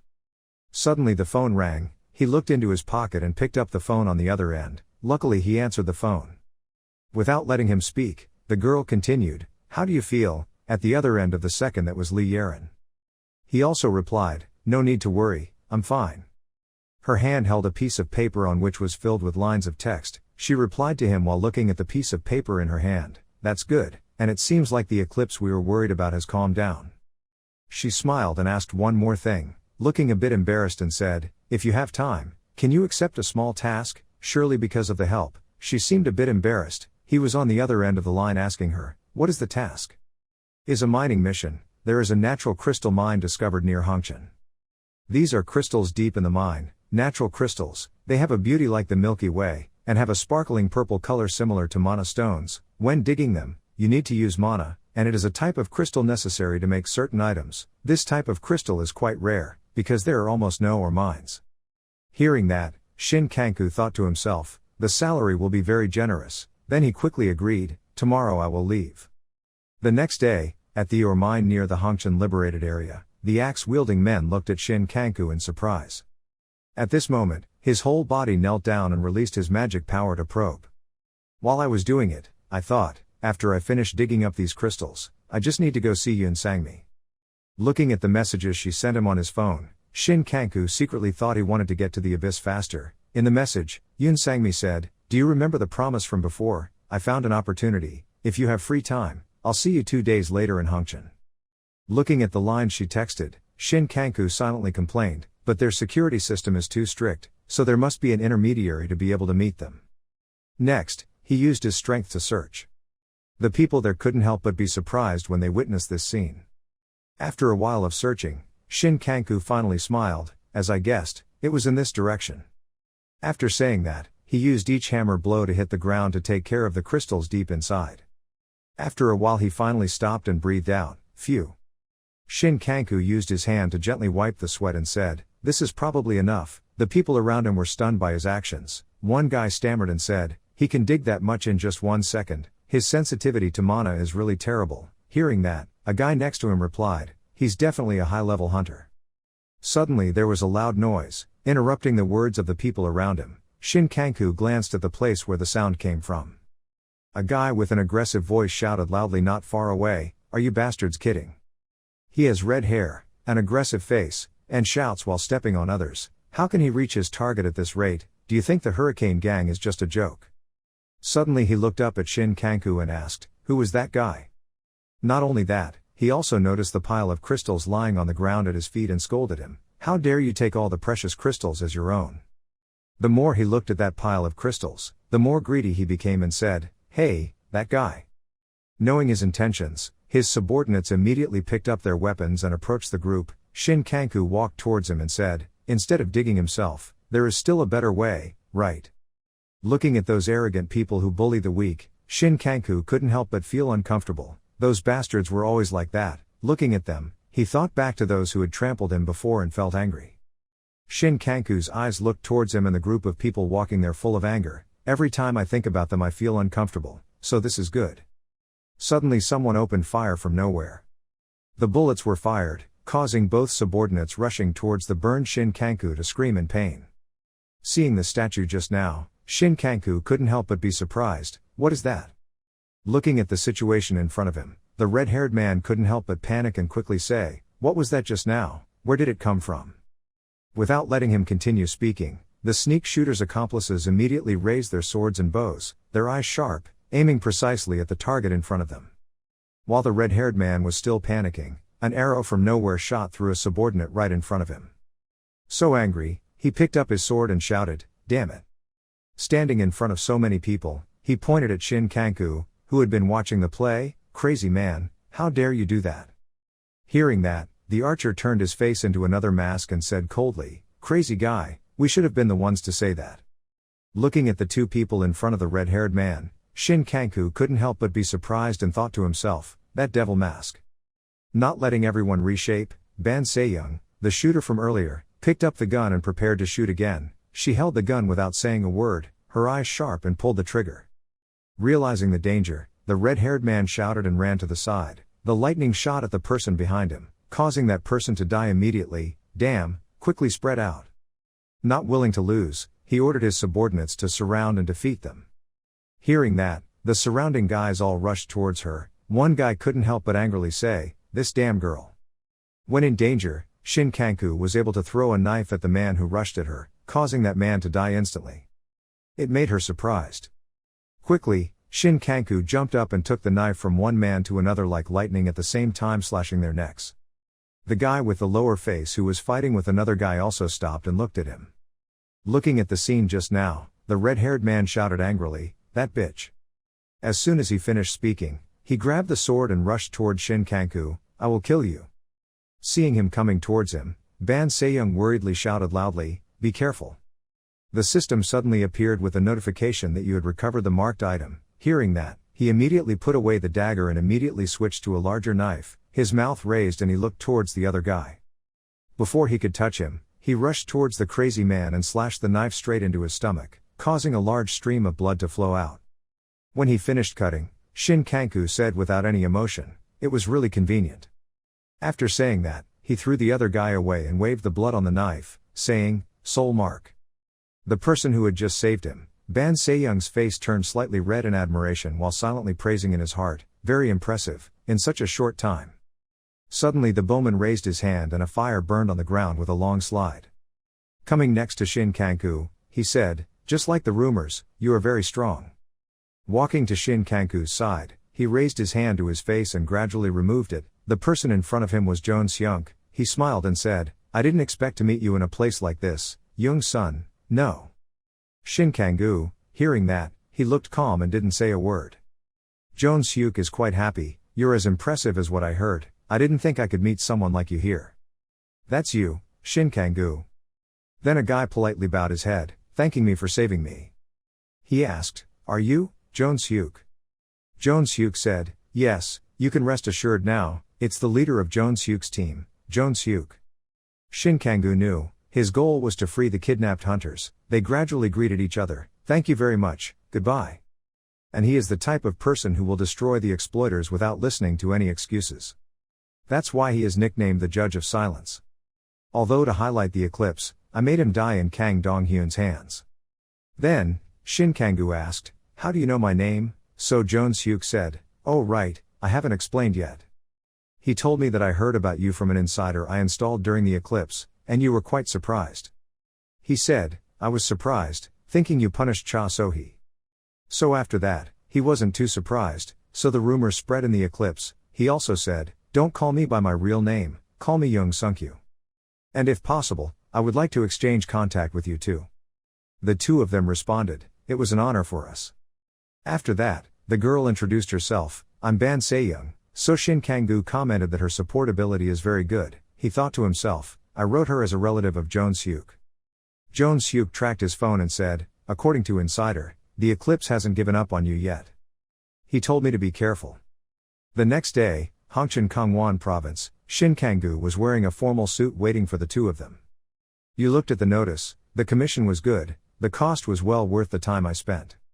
When you remember what your friend said, I will send another 5 billion as a reward, you really did a great job." Shin Kangu thought back, there was only one thing left, there was a girl coming, it's been a while. "That's a cheerful Yoon Sang-mi, how have you been lately?" "While you haven't thought about it yet, Lee Hyun-shuk's abyss." The two of them arrived, in the northern province of Gyeonggi, the safe zone of the abyss.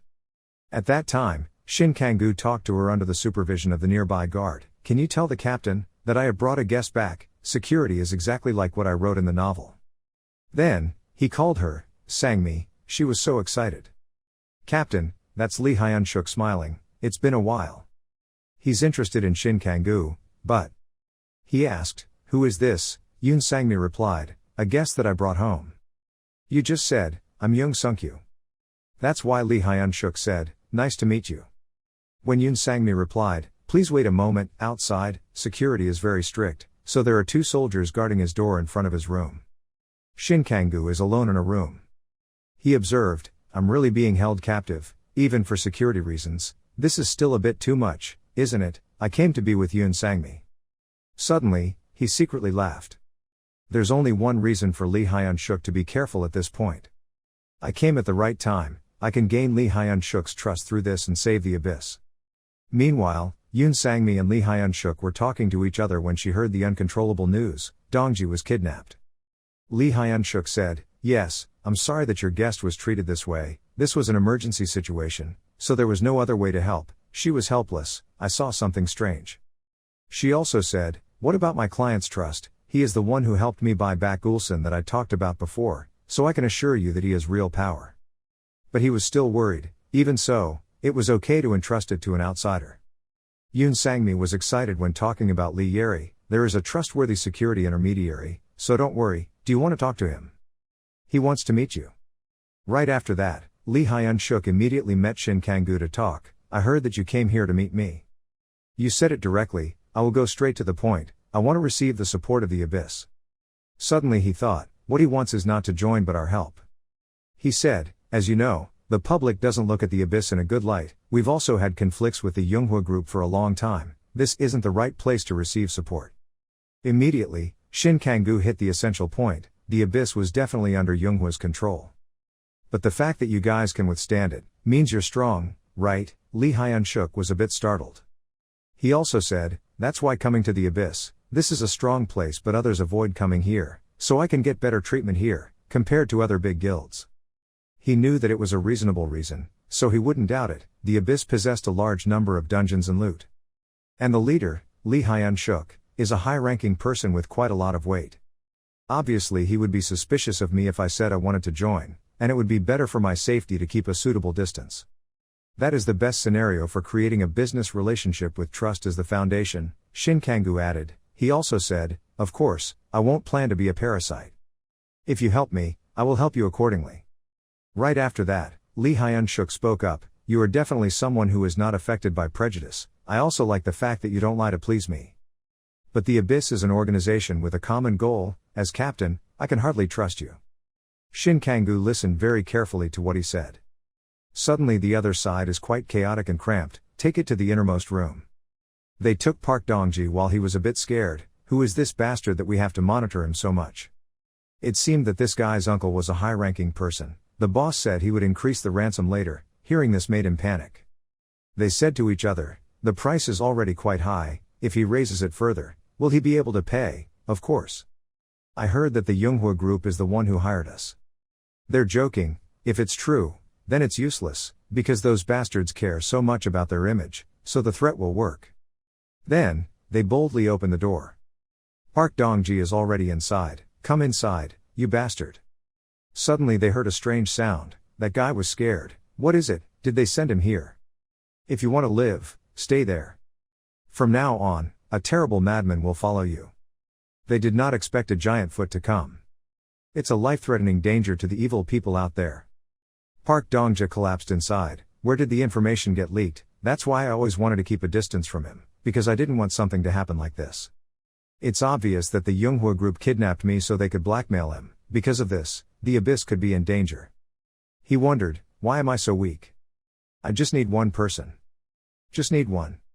If someone is by your side right now, then suddenly say, this is an entrustment. She said while Shin Kang-gu is driving, you need to find the kidnapped person and save him. You will get a big reward if you find him. I have sent the target information. He replied, thank you, I will contact you after completing the commission. The entruster this time is Park Dongji. Shin Kang-gu remembers when Lee Hyun-shuk said, as captain, I can hardly trust you. He was secretly happy. He refused his captain, but it would be different if I saved his only family, right? You must find the kidnapped person and save him. If successful, there will be a big reward for you. I will send information about the subject. Shin Kang-gu replied, thank you, I will contact you after completing the mission. The entruster this time is Park Dongji. Lee Hyun-suk said, as captain, it's difficult for me to believe you. Think about it, he said it as captain. Once I complete this mission, Lee Hyun-suk will have to reconsider supporting me, and thanks to that I can stop the civil war in the abyss. Then, the car stopped. Gimcheon Free Zone, at a small shop. Shin Kang-gu developed his power, I finally used it. The power gained after the test, he had the deployed magic stone in his hand.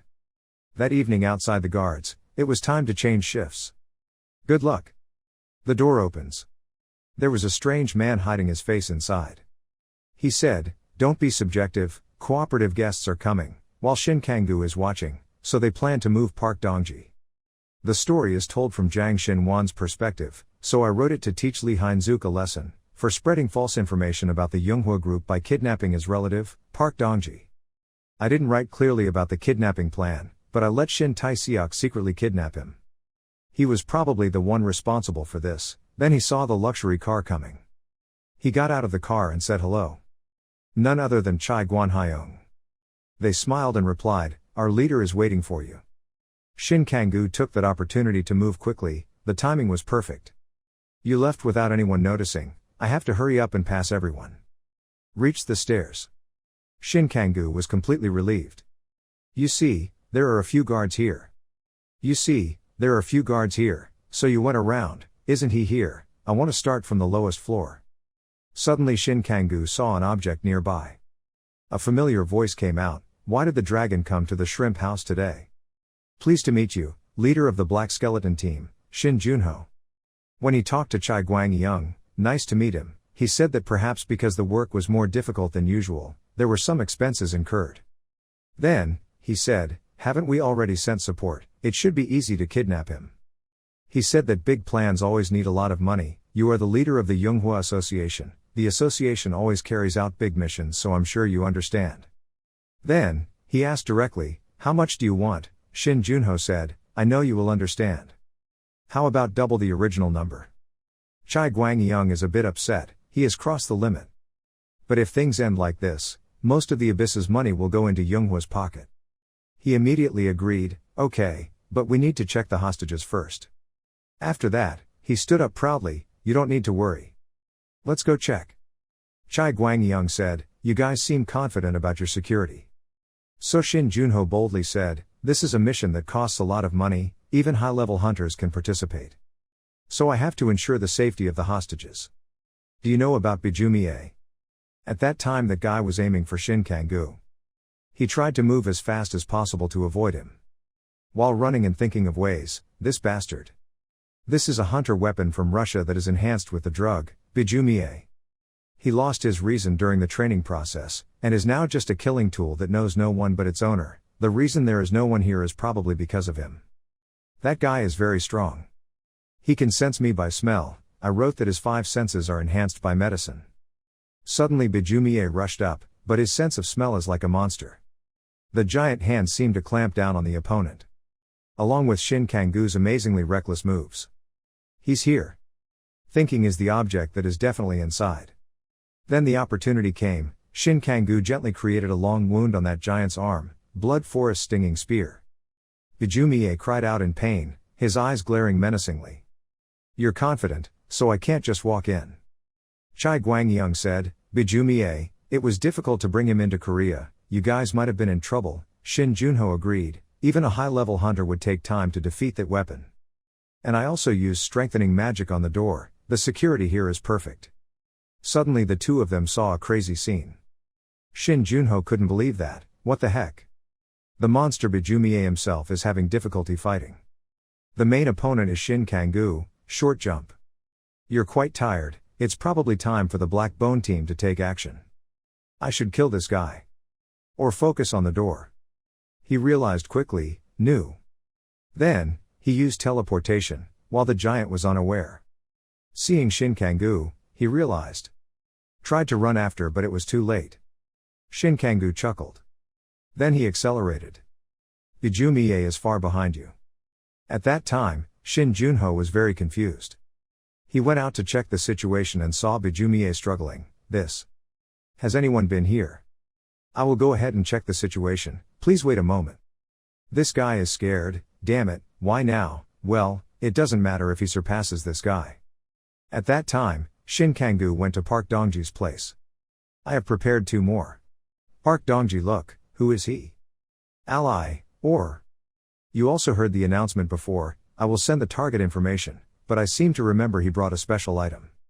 Just show me the barcode, he will confirm your identity. So Shin Kang-gu showed them the barcode. Park Dong-ji immediately realized. There is no doubt, this is the person you sent. At that time, that monster still rushed forward. It continuously attacks Shin Kang-gu's place. He is extremely full of energy to fight. Park Dong-ji knows, I'm exhausted, I don't have enough mana anymore, I have to use my skills skillfully. That giant is still attacking crazily. Shin Kang-gu took advantage of that, avoiding the limit. You're quite difficult, there are 2 of them, it's really annoying. Park Dong-ji watched and gradually realized. He's been dodging all this time, his goal isn't to defeat them, it's probably aimed at him. At that moment, his body accelerated. Then he helped Shin Kang-gu with his own ability, okay, right now, the enhancement skill. Shin Kang-gu was quite happy, curled his mouth and said, "You're quick." His whole body accelerated towards Park Dong-ji's position. In a moment, Shin Kang-gu arrived, "Good job. You said, I'm ready." While they turned their anger into madness, they beat Shin Kang-gu with all their might. He silently said, "Good luck. Continuously use teleportation to fight them." At that time, my feet hurriedly ran. Shin Junho was scared and Bijumie ran away quickly. He was scared, what just happened?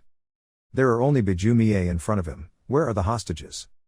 At that time, Shin Kang-gu escaped successfully. It's a good idea to finish handling everything since you were captured by the Black Skeleton Squad.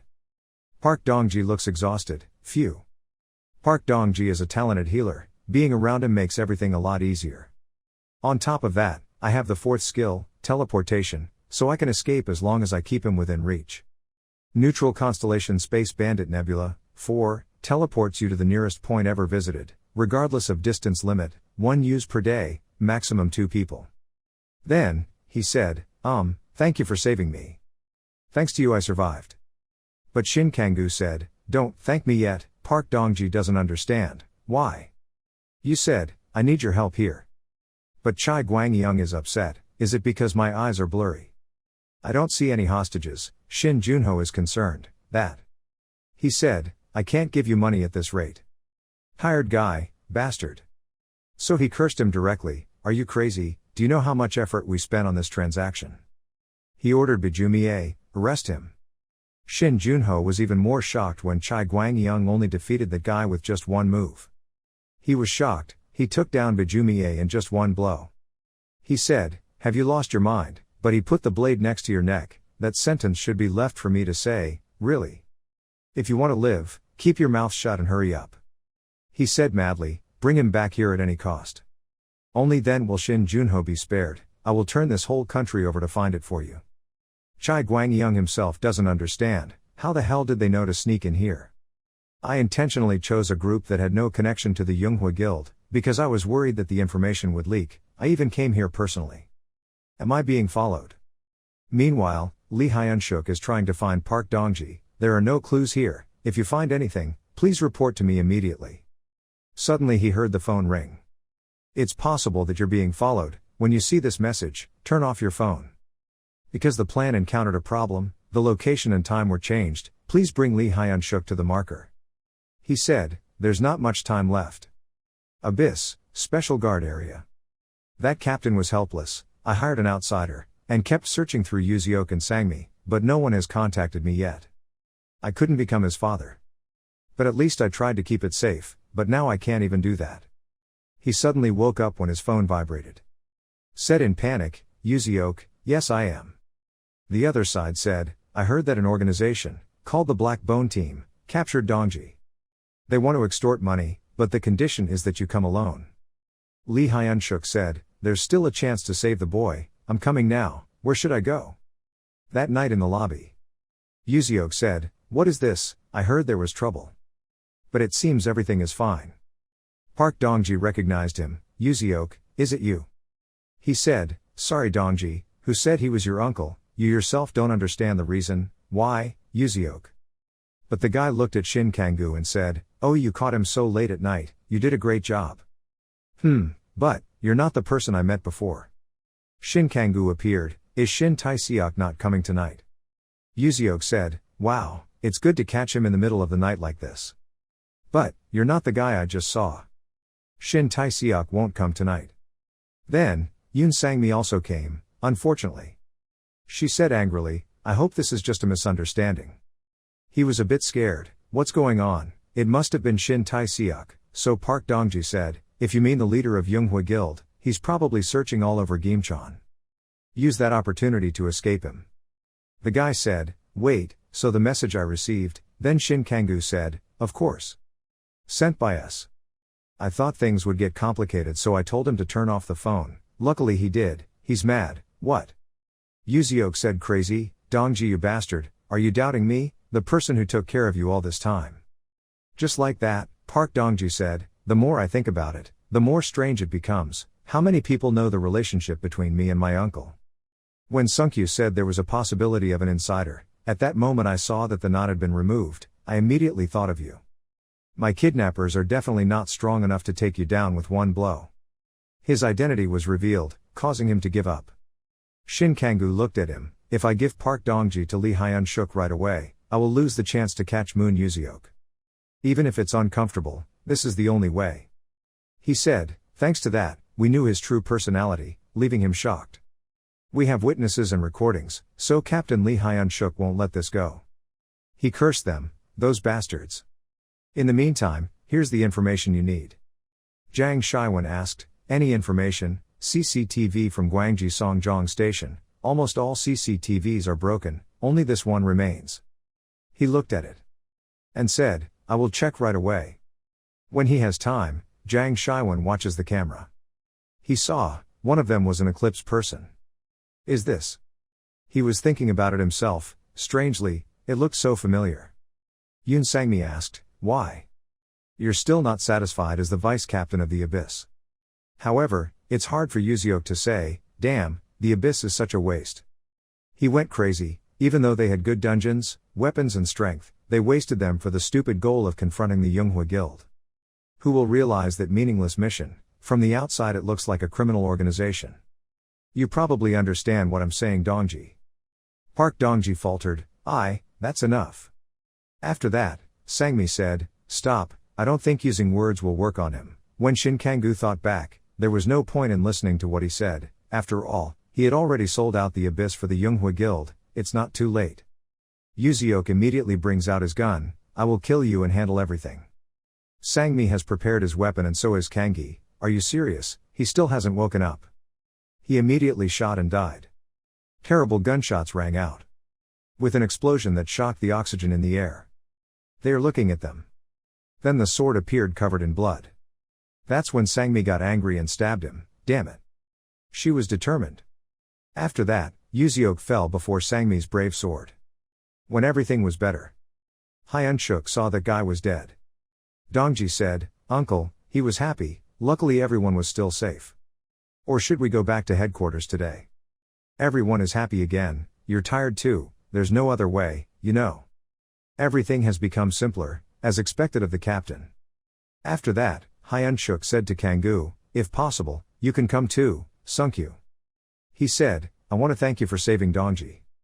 You agree, I still have a lot to say to Lee Hyun-shuk, okay. Then we will drive. After that, Sang-mi will come, I'll go around and see what's going on, you've worked hard today, take a rest. Dongji sat motionless in the car.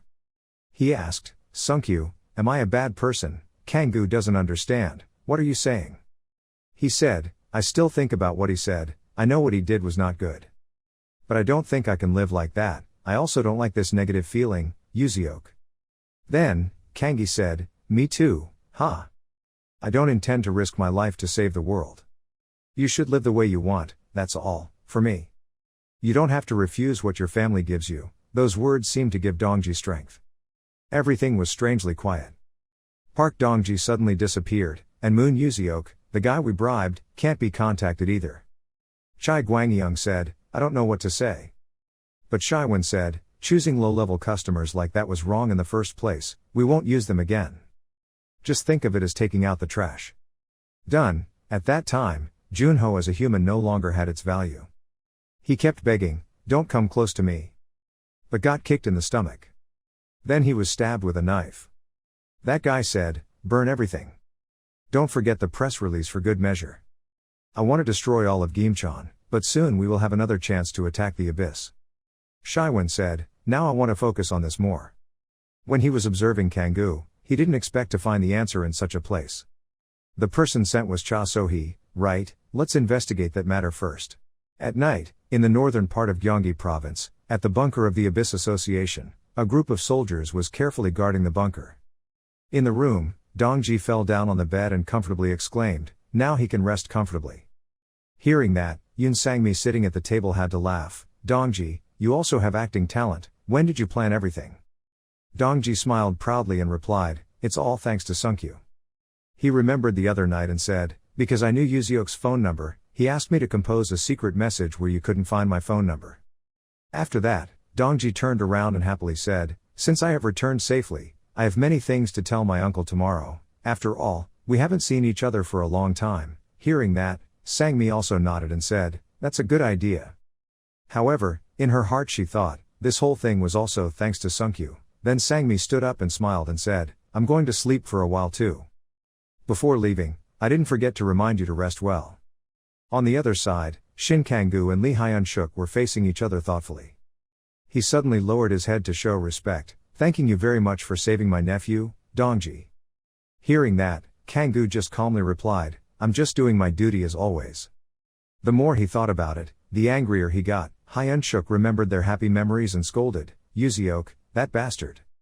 He bowed his head with a self-deprecating smile and muttered, I didn't think I could trust him because he was a long-time subordinate, but unexpectedly, if it weren't for you, a big incident would have happened.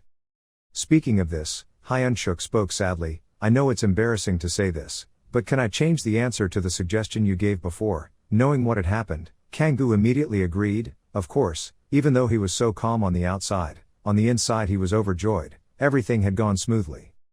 While he was happy, Hyun-shuk spoke up again, however, I have something I want to confirm. This statement made Kangoo startled and asked again, what is it? He frowned and said his question, did you really go to the Abyss Guild alone, for your own benefit? As soon as he heard this question, Kangoo's pupils suddenly shrank. He worriedly asked, what do you mean? Looking at his strange expression, Hyun-shuk calmly explained that the way he helped us hunt down the traitor was a bit unreasonable. It was like sacrificing his life for the Abyss group. At this point, Kangoo also vaguely realized that he knew something. I can't get through this easily. He pursed his lips and faltered, I won't hide anything from you. I don't want the Abyss Association to suffer any losses. However, Kangoo's next words made Hyun-shuk startled and surprised. As a rival group of Yoonghwa group, that was all. He frowned and asked again, what do you mean? Kangoo didn't answer him and said, but I don't want to sacrifice my life for you guys. I think it's best that the river water doesn't pollute the well water.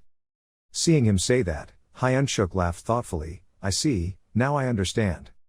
Then he put his hand in his pocket and spoke, that was more than enough of an answer. From now on, whenever you need any assistance, please just say a word. Hyun-shuk took out a card and smiled and instructed, you can use the token whenever you want to meet me. Kangoo quickly took it and said, thank you sir. Hyun-shuk looked at him seriously putting his things away and said, I feel very reassured knowing that you are also on high alert with the Yoonghwa group.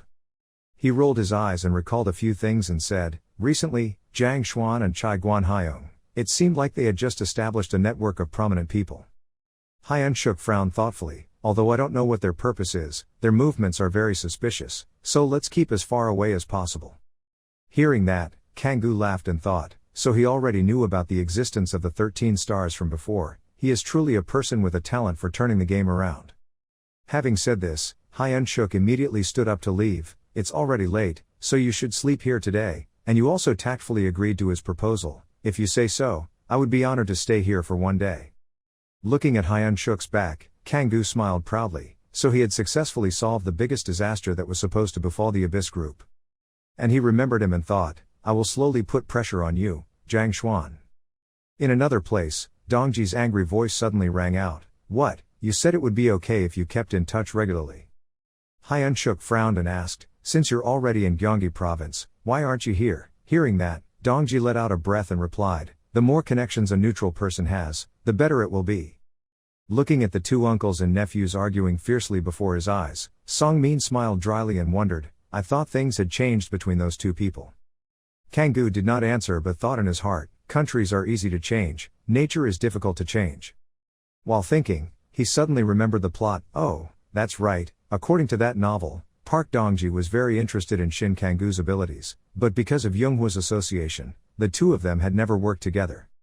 After a while of arguing, Dongji turned around and shyly apologized. Sorry, Sunkyu, I let you see this side of me again. But Kang-gu just smiled to show sympathy. Just talk to me more comfortably. Then he walked up to him and said, from now on, we will see each other more often. Facing him, Dongji awkwardly asked again, is that really okay? Looking at the blushing boy, Kang-gu slightly furrowed his eyebrows and silently assessed, Park Dongji is an extremely excellent neutral person, and he has many other useful aspects. Becoming close to him is a good idea. After thinking about it, Kang-gu walked over looking cool and said, if you think it's okay, let's give each other our numbers. But Dongji quickly took out his phone and faltered in response, okay. After finishing the exchange, he nodded to Hyun-shuk, so I'm leaving. Song-min suddenly jumped out and lamented, he's already gone, let's at least go have breakfast together. But the other two didn't pay attention to her. Hyun-shuk even extended his hand warmly and said, come visit us whenever you want. The two happily shook hands. He happily said, I will wait for the day we meet again. Then, under the attentive gaze of the three people, Kang-gu slowly turned and left. However, just after taking a few steps, he suddenly stopped because the phone rang. Kang-gu picked up the phone to talk. What's going on? On the other end of the line, Lee Yeren smiled and said, I called you, you picked up immediately, so relieved. Then she raised her eyebrows and said softly, I have found out the identity of the body you asked about. The scene moved to another place. Jang Shiwan looked at the file in his hand and muttered, the investigator Cha So-hee said that she had gone to arrest a prisoner who escaped from Chungmyeong Penitentiary Camp. He raised his eyebrows and wondered, did they mobilize that much force just to capture an escaped prisoner? Then Shiwan thoughtfully asked where that investigator was now. When the subordinates heard that, they quickly replied, I'm investigating. However, the next information caught his attention. It seemed that an investigator named Jin Hyo-young had eliminated them from the hunt. He frowned and reported, it seemed she was in charge of managing the Gwangju area, and was also chasing Cha So-hee. Hearing this, Shiwan frowned and wondered if they abandoned her because she couldn't complete the mission. He remembered the encounter between So-hee and Kang-gu and thought, Cha So-hee chased a target and even fought with that target, she definitely knew a lot of information. After careful consideration, Shiwan raised his head and ordered, go find her. Oh, but let's investigate her loan account first. Is there no more information? But the subordinates are hesitant. That's. He said in a low voice, there were rumors that the leader of Lam Dong supported the goal at that time. When Shiwan heard that, he burst out in surprise, Lee Yeren. He frowned and thought, is she close to that target? It's true that she said she had a hunter she wanted to introduce to me. Shiwan remembered Kang-gu's lonely back and frowned, wondering if it was the same person. The more he thought about it, the more confused he became. I wanted to ask her, but I couldn't rule out the possibility that she wouldn't say anything. After all, she's very sensitive when it comes to customer information security. After thinking carefully, Shiwan smiled thoughtfully. It was not yet time to cut off this relationship. He stroked his chin and calculated, Lam Dong's image in the eyes of the public was very good, and it was also a very good source of hunters. Elsewhere, a group of soldiers were frowning and seriously observing their surroundings. And inside the VIP market, two other soldiers were also standing there solemnly. Seeing the three Kangas, an employee walked over and explained softly, President Kang said she would come here as soon as the contract was finished. I hope you understand. After hearing that, he just nodded and thought, he didn't expect that the guardian of that body was Kang Bokwa. Kang-gu then glanced forward thoughtfully. Kang Bokwa is the owner of this VIP market, and is a business tycoon who spends billions of dollars like crazy. He rolled his eyes and remembered the plot. According to that novel, the VIP market was a place created for the sole purpose of helping characters become stronger, so Kang Bokwa was simply an NPC that the novel mentioned. Kang-gu frowned and stroked his chin and thought, he didn't expect everything behind him to be so intertwined. While he was thinking, Young Yuri suddenly walked over. A familiar voice suddenly rang out, making Kang-gu extremely surprised. He didn't expect to meet him in a place like this. Yuri happily walked over and asked, what are you doing in Busan? Having said that, Shin Kang-gu looked thoughtfully at the group of soldiers on guard. Then he remembered his encounter with Cha So-hee and silently lamented, his weapon was broken, now he had to find a new one. 5 million was truly a waste. Then while Kang-gu was deep in thought, Young Yuri suddenly walked over, when everything is over, I should visit the market again. She happily asked, what are you doing in Busan?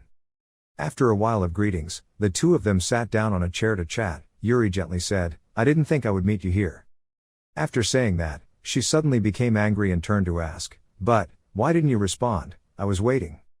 Hearing this, Yuri's previous message suddenly popped into my head, "Tada, I have a grandfather." Kangoo thought with wide eyes. She sent that message, and expected a response. However, Yuri only felt angry for a few seconds, then shyly looked at the flower in her hand and said, "But luckily I can see you again, I wanted to give this to you."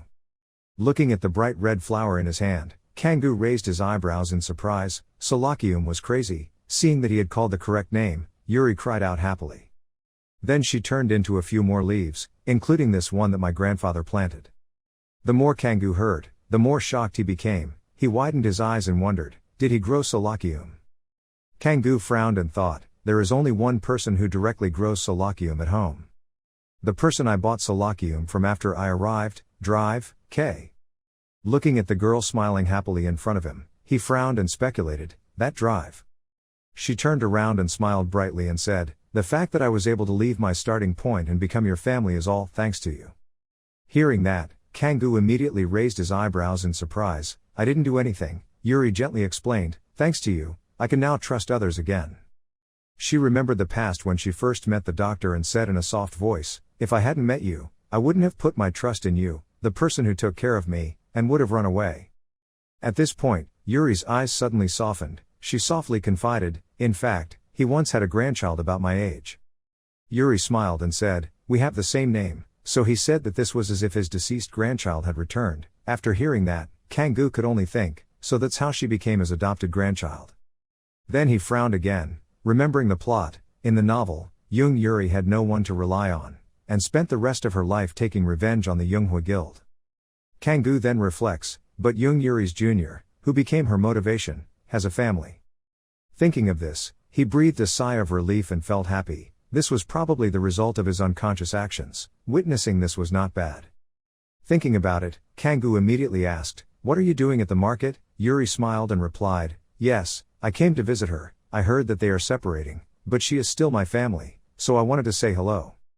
Hearing this, Kangoo suddenly realized something. He stopped and asked, wait, her grandmother is. Yuri still didn't realize anything and happily introduced that he was the owner of this market, while Kangoo was wide-eyed thinking, what exactly did I do unconsciously? Is this how everything is connected together? While the two were talking to each other, Kang Bokwa immediately walked over to say hello, thanking him for taking the trouble to come here.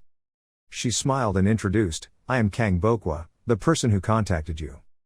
Bokwa gently placed his hand on Sung Min-jun's cold body and said, thank you for taking back the boy's body. She said softly, the boy has no family, so I will arrange his funeral. Kangoo softly exclaimed, so you are not his family. Bokwa heard that and spoke up, the boy is a worker that I care about. She remembered the happy memories between the two of them and said softly, he dreamed of becoming a hunter. One day, he was accepted into the Yunghwa Guild, and he was extremely happy. Bokwa sadly continued, I'm a bit sad because he has become independent, but I still congratulate him as he will go to the strongest guild in the world. We don't know how it managed on its own in a place like its starting point. Hearing this, Kangoo also frowned and thought, it was the Yunghwa group again, they probably took care of him to cover up something. Then he glanced at Min-jun lying there silently and speculated that that was probably the reason his identification information was locked.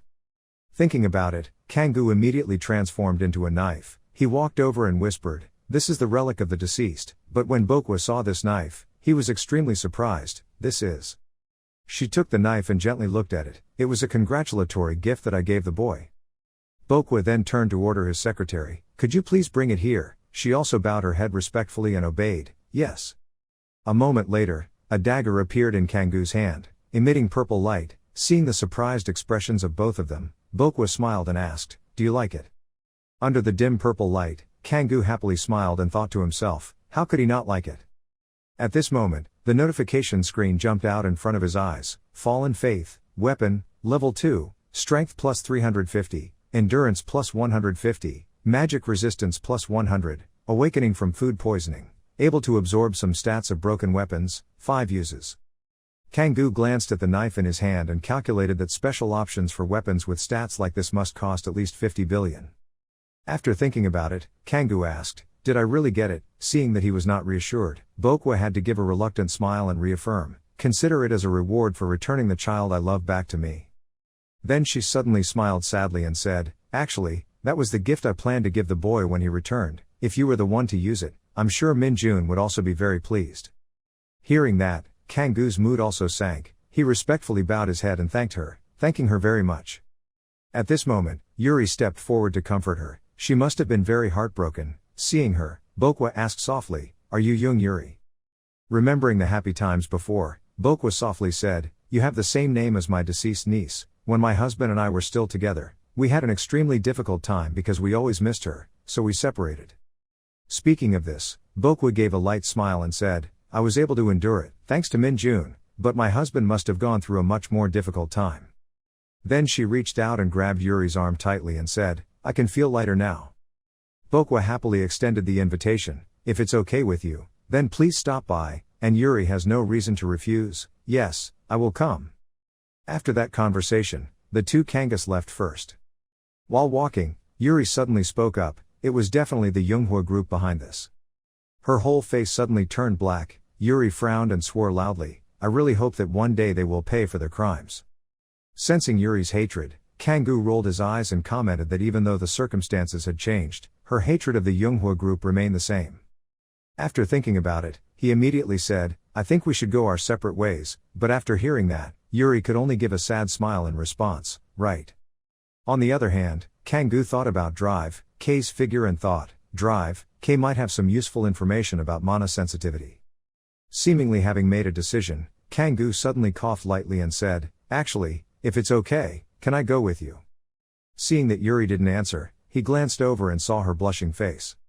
After a few seconds of being stunned, Yuri exclaimed excitedly, really? The scene changed to an abandoned building in the middle of the dark mountains and forests. Cha So-hee gritted her teeth and gasped, wondering how much longer I had to endure this injury. She gritted her teeth and wrapped her severed arm tightly before screaming in hatred, all because that bitch Jin Hyo-young kept chasing her. While feeling frustrated, So-hee suddenly raised her eyes and looked forward. Hyo-young's face and joking voice immediately appeared in her mind, her boss had abandoned her. So-hee thought angrily, at first, I thought she was lying, but it's true that I still haven't been able to contact the boss. The more she thought about it, the angrier she got, it couldn't be like that, I was just doing what was best for the boss. At this moment, my eyes suddenly encountered a strange triangular light. So-hee immediately grabbed the knife next to her and roared, go away, will you? After saying that, she used all her strength to throw it forward. So-hee screamed in hatred, how long are you going to chase me? On the other side, Hyo-young laughed sarcastically, what an ulcer. She gave a twisted smile and said, I had planned to kindly send her off slowly. Then Hyo-young screamed frantically and rushed to attack So-hee, but because she didn't want to, she had to do it. The scene changed again to outside a magnificent building. Yuri looked up and said, we're here. She happily asked, wouldn't it be interesting to have a place like this at the starting point, but Kang-gu glanced around and spoke, so this is where he grew Solakium. Then he smiled complacently and thought, Drive, K, Kang Bokwa, and Young Yuri, I know this is the result of my unconscious actions, but I really couldn't predict the situation. I was interested to see how other things would turn out, ignoring Yuri who was glaring at him suspiciously. While looking around, a low voice suddenly rang out from behind, I've heard Yuri talk a lot about you. As soon as he turned around, Kang-gu's eyes suddenly shrank, he was surprised and wondered who he was. Looking at the man with white hair and beard in front of him, Kang-gu silently called out his name, Drive, K, and Drive, K warmly greeted him and invited him in. As soon as he turned around, Kang-gu's eyes suddenly shrank, he was surprised and wondered who he was. Looking at the man with white hair and beard in front of him, Kang-gu silently called out his name, Drive, K, and Drive, K warmly greeted him and invited him in. After that, they moved into the living room, and the atmosphere suddenly became strangely silent. Looking at the friendly Drive. While you were thinking, Drive, K suddenly spoke, first of all I want to thank you, you helped not only Yuri but also my wife. Then he softly mentioned Sung Min-jun, making Kang-gu startled and surprised, about the child he helped, I just met him not long ago, it seems he was involved in an accident. Hearing this, Kang-gu immediately asked, had Sung Min-jun been here before? He nodded and replied, yes. Drive, K remembered that time and said softly, their guild wanted to trade some herbs, so he came here, but because it included herbs that I don't usually handle, I refused. Kangoo listened to him and frowned in thought. She once said that Sung Min Jun was suddenly recruited into the Yunghua Guild. Then a line of speculation suddenly appeared in his mind, maybe he was used by them and then thrown away. Then Kangoo asked, could you tell me what herbs they asked for?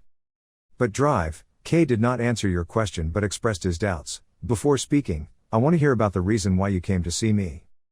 Kangoo also did not hide anything and raised his wrist and said that because he researched some herbs, he must have a lot of knowledge about medicine. He seriously raised his hand in front of Drive, K to ask if he would mind taking a look at my current condition. He did not refuse but looked at Kangoo's arm. Let me see. As soon as he felt his pulse, Drive, K immediately stopped, his eyes widened in horror. The scene moved again to the abandoned house in the dark forest. A terrible explosion suddenly appeared, accompanied by the silhouette of a person being pushed away by its shock wave. Cha So-hee quickly bowed low and landed on the ground after the explosion. She gritted her teeth in hatred. Looking towards the building where terrible explosions were still happening, So-hee frowned and thought, where is she? While she was pondering in a daze, Jin Hyo-young suddenly appeared behind her. She couldn't have died just because of that.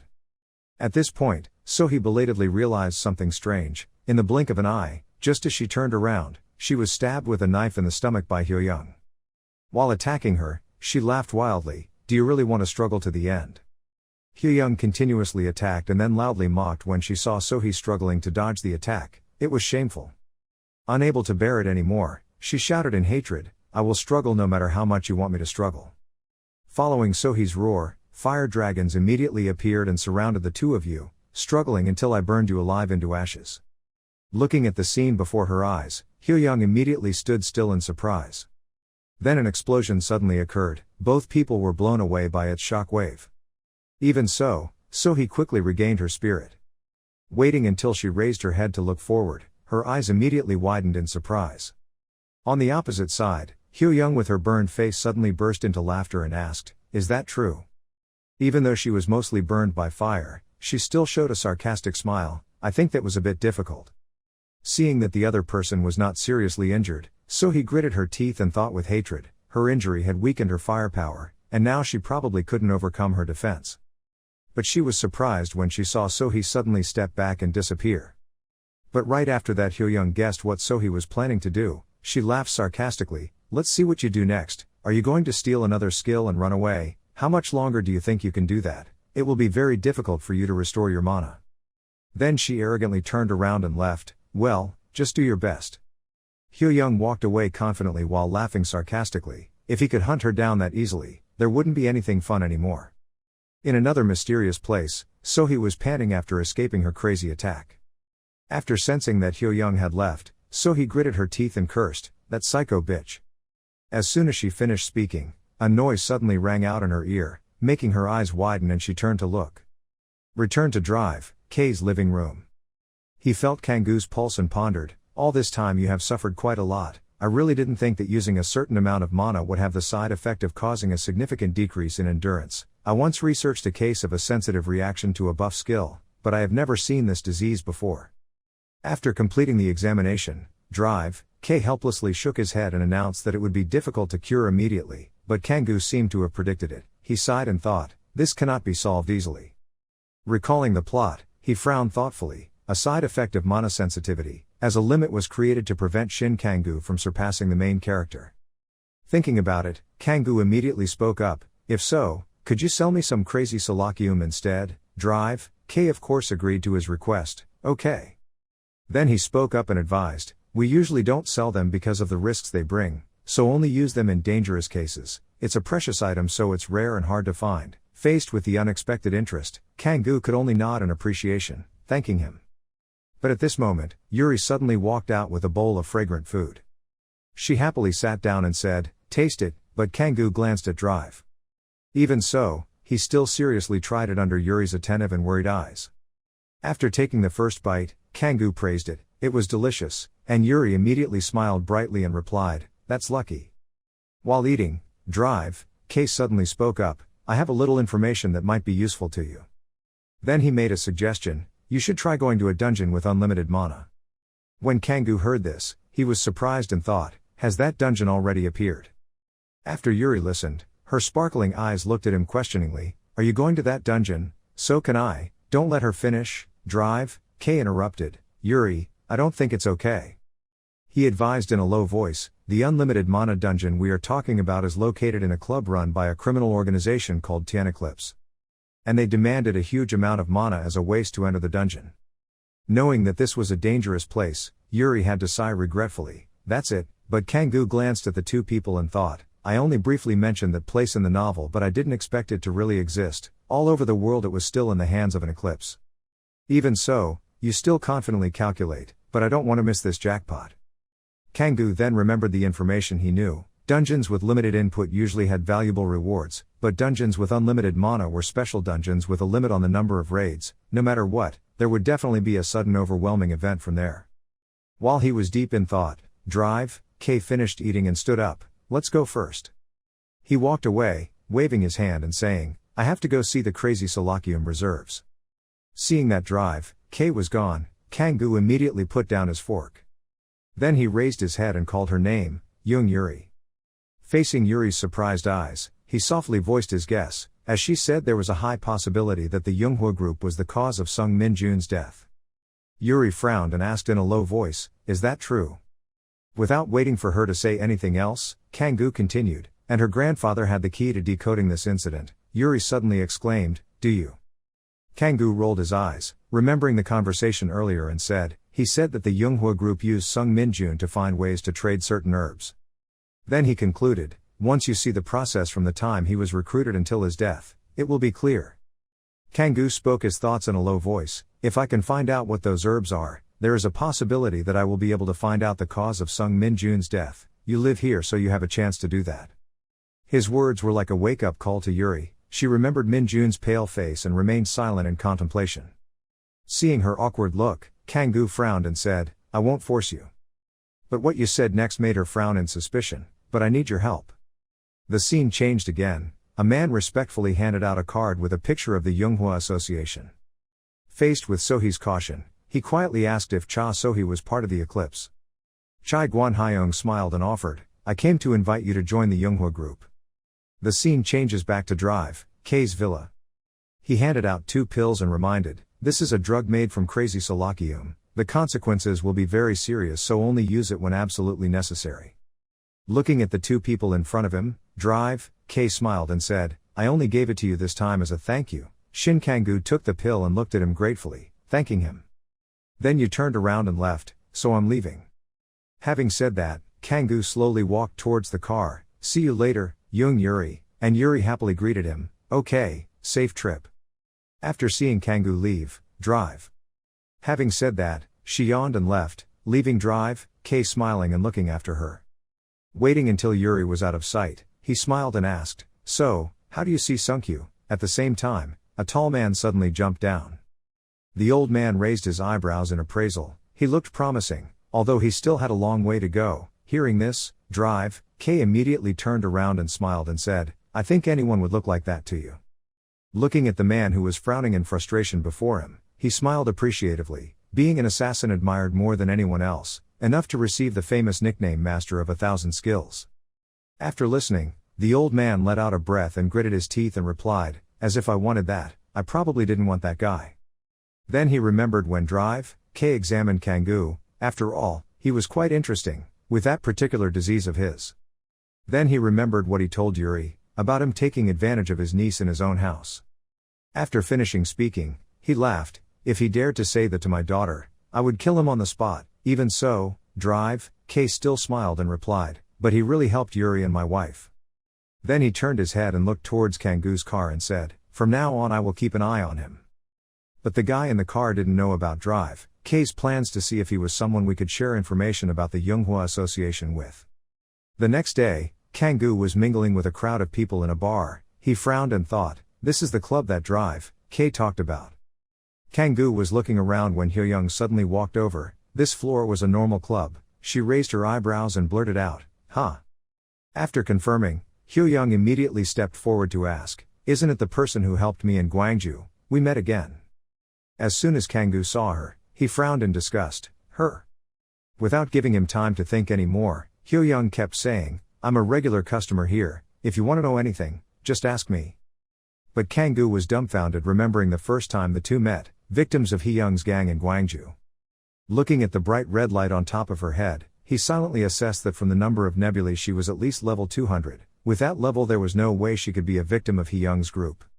And Kangoo rolled his eyes at Hee-young standing in front of him and commented, I didn't interfere much because she really looked suspicious, but now she might be effective.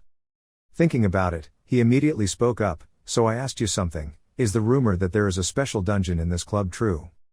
As soon as Hee-young heard his question, she looked at Kangoo with hidden eyes, that's good information, this dungeon has never been successfully attacked, so the rumors haven't spread very widely, even so, she still answered with her mouth, yes, you know very well. She started to tell him, from what I heard the entrance to the dungeon was a parking garage, there were guards there so internal hunters couldn't get close, and there was even a barrier. After hearing that, Kangoo frowned and stroked his chin to calculate, the barrier was already troublesome. During this time, Hee-young suddenly took out her phone and said, I haven't paid you back for what happened back then. She whined, can you give me your phone number? The number you gave me before doesn't exist. As soon as he finished speaking, Kangoo suddenly reached out as if he was about to hold Hee-young's small hand and said, I have been repaid. He looked firmly into her eyes and then asked in a low voice to help me get to the parking lot. And Hee-young did not refuse but immediately nodded and agreed, okay, I think I can help you. Seeing her agree so quickly, Kangoo laughed but inside he was calculating, I don't know what she plans to do, but if that's the case, I'll take advantage of her first. He thought to himself excitedly, because that nebula looked useful. At the same time, a virtual screen suddenly appeared above Hee-young's head. The Liberation Master could release or allow you to overcome obstacles with mana. Then while Kangoo was thinking intently, she suddenly walked over, took his arm and whispered in a low voice, to freely move around the club, this is the best way. Having said that, Hee-young rolled her eyes and whispered, don't you see that? Kangoo also glanced around and nodded in response in a low voice, she was not wrong. While speaking, his eyes suddenly fell on the man standing in the corner. The more Kangoo looked at it, the more strange it became, really strange, while Hee-young continued to say, not that way. She suddenly wrapped her arms around his neck and said softly, but this way. As soon as the words ended, Hee-young stood on tiptoe and placed a kiss on his lips. Then she stepped back and stared at Kangoo, and he reluctantly thought to himself, there was no other way.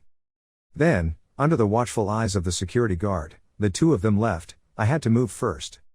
At this moment, Hee-young was walking and suddenly turned around to look at the other man. And he also smiled meaningfully at her. Then the two walked towards the entrance. Hee-young quickly used her ability to open the protective layer. Looking at the girl in front, Kangoo raised his eyebrows and silently assessed, she was more passive in helping than he thought, but she was now smiling and said, it had already been opened. After opening the door, Hee-young waved goodbye and wished him luck inside the dungeon. Faced with her sudden friendliness, he frowned and wondered what she wanted.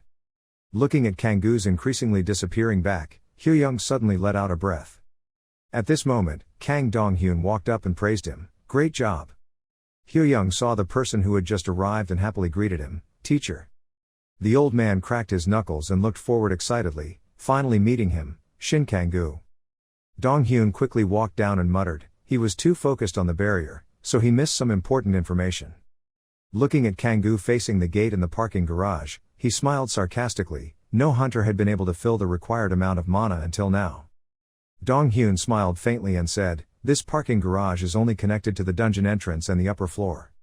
Looking at Kangoo using mana to open the gate, he laughed, meaning if he failed to enter. He was concentrating when a terrible stream of mana suddenly rushed towards him. It turned out to be Dong-hyun, he was using all his mana to attack Kangoo. The whirlwind blew up, Dong-hyun laughed coldly and exclaimed, then he would be a mouse caught in a trap. Kangan widened his eyes and immediately used mana to defend, Kang Dong-hyun, damn I still haven't poured enough mana. While hanging by a thread, the image of Drive, K's house suddenly appeared, he gritted his teeth and debated whether he should give up and return. But Dong-hyun didn't give him time to think and swung his fist again, that was nothing, right? Seeing that the old man was about to launch a new attack, Kangoo gritted his teeth and prepared to use 2 pills, no. As soon as he finished thinking, Dong-hyun immediately shot out a powerful stream of mana, okay, let's try to block this attack.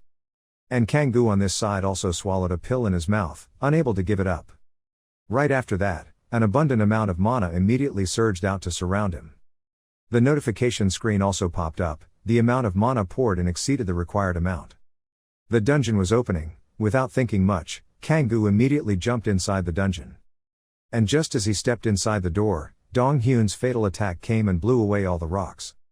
After the smoke dissipated, he looked at the deserted scene before him and was startled and surprised. Dong-hyun was so angry that he gritted his teeth. Damn it. Looking at the closed dungeon, he clenched his fist and scolded, bastard. On the other side, Kang-gu, after escaping death, was panting tiredly. He sat against the dungeon gate and lamented, finally entering, not thinking it would take so much mana. At this moment, a monster suddenly appeared in front of Kang-gu's eyes and cried out, "Ing, ing." In the dark tunnel, monsters with bright yellow eyes kept crawling towards him, queuing, queuing. One of them suddenly roared loudly and looked at Kang-gu with angry eyes. In the parking garage, after witnessing this scene, Jin Hyo-young gritted her teeth and exclaimed in surprise, "What's going on?" Seeing Kang Dong-hyun standing blankly looking towards the closed dungeon gate, he cried out in panic. She asked worriedly, "What now?" She didn't expect him to actually dare to go into the energy potion dungeon. Dong-hyun heard this and gritted his teeth and growled, "Mana potion." Unable to guess what he was about to do, Hyo-young could only speak in fear and ask, "How much should I bring?" Seemingly hearing something stupid, Dong-hyun with a fierce face immediately turned his head and shouted, "Everything."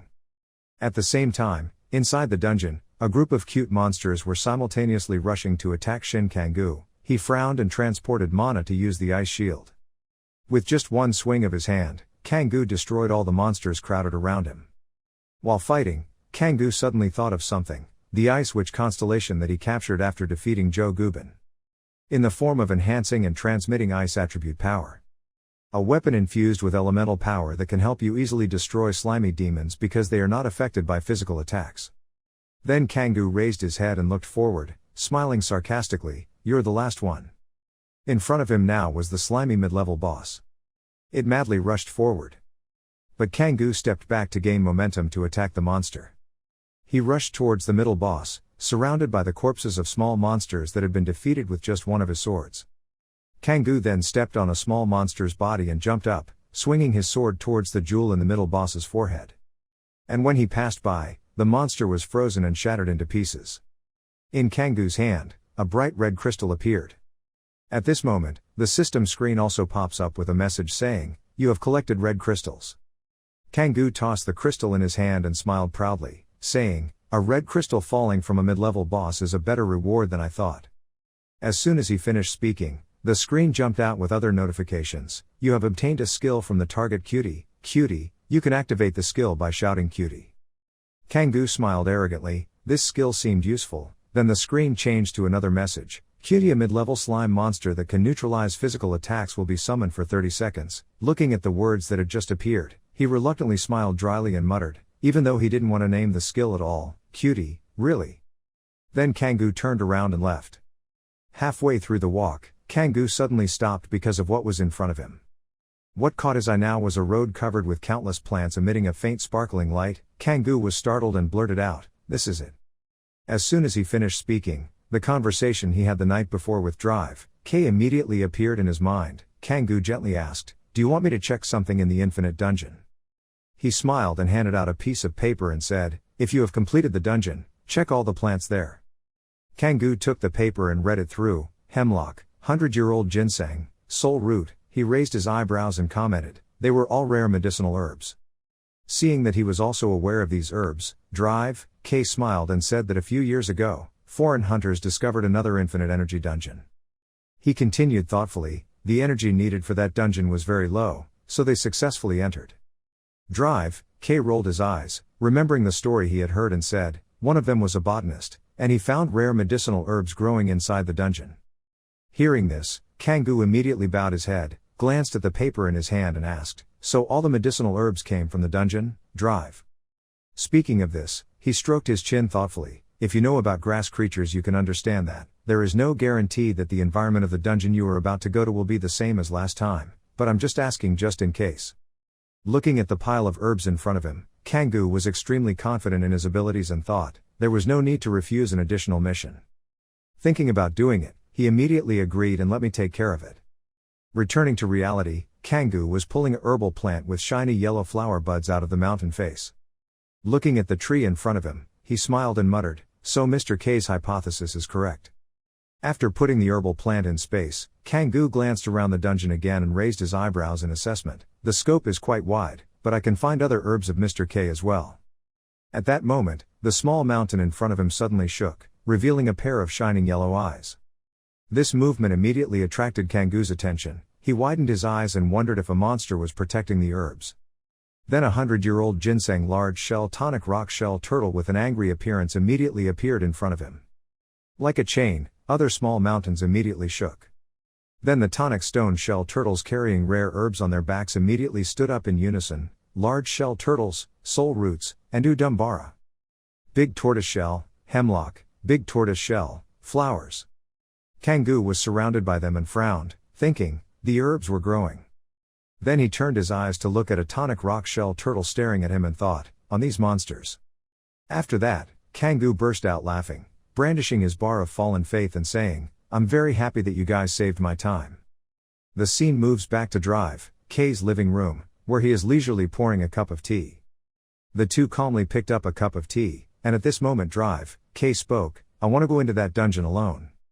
He put down his teacup and said, "That dungeon has many precious herbs, you can get the herbs I need to treat you."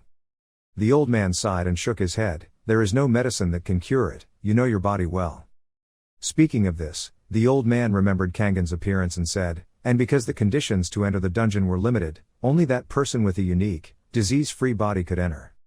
Even though he was rejected, Drive, K immediately spoke up to advise him, "But it was not right to give up when he had just become my younger brother." But before he finished speaking, he waved his hand to stop him. "He's fine, just focus on yourself."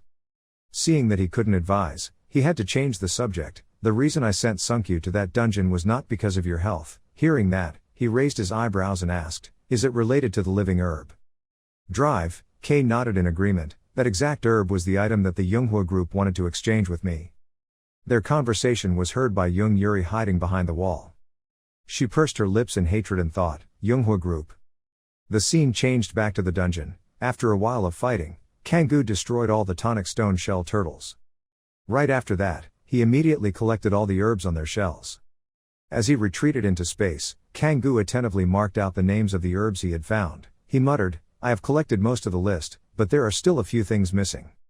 While Kangoo was concentrating on taking stock of the list, a stone ball suddenly appeared from above his head, rushing towards him.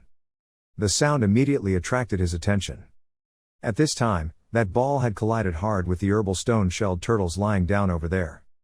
Looking at this intense movement, "Maybe they will appear when I clear the dungeon." Kangoo widened his eyes and gritted his teeth as he scolded, "Damn, there's no time to rest."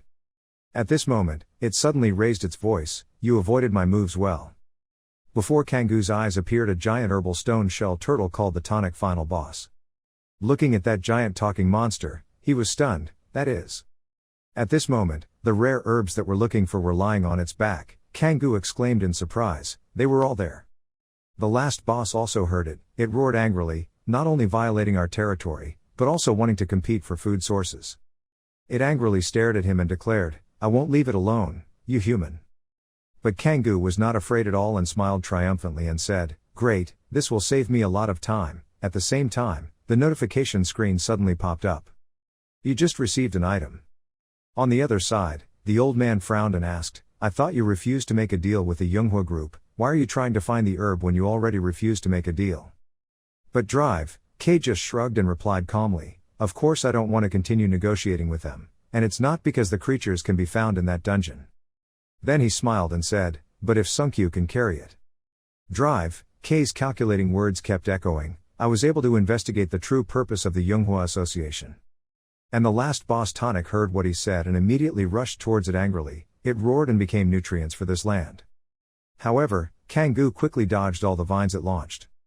In a blink of an eye, he immediately used his acceleration skill and crept through each tree branch to get closer to it. Within just a few seconds, Kangoo rushed in front of the final boss, causing his eyes to widen in surprise. But he smiled smugly and softly commanded to quickly release the things. Shin Kangoo, with lightning speed, avoided all the vines of the rock-shelled turtle and rushed towards it. He smirked and approached it, holding up the knife in his hand. "You just need to release the object," making it extremely scared and sweating. It gritted its teeth angrily, its eyes emitting red laser beams. He quickly dodged its attack. His feet moved back to gain momentum. Then quickly jumped behind it, landing coolly on the ground. The tonic stone shell turtle saw this and was angry. His eyes were full of hostility. How dare you? The vines continuously rushed toward Shin Kangoo's people. However, he handled the situation quickly and neatly, using his lightning speed to avoid all the approaching vines. It said sarcastically, "Use all your strength to attack, you will never be able to break my outer armor." He gritted his teeth, his face turned pale, he was a little worried, the deadline for the crazy Solacium was approaching, the side effects would occur later. It leaned up slightly and gathered the vines into a sharp drill. "I will kill you."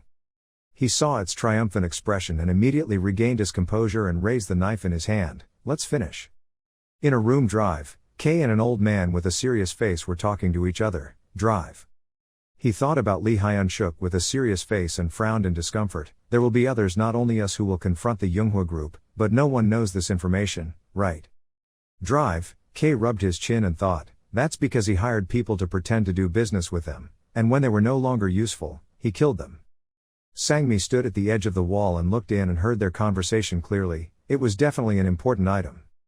The conversation is still going on with no signs of stopping. Jang Shiwen and Chai Guan-hyun are the masterminds behind the Yunghwa group. She stood in a hidden corner and heard this, gritting her teeth and silently cursing in anger. I knew right away that those bastards were related to each other. Suddenly, the old man had an uncomfortable face and quickly covered his mouth with his hand. When he opened his palm, it was covered in red liquid. Drive. Kay next to him panicked and tried to come over and ask, "Are you okay?" He quickly took a piece of paper and waved his hand. "It's okay. It seems like my fever increased because our conversation was too interesting." He was confused and didn't know where to pull out a small box with something round like a bright yellow marble inside. "You've come a long way here just to be treated, but I'm just making you tired with this conversation." He took that yellow pill and put it in his mouth. "Even if that child was as talented as I heard, this wouldn't be so easy." The man next to me nodded and smiled. "I know. The problem here is not to find the creature in the dungeon, but to overcome the siege of the eclipse and escape." A certain figure of a man was using his magic to open the door ahead. Around the standing area were countless water bottles scattered around. Then that hand gradually stopped. "It's Dong Yoon." He frowned with an uncomfortable face, showing no signs of opening up. Hyo Young next to him came forward and held up a bottle of water and stammered, saying, "Sir, this is the last bottle of mana." She continued, "We brought everything we had and everything they sold nearby." He looked thoughtfully at the last bottle of mana in his hand. She hesitated, then asked, "Should we bring more?" He gave her the mana bottle back. "No need." Her eyes were filled with worry as she looked towards him, so he would give up on Shin Kangoo. He only replied with one word, "No." Dong Hyun gritted his teeth and ruffled his feathers in anger. The blue veins on his face appeared in clumps. His tone was threatening. "Change the plan, gather everyone here." Returning to Kangoo's side, he had a calm face and eyes looking straight ahead. Running in all directions at a speed that could not be seen with the naked eye, making the tonic rock shell turtle extremely confused. Its red eyes shoot out laser beams. Bastard. He kept moving and changing positions, making it impossible for him to react in time. It turned around it were countless copies of you. "I will crush you." Then suddenly it withdrew into its shell, into pieces. The rolling blow crushed it. "Use your sturdy shell to roll away from." It was rolling close to him. He stood there in panic. If he let it touch him, he would die. It jumped up with momentum. Burning with momentum, his red eyes rushed towards where he was standing, killing humanity. He calmly pulled out the knife. Sticking straight into the ground around him is a blue circle. Next to that there is also a knife stuck into the ground, but it is surrounded by a red circle. The tonic stone shell turtle is extremely confused right now. Wind and thunder pills. It was pushed away by a stream of power radiating from Kangoo's body. His feet moved back to gain momentum. Then he jumped onto its shell in his hand and raised the knife high. His face was expressionless, both hands holding the knife tightly. Makes it scared, sweating. Then, without hesitating another moment, he stabbed the knife straight into its body. His body was shaking right now, unable to believe the truth before his eyes. Mouth open in surprise. Then the body gradually disappears. He happily looked at the system panel and picked up a skill from the Wild Stone Man. The rewards are as rich as I expected. The wild killing spree increases your stamina by 20%. I will be able to tolerate the side effects to a certain extent with this, he smiled looking at the items in his hand, and with items of this level. You have received the items Red Jelly 2, Herb Creature, 1000-Year Ginseng. Kangoo smirked and exclaimed, the infinite magic dungeon is really worth the risk. Suddenly he looked up and was startled.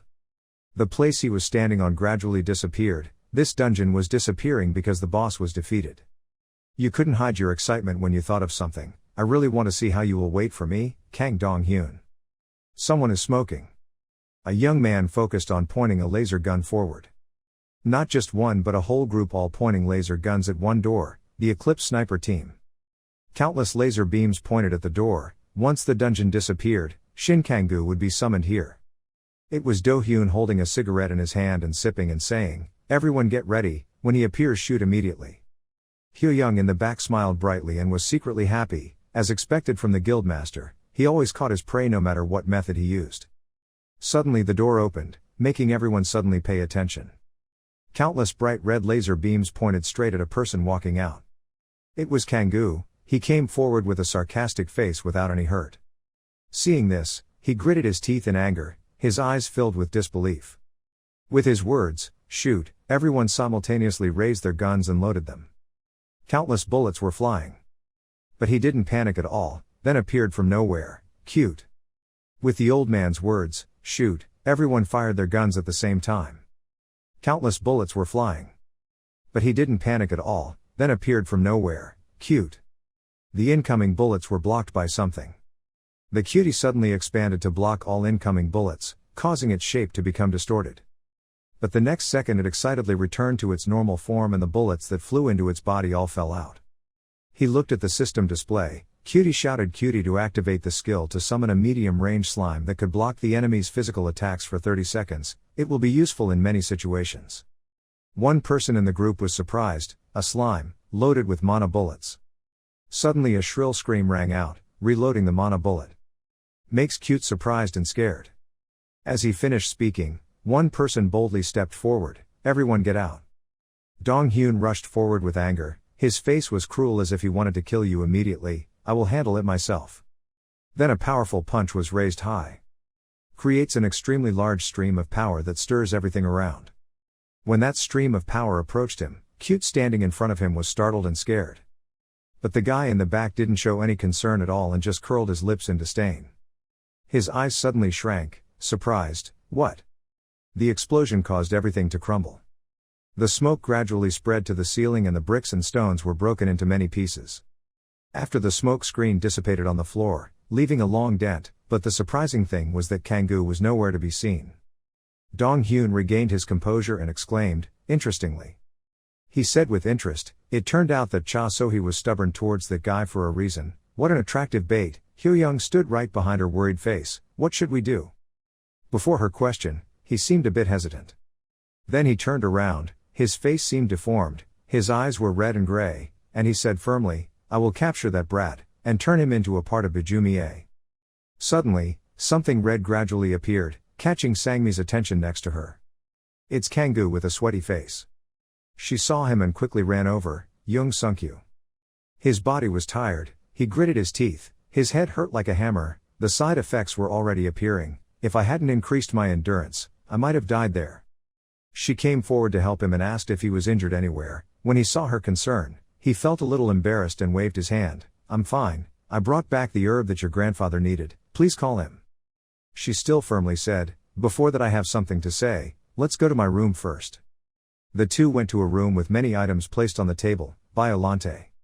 She saw him say that so she nodded and replied, yes, I heard you and the other guest mention it. He thought of Drive, K with his sly and slightly puzzled face, among the herbs. There must be some reason why he specifically mentioned Biolante. Suddenly a voice rang out along with a hand opening the door and walking in. If you understand so quickly then I probably don't need to explain anymore. It was Drive, K with a welcoming face, when he asked my niece to go spy. Sangmi was a little confused and stood up. You know, he clasped his hands behind his back as he walked and smiled. How come we don't know what's going on in our own house? He smiled at her, she looked away a little embarrassed. Then I was so scared that I burst into tears. I apologize to you, Kangoo also continued. Sorry if I upset you. He saw the awkwardness between the two of them and waved his hand. "It's okay, it's okay." He looked at him and said, "I just tested you and hid some things about Yunhua Guild." After listening, he was a little surprised. The result was. He smiled and replied, "You passed the test." Then drive. Kay picked up a flower petal and placed it on the table. He cleared the dungeon in just one day and brought it back to Biolante. What more could I ask for? He held the flower branch and said with a serious expression, "I will investigate what Yunhua plans to do with this herb." Yu breathed a sigh of relief and smiled, "If you know anything, please let me know." The sky was clear, the air was clear. Sangmi stood in front of Kangoo and said clearly, "I will temporarily stay here with you to help with the work." Her eyes became determined. "I want to find out Yunghua's plan." Kangoo looked at her with a complicated face. "I thought that with Jung Yuri's skills, she wouldn't be discovered. How could Drive K know about this?" His eyes flashed. The guest from earlier kept lingering in his mind. He could be a spy K planted with him, monitoring Mana. He examined her from beginning to end. She awkwardly pointed at herself. "What's on my face?" He smiled and waved his hand. "No, it's nothing. Maybe I'm too sensitive." He waved goodbye to her. "So see her later, come inside." Sangmi also smiled and replied, "If anything happens, remember to call me and reply to my messages." His car sped away. Someone was watching from above, thinking it had some potential. It's the old man sitting and talking to Drive. The old man laughed happily. "Kid, teaching him a lesson would be fun." Kangoo sat in the car with a lot of thoughts. With Kay's help, investigating the connection between Yunhua and Biolante won't take much time. I'm one step closer to the day of destroying Zhang Shiwen. He smiled triumphantly. He opened his phone. Next was this. The image of Shiwen appears dashing. His hands also create auras of gold mixed with green. Selective dungeons, where only 100 people are allowed to enter. Gather manpower to attack the Hell Judge with the Yunhua Guild. You can also become a hero, the Hell Judge. He knelt on the ground with his injured body. Suddenly there was a bright light approaching him. In the novel Zhang Shiwen gained from it, a great opportunity to develop. Kangoo came out of the memory and curled his lips. No way. The car speeds forward, going through rough roads. I will steal it, Zhang Shiwen. In one room, bright white glass windows create an airy space. Shiwen smiled and raised his hand to welcome her, thanking her for coming all the way here. Sohee looked upset at the greeting from him, the former Tien Tuk spy, Father Sohee. She doesn't want to talk too long, no need to go straight to the point. After listening, he happily replied, "I like the way you work," then stared at the person standing behind her. After that person left, there were only 2 people left in the large room. He said as he brought a file in front of her, "I heard that she was following this person. Inside are pictures, only the back of someone. I want his information." He smiled cunningly. "Of course the price paid would be very generous, we always deal fairly." After listening, she smirked, "I only want one thing." Then his face became strange, touching the severed arm, thinking in his mind the image of Shin Kangoo, Jin Hyo-young, Kang Dong-hyun, revenge. Shiwen was amused by her reaction. "I very much agree." Shiwen excitedly greeted her, "Welcome to the Yunhua Guild, Cha So-hee." He returned to the story from before. "Should we continue talking about this man now?" So-hee frowned and said, "At first I thought he was just an ordinary person." A glimpse of Kangoo with a smirk appeared, but the speed at which he increased his power far exceeded all expectations. He stood majestically, looking at a person trying to struggle in the blue tornado. Even though he was an assassin class, he used skills that mages used, so he had different skills from the skill book. Shiwen picked up his phone and exclaimed, "It's not something ordinary like that, it's definitely skills that new boss monsters can use. Know if there's anything there even stronger than that." Sohee's eyes are shining. "It's hard to understand such things." He nodded and smiled, "I understand." Then a hand clicked the phone in his hand. It's Tai Seok staring at the phone. Then he put the phone away, glanced in the other direction with contempt. "Lucky you, if you're useless I'll kill you." He stood up and gave her another file. "I will give you your first mission as a leader of the Yunhua Guild." Sohee thoughtfully held the document in her hand. "Please achieve good results when conquering in the Judge Hell Dungeon. Check the list of outside hunters I provided." Suddenly something startled and surprised her. What caught her eye was the resumes of Shin Kangoo and Jin Hyo-young. She was so happy and excited. "I won't disappoint you." In front of a huge door, there were many people gathered there, on the outskirts of Paju. Gate to Hell Judge. Sang-hoo looked around and exclaimed, it was such a relief that he had made it this far without any problems. Flashing back to Shiwen in his elegant outfit, Judge Hell was a large-scale dungeon raid. which the Yunghua Guild coordinated with outside hunters. A light gradually approached him. In the novel, Zhang Shiwan accidentally discovered a reward hidden inside this dungeon. A tornado took Shiwan away in the presence of Kanggu. Shin Kanggu realized that and attacked Zhang Xinhuan, but he lost and barely escaped. He touched his shoulder and thought, if I can steal that thing, I can take away Zhang Shiwan's greatest source of strength. Suddenly a sweet voice rang out, "Oh my god, we meet again." It was Hyo Young. She came up to say hello. People say that when we meet again by chance, it will become fate. This is definitely fate. He put his hands in his pockets and turned around, thanking her for guiding me at that time. She happily replied, "I just want to repay you for saving me in Guangzhou." She clasped her hands together and looked at him with sparkling eyes. "Will you protect me this time too?" He frowned, looking at her tricks. Then he smiled and said, "Sure, no problem." She coyly took his arm, thanking him. She now showed her true face, smiling triumphantly. "I only need your body for the production of Bijumie. I will find a suitable opportunity and kill you." He turned around and said, "Let's go." She smiled and replied, "Yeah." Then the two of them boldly approached the door. "Let's go in, I will take the lead." Suddenly a huge arm stopped them. "Hey!" A man with strong muscles was angry, shouting loudly, "Obviously you will take the lead and take all the rewards in the dungeon. If you are an assassin, then don't make a mess, just help deal damage to the monsters." He calmly sighed. Inside the dark space covered. A group of people were entering. The man from before happily held a piece of paper in his hand. According to information from the Yunghua Guild, this dungeon was not too dangerous. It was just an ant hill. Another person also chimed in to speak. The Yunghua Guild even entered later than our vanguard team. He smirked triumphantly, which meant. With a scream, the whole group of people quickly scattered. Whoever gets the reward first will keep it. If you delay, you will lose it. Kanggu behind saw this and silently exclaimed, "You idiots." Suddenly sharp swords appeared from all sides.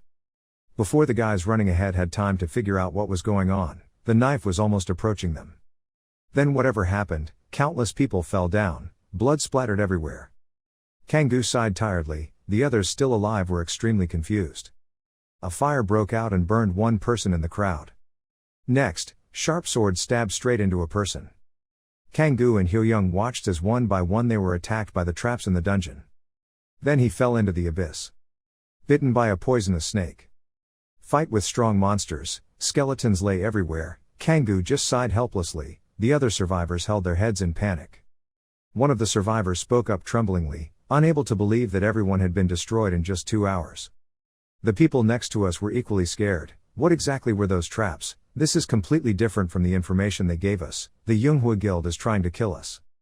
He looked serious and guessed. It was obvious, that's why they sent the vanguard. He looked around, unable to overcome the traps in this dungeon without losing his life. The Yunghua Guild had hired someone to die in their place. He gradually walked away. This is why I wanted to take the lead, but even when there was a chance, they kept moving forward and died. He slowly opened a door. Inside is an extremely large space. The two people behind were scared, their bodies trembled instinctively. It was too dangerous, I couldn't continue going in anymore. That's right, who knows what will be behind there. After listening, he thought to himself, what else? This is the opportunity that Zhang Shiwan should have taken advantage of. This is the shortcut leading to the central area. Then he spoke up and said, okay, so everyone. But before he could finish speaking, a voice interrupted. The two of us were going this way. It's Hyoyoung, she said warmly. The second team will arrive soon, so let's get to a safe place and wait for reinforcements. Listening to her words, the others seemed to agree. Okay, let's do that. He and she watched the other two running away. Hyoyoung looked at him with an innocent face. Now there were only two of us left. He just coldly replied, yeah. The two of them walking down the hallway together. It was truly a cruel scene. Kanggu asked, are you okay with not coming back with everyone? She happily replied, you said you would protect me. A hand gradually touched his face. But, if I said I wasn't afraid, I'd be lying. Stay by my side, I'll do whatever you want. She put her arms behind his neck. He asked her, anything? She replied in a sweet voice, yes. She looked straight at his face, her innocent face, anything, but the hand behind her back started to play tricks. Her hand gradually grew another long red hand. A pool of bright red blood shot out. A knife stuck straight into her stomach. You gently pull out the knife, then please pass on my greetings to Kang Dong-hyun. She hugged her wound and backed away. What could she do? You calmly expose her tricks, her strategy at the club is too crude. The scene where she proactively kissed Kangoo, who wouldn't be suspicious when she kissed me at that moment. His eyes became bright, but my suspicions were only certain. The image of her and Donghyun standing together, when I got out of the infinite mana dungeon, of course. He raised the bloody knife to mock her, planning to use her appearance when it had no effect. She was eliminated from the role of assassin. Hyo-young angrily gritted her teeth. Kangoo held the blood-stained knife on the train and smiled and said, "Beauty's plan didn't work, but you still tried to use it. As an assassin you were eliminated." Jin Hyo-young remained silent in embarrassment, holding her hands. Then she stood up and swung her claws out. She used those claws to create an attack towards Kangoo, using her short body to shout, "Shut up," causing him to step back. The blue liquid created by Hyo-young's claws fell to the ground and immediately corroded it like acid. I was surprised to see that. He read information about her power: wild beast of lost paradise, evil planet, can turn skin into scales and secrete toxic acid. She said angrily, "I was just pampering this pathetic bastard a little." Then he aggressively rushed to Kangoo's place and shouted, "I will cut off your arms and legs." He thought in a defensive state, is that her star power?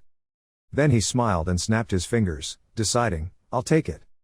Hyo-young's mouth showed a satisfied smile. She continued to use it. Dong flew away, madly rushing in front of Kangoo. He quickly raised his hand to defend himself, to protect himself from her sharp claws. The shield he created was broken. Hyo-young laughed maniacally, raised her claws and said, "What do you think? I've already learned about that bitch Cha Sohee." She was right in front of him and said loudly, "I've seen all your pitiful tricks." He held up his dagger and smiled triumphantly, asking, "All of it, all of it?" Kangoo swung his knife to block her attack. Immediately those sharp claws fell to the ground. Hyo-young looked at them in horror, then he took the opportunity to put a knife to her neck. He said high-handedly, "You probably haven't seen this yet." She stared at him thoughtfully. This bastard, he still has many skills hidden, his movements are very different from before. How much has he leveled up since then? Then he spoke up to provoke her, because she was an assassin from an eclipse, so I expected more, but she wasn't even as good as Cha Sohee. Hearing that, Hyo-young felt like she was rubbing salt into the pain and angrily accelerated, using the claws of her other hand to attack him, cursing, "Fuck." But he was able to move back in time because he dodged flexibly. Suddenly he looked in the direction Hyo-young was standing. Kangoo looked back and couldn't see her, curious, did she escape? The view behind him appeared. Something was coming, trying to attack his head. Hyo-young appeared in the back, moving as fast as possible to his place. In her eyes appeared the image of Kangoo, not surprised but had turned around to wait. It was originally like that. He raised the knife and smiled, "I saw it all." Then he used the knife to slash straight at her body to regain control. Hyo-young stepped back with drops of blood continuously flowing down. She trembled and hugged my face. I was invisible to approach him. How could he find out? What she saw before her eyes was the scary Kangoo holding a knife, so Hyo-young decided, "Fuck, there's no other way now." She fell down into the abyss. When he saw that, he raised his hand in panic. Even though I quickly used kidnapping to grab Hyo-young, I still couldn't make it in time. He stood up and looked at her slowly falling down with regret. What a waste, that galaxy is so delicious. Then he put that aside and told himself, it can't be helped, Jang Shiwen's opportunity is more urgent than this. Kangoo thought of the image of Shiwen. The Hell of Judgment is a place that constantly challenges challengers through trials. According to the plot, in the novel, Jang Shiwen discovered that there was only one person who could receive the reward in the Hell of Judgment. And after endless hardships, a light appeared before his eyes. He has proven himself to be the only one worthy. And he reached out his hand to receive that light. In the present, Kangoo reached out his hand to grasp the light tightly. Then it turned black with his words, "Of course I don't need to do that, because I'll use the side door." The light held in my hand is flowing down to the ground. Then it turned from his hand into black auras that covered the surrounding area. Those air currents are floating everywhere. At this time, the system notifies, hidden skill, Dark Moon Truth has been received. The new index, the power of darkness, has been activated. He looked at it and said kindly, "It's done." The system said information about it. Dark Moon Truth releases the power of darkness, a stat that increases power proportional to the level of stored energy. The power of darkness, with energy independent of mana, is incredibly destructive, but the more you use it, the more unstable your mood becomes, recharges when you kill monsters or humans. Kangoo knew that, among the 77 hidden skills available, the Dark Moon Truth was extremely powerful, thanks to its ability to coordinate with the power of darkness. When reloaded, its destructive power is twice as strong. And Zhang Shiwen, who overcame the side effects of the power of darkness in the novel, used the truth of the Dark Moon as his forte. If you can handle it, it is a skill that brings great benefits. Kangoo happily held it out and said, "But now it's my skill." He looked at the appearing gate and declared, "This will not be the end of the humiliation you have to experience, Zhang Shiwen." He stepped into the gate to another dimension. When he stepped out, he found himself standing in a holy place with a figure sitting on a chair. That creature's face was very strange. It was the mid-level boss, the judge, Alos. Suddenly its body emitted a huge source of light, causing Kangoo to raise his hand to cover his eyes. He carefully observed everything around him and thought, "I can't avoid this psychological attack, I have to quickly overcome this and leave." Suddenly a hand grabbed his leg. He glanced at a man crawling on the floor covered in blood with no human signs asked, "Why did you survive alone?" A group of people in the same situation as that man also began to walk over muttering, "With that power, you could have saved us all. You abandoned us, you cowardly bastard." Kangoo stretched out his hand in discomfort. "This is more uncomfortable than I thought." He looked up at Alos and thought, "I still can't use the truth of the Dark Moon. If I rush to use it, my psychology will become unstable." That creature also stared back at him. A child clung to his arm and blamed him. "It was your fault, this world collapsed because of your weakness." He was startled and shook their hands away, telling himself, "This is just a memory from a novel." Seeing them continue to come, he reminded himself that it was all just an illusion. They gathered and chased after them, shouting, causing Kangoo to run away, "You killed us." Finally he decided to transform his knife. Then swing it towards them. He raised the knife and said firmly, "You are nothing." A hand from behind placed on Kangoo's shoulder and asked, "Is it true, or are you just saying that to avoid responsibility?" He turned around in surprise and looked at the man speechless. "You." Memories appeared in his mind. He had been beaten very miserably. And his funeral was held. At this moment, he looked at Kangoo with a pitiful face and said, "You left me to die, twice." He continued to question, "Say, to you, am I nothing?" Kangoo lost all composure and cursed, "Damn it." At this moment, he looked at Kangoo with a pitiful face and said, "You left me to die, twice." He continued to question, "Say, to you, am I nothing?" Kangoo lost all composure and cursed, "Damn it." His hand suddenly grabbed your shoulder.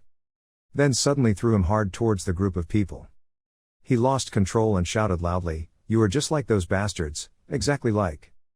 Kangoo struggled to see them approaching, not knowing what to say. At this point, he worriedly tried to explain, "No, me," but was overwhelmed by the curses, "Die, you trash, hypocrite." His eyes turned desperate and he exclaimed, "I." Suddenly, the sound of typing on the keyboard rang out, followed by words like in a novel, "That's how, the world will perish." A man sitting in front of the computer turned his chair around to speak, "How despicable." The man with an unclear face looked at him and let out sarcastic words, "Him sitting in front of the table like this, watching people die, how hypocritical." Kangoo was now sitting on the ground and was about to say something, "Brother," but was interrupted by the man. He realized, "I am the real you." An image of Kangoo in the past sitting in front of the computer screen appeared. The man continued to talk. He kept saying he was only telling the truth while publishing trash. In the end, he was just a failure who couldn't change anything, forcing things no one wanted on everyone. Negative comments appeared, followed by the man's words. "And try to repeat the bad guy's behavior again, to make things worse, you." He suddenly stood up and said, "No, even I regret making such an ending." Then he walked closer to where he was and held out his hand to get his attention. Behind him, there seemed to be a dark shadow surrounding him. He said another sentence, "Accept reality. When I come back, I'm really there." He's been avoiding reality long enough. At this moment, his face darkened and he asked, "Avoiding reality?" Then he slowly picked up the knife and continued to say, "To me, this is also reality." As he spoke, he raised the knife and his expression calmed down. "Until I rewrite the ending of this novel again, nothing will end." Seconds later, a stream of hot strawberry syrup poured out. A moment later he returned to face Alos. The bulletin board also appeared immediately after, "Glutton of blood, the increased immunity to mental attacks, nebula bloodthirsty violence neutral bias, the more stamina you lose." It turned out that the person who was stabbed was not that man but him. Remembering the fight with Jianji, he slightly smirked and thought to himself, I can finally use the nebula collected at that time. Then he stood up with his hands on his knees and said, I will end it all in one blow. Alos also started casting magic at this time. But a wave of water poured straight through him. In the water, Kangoo gritted his teeth and thought to himself, his attack pattern has changed, even so, this monster can only attack mentally. Just as he thought about it, his body suddenly stopped. His whole body was gradually being submerged by the water. Kangoo immediately grabbed the knife and protested loudly, you are desperate. Then he stabbed the knife straight into his thigh. The strawberry syrup gradually falls and mixes with the water. But nothing happened to make him bewildered. The water is getting higher and higher. Kangoo gritted his teeth and looked down thinking, why didn't his bloodthirsty hunger trigger? While thinking, I looked up and saw the judge right in front of me. While he was struggling, a message appeared on the notice board, hungry for blood, after the battle is over, please free me from the robbers. No, bloodthirsty hunger, otherwise, I won't lend you my strength. Hungry for blood, I can't bear to stand under another nebula. Kangoo immediately regained his composure and thought, is he trying to escape being a subordinate of a space robber? At this time, the space robber also spoke and the two immediately argued, space robber, trash, I didn't expect you to use the life of a fake contract as a hostage. Bloodthirsty hunger, have you forgotten, we also fight in nebula, not just hunters. After listening, he gritted his teeth and said, okay.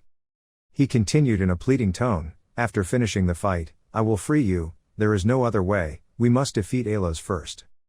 Bloodthirsty, hungry, thinking, fake contract. A moment later, his body was stained with strawberry syrup. Even though his face had become haggard, he still smiled and said, those consecutive experiences were all unpleasant things. Then he stomped his feet and stood up. Standing in front of the confused Alos, Kangoo coldly asked, are you done struggling desperately? Without waiting for an answer, he raised his knife and smiled, then die. The knife immediately flew straight into Alos's only eye. Transition to the phone screen with notifications in the support request category, Judgment Hell. The guard held the tablet and reported, this is the list of requests for support from the Vanguard team. Guanjung glanced at Shaiwan and asked, what should we do? Shaiwan smiled and replied, what else, we must respect the sacrifices of those people. Before their eyes, there were strawberry syrup stains everywhere, looking extremely horrible. A moment later, a dog's teeth were baring their sharp jaws.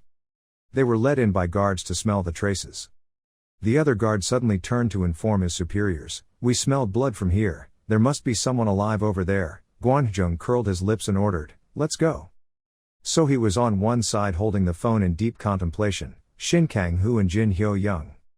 Her face slightly wrinkled as she continued to think, hoping that the two of them would not die, before losing them to the Yonghua Guild. She kept scrolling through the help list on her phone. Then, with a strange smile and secretly excited, I will kill both of you myself. At this time, on Kangoo's side, he had defeated Alos, his body was about to disappear. The system will now display a notification, the accumulated death energy from the corpse has been filled with your dark power. Dark power, 73 out of 100. He looked at the notice board and said with some disappointment, the boss is so strong, so I have accumulated quite a lot of dark power, I will be able to use the Dark Moon message thanks to it, but I have to deal with the side effects first. In the end, he just sighed. The system continues to announce that the Wild Strategist Nebula is amazed by your abilities and grants a slight buff, an increase in exp, plus not a point or 2%. Nebula, the father of music, sends its condolences for your inevitable decision. Suddenly, an item flew out of the boss's body, the system displays a notification again, picking up a skill from the target, the psychologist increases mental attack resistance by 50%. His hand covered in syrup immediately bent down to pick up the item. System notification, you have collected an item, the contract is distorted. After reading it, he just silently looked at the paper in his hand. Suddenly, the bloodthirsty hunger appeared again and sent a message to Kangoo, fake contract, please keep your promise. Space pirate, there's no need to agree with his nonsense, fake contract, leave him alone. Bloodthirsty hunger, don't interfere, the promise to a nebula is absolute. Suddenly the tower shook. He immediately realized that he calmly looked around and said, has the main boss appeared, he has to hurry. Bloodthirsty hunger speaks again, don't avoid it, fake contract. Kangoo smiled and replied, I will keep my promise, don't worry. Then he suddenly opened the contract. Quickly signed the paper. Kang-gu held up the paper again, smiled and said, I just need to free you from the space robbers, right? The door started to crack. Seconds later, a loud explosion rang out and the door immediately shattered. Shaiwen is the one who destroyed the door and spoke up, here. Behind the door is a quiet space covered in darkness with rocks floating in the air. The white-haired man continued, it must have been the last round. Guan Hyung turned to look at the scouting dogs and said, but there's nothing here, are we on the right path? Suddenly the dogs were startled and alertly looked upward. The two immediately turned around and Guan Hyung asked why these bastards suddenly reacted so strangely. Shaiwen just silently looked ahead. Black vine-like things appeared with a bloodshot eye peeking out from behind the mist.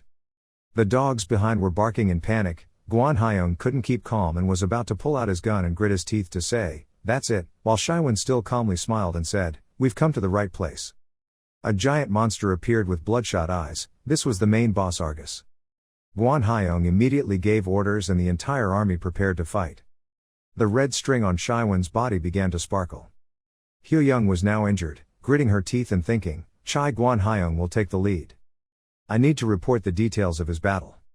Then she took out her phone and made a plan. Now, she needed to focus on surviving. Suddenly a sound from outside caught her attention.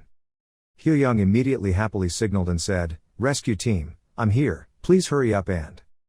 But her response was an angry look and a cold voice, I found you. So he clung to the rock and poked her head out, smiling scornfully and said, a poisonous snake like you, now having to hide in a cave like this, is too appropriate. Hyoyoung immediately became alert, exposed her claws, and retreated without saying a word. Then so he smiled and created a spark in her hand and continued, I will burn you alive, Jin Hyoyoung. On the other side, Shaiwen's guards were trying to fight the monster. Many attacks were launched towards the monster. Suddenly his eyes widened like crazy. Then, he released electric rays from his eyes towards the guardians. Guan Hyung also rushed over. He then jumped behind the monster's legs. He turned his full attention towards the monster and then drew his sword. Immediately, he cut off one of its legs. The monster howled in pain. Shaiwen over here also did not stand still and watch. He threw a huge fireball at the monster, making it scream in pain. Then the monster came down to look at everyone, but the monster didn't seem to be dead yet. The guards below sweated nervously and said, he compressed an incredible amount of dark power into it, is this okay? As for the side effects, Guan Hyung smiled and replied without worry, it's okay, Zhang Shaiwen will be fine, he is a special person. At this time, Shaiwen created a ball mixed with black and red, a notice board appeared above, he searched for black food in the evil nebula, neutralizing the side effects of using dark power. Then the ball accumulated more and more dark power, making it bigger. A person standing on the cliff spoke up, he used a lot. Looking at the paper, you can see that it is Kang-gu's signature. He held the contract and smiled and said, use as much as you like. The system then immediately displays a notification, the interference contract, forcibly swaps a nebula in your vision with your own nebula. The nebula you swap will lose part of their ability and take the exact position of the nebula they swapped. The range is limited to objects in your vision, limited to one use. He focused his eyes on the text, the nebula you swap with will lose part of their abilities and take the exact position of the nebula they swapped with. Suddenly a bloodthirsty man appeared and said, you bastard, what are you doing? He just sighed and smiled and replied, I'm keeping my promise. Then his face turned serious and continued, I said I would liberate you, but I didn't say it would be free. Remembering the time he was at Alos's place, he thought to himself, this is why I went so far as to hunt Alos, because he would release an item that could overwhelm the influence of this nebula. Suddenly everyone was texting at the same time, crazy murderers, idiots, master scammers, it was a gamble with a clear outcome. Ice Wizard, I'm very satisfied, that's why you shouldn't be too greedy, Space Pirate, from the beginning I knew your plan would be like this, fake contract. Space Pirate, I know there's no way you'll just follow through on his threats. As for the bloodthirsty people, they only send messages, scheming and dirty plans, the system displays a notification. The nebulas have consumed nebula power to give you a buff, exp increased by 5%. The bloodthirsty man speaks again, contract person, when the time comes I will lend you my power, without me, you will not be able to block mental attacks. Bloodthirsty person, don't just do things that weaken my abilities, but he just smirked and replied. I don't need you. The system continued to notify that the psychic had increased mental attack resistance by 50%. Kangoo was writing something on the contract and saw that and said, I have something better, thanks to hunting Alos. In the contract at this time there were many names: Jiang Shiwen, the Seeker, the Dark One, Shin Kangoo, the Bloodthirsty One. After finishing, he immediately threw away the contract. It gradually dissipated, and the system announced again that your contract with the Bloodthirsty Nebula had been cancelled. The bloodthirsty person saw that and sent a message before disappearing, damn it. Suddenly a few drops of blood fell. Shiwen covered his mouth and opened his eyes wide in surprise. Immediately he looked up and glanced at Kangoo. As for him, he just slightly smirked. The system immediately announced that your contract with the Dark Soul Seeker Nebula has been broken. The Bloodthirsty Nebula has contracted to become your main nebula. You have made a contract with the Nebula Seeker of the Dark Truth. Kangoo casts magic power while viewing the notification system, locking information about your previous contract. As for Shiwen, just looking at the notice board, Nebula, Bloodthirsty Nebula Neutral, when your stamina is 10% or lower, your immunity to mental attacks will increase. He immediately turned pale and silently exclaimed, what? Then he tried to cast magic power, but the system kept saying, cast failed, element conversion failed, what's going on? A guard noticed the abnormality and immediately said, something was wrong. Guangyang couldn't keep calm and kept shouting, what's going on, Jiang Shiwen? Shiwen was now being approached by the monster's two hands. He gritted his teeth and looked at the surrounding black aura. The next second, it was swallowed by the monster. On Sohee's side at this time, she found Hyo-young and spoke contemptuously, you're just right for me, hiding in the cave like a real snake. When Hyo-young saw her, she immediately panicked and backed away, exclaiming, she.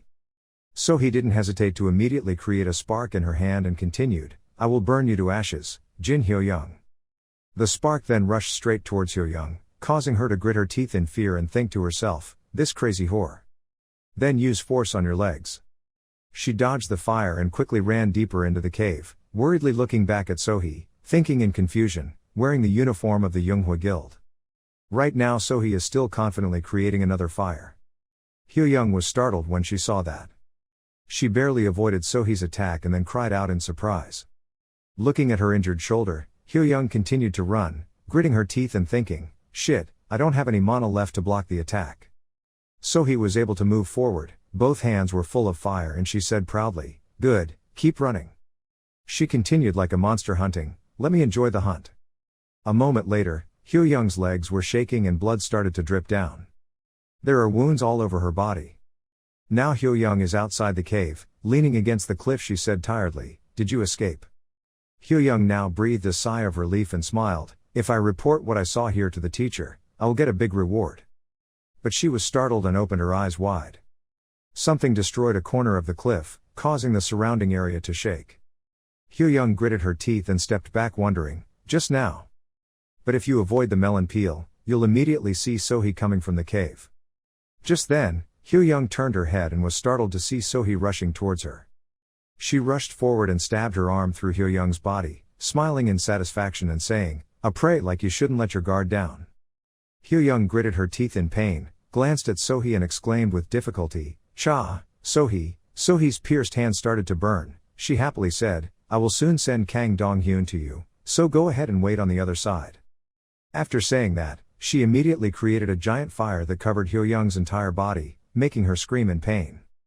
Her entire body was on fire, leaving only her button unharmed. Later, Hyo-young's body was burned black. Sohee stood and watched without saying anything.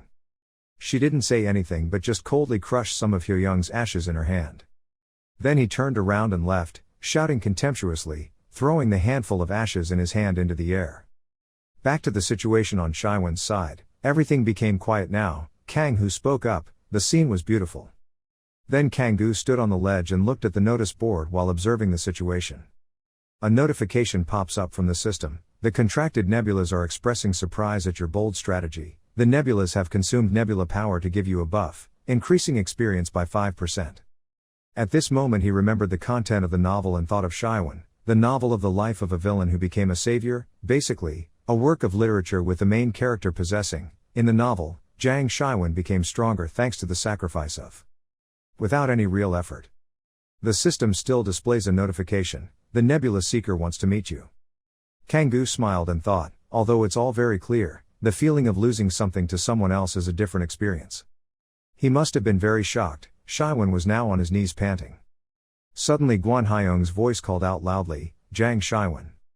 He came over and asked a little worriedly, "What's going on?" Shaiwan gritted his teeth and replied, "I lost my real Dark Seeker." Guan Haiyong looked like he couldn't believe it and asked loudly, "You lost the nebula, how is that possible?" Shaiwan also couldn't bear to continue saying, "Whoever robbed it left me a terrible nebula." The bulletin board suddenly appeared with the word, "Bloodthirsty violence, that's a bit extreme, fake contract." Guan Haiyong looked at the situation before him, then frowned and said, "I don't know how, but it was definitely caused by that bitch Cha Sohee. I felt something was wrong from the moment she ran away from the battle." Shaiwan now stood up with his hands and said, "Before that." It seemed like he was still able to defeat the monster, then went closer and continued, "He had to get the reward first." Looking from above, one can see that the battle has broken the brick floor, creating a dent. Shaiwan said as he walked, "Put the gains and losses aside, harvest first." The message board immediately appeared, "Space robber, what a shame, space robber, if you had defeated him, you could have monopolized the reward." But after reading it, Kangoo just sighed and replied, "I don't need it." Shaiwan below was watching the reward and suddenly gritted his teeth in anger. A notification appears, "You have advanced 1 level." Kangoo now adds fuel to the fire, only receiving experience, making Shaiwan's face turn black with anger and radiate magical power. The space robber is texting again at this time, "You know quite a lot, fake contract." He just smiled without answering and said, "I've seen what I needed to see, let's go back to the dungeon entrance." A while later, the press immediately reported that the disaster in Hell judged the loss of the Yonghua Wu Taijing Association. 120 people in, 20 people out, we will take full responsibility and provide maximum compensation, the Yonghua Association spoke, wailing continuously at the group memorial altar for the deceased, Hell judges, whether it was the right decision. After returning, they made news, announcing an emergency press conference by the president of the Yonghua Guild, Zhang Shaiwan, this afternoon. In front of the big screen projected on the city's big board, Shaiwan sat seriously and began to speak, "Hell's judgment is truly hell.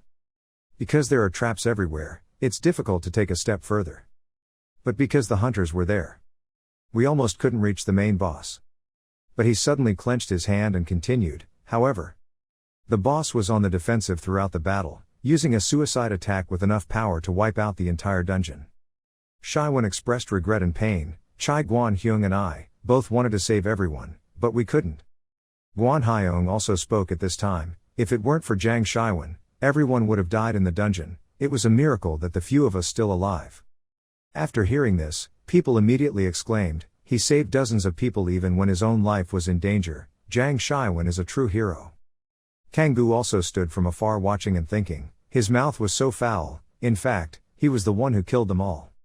Shaiwan then continued to explain, "The deceased, with the pride of hunters, challenged the judgment of Hell to gain honor. Since I don't want their will to be meaningless, please make this announcement on the spot." Suddenly 2 people came. The reporters immediately lost their composure and exclaimed, "Those people are, he is the representative of the first guild in America that signed the previous agreement, the Fortuna Guild leader." The 2 of them appeared very grandly. The reporters continued to talk, "Casey Lex, Yu Chunghua, accompanied by the vice president of the strongest guild in China, Chunta Guild." At this time, Shaiwan calmly said, "The Yonghua Guild will cooperate with foreign guilds to challenge the judgment Hell, and share the rewards with the deceased, no, with all the citizens of Seoul." His words made everyone in the auditorium continuously clap, "And this alliance will continue, so that we can aim for high difficulty global dungeons." Kangoo didn't continue watching and left to think, it seemed like the members of the 13 Stars had finished recruiting, they intended to take advantage of this opportunity, while he was on defense. Zhang Shaiwan is really not an easy opponent to deal with. Looking at the message board in front of Dong Hyun, he could only stay silent. Yonghua Guild formed an alliance with America and China, the future is a generation of cooperation. Suddenly someone outside called in, "Teacher," the old man replied coldly, "Come in." He walked in dragging a suitcase and said, "I brought this." Luckily the Yonghua Guild saved a few people. The old man was a little nervous and went over to ask, "You didn't forget anything, right?" He immediately replied, "Bribing to get this is a bit difficult." When he started to open the suitcase, a charred body was curled up inside. He continued to say, "If it weren't for the brooch, I wouldn't have recognized her." Dong Hyun immediately snatched the button from the body. The student asked again if the body should be sent to the Chungmyung Detention Center, but he immediately replied, no need. Then he turned away, waved his hand and said, it's burned too much, throw it in the crematorium. He pulled his suitcase up and stood seriously, answering, yes, sir. Dong-hyun took the button and plugged one end of the wire into it. It was immediately connected to the big screen. The old man calmly sat down on the chair and said, I should see if Hyo-young had fulfilled her obligations before she died. The sound of the video rang out along with Kang-goo's face. Of course, no problem, wow, thank you. Using your beauty won't do anything, you're not qualified to be an assassin, shut up. Just now, suddenly something appeared in the video that made him widen his eyes in surprise. That's what Hyo-young encountered before she died. Along with that, Shaiwan's face appeared. Dong-hyun zoomed in on his face. Then the screen suddenly turned off. He still calmly smiled and said, think about it, it wasn't the main boss who caused the massacre but Jang Shaiwan. Then he smiled and was planning some plot, picked up the button and continued, this thing can earn a lot of money.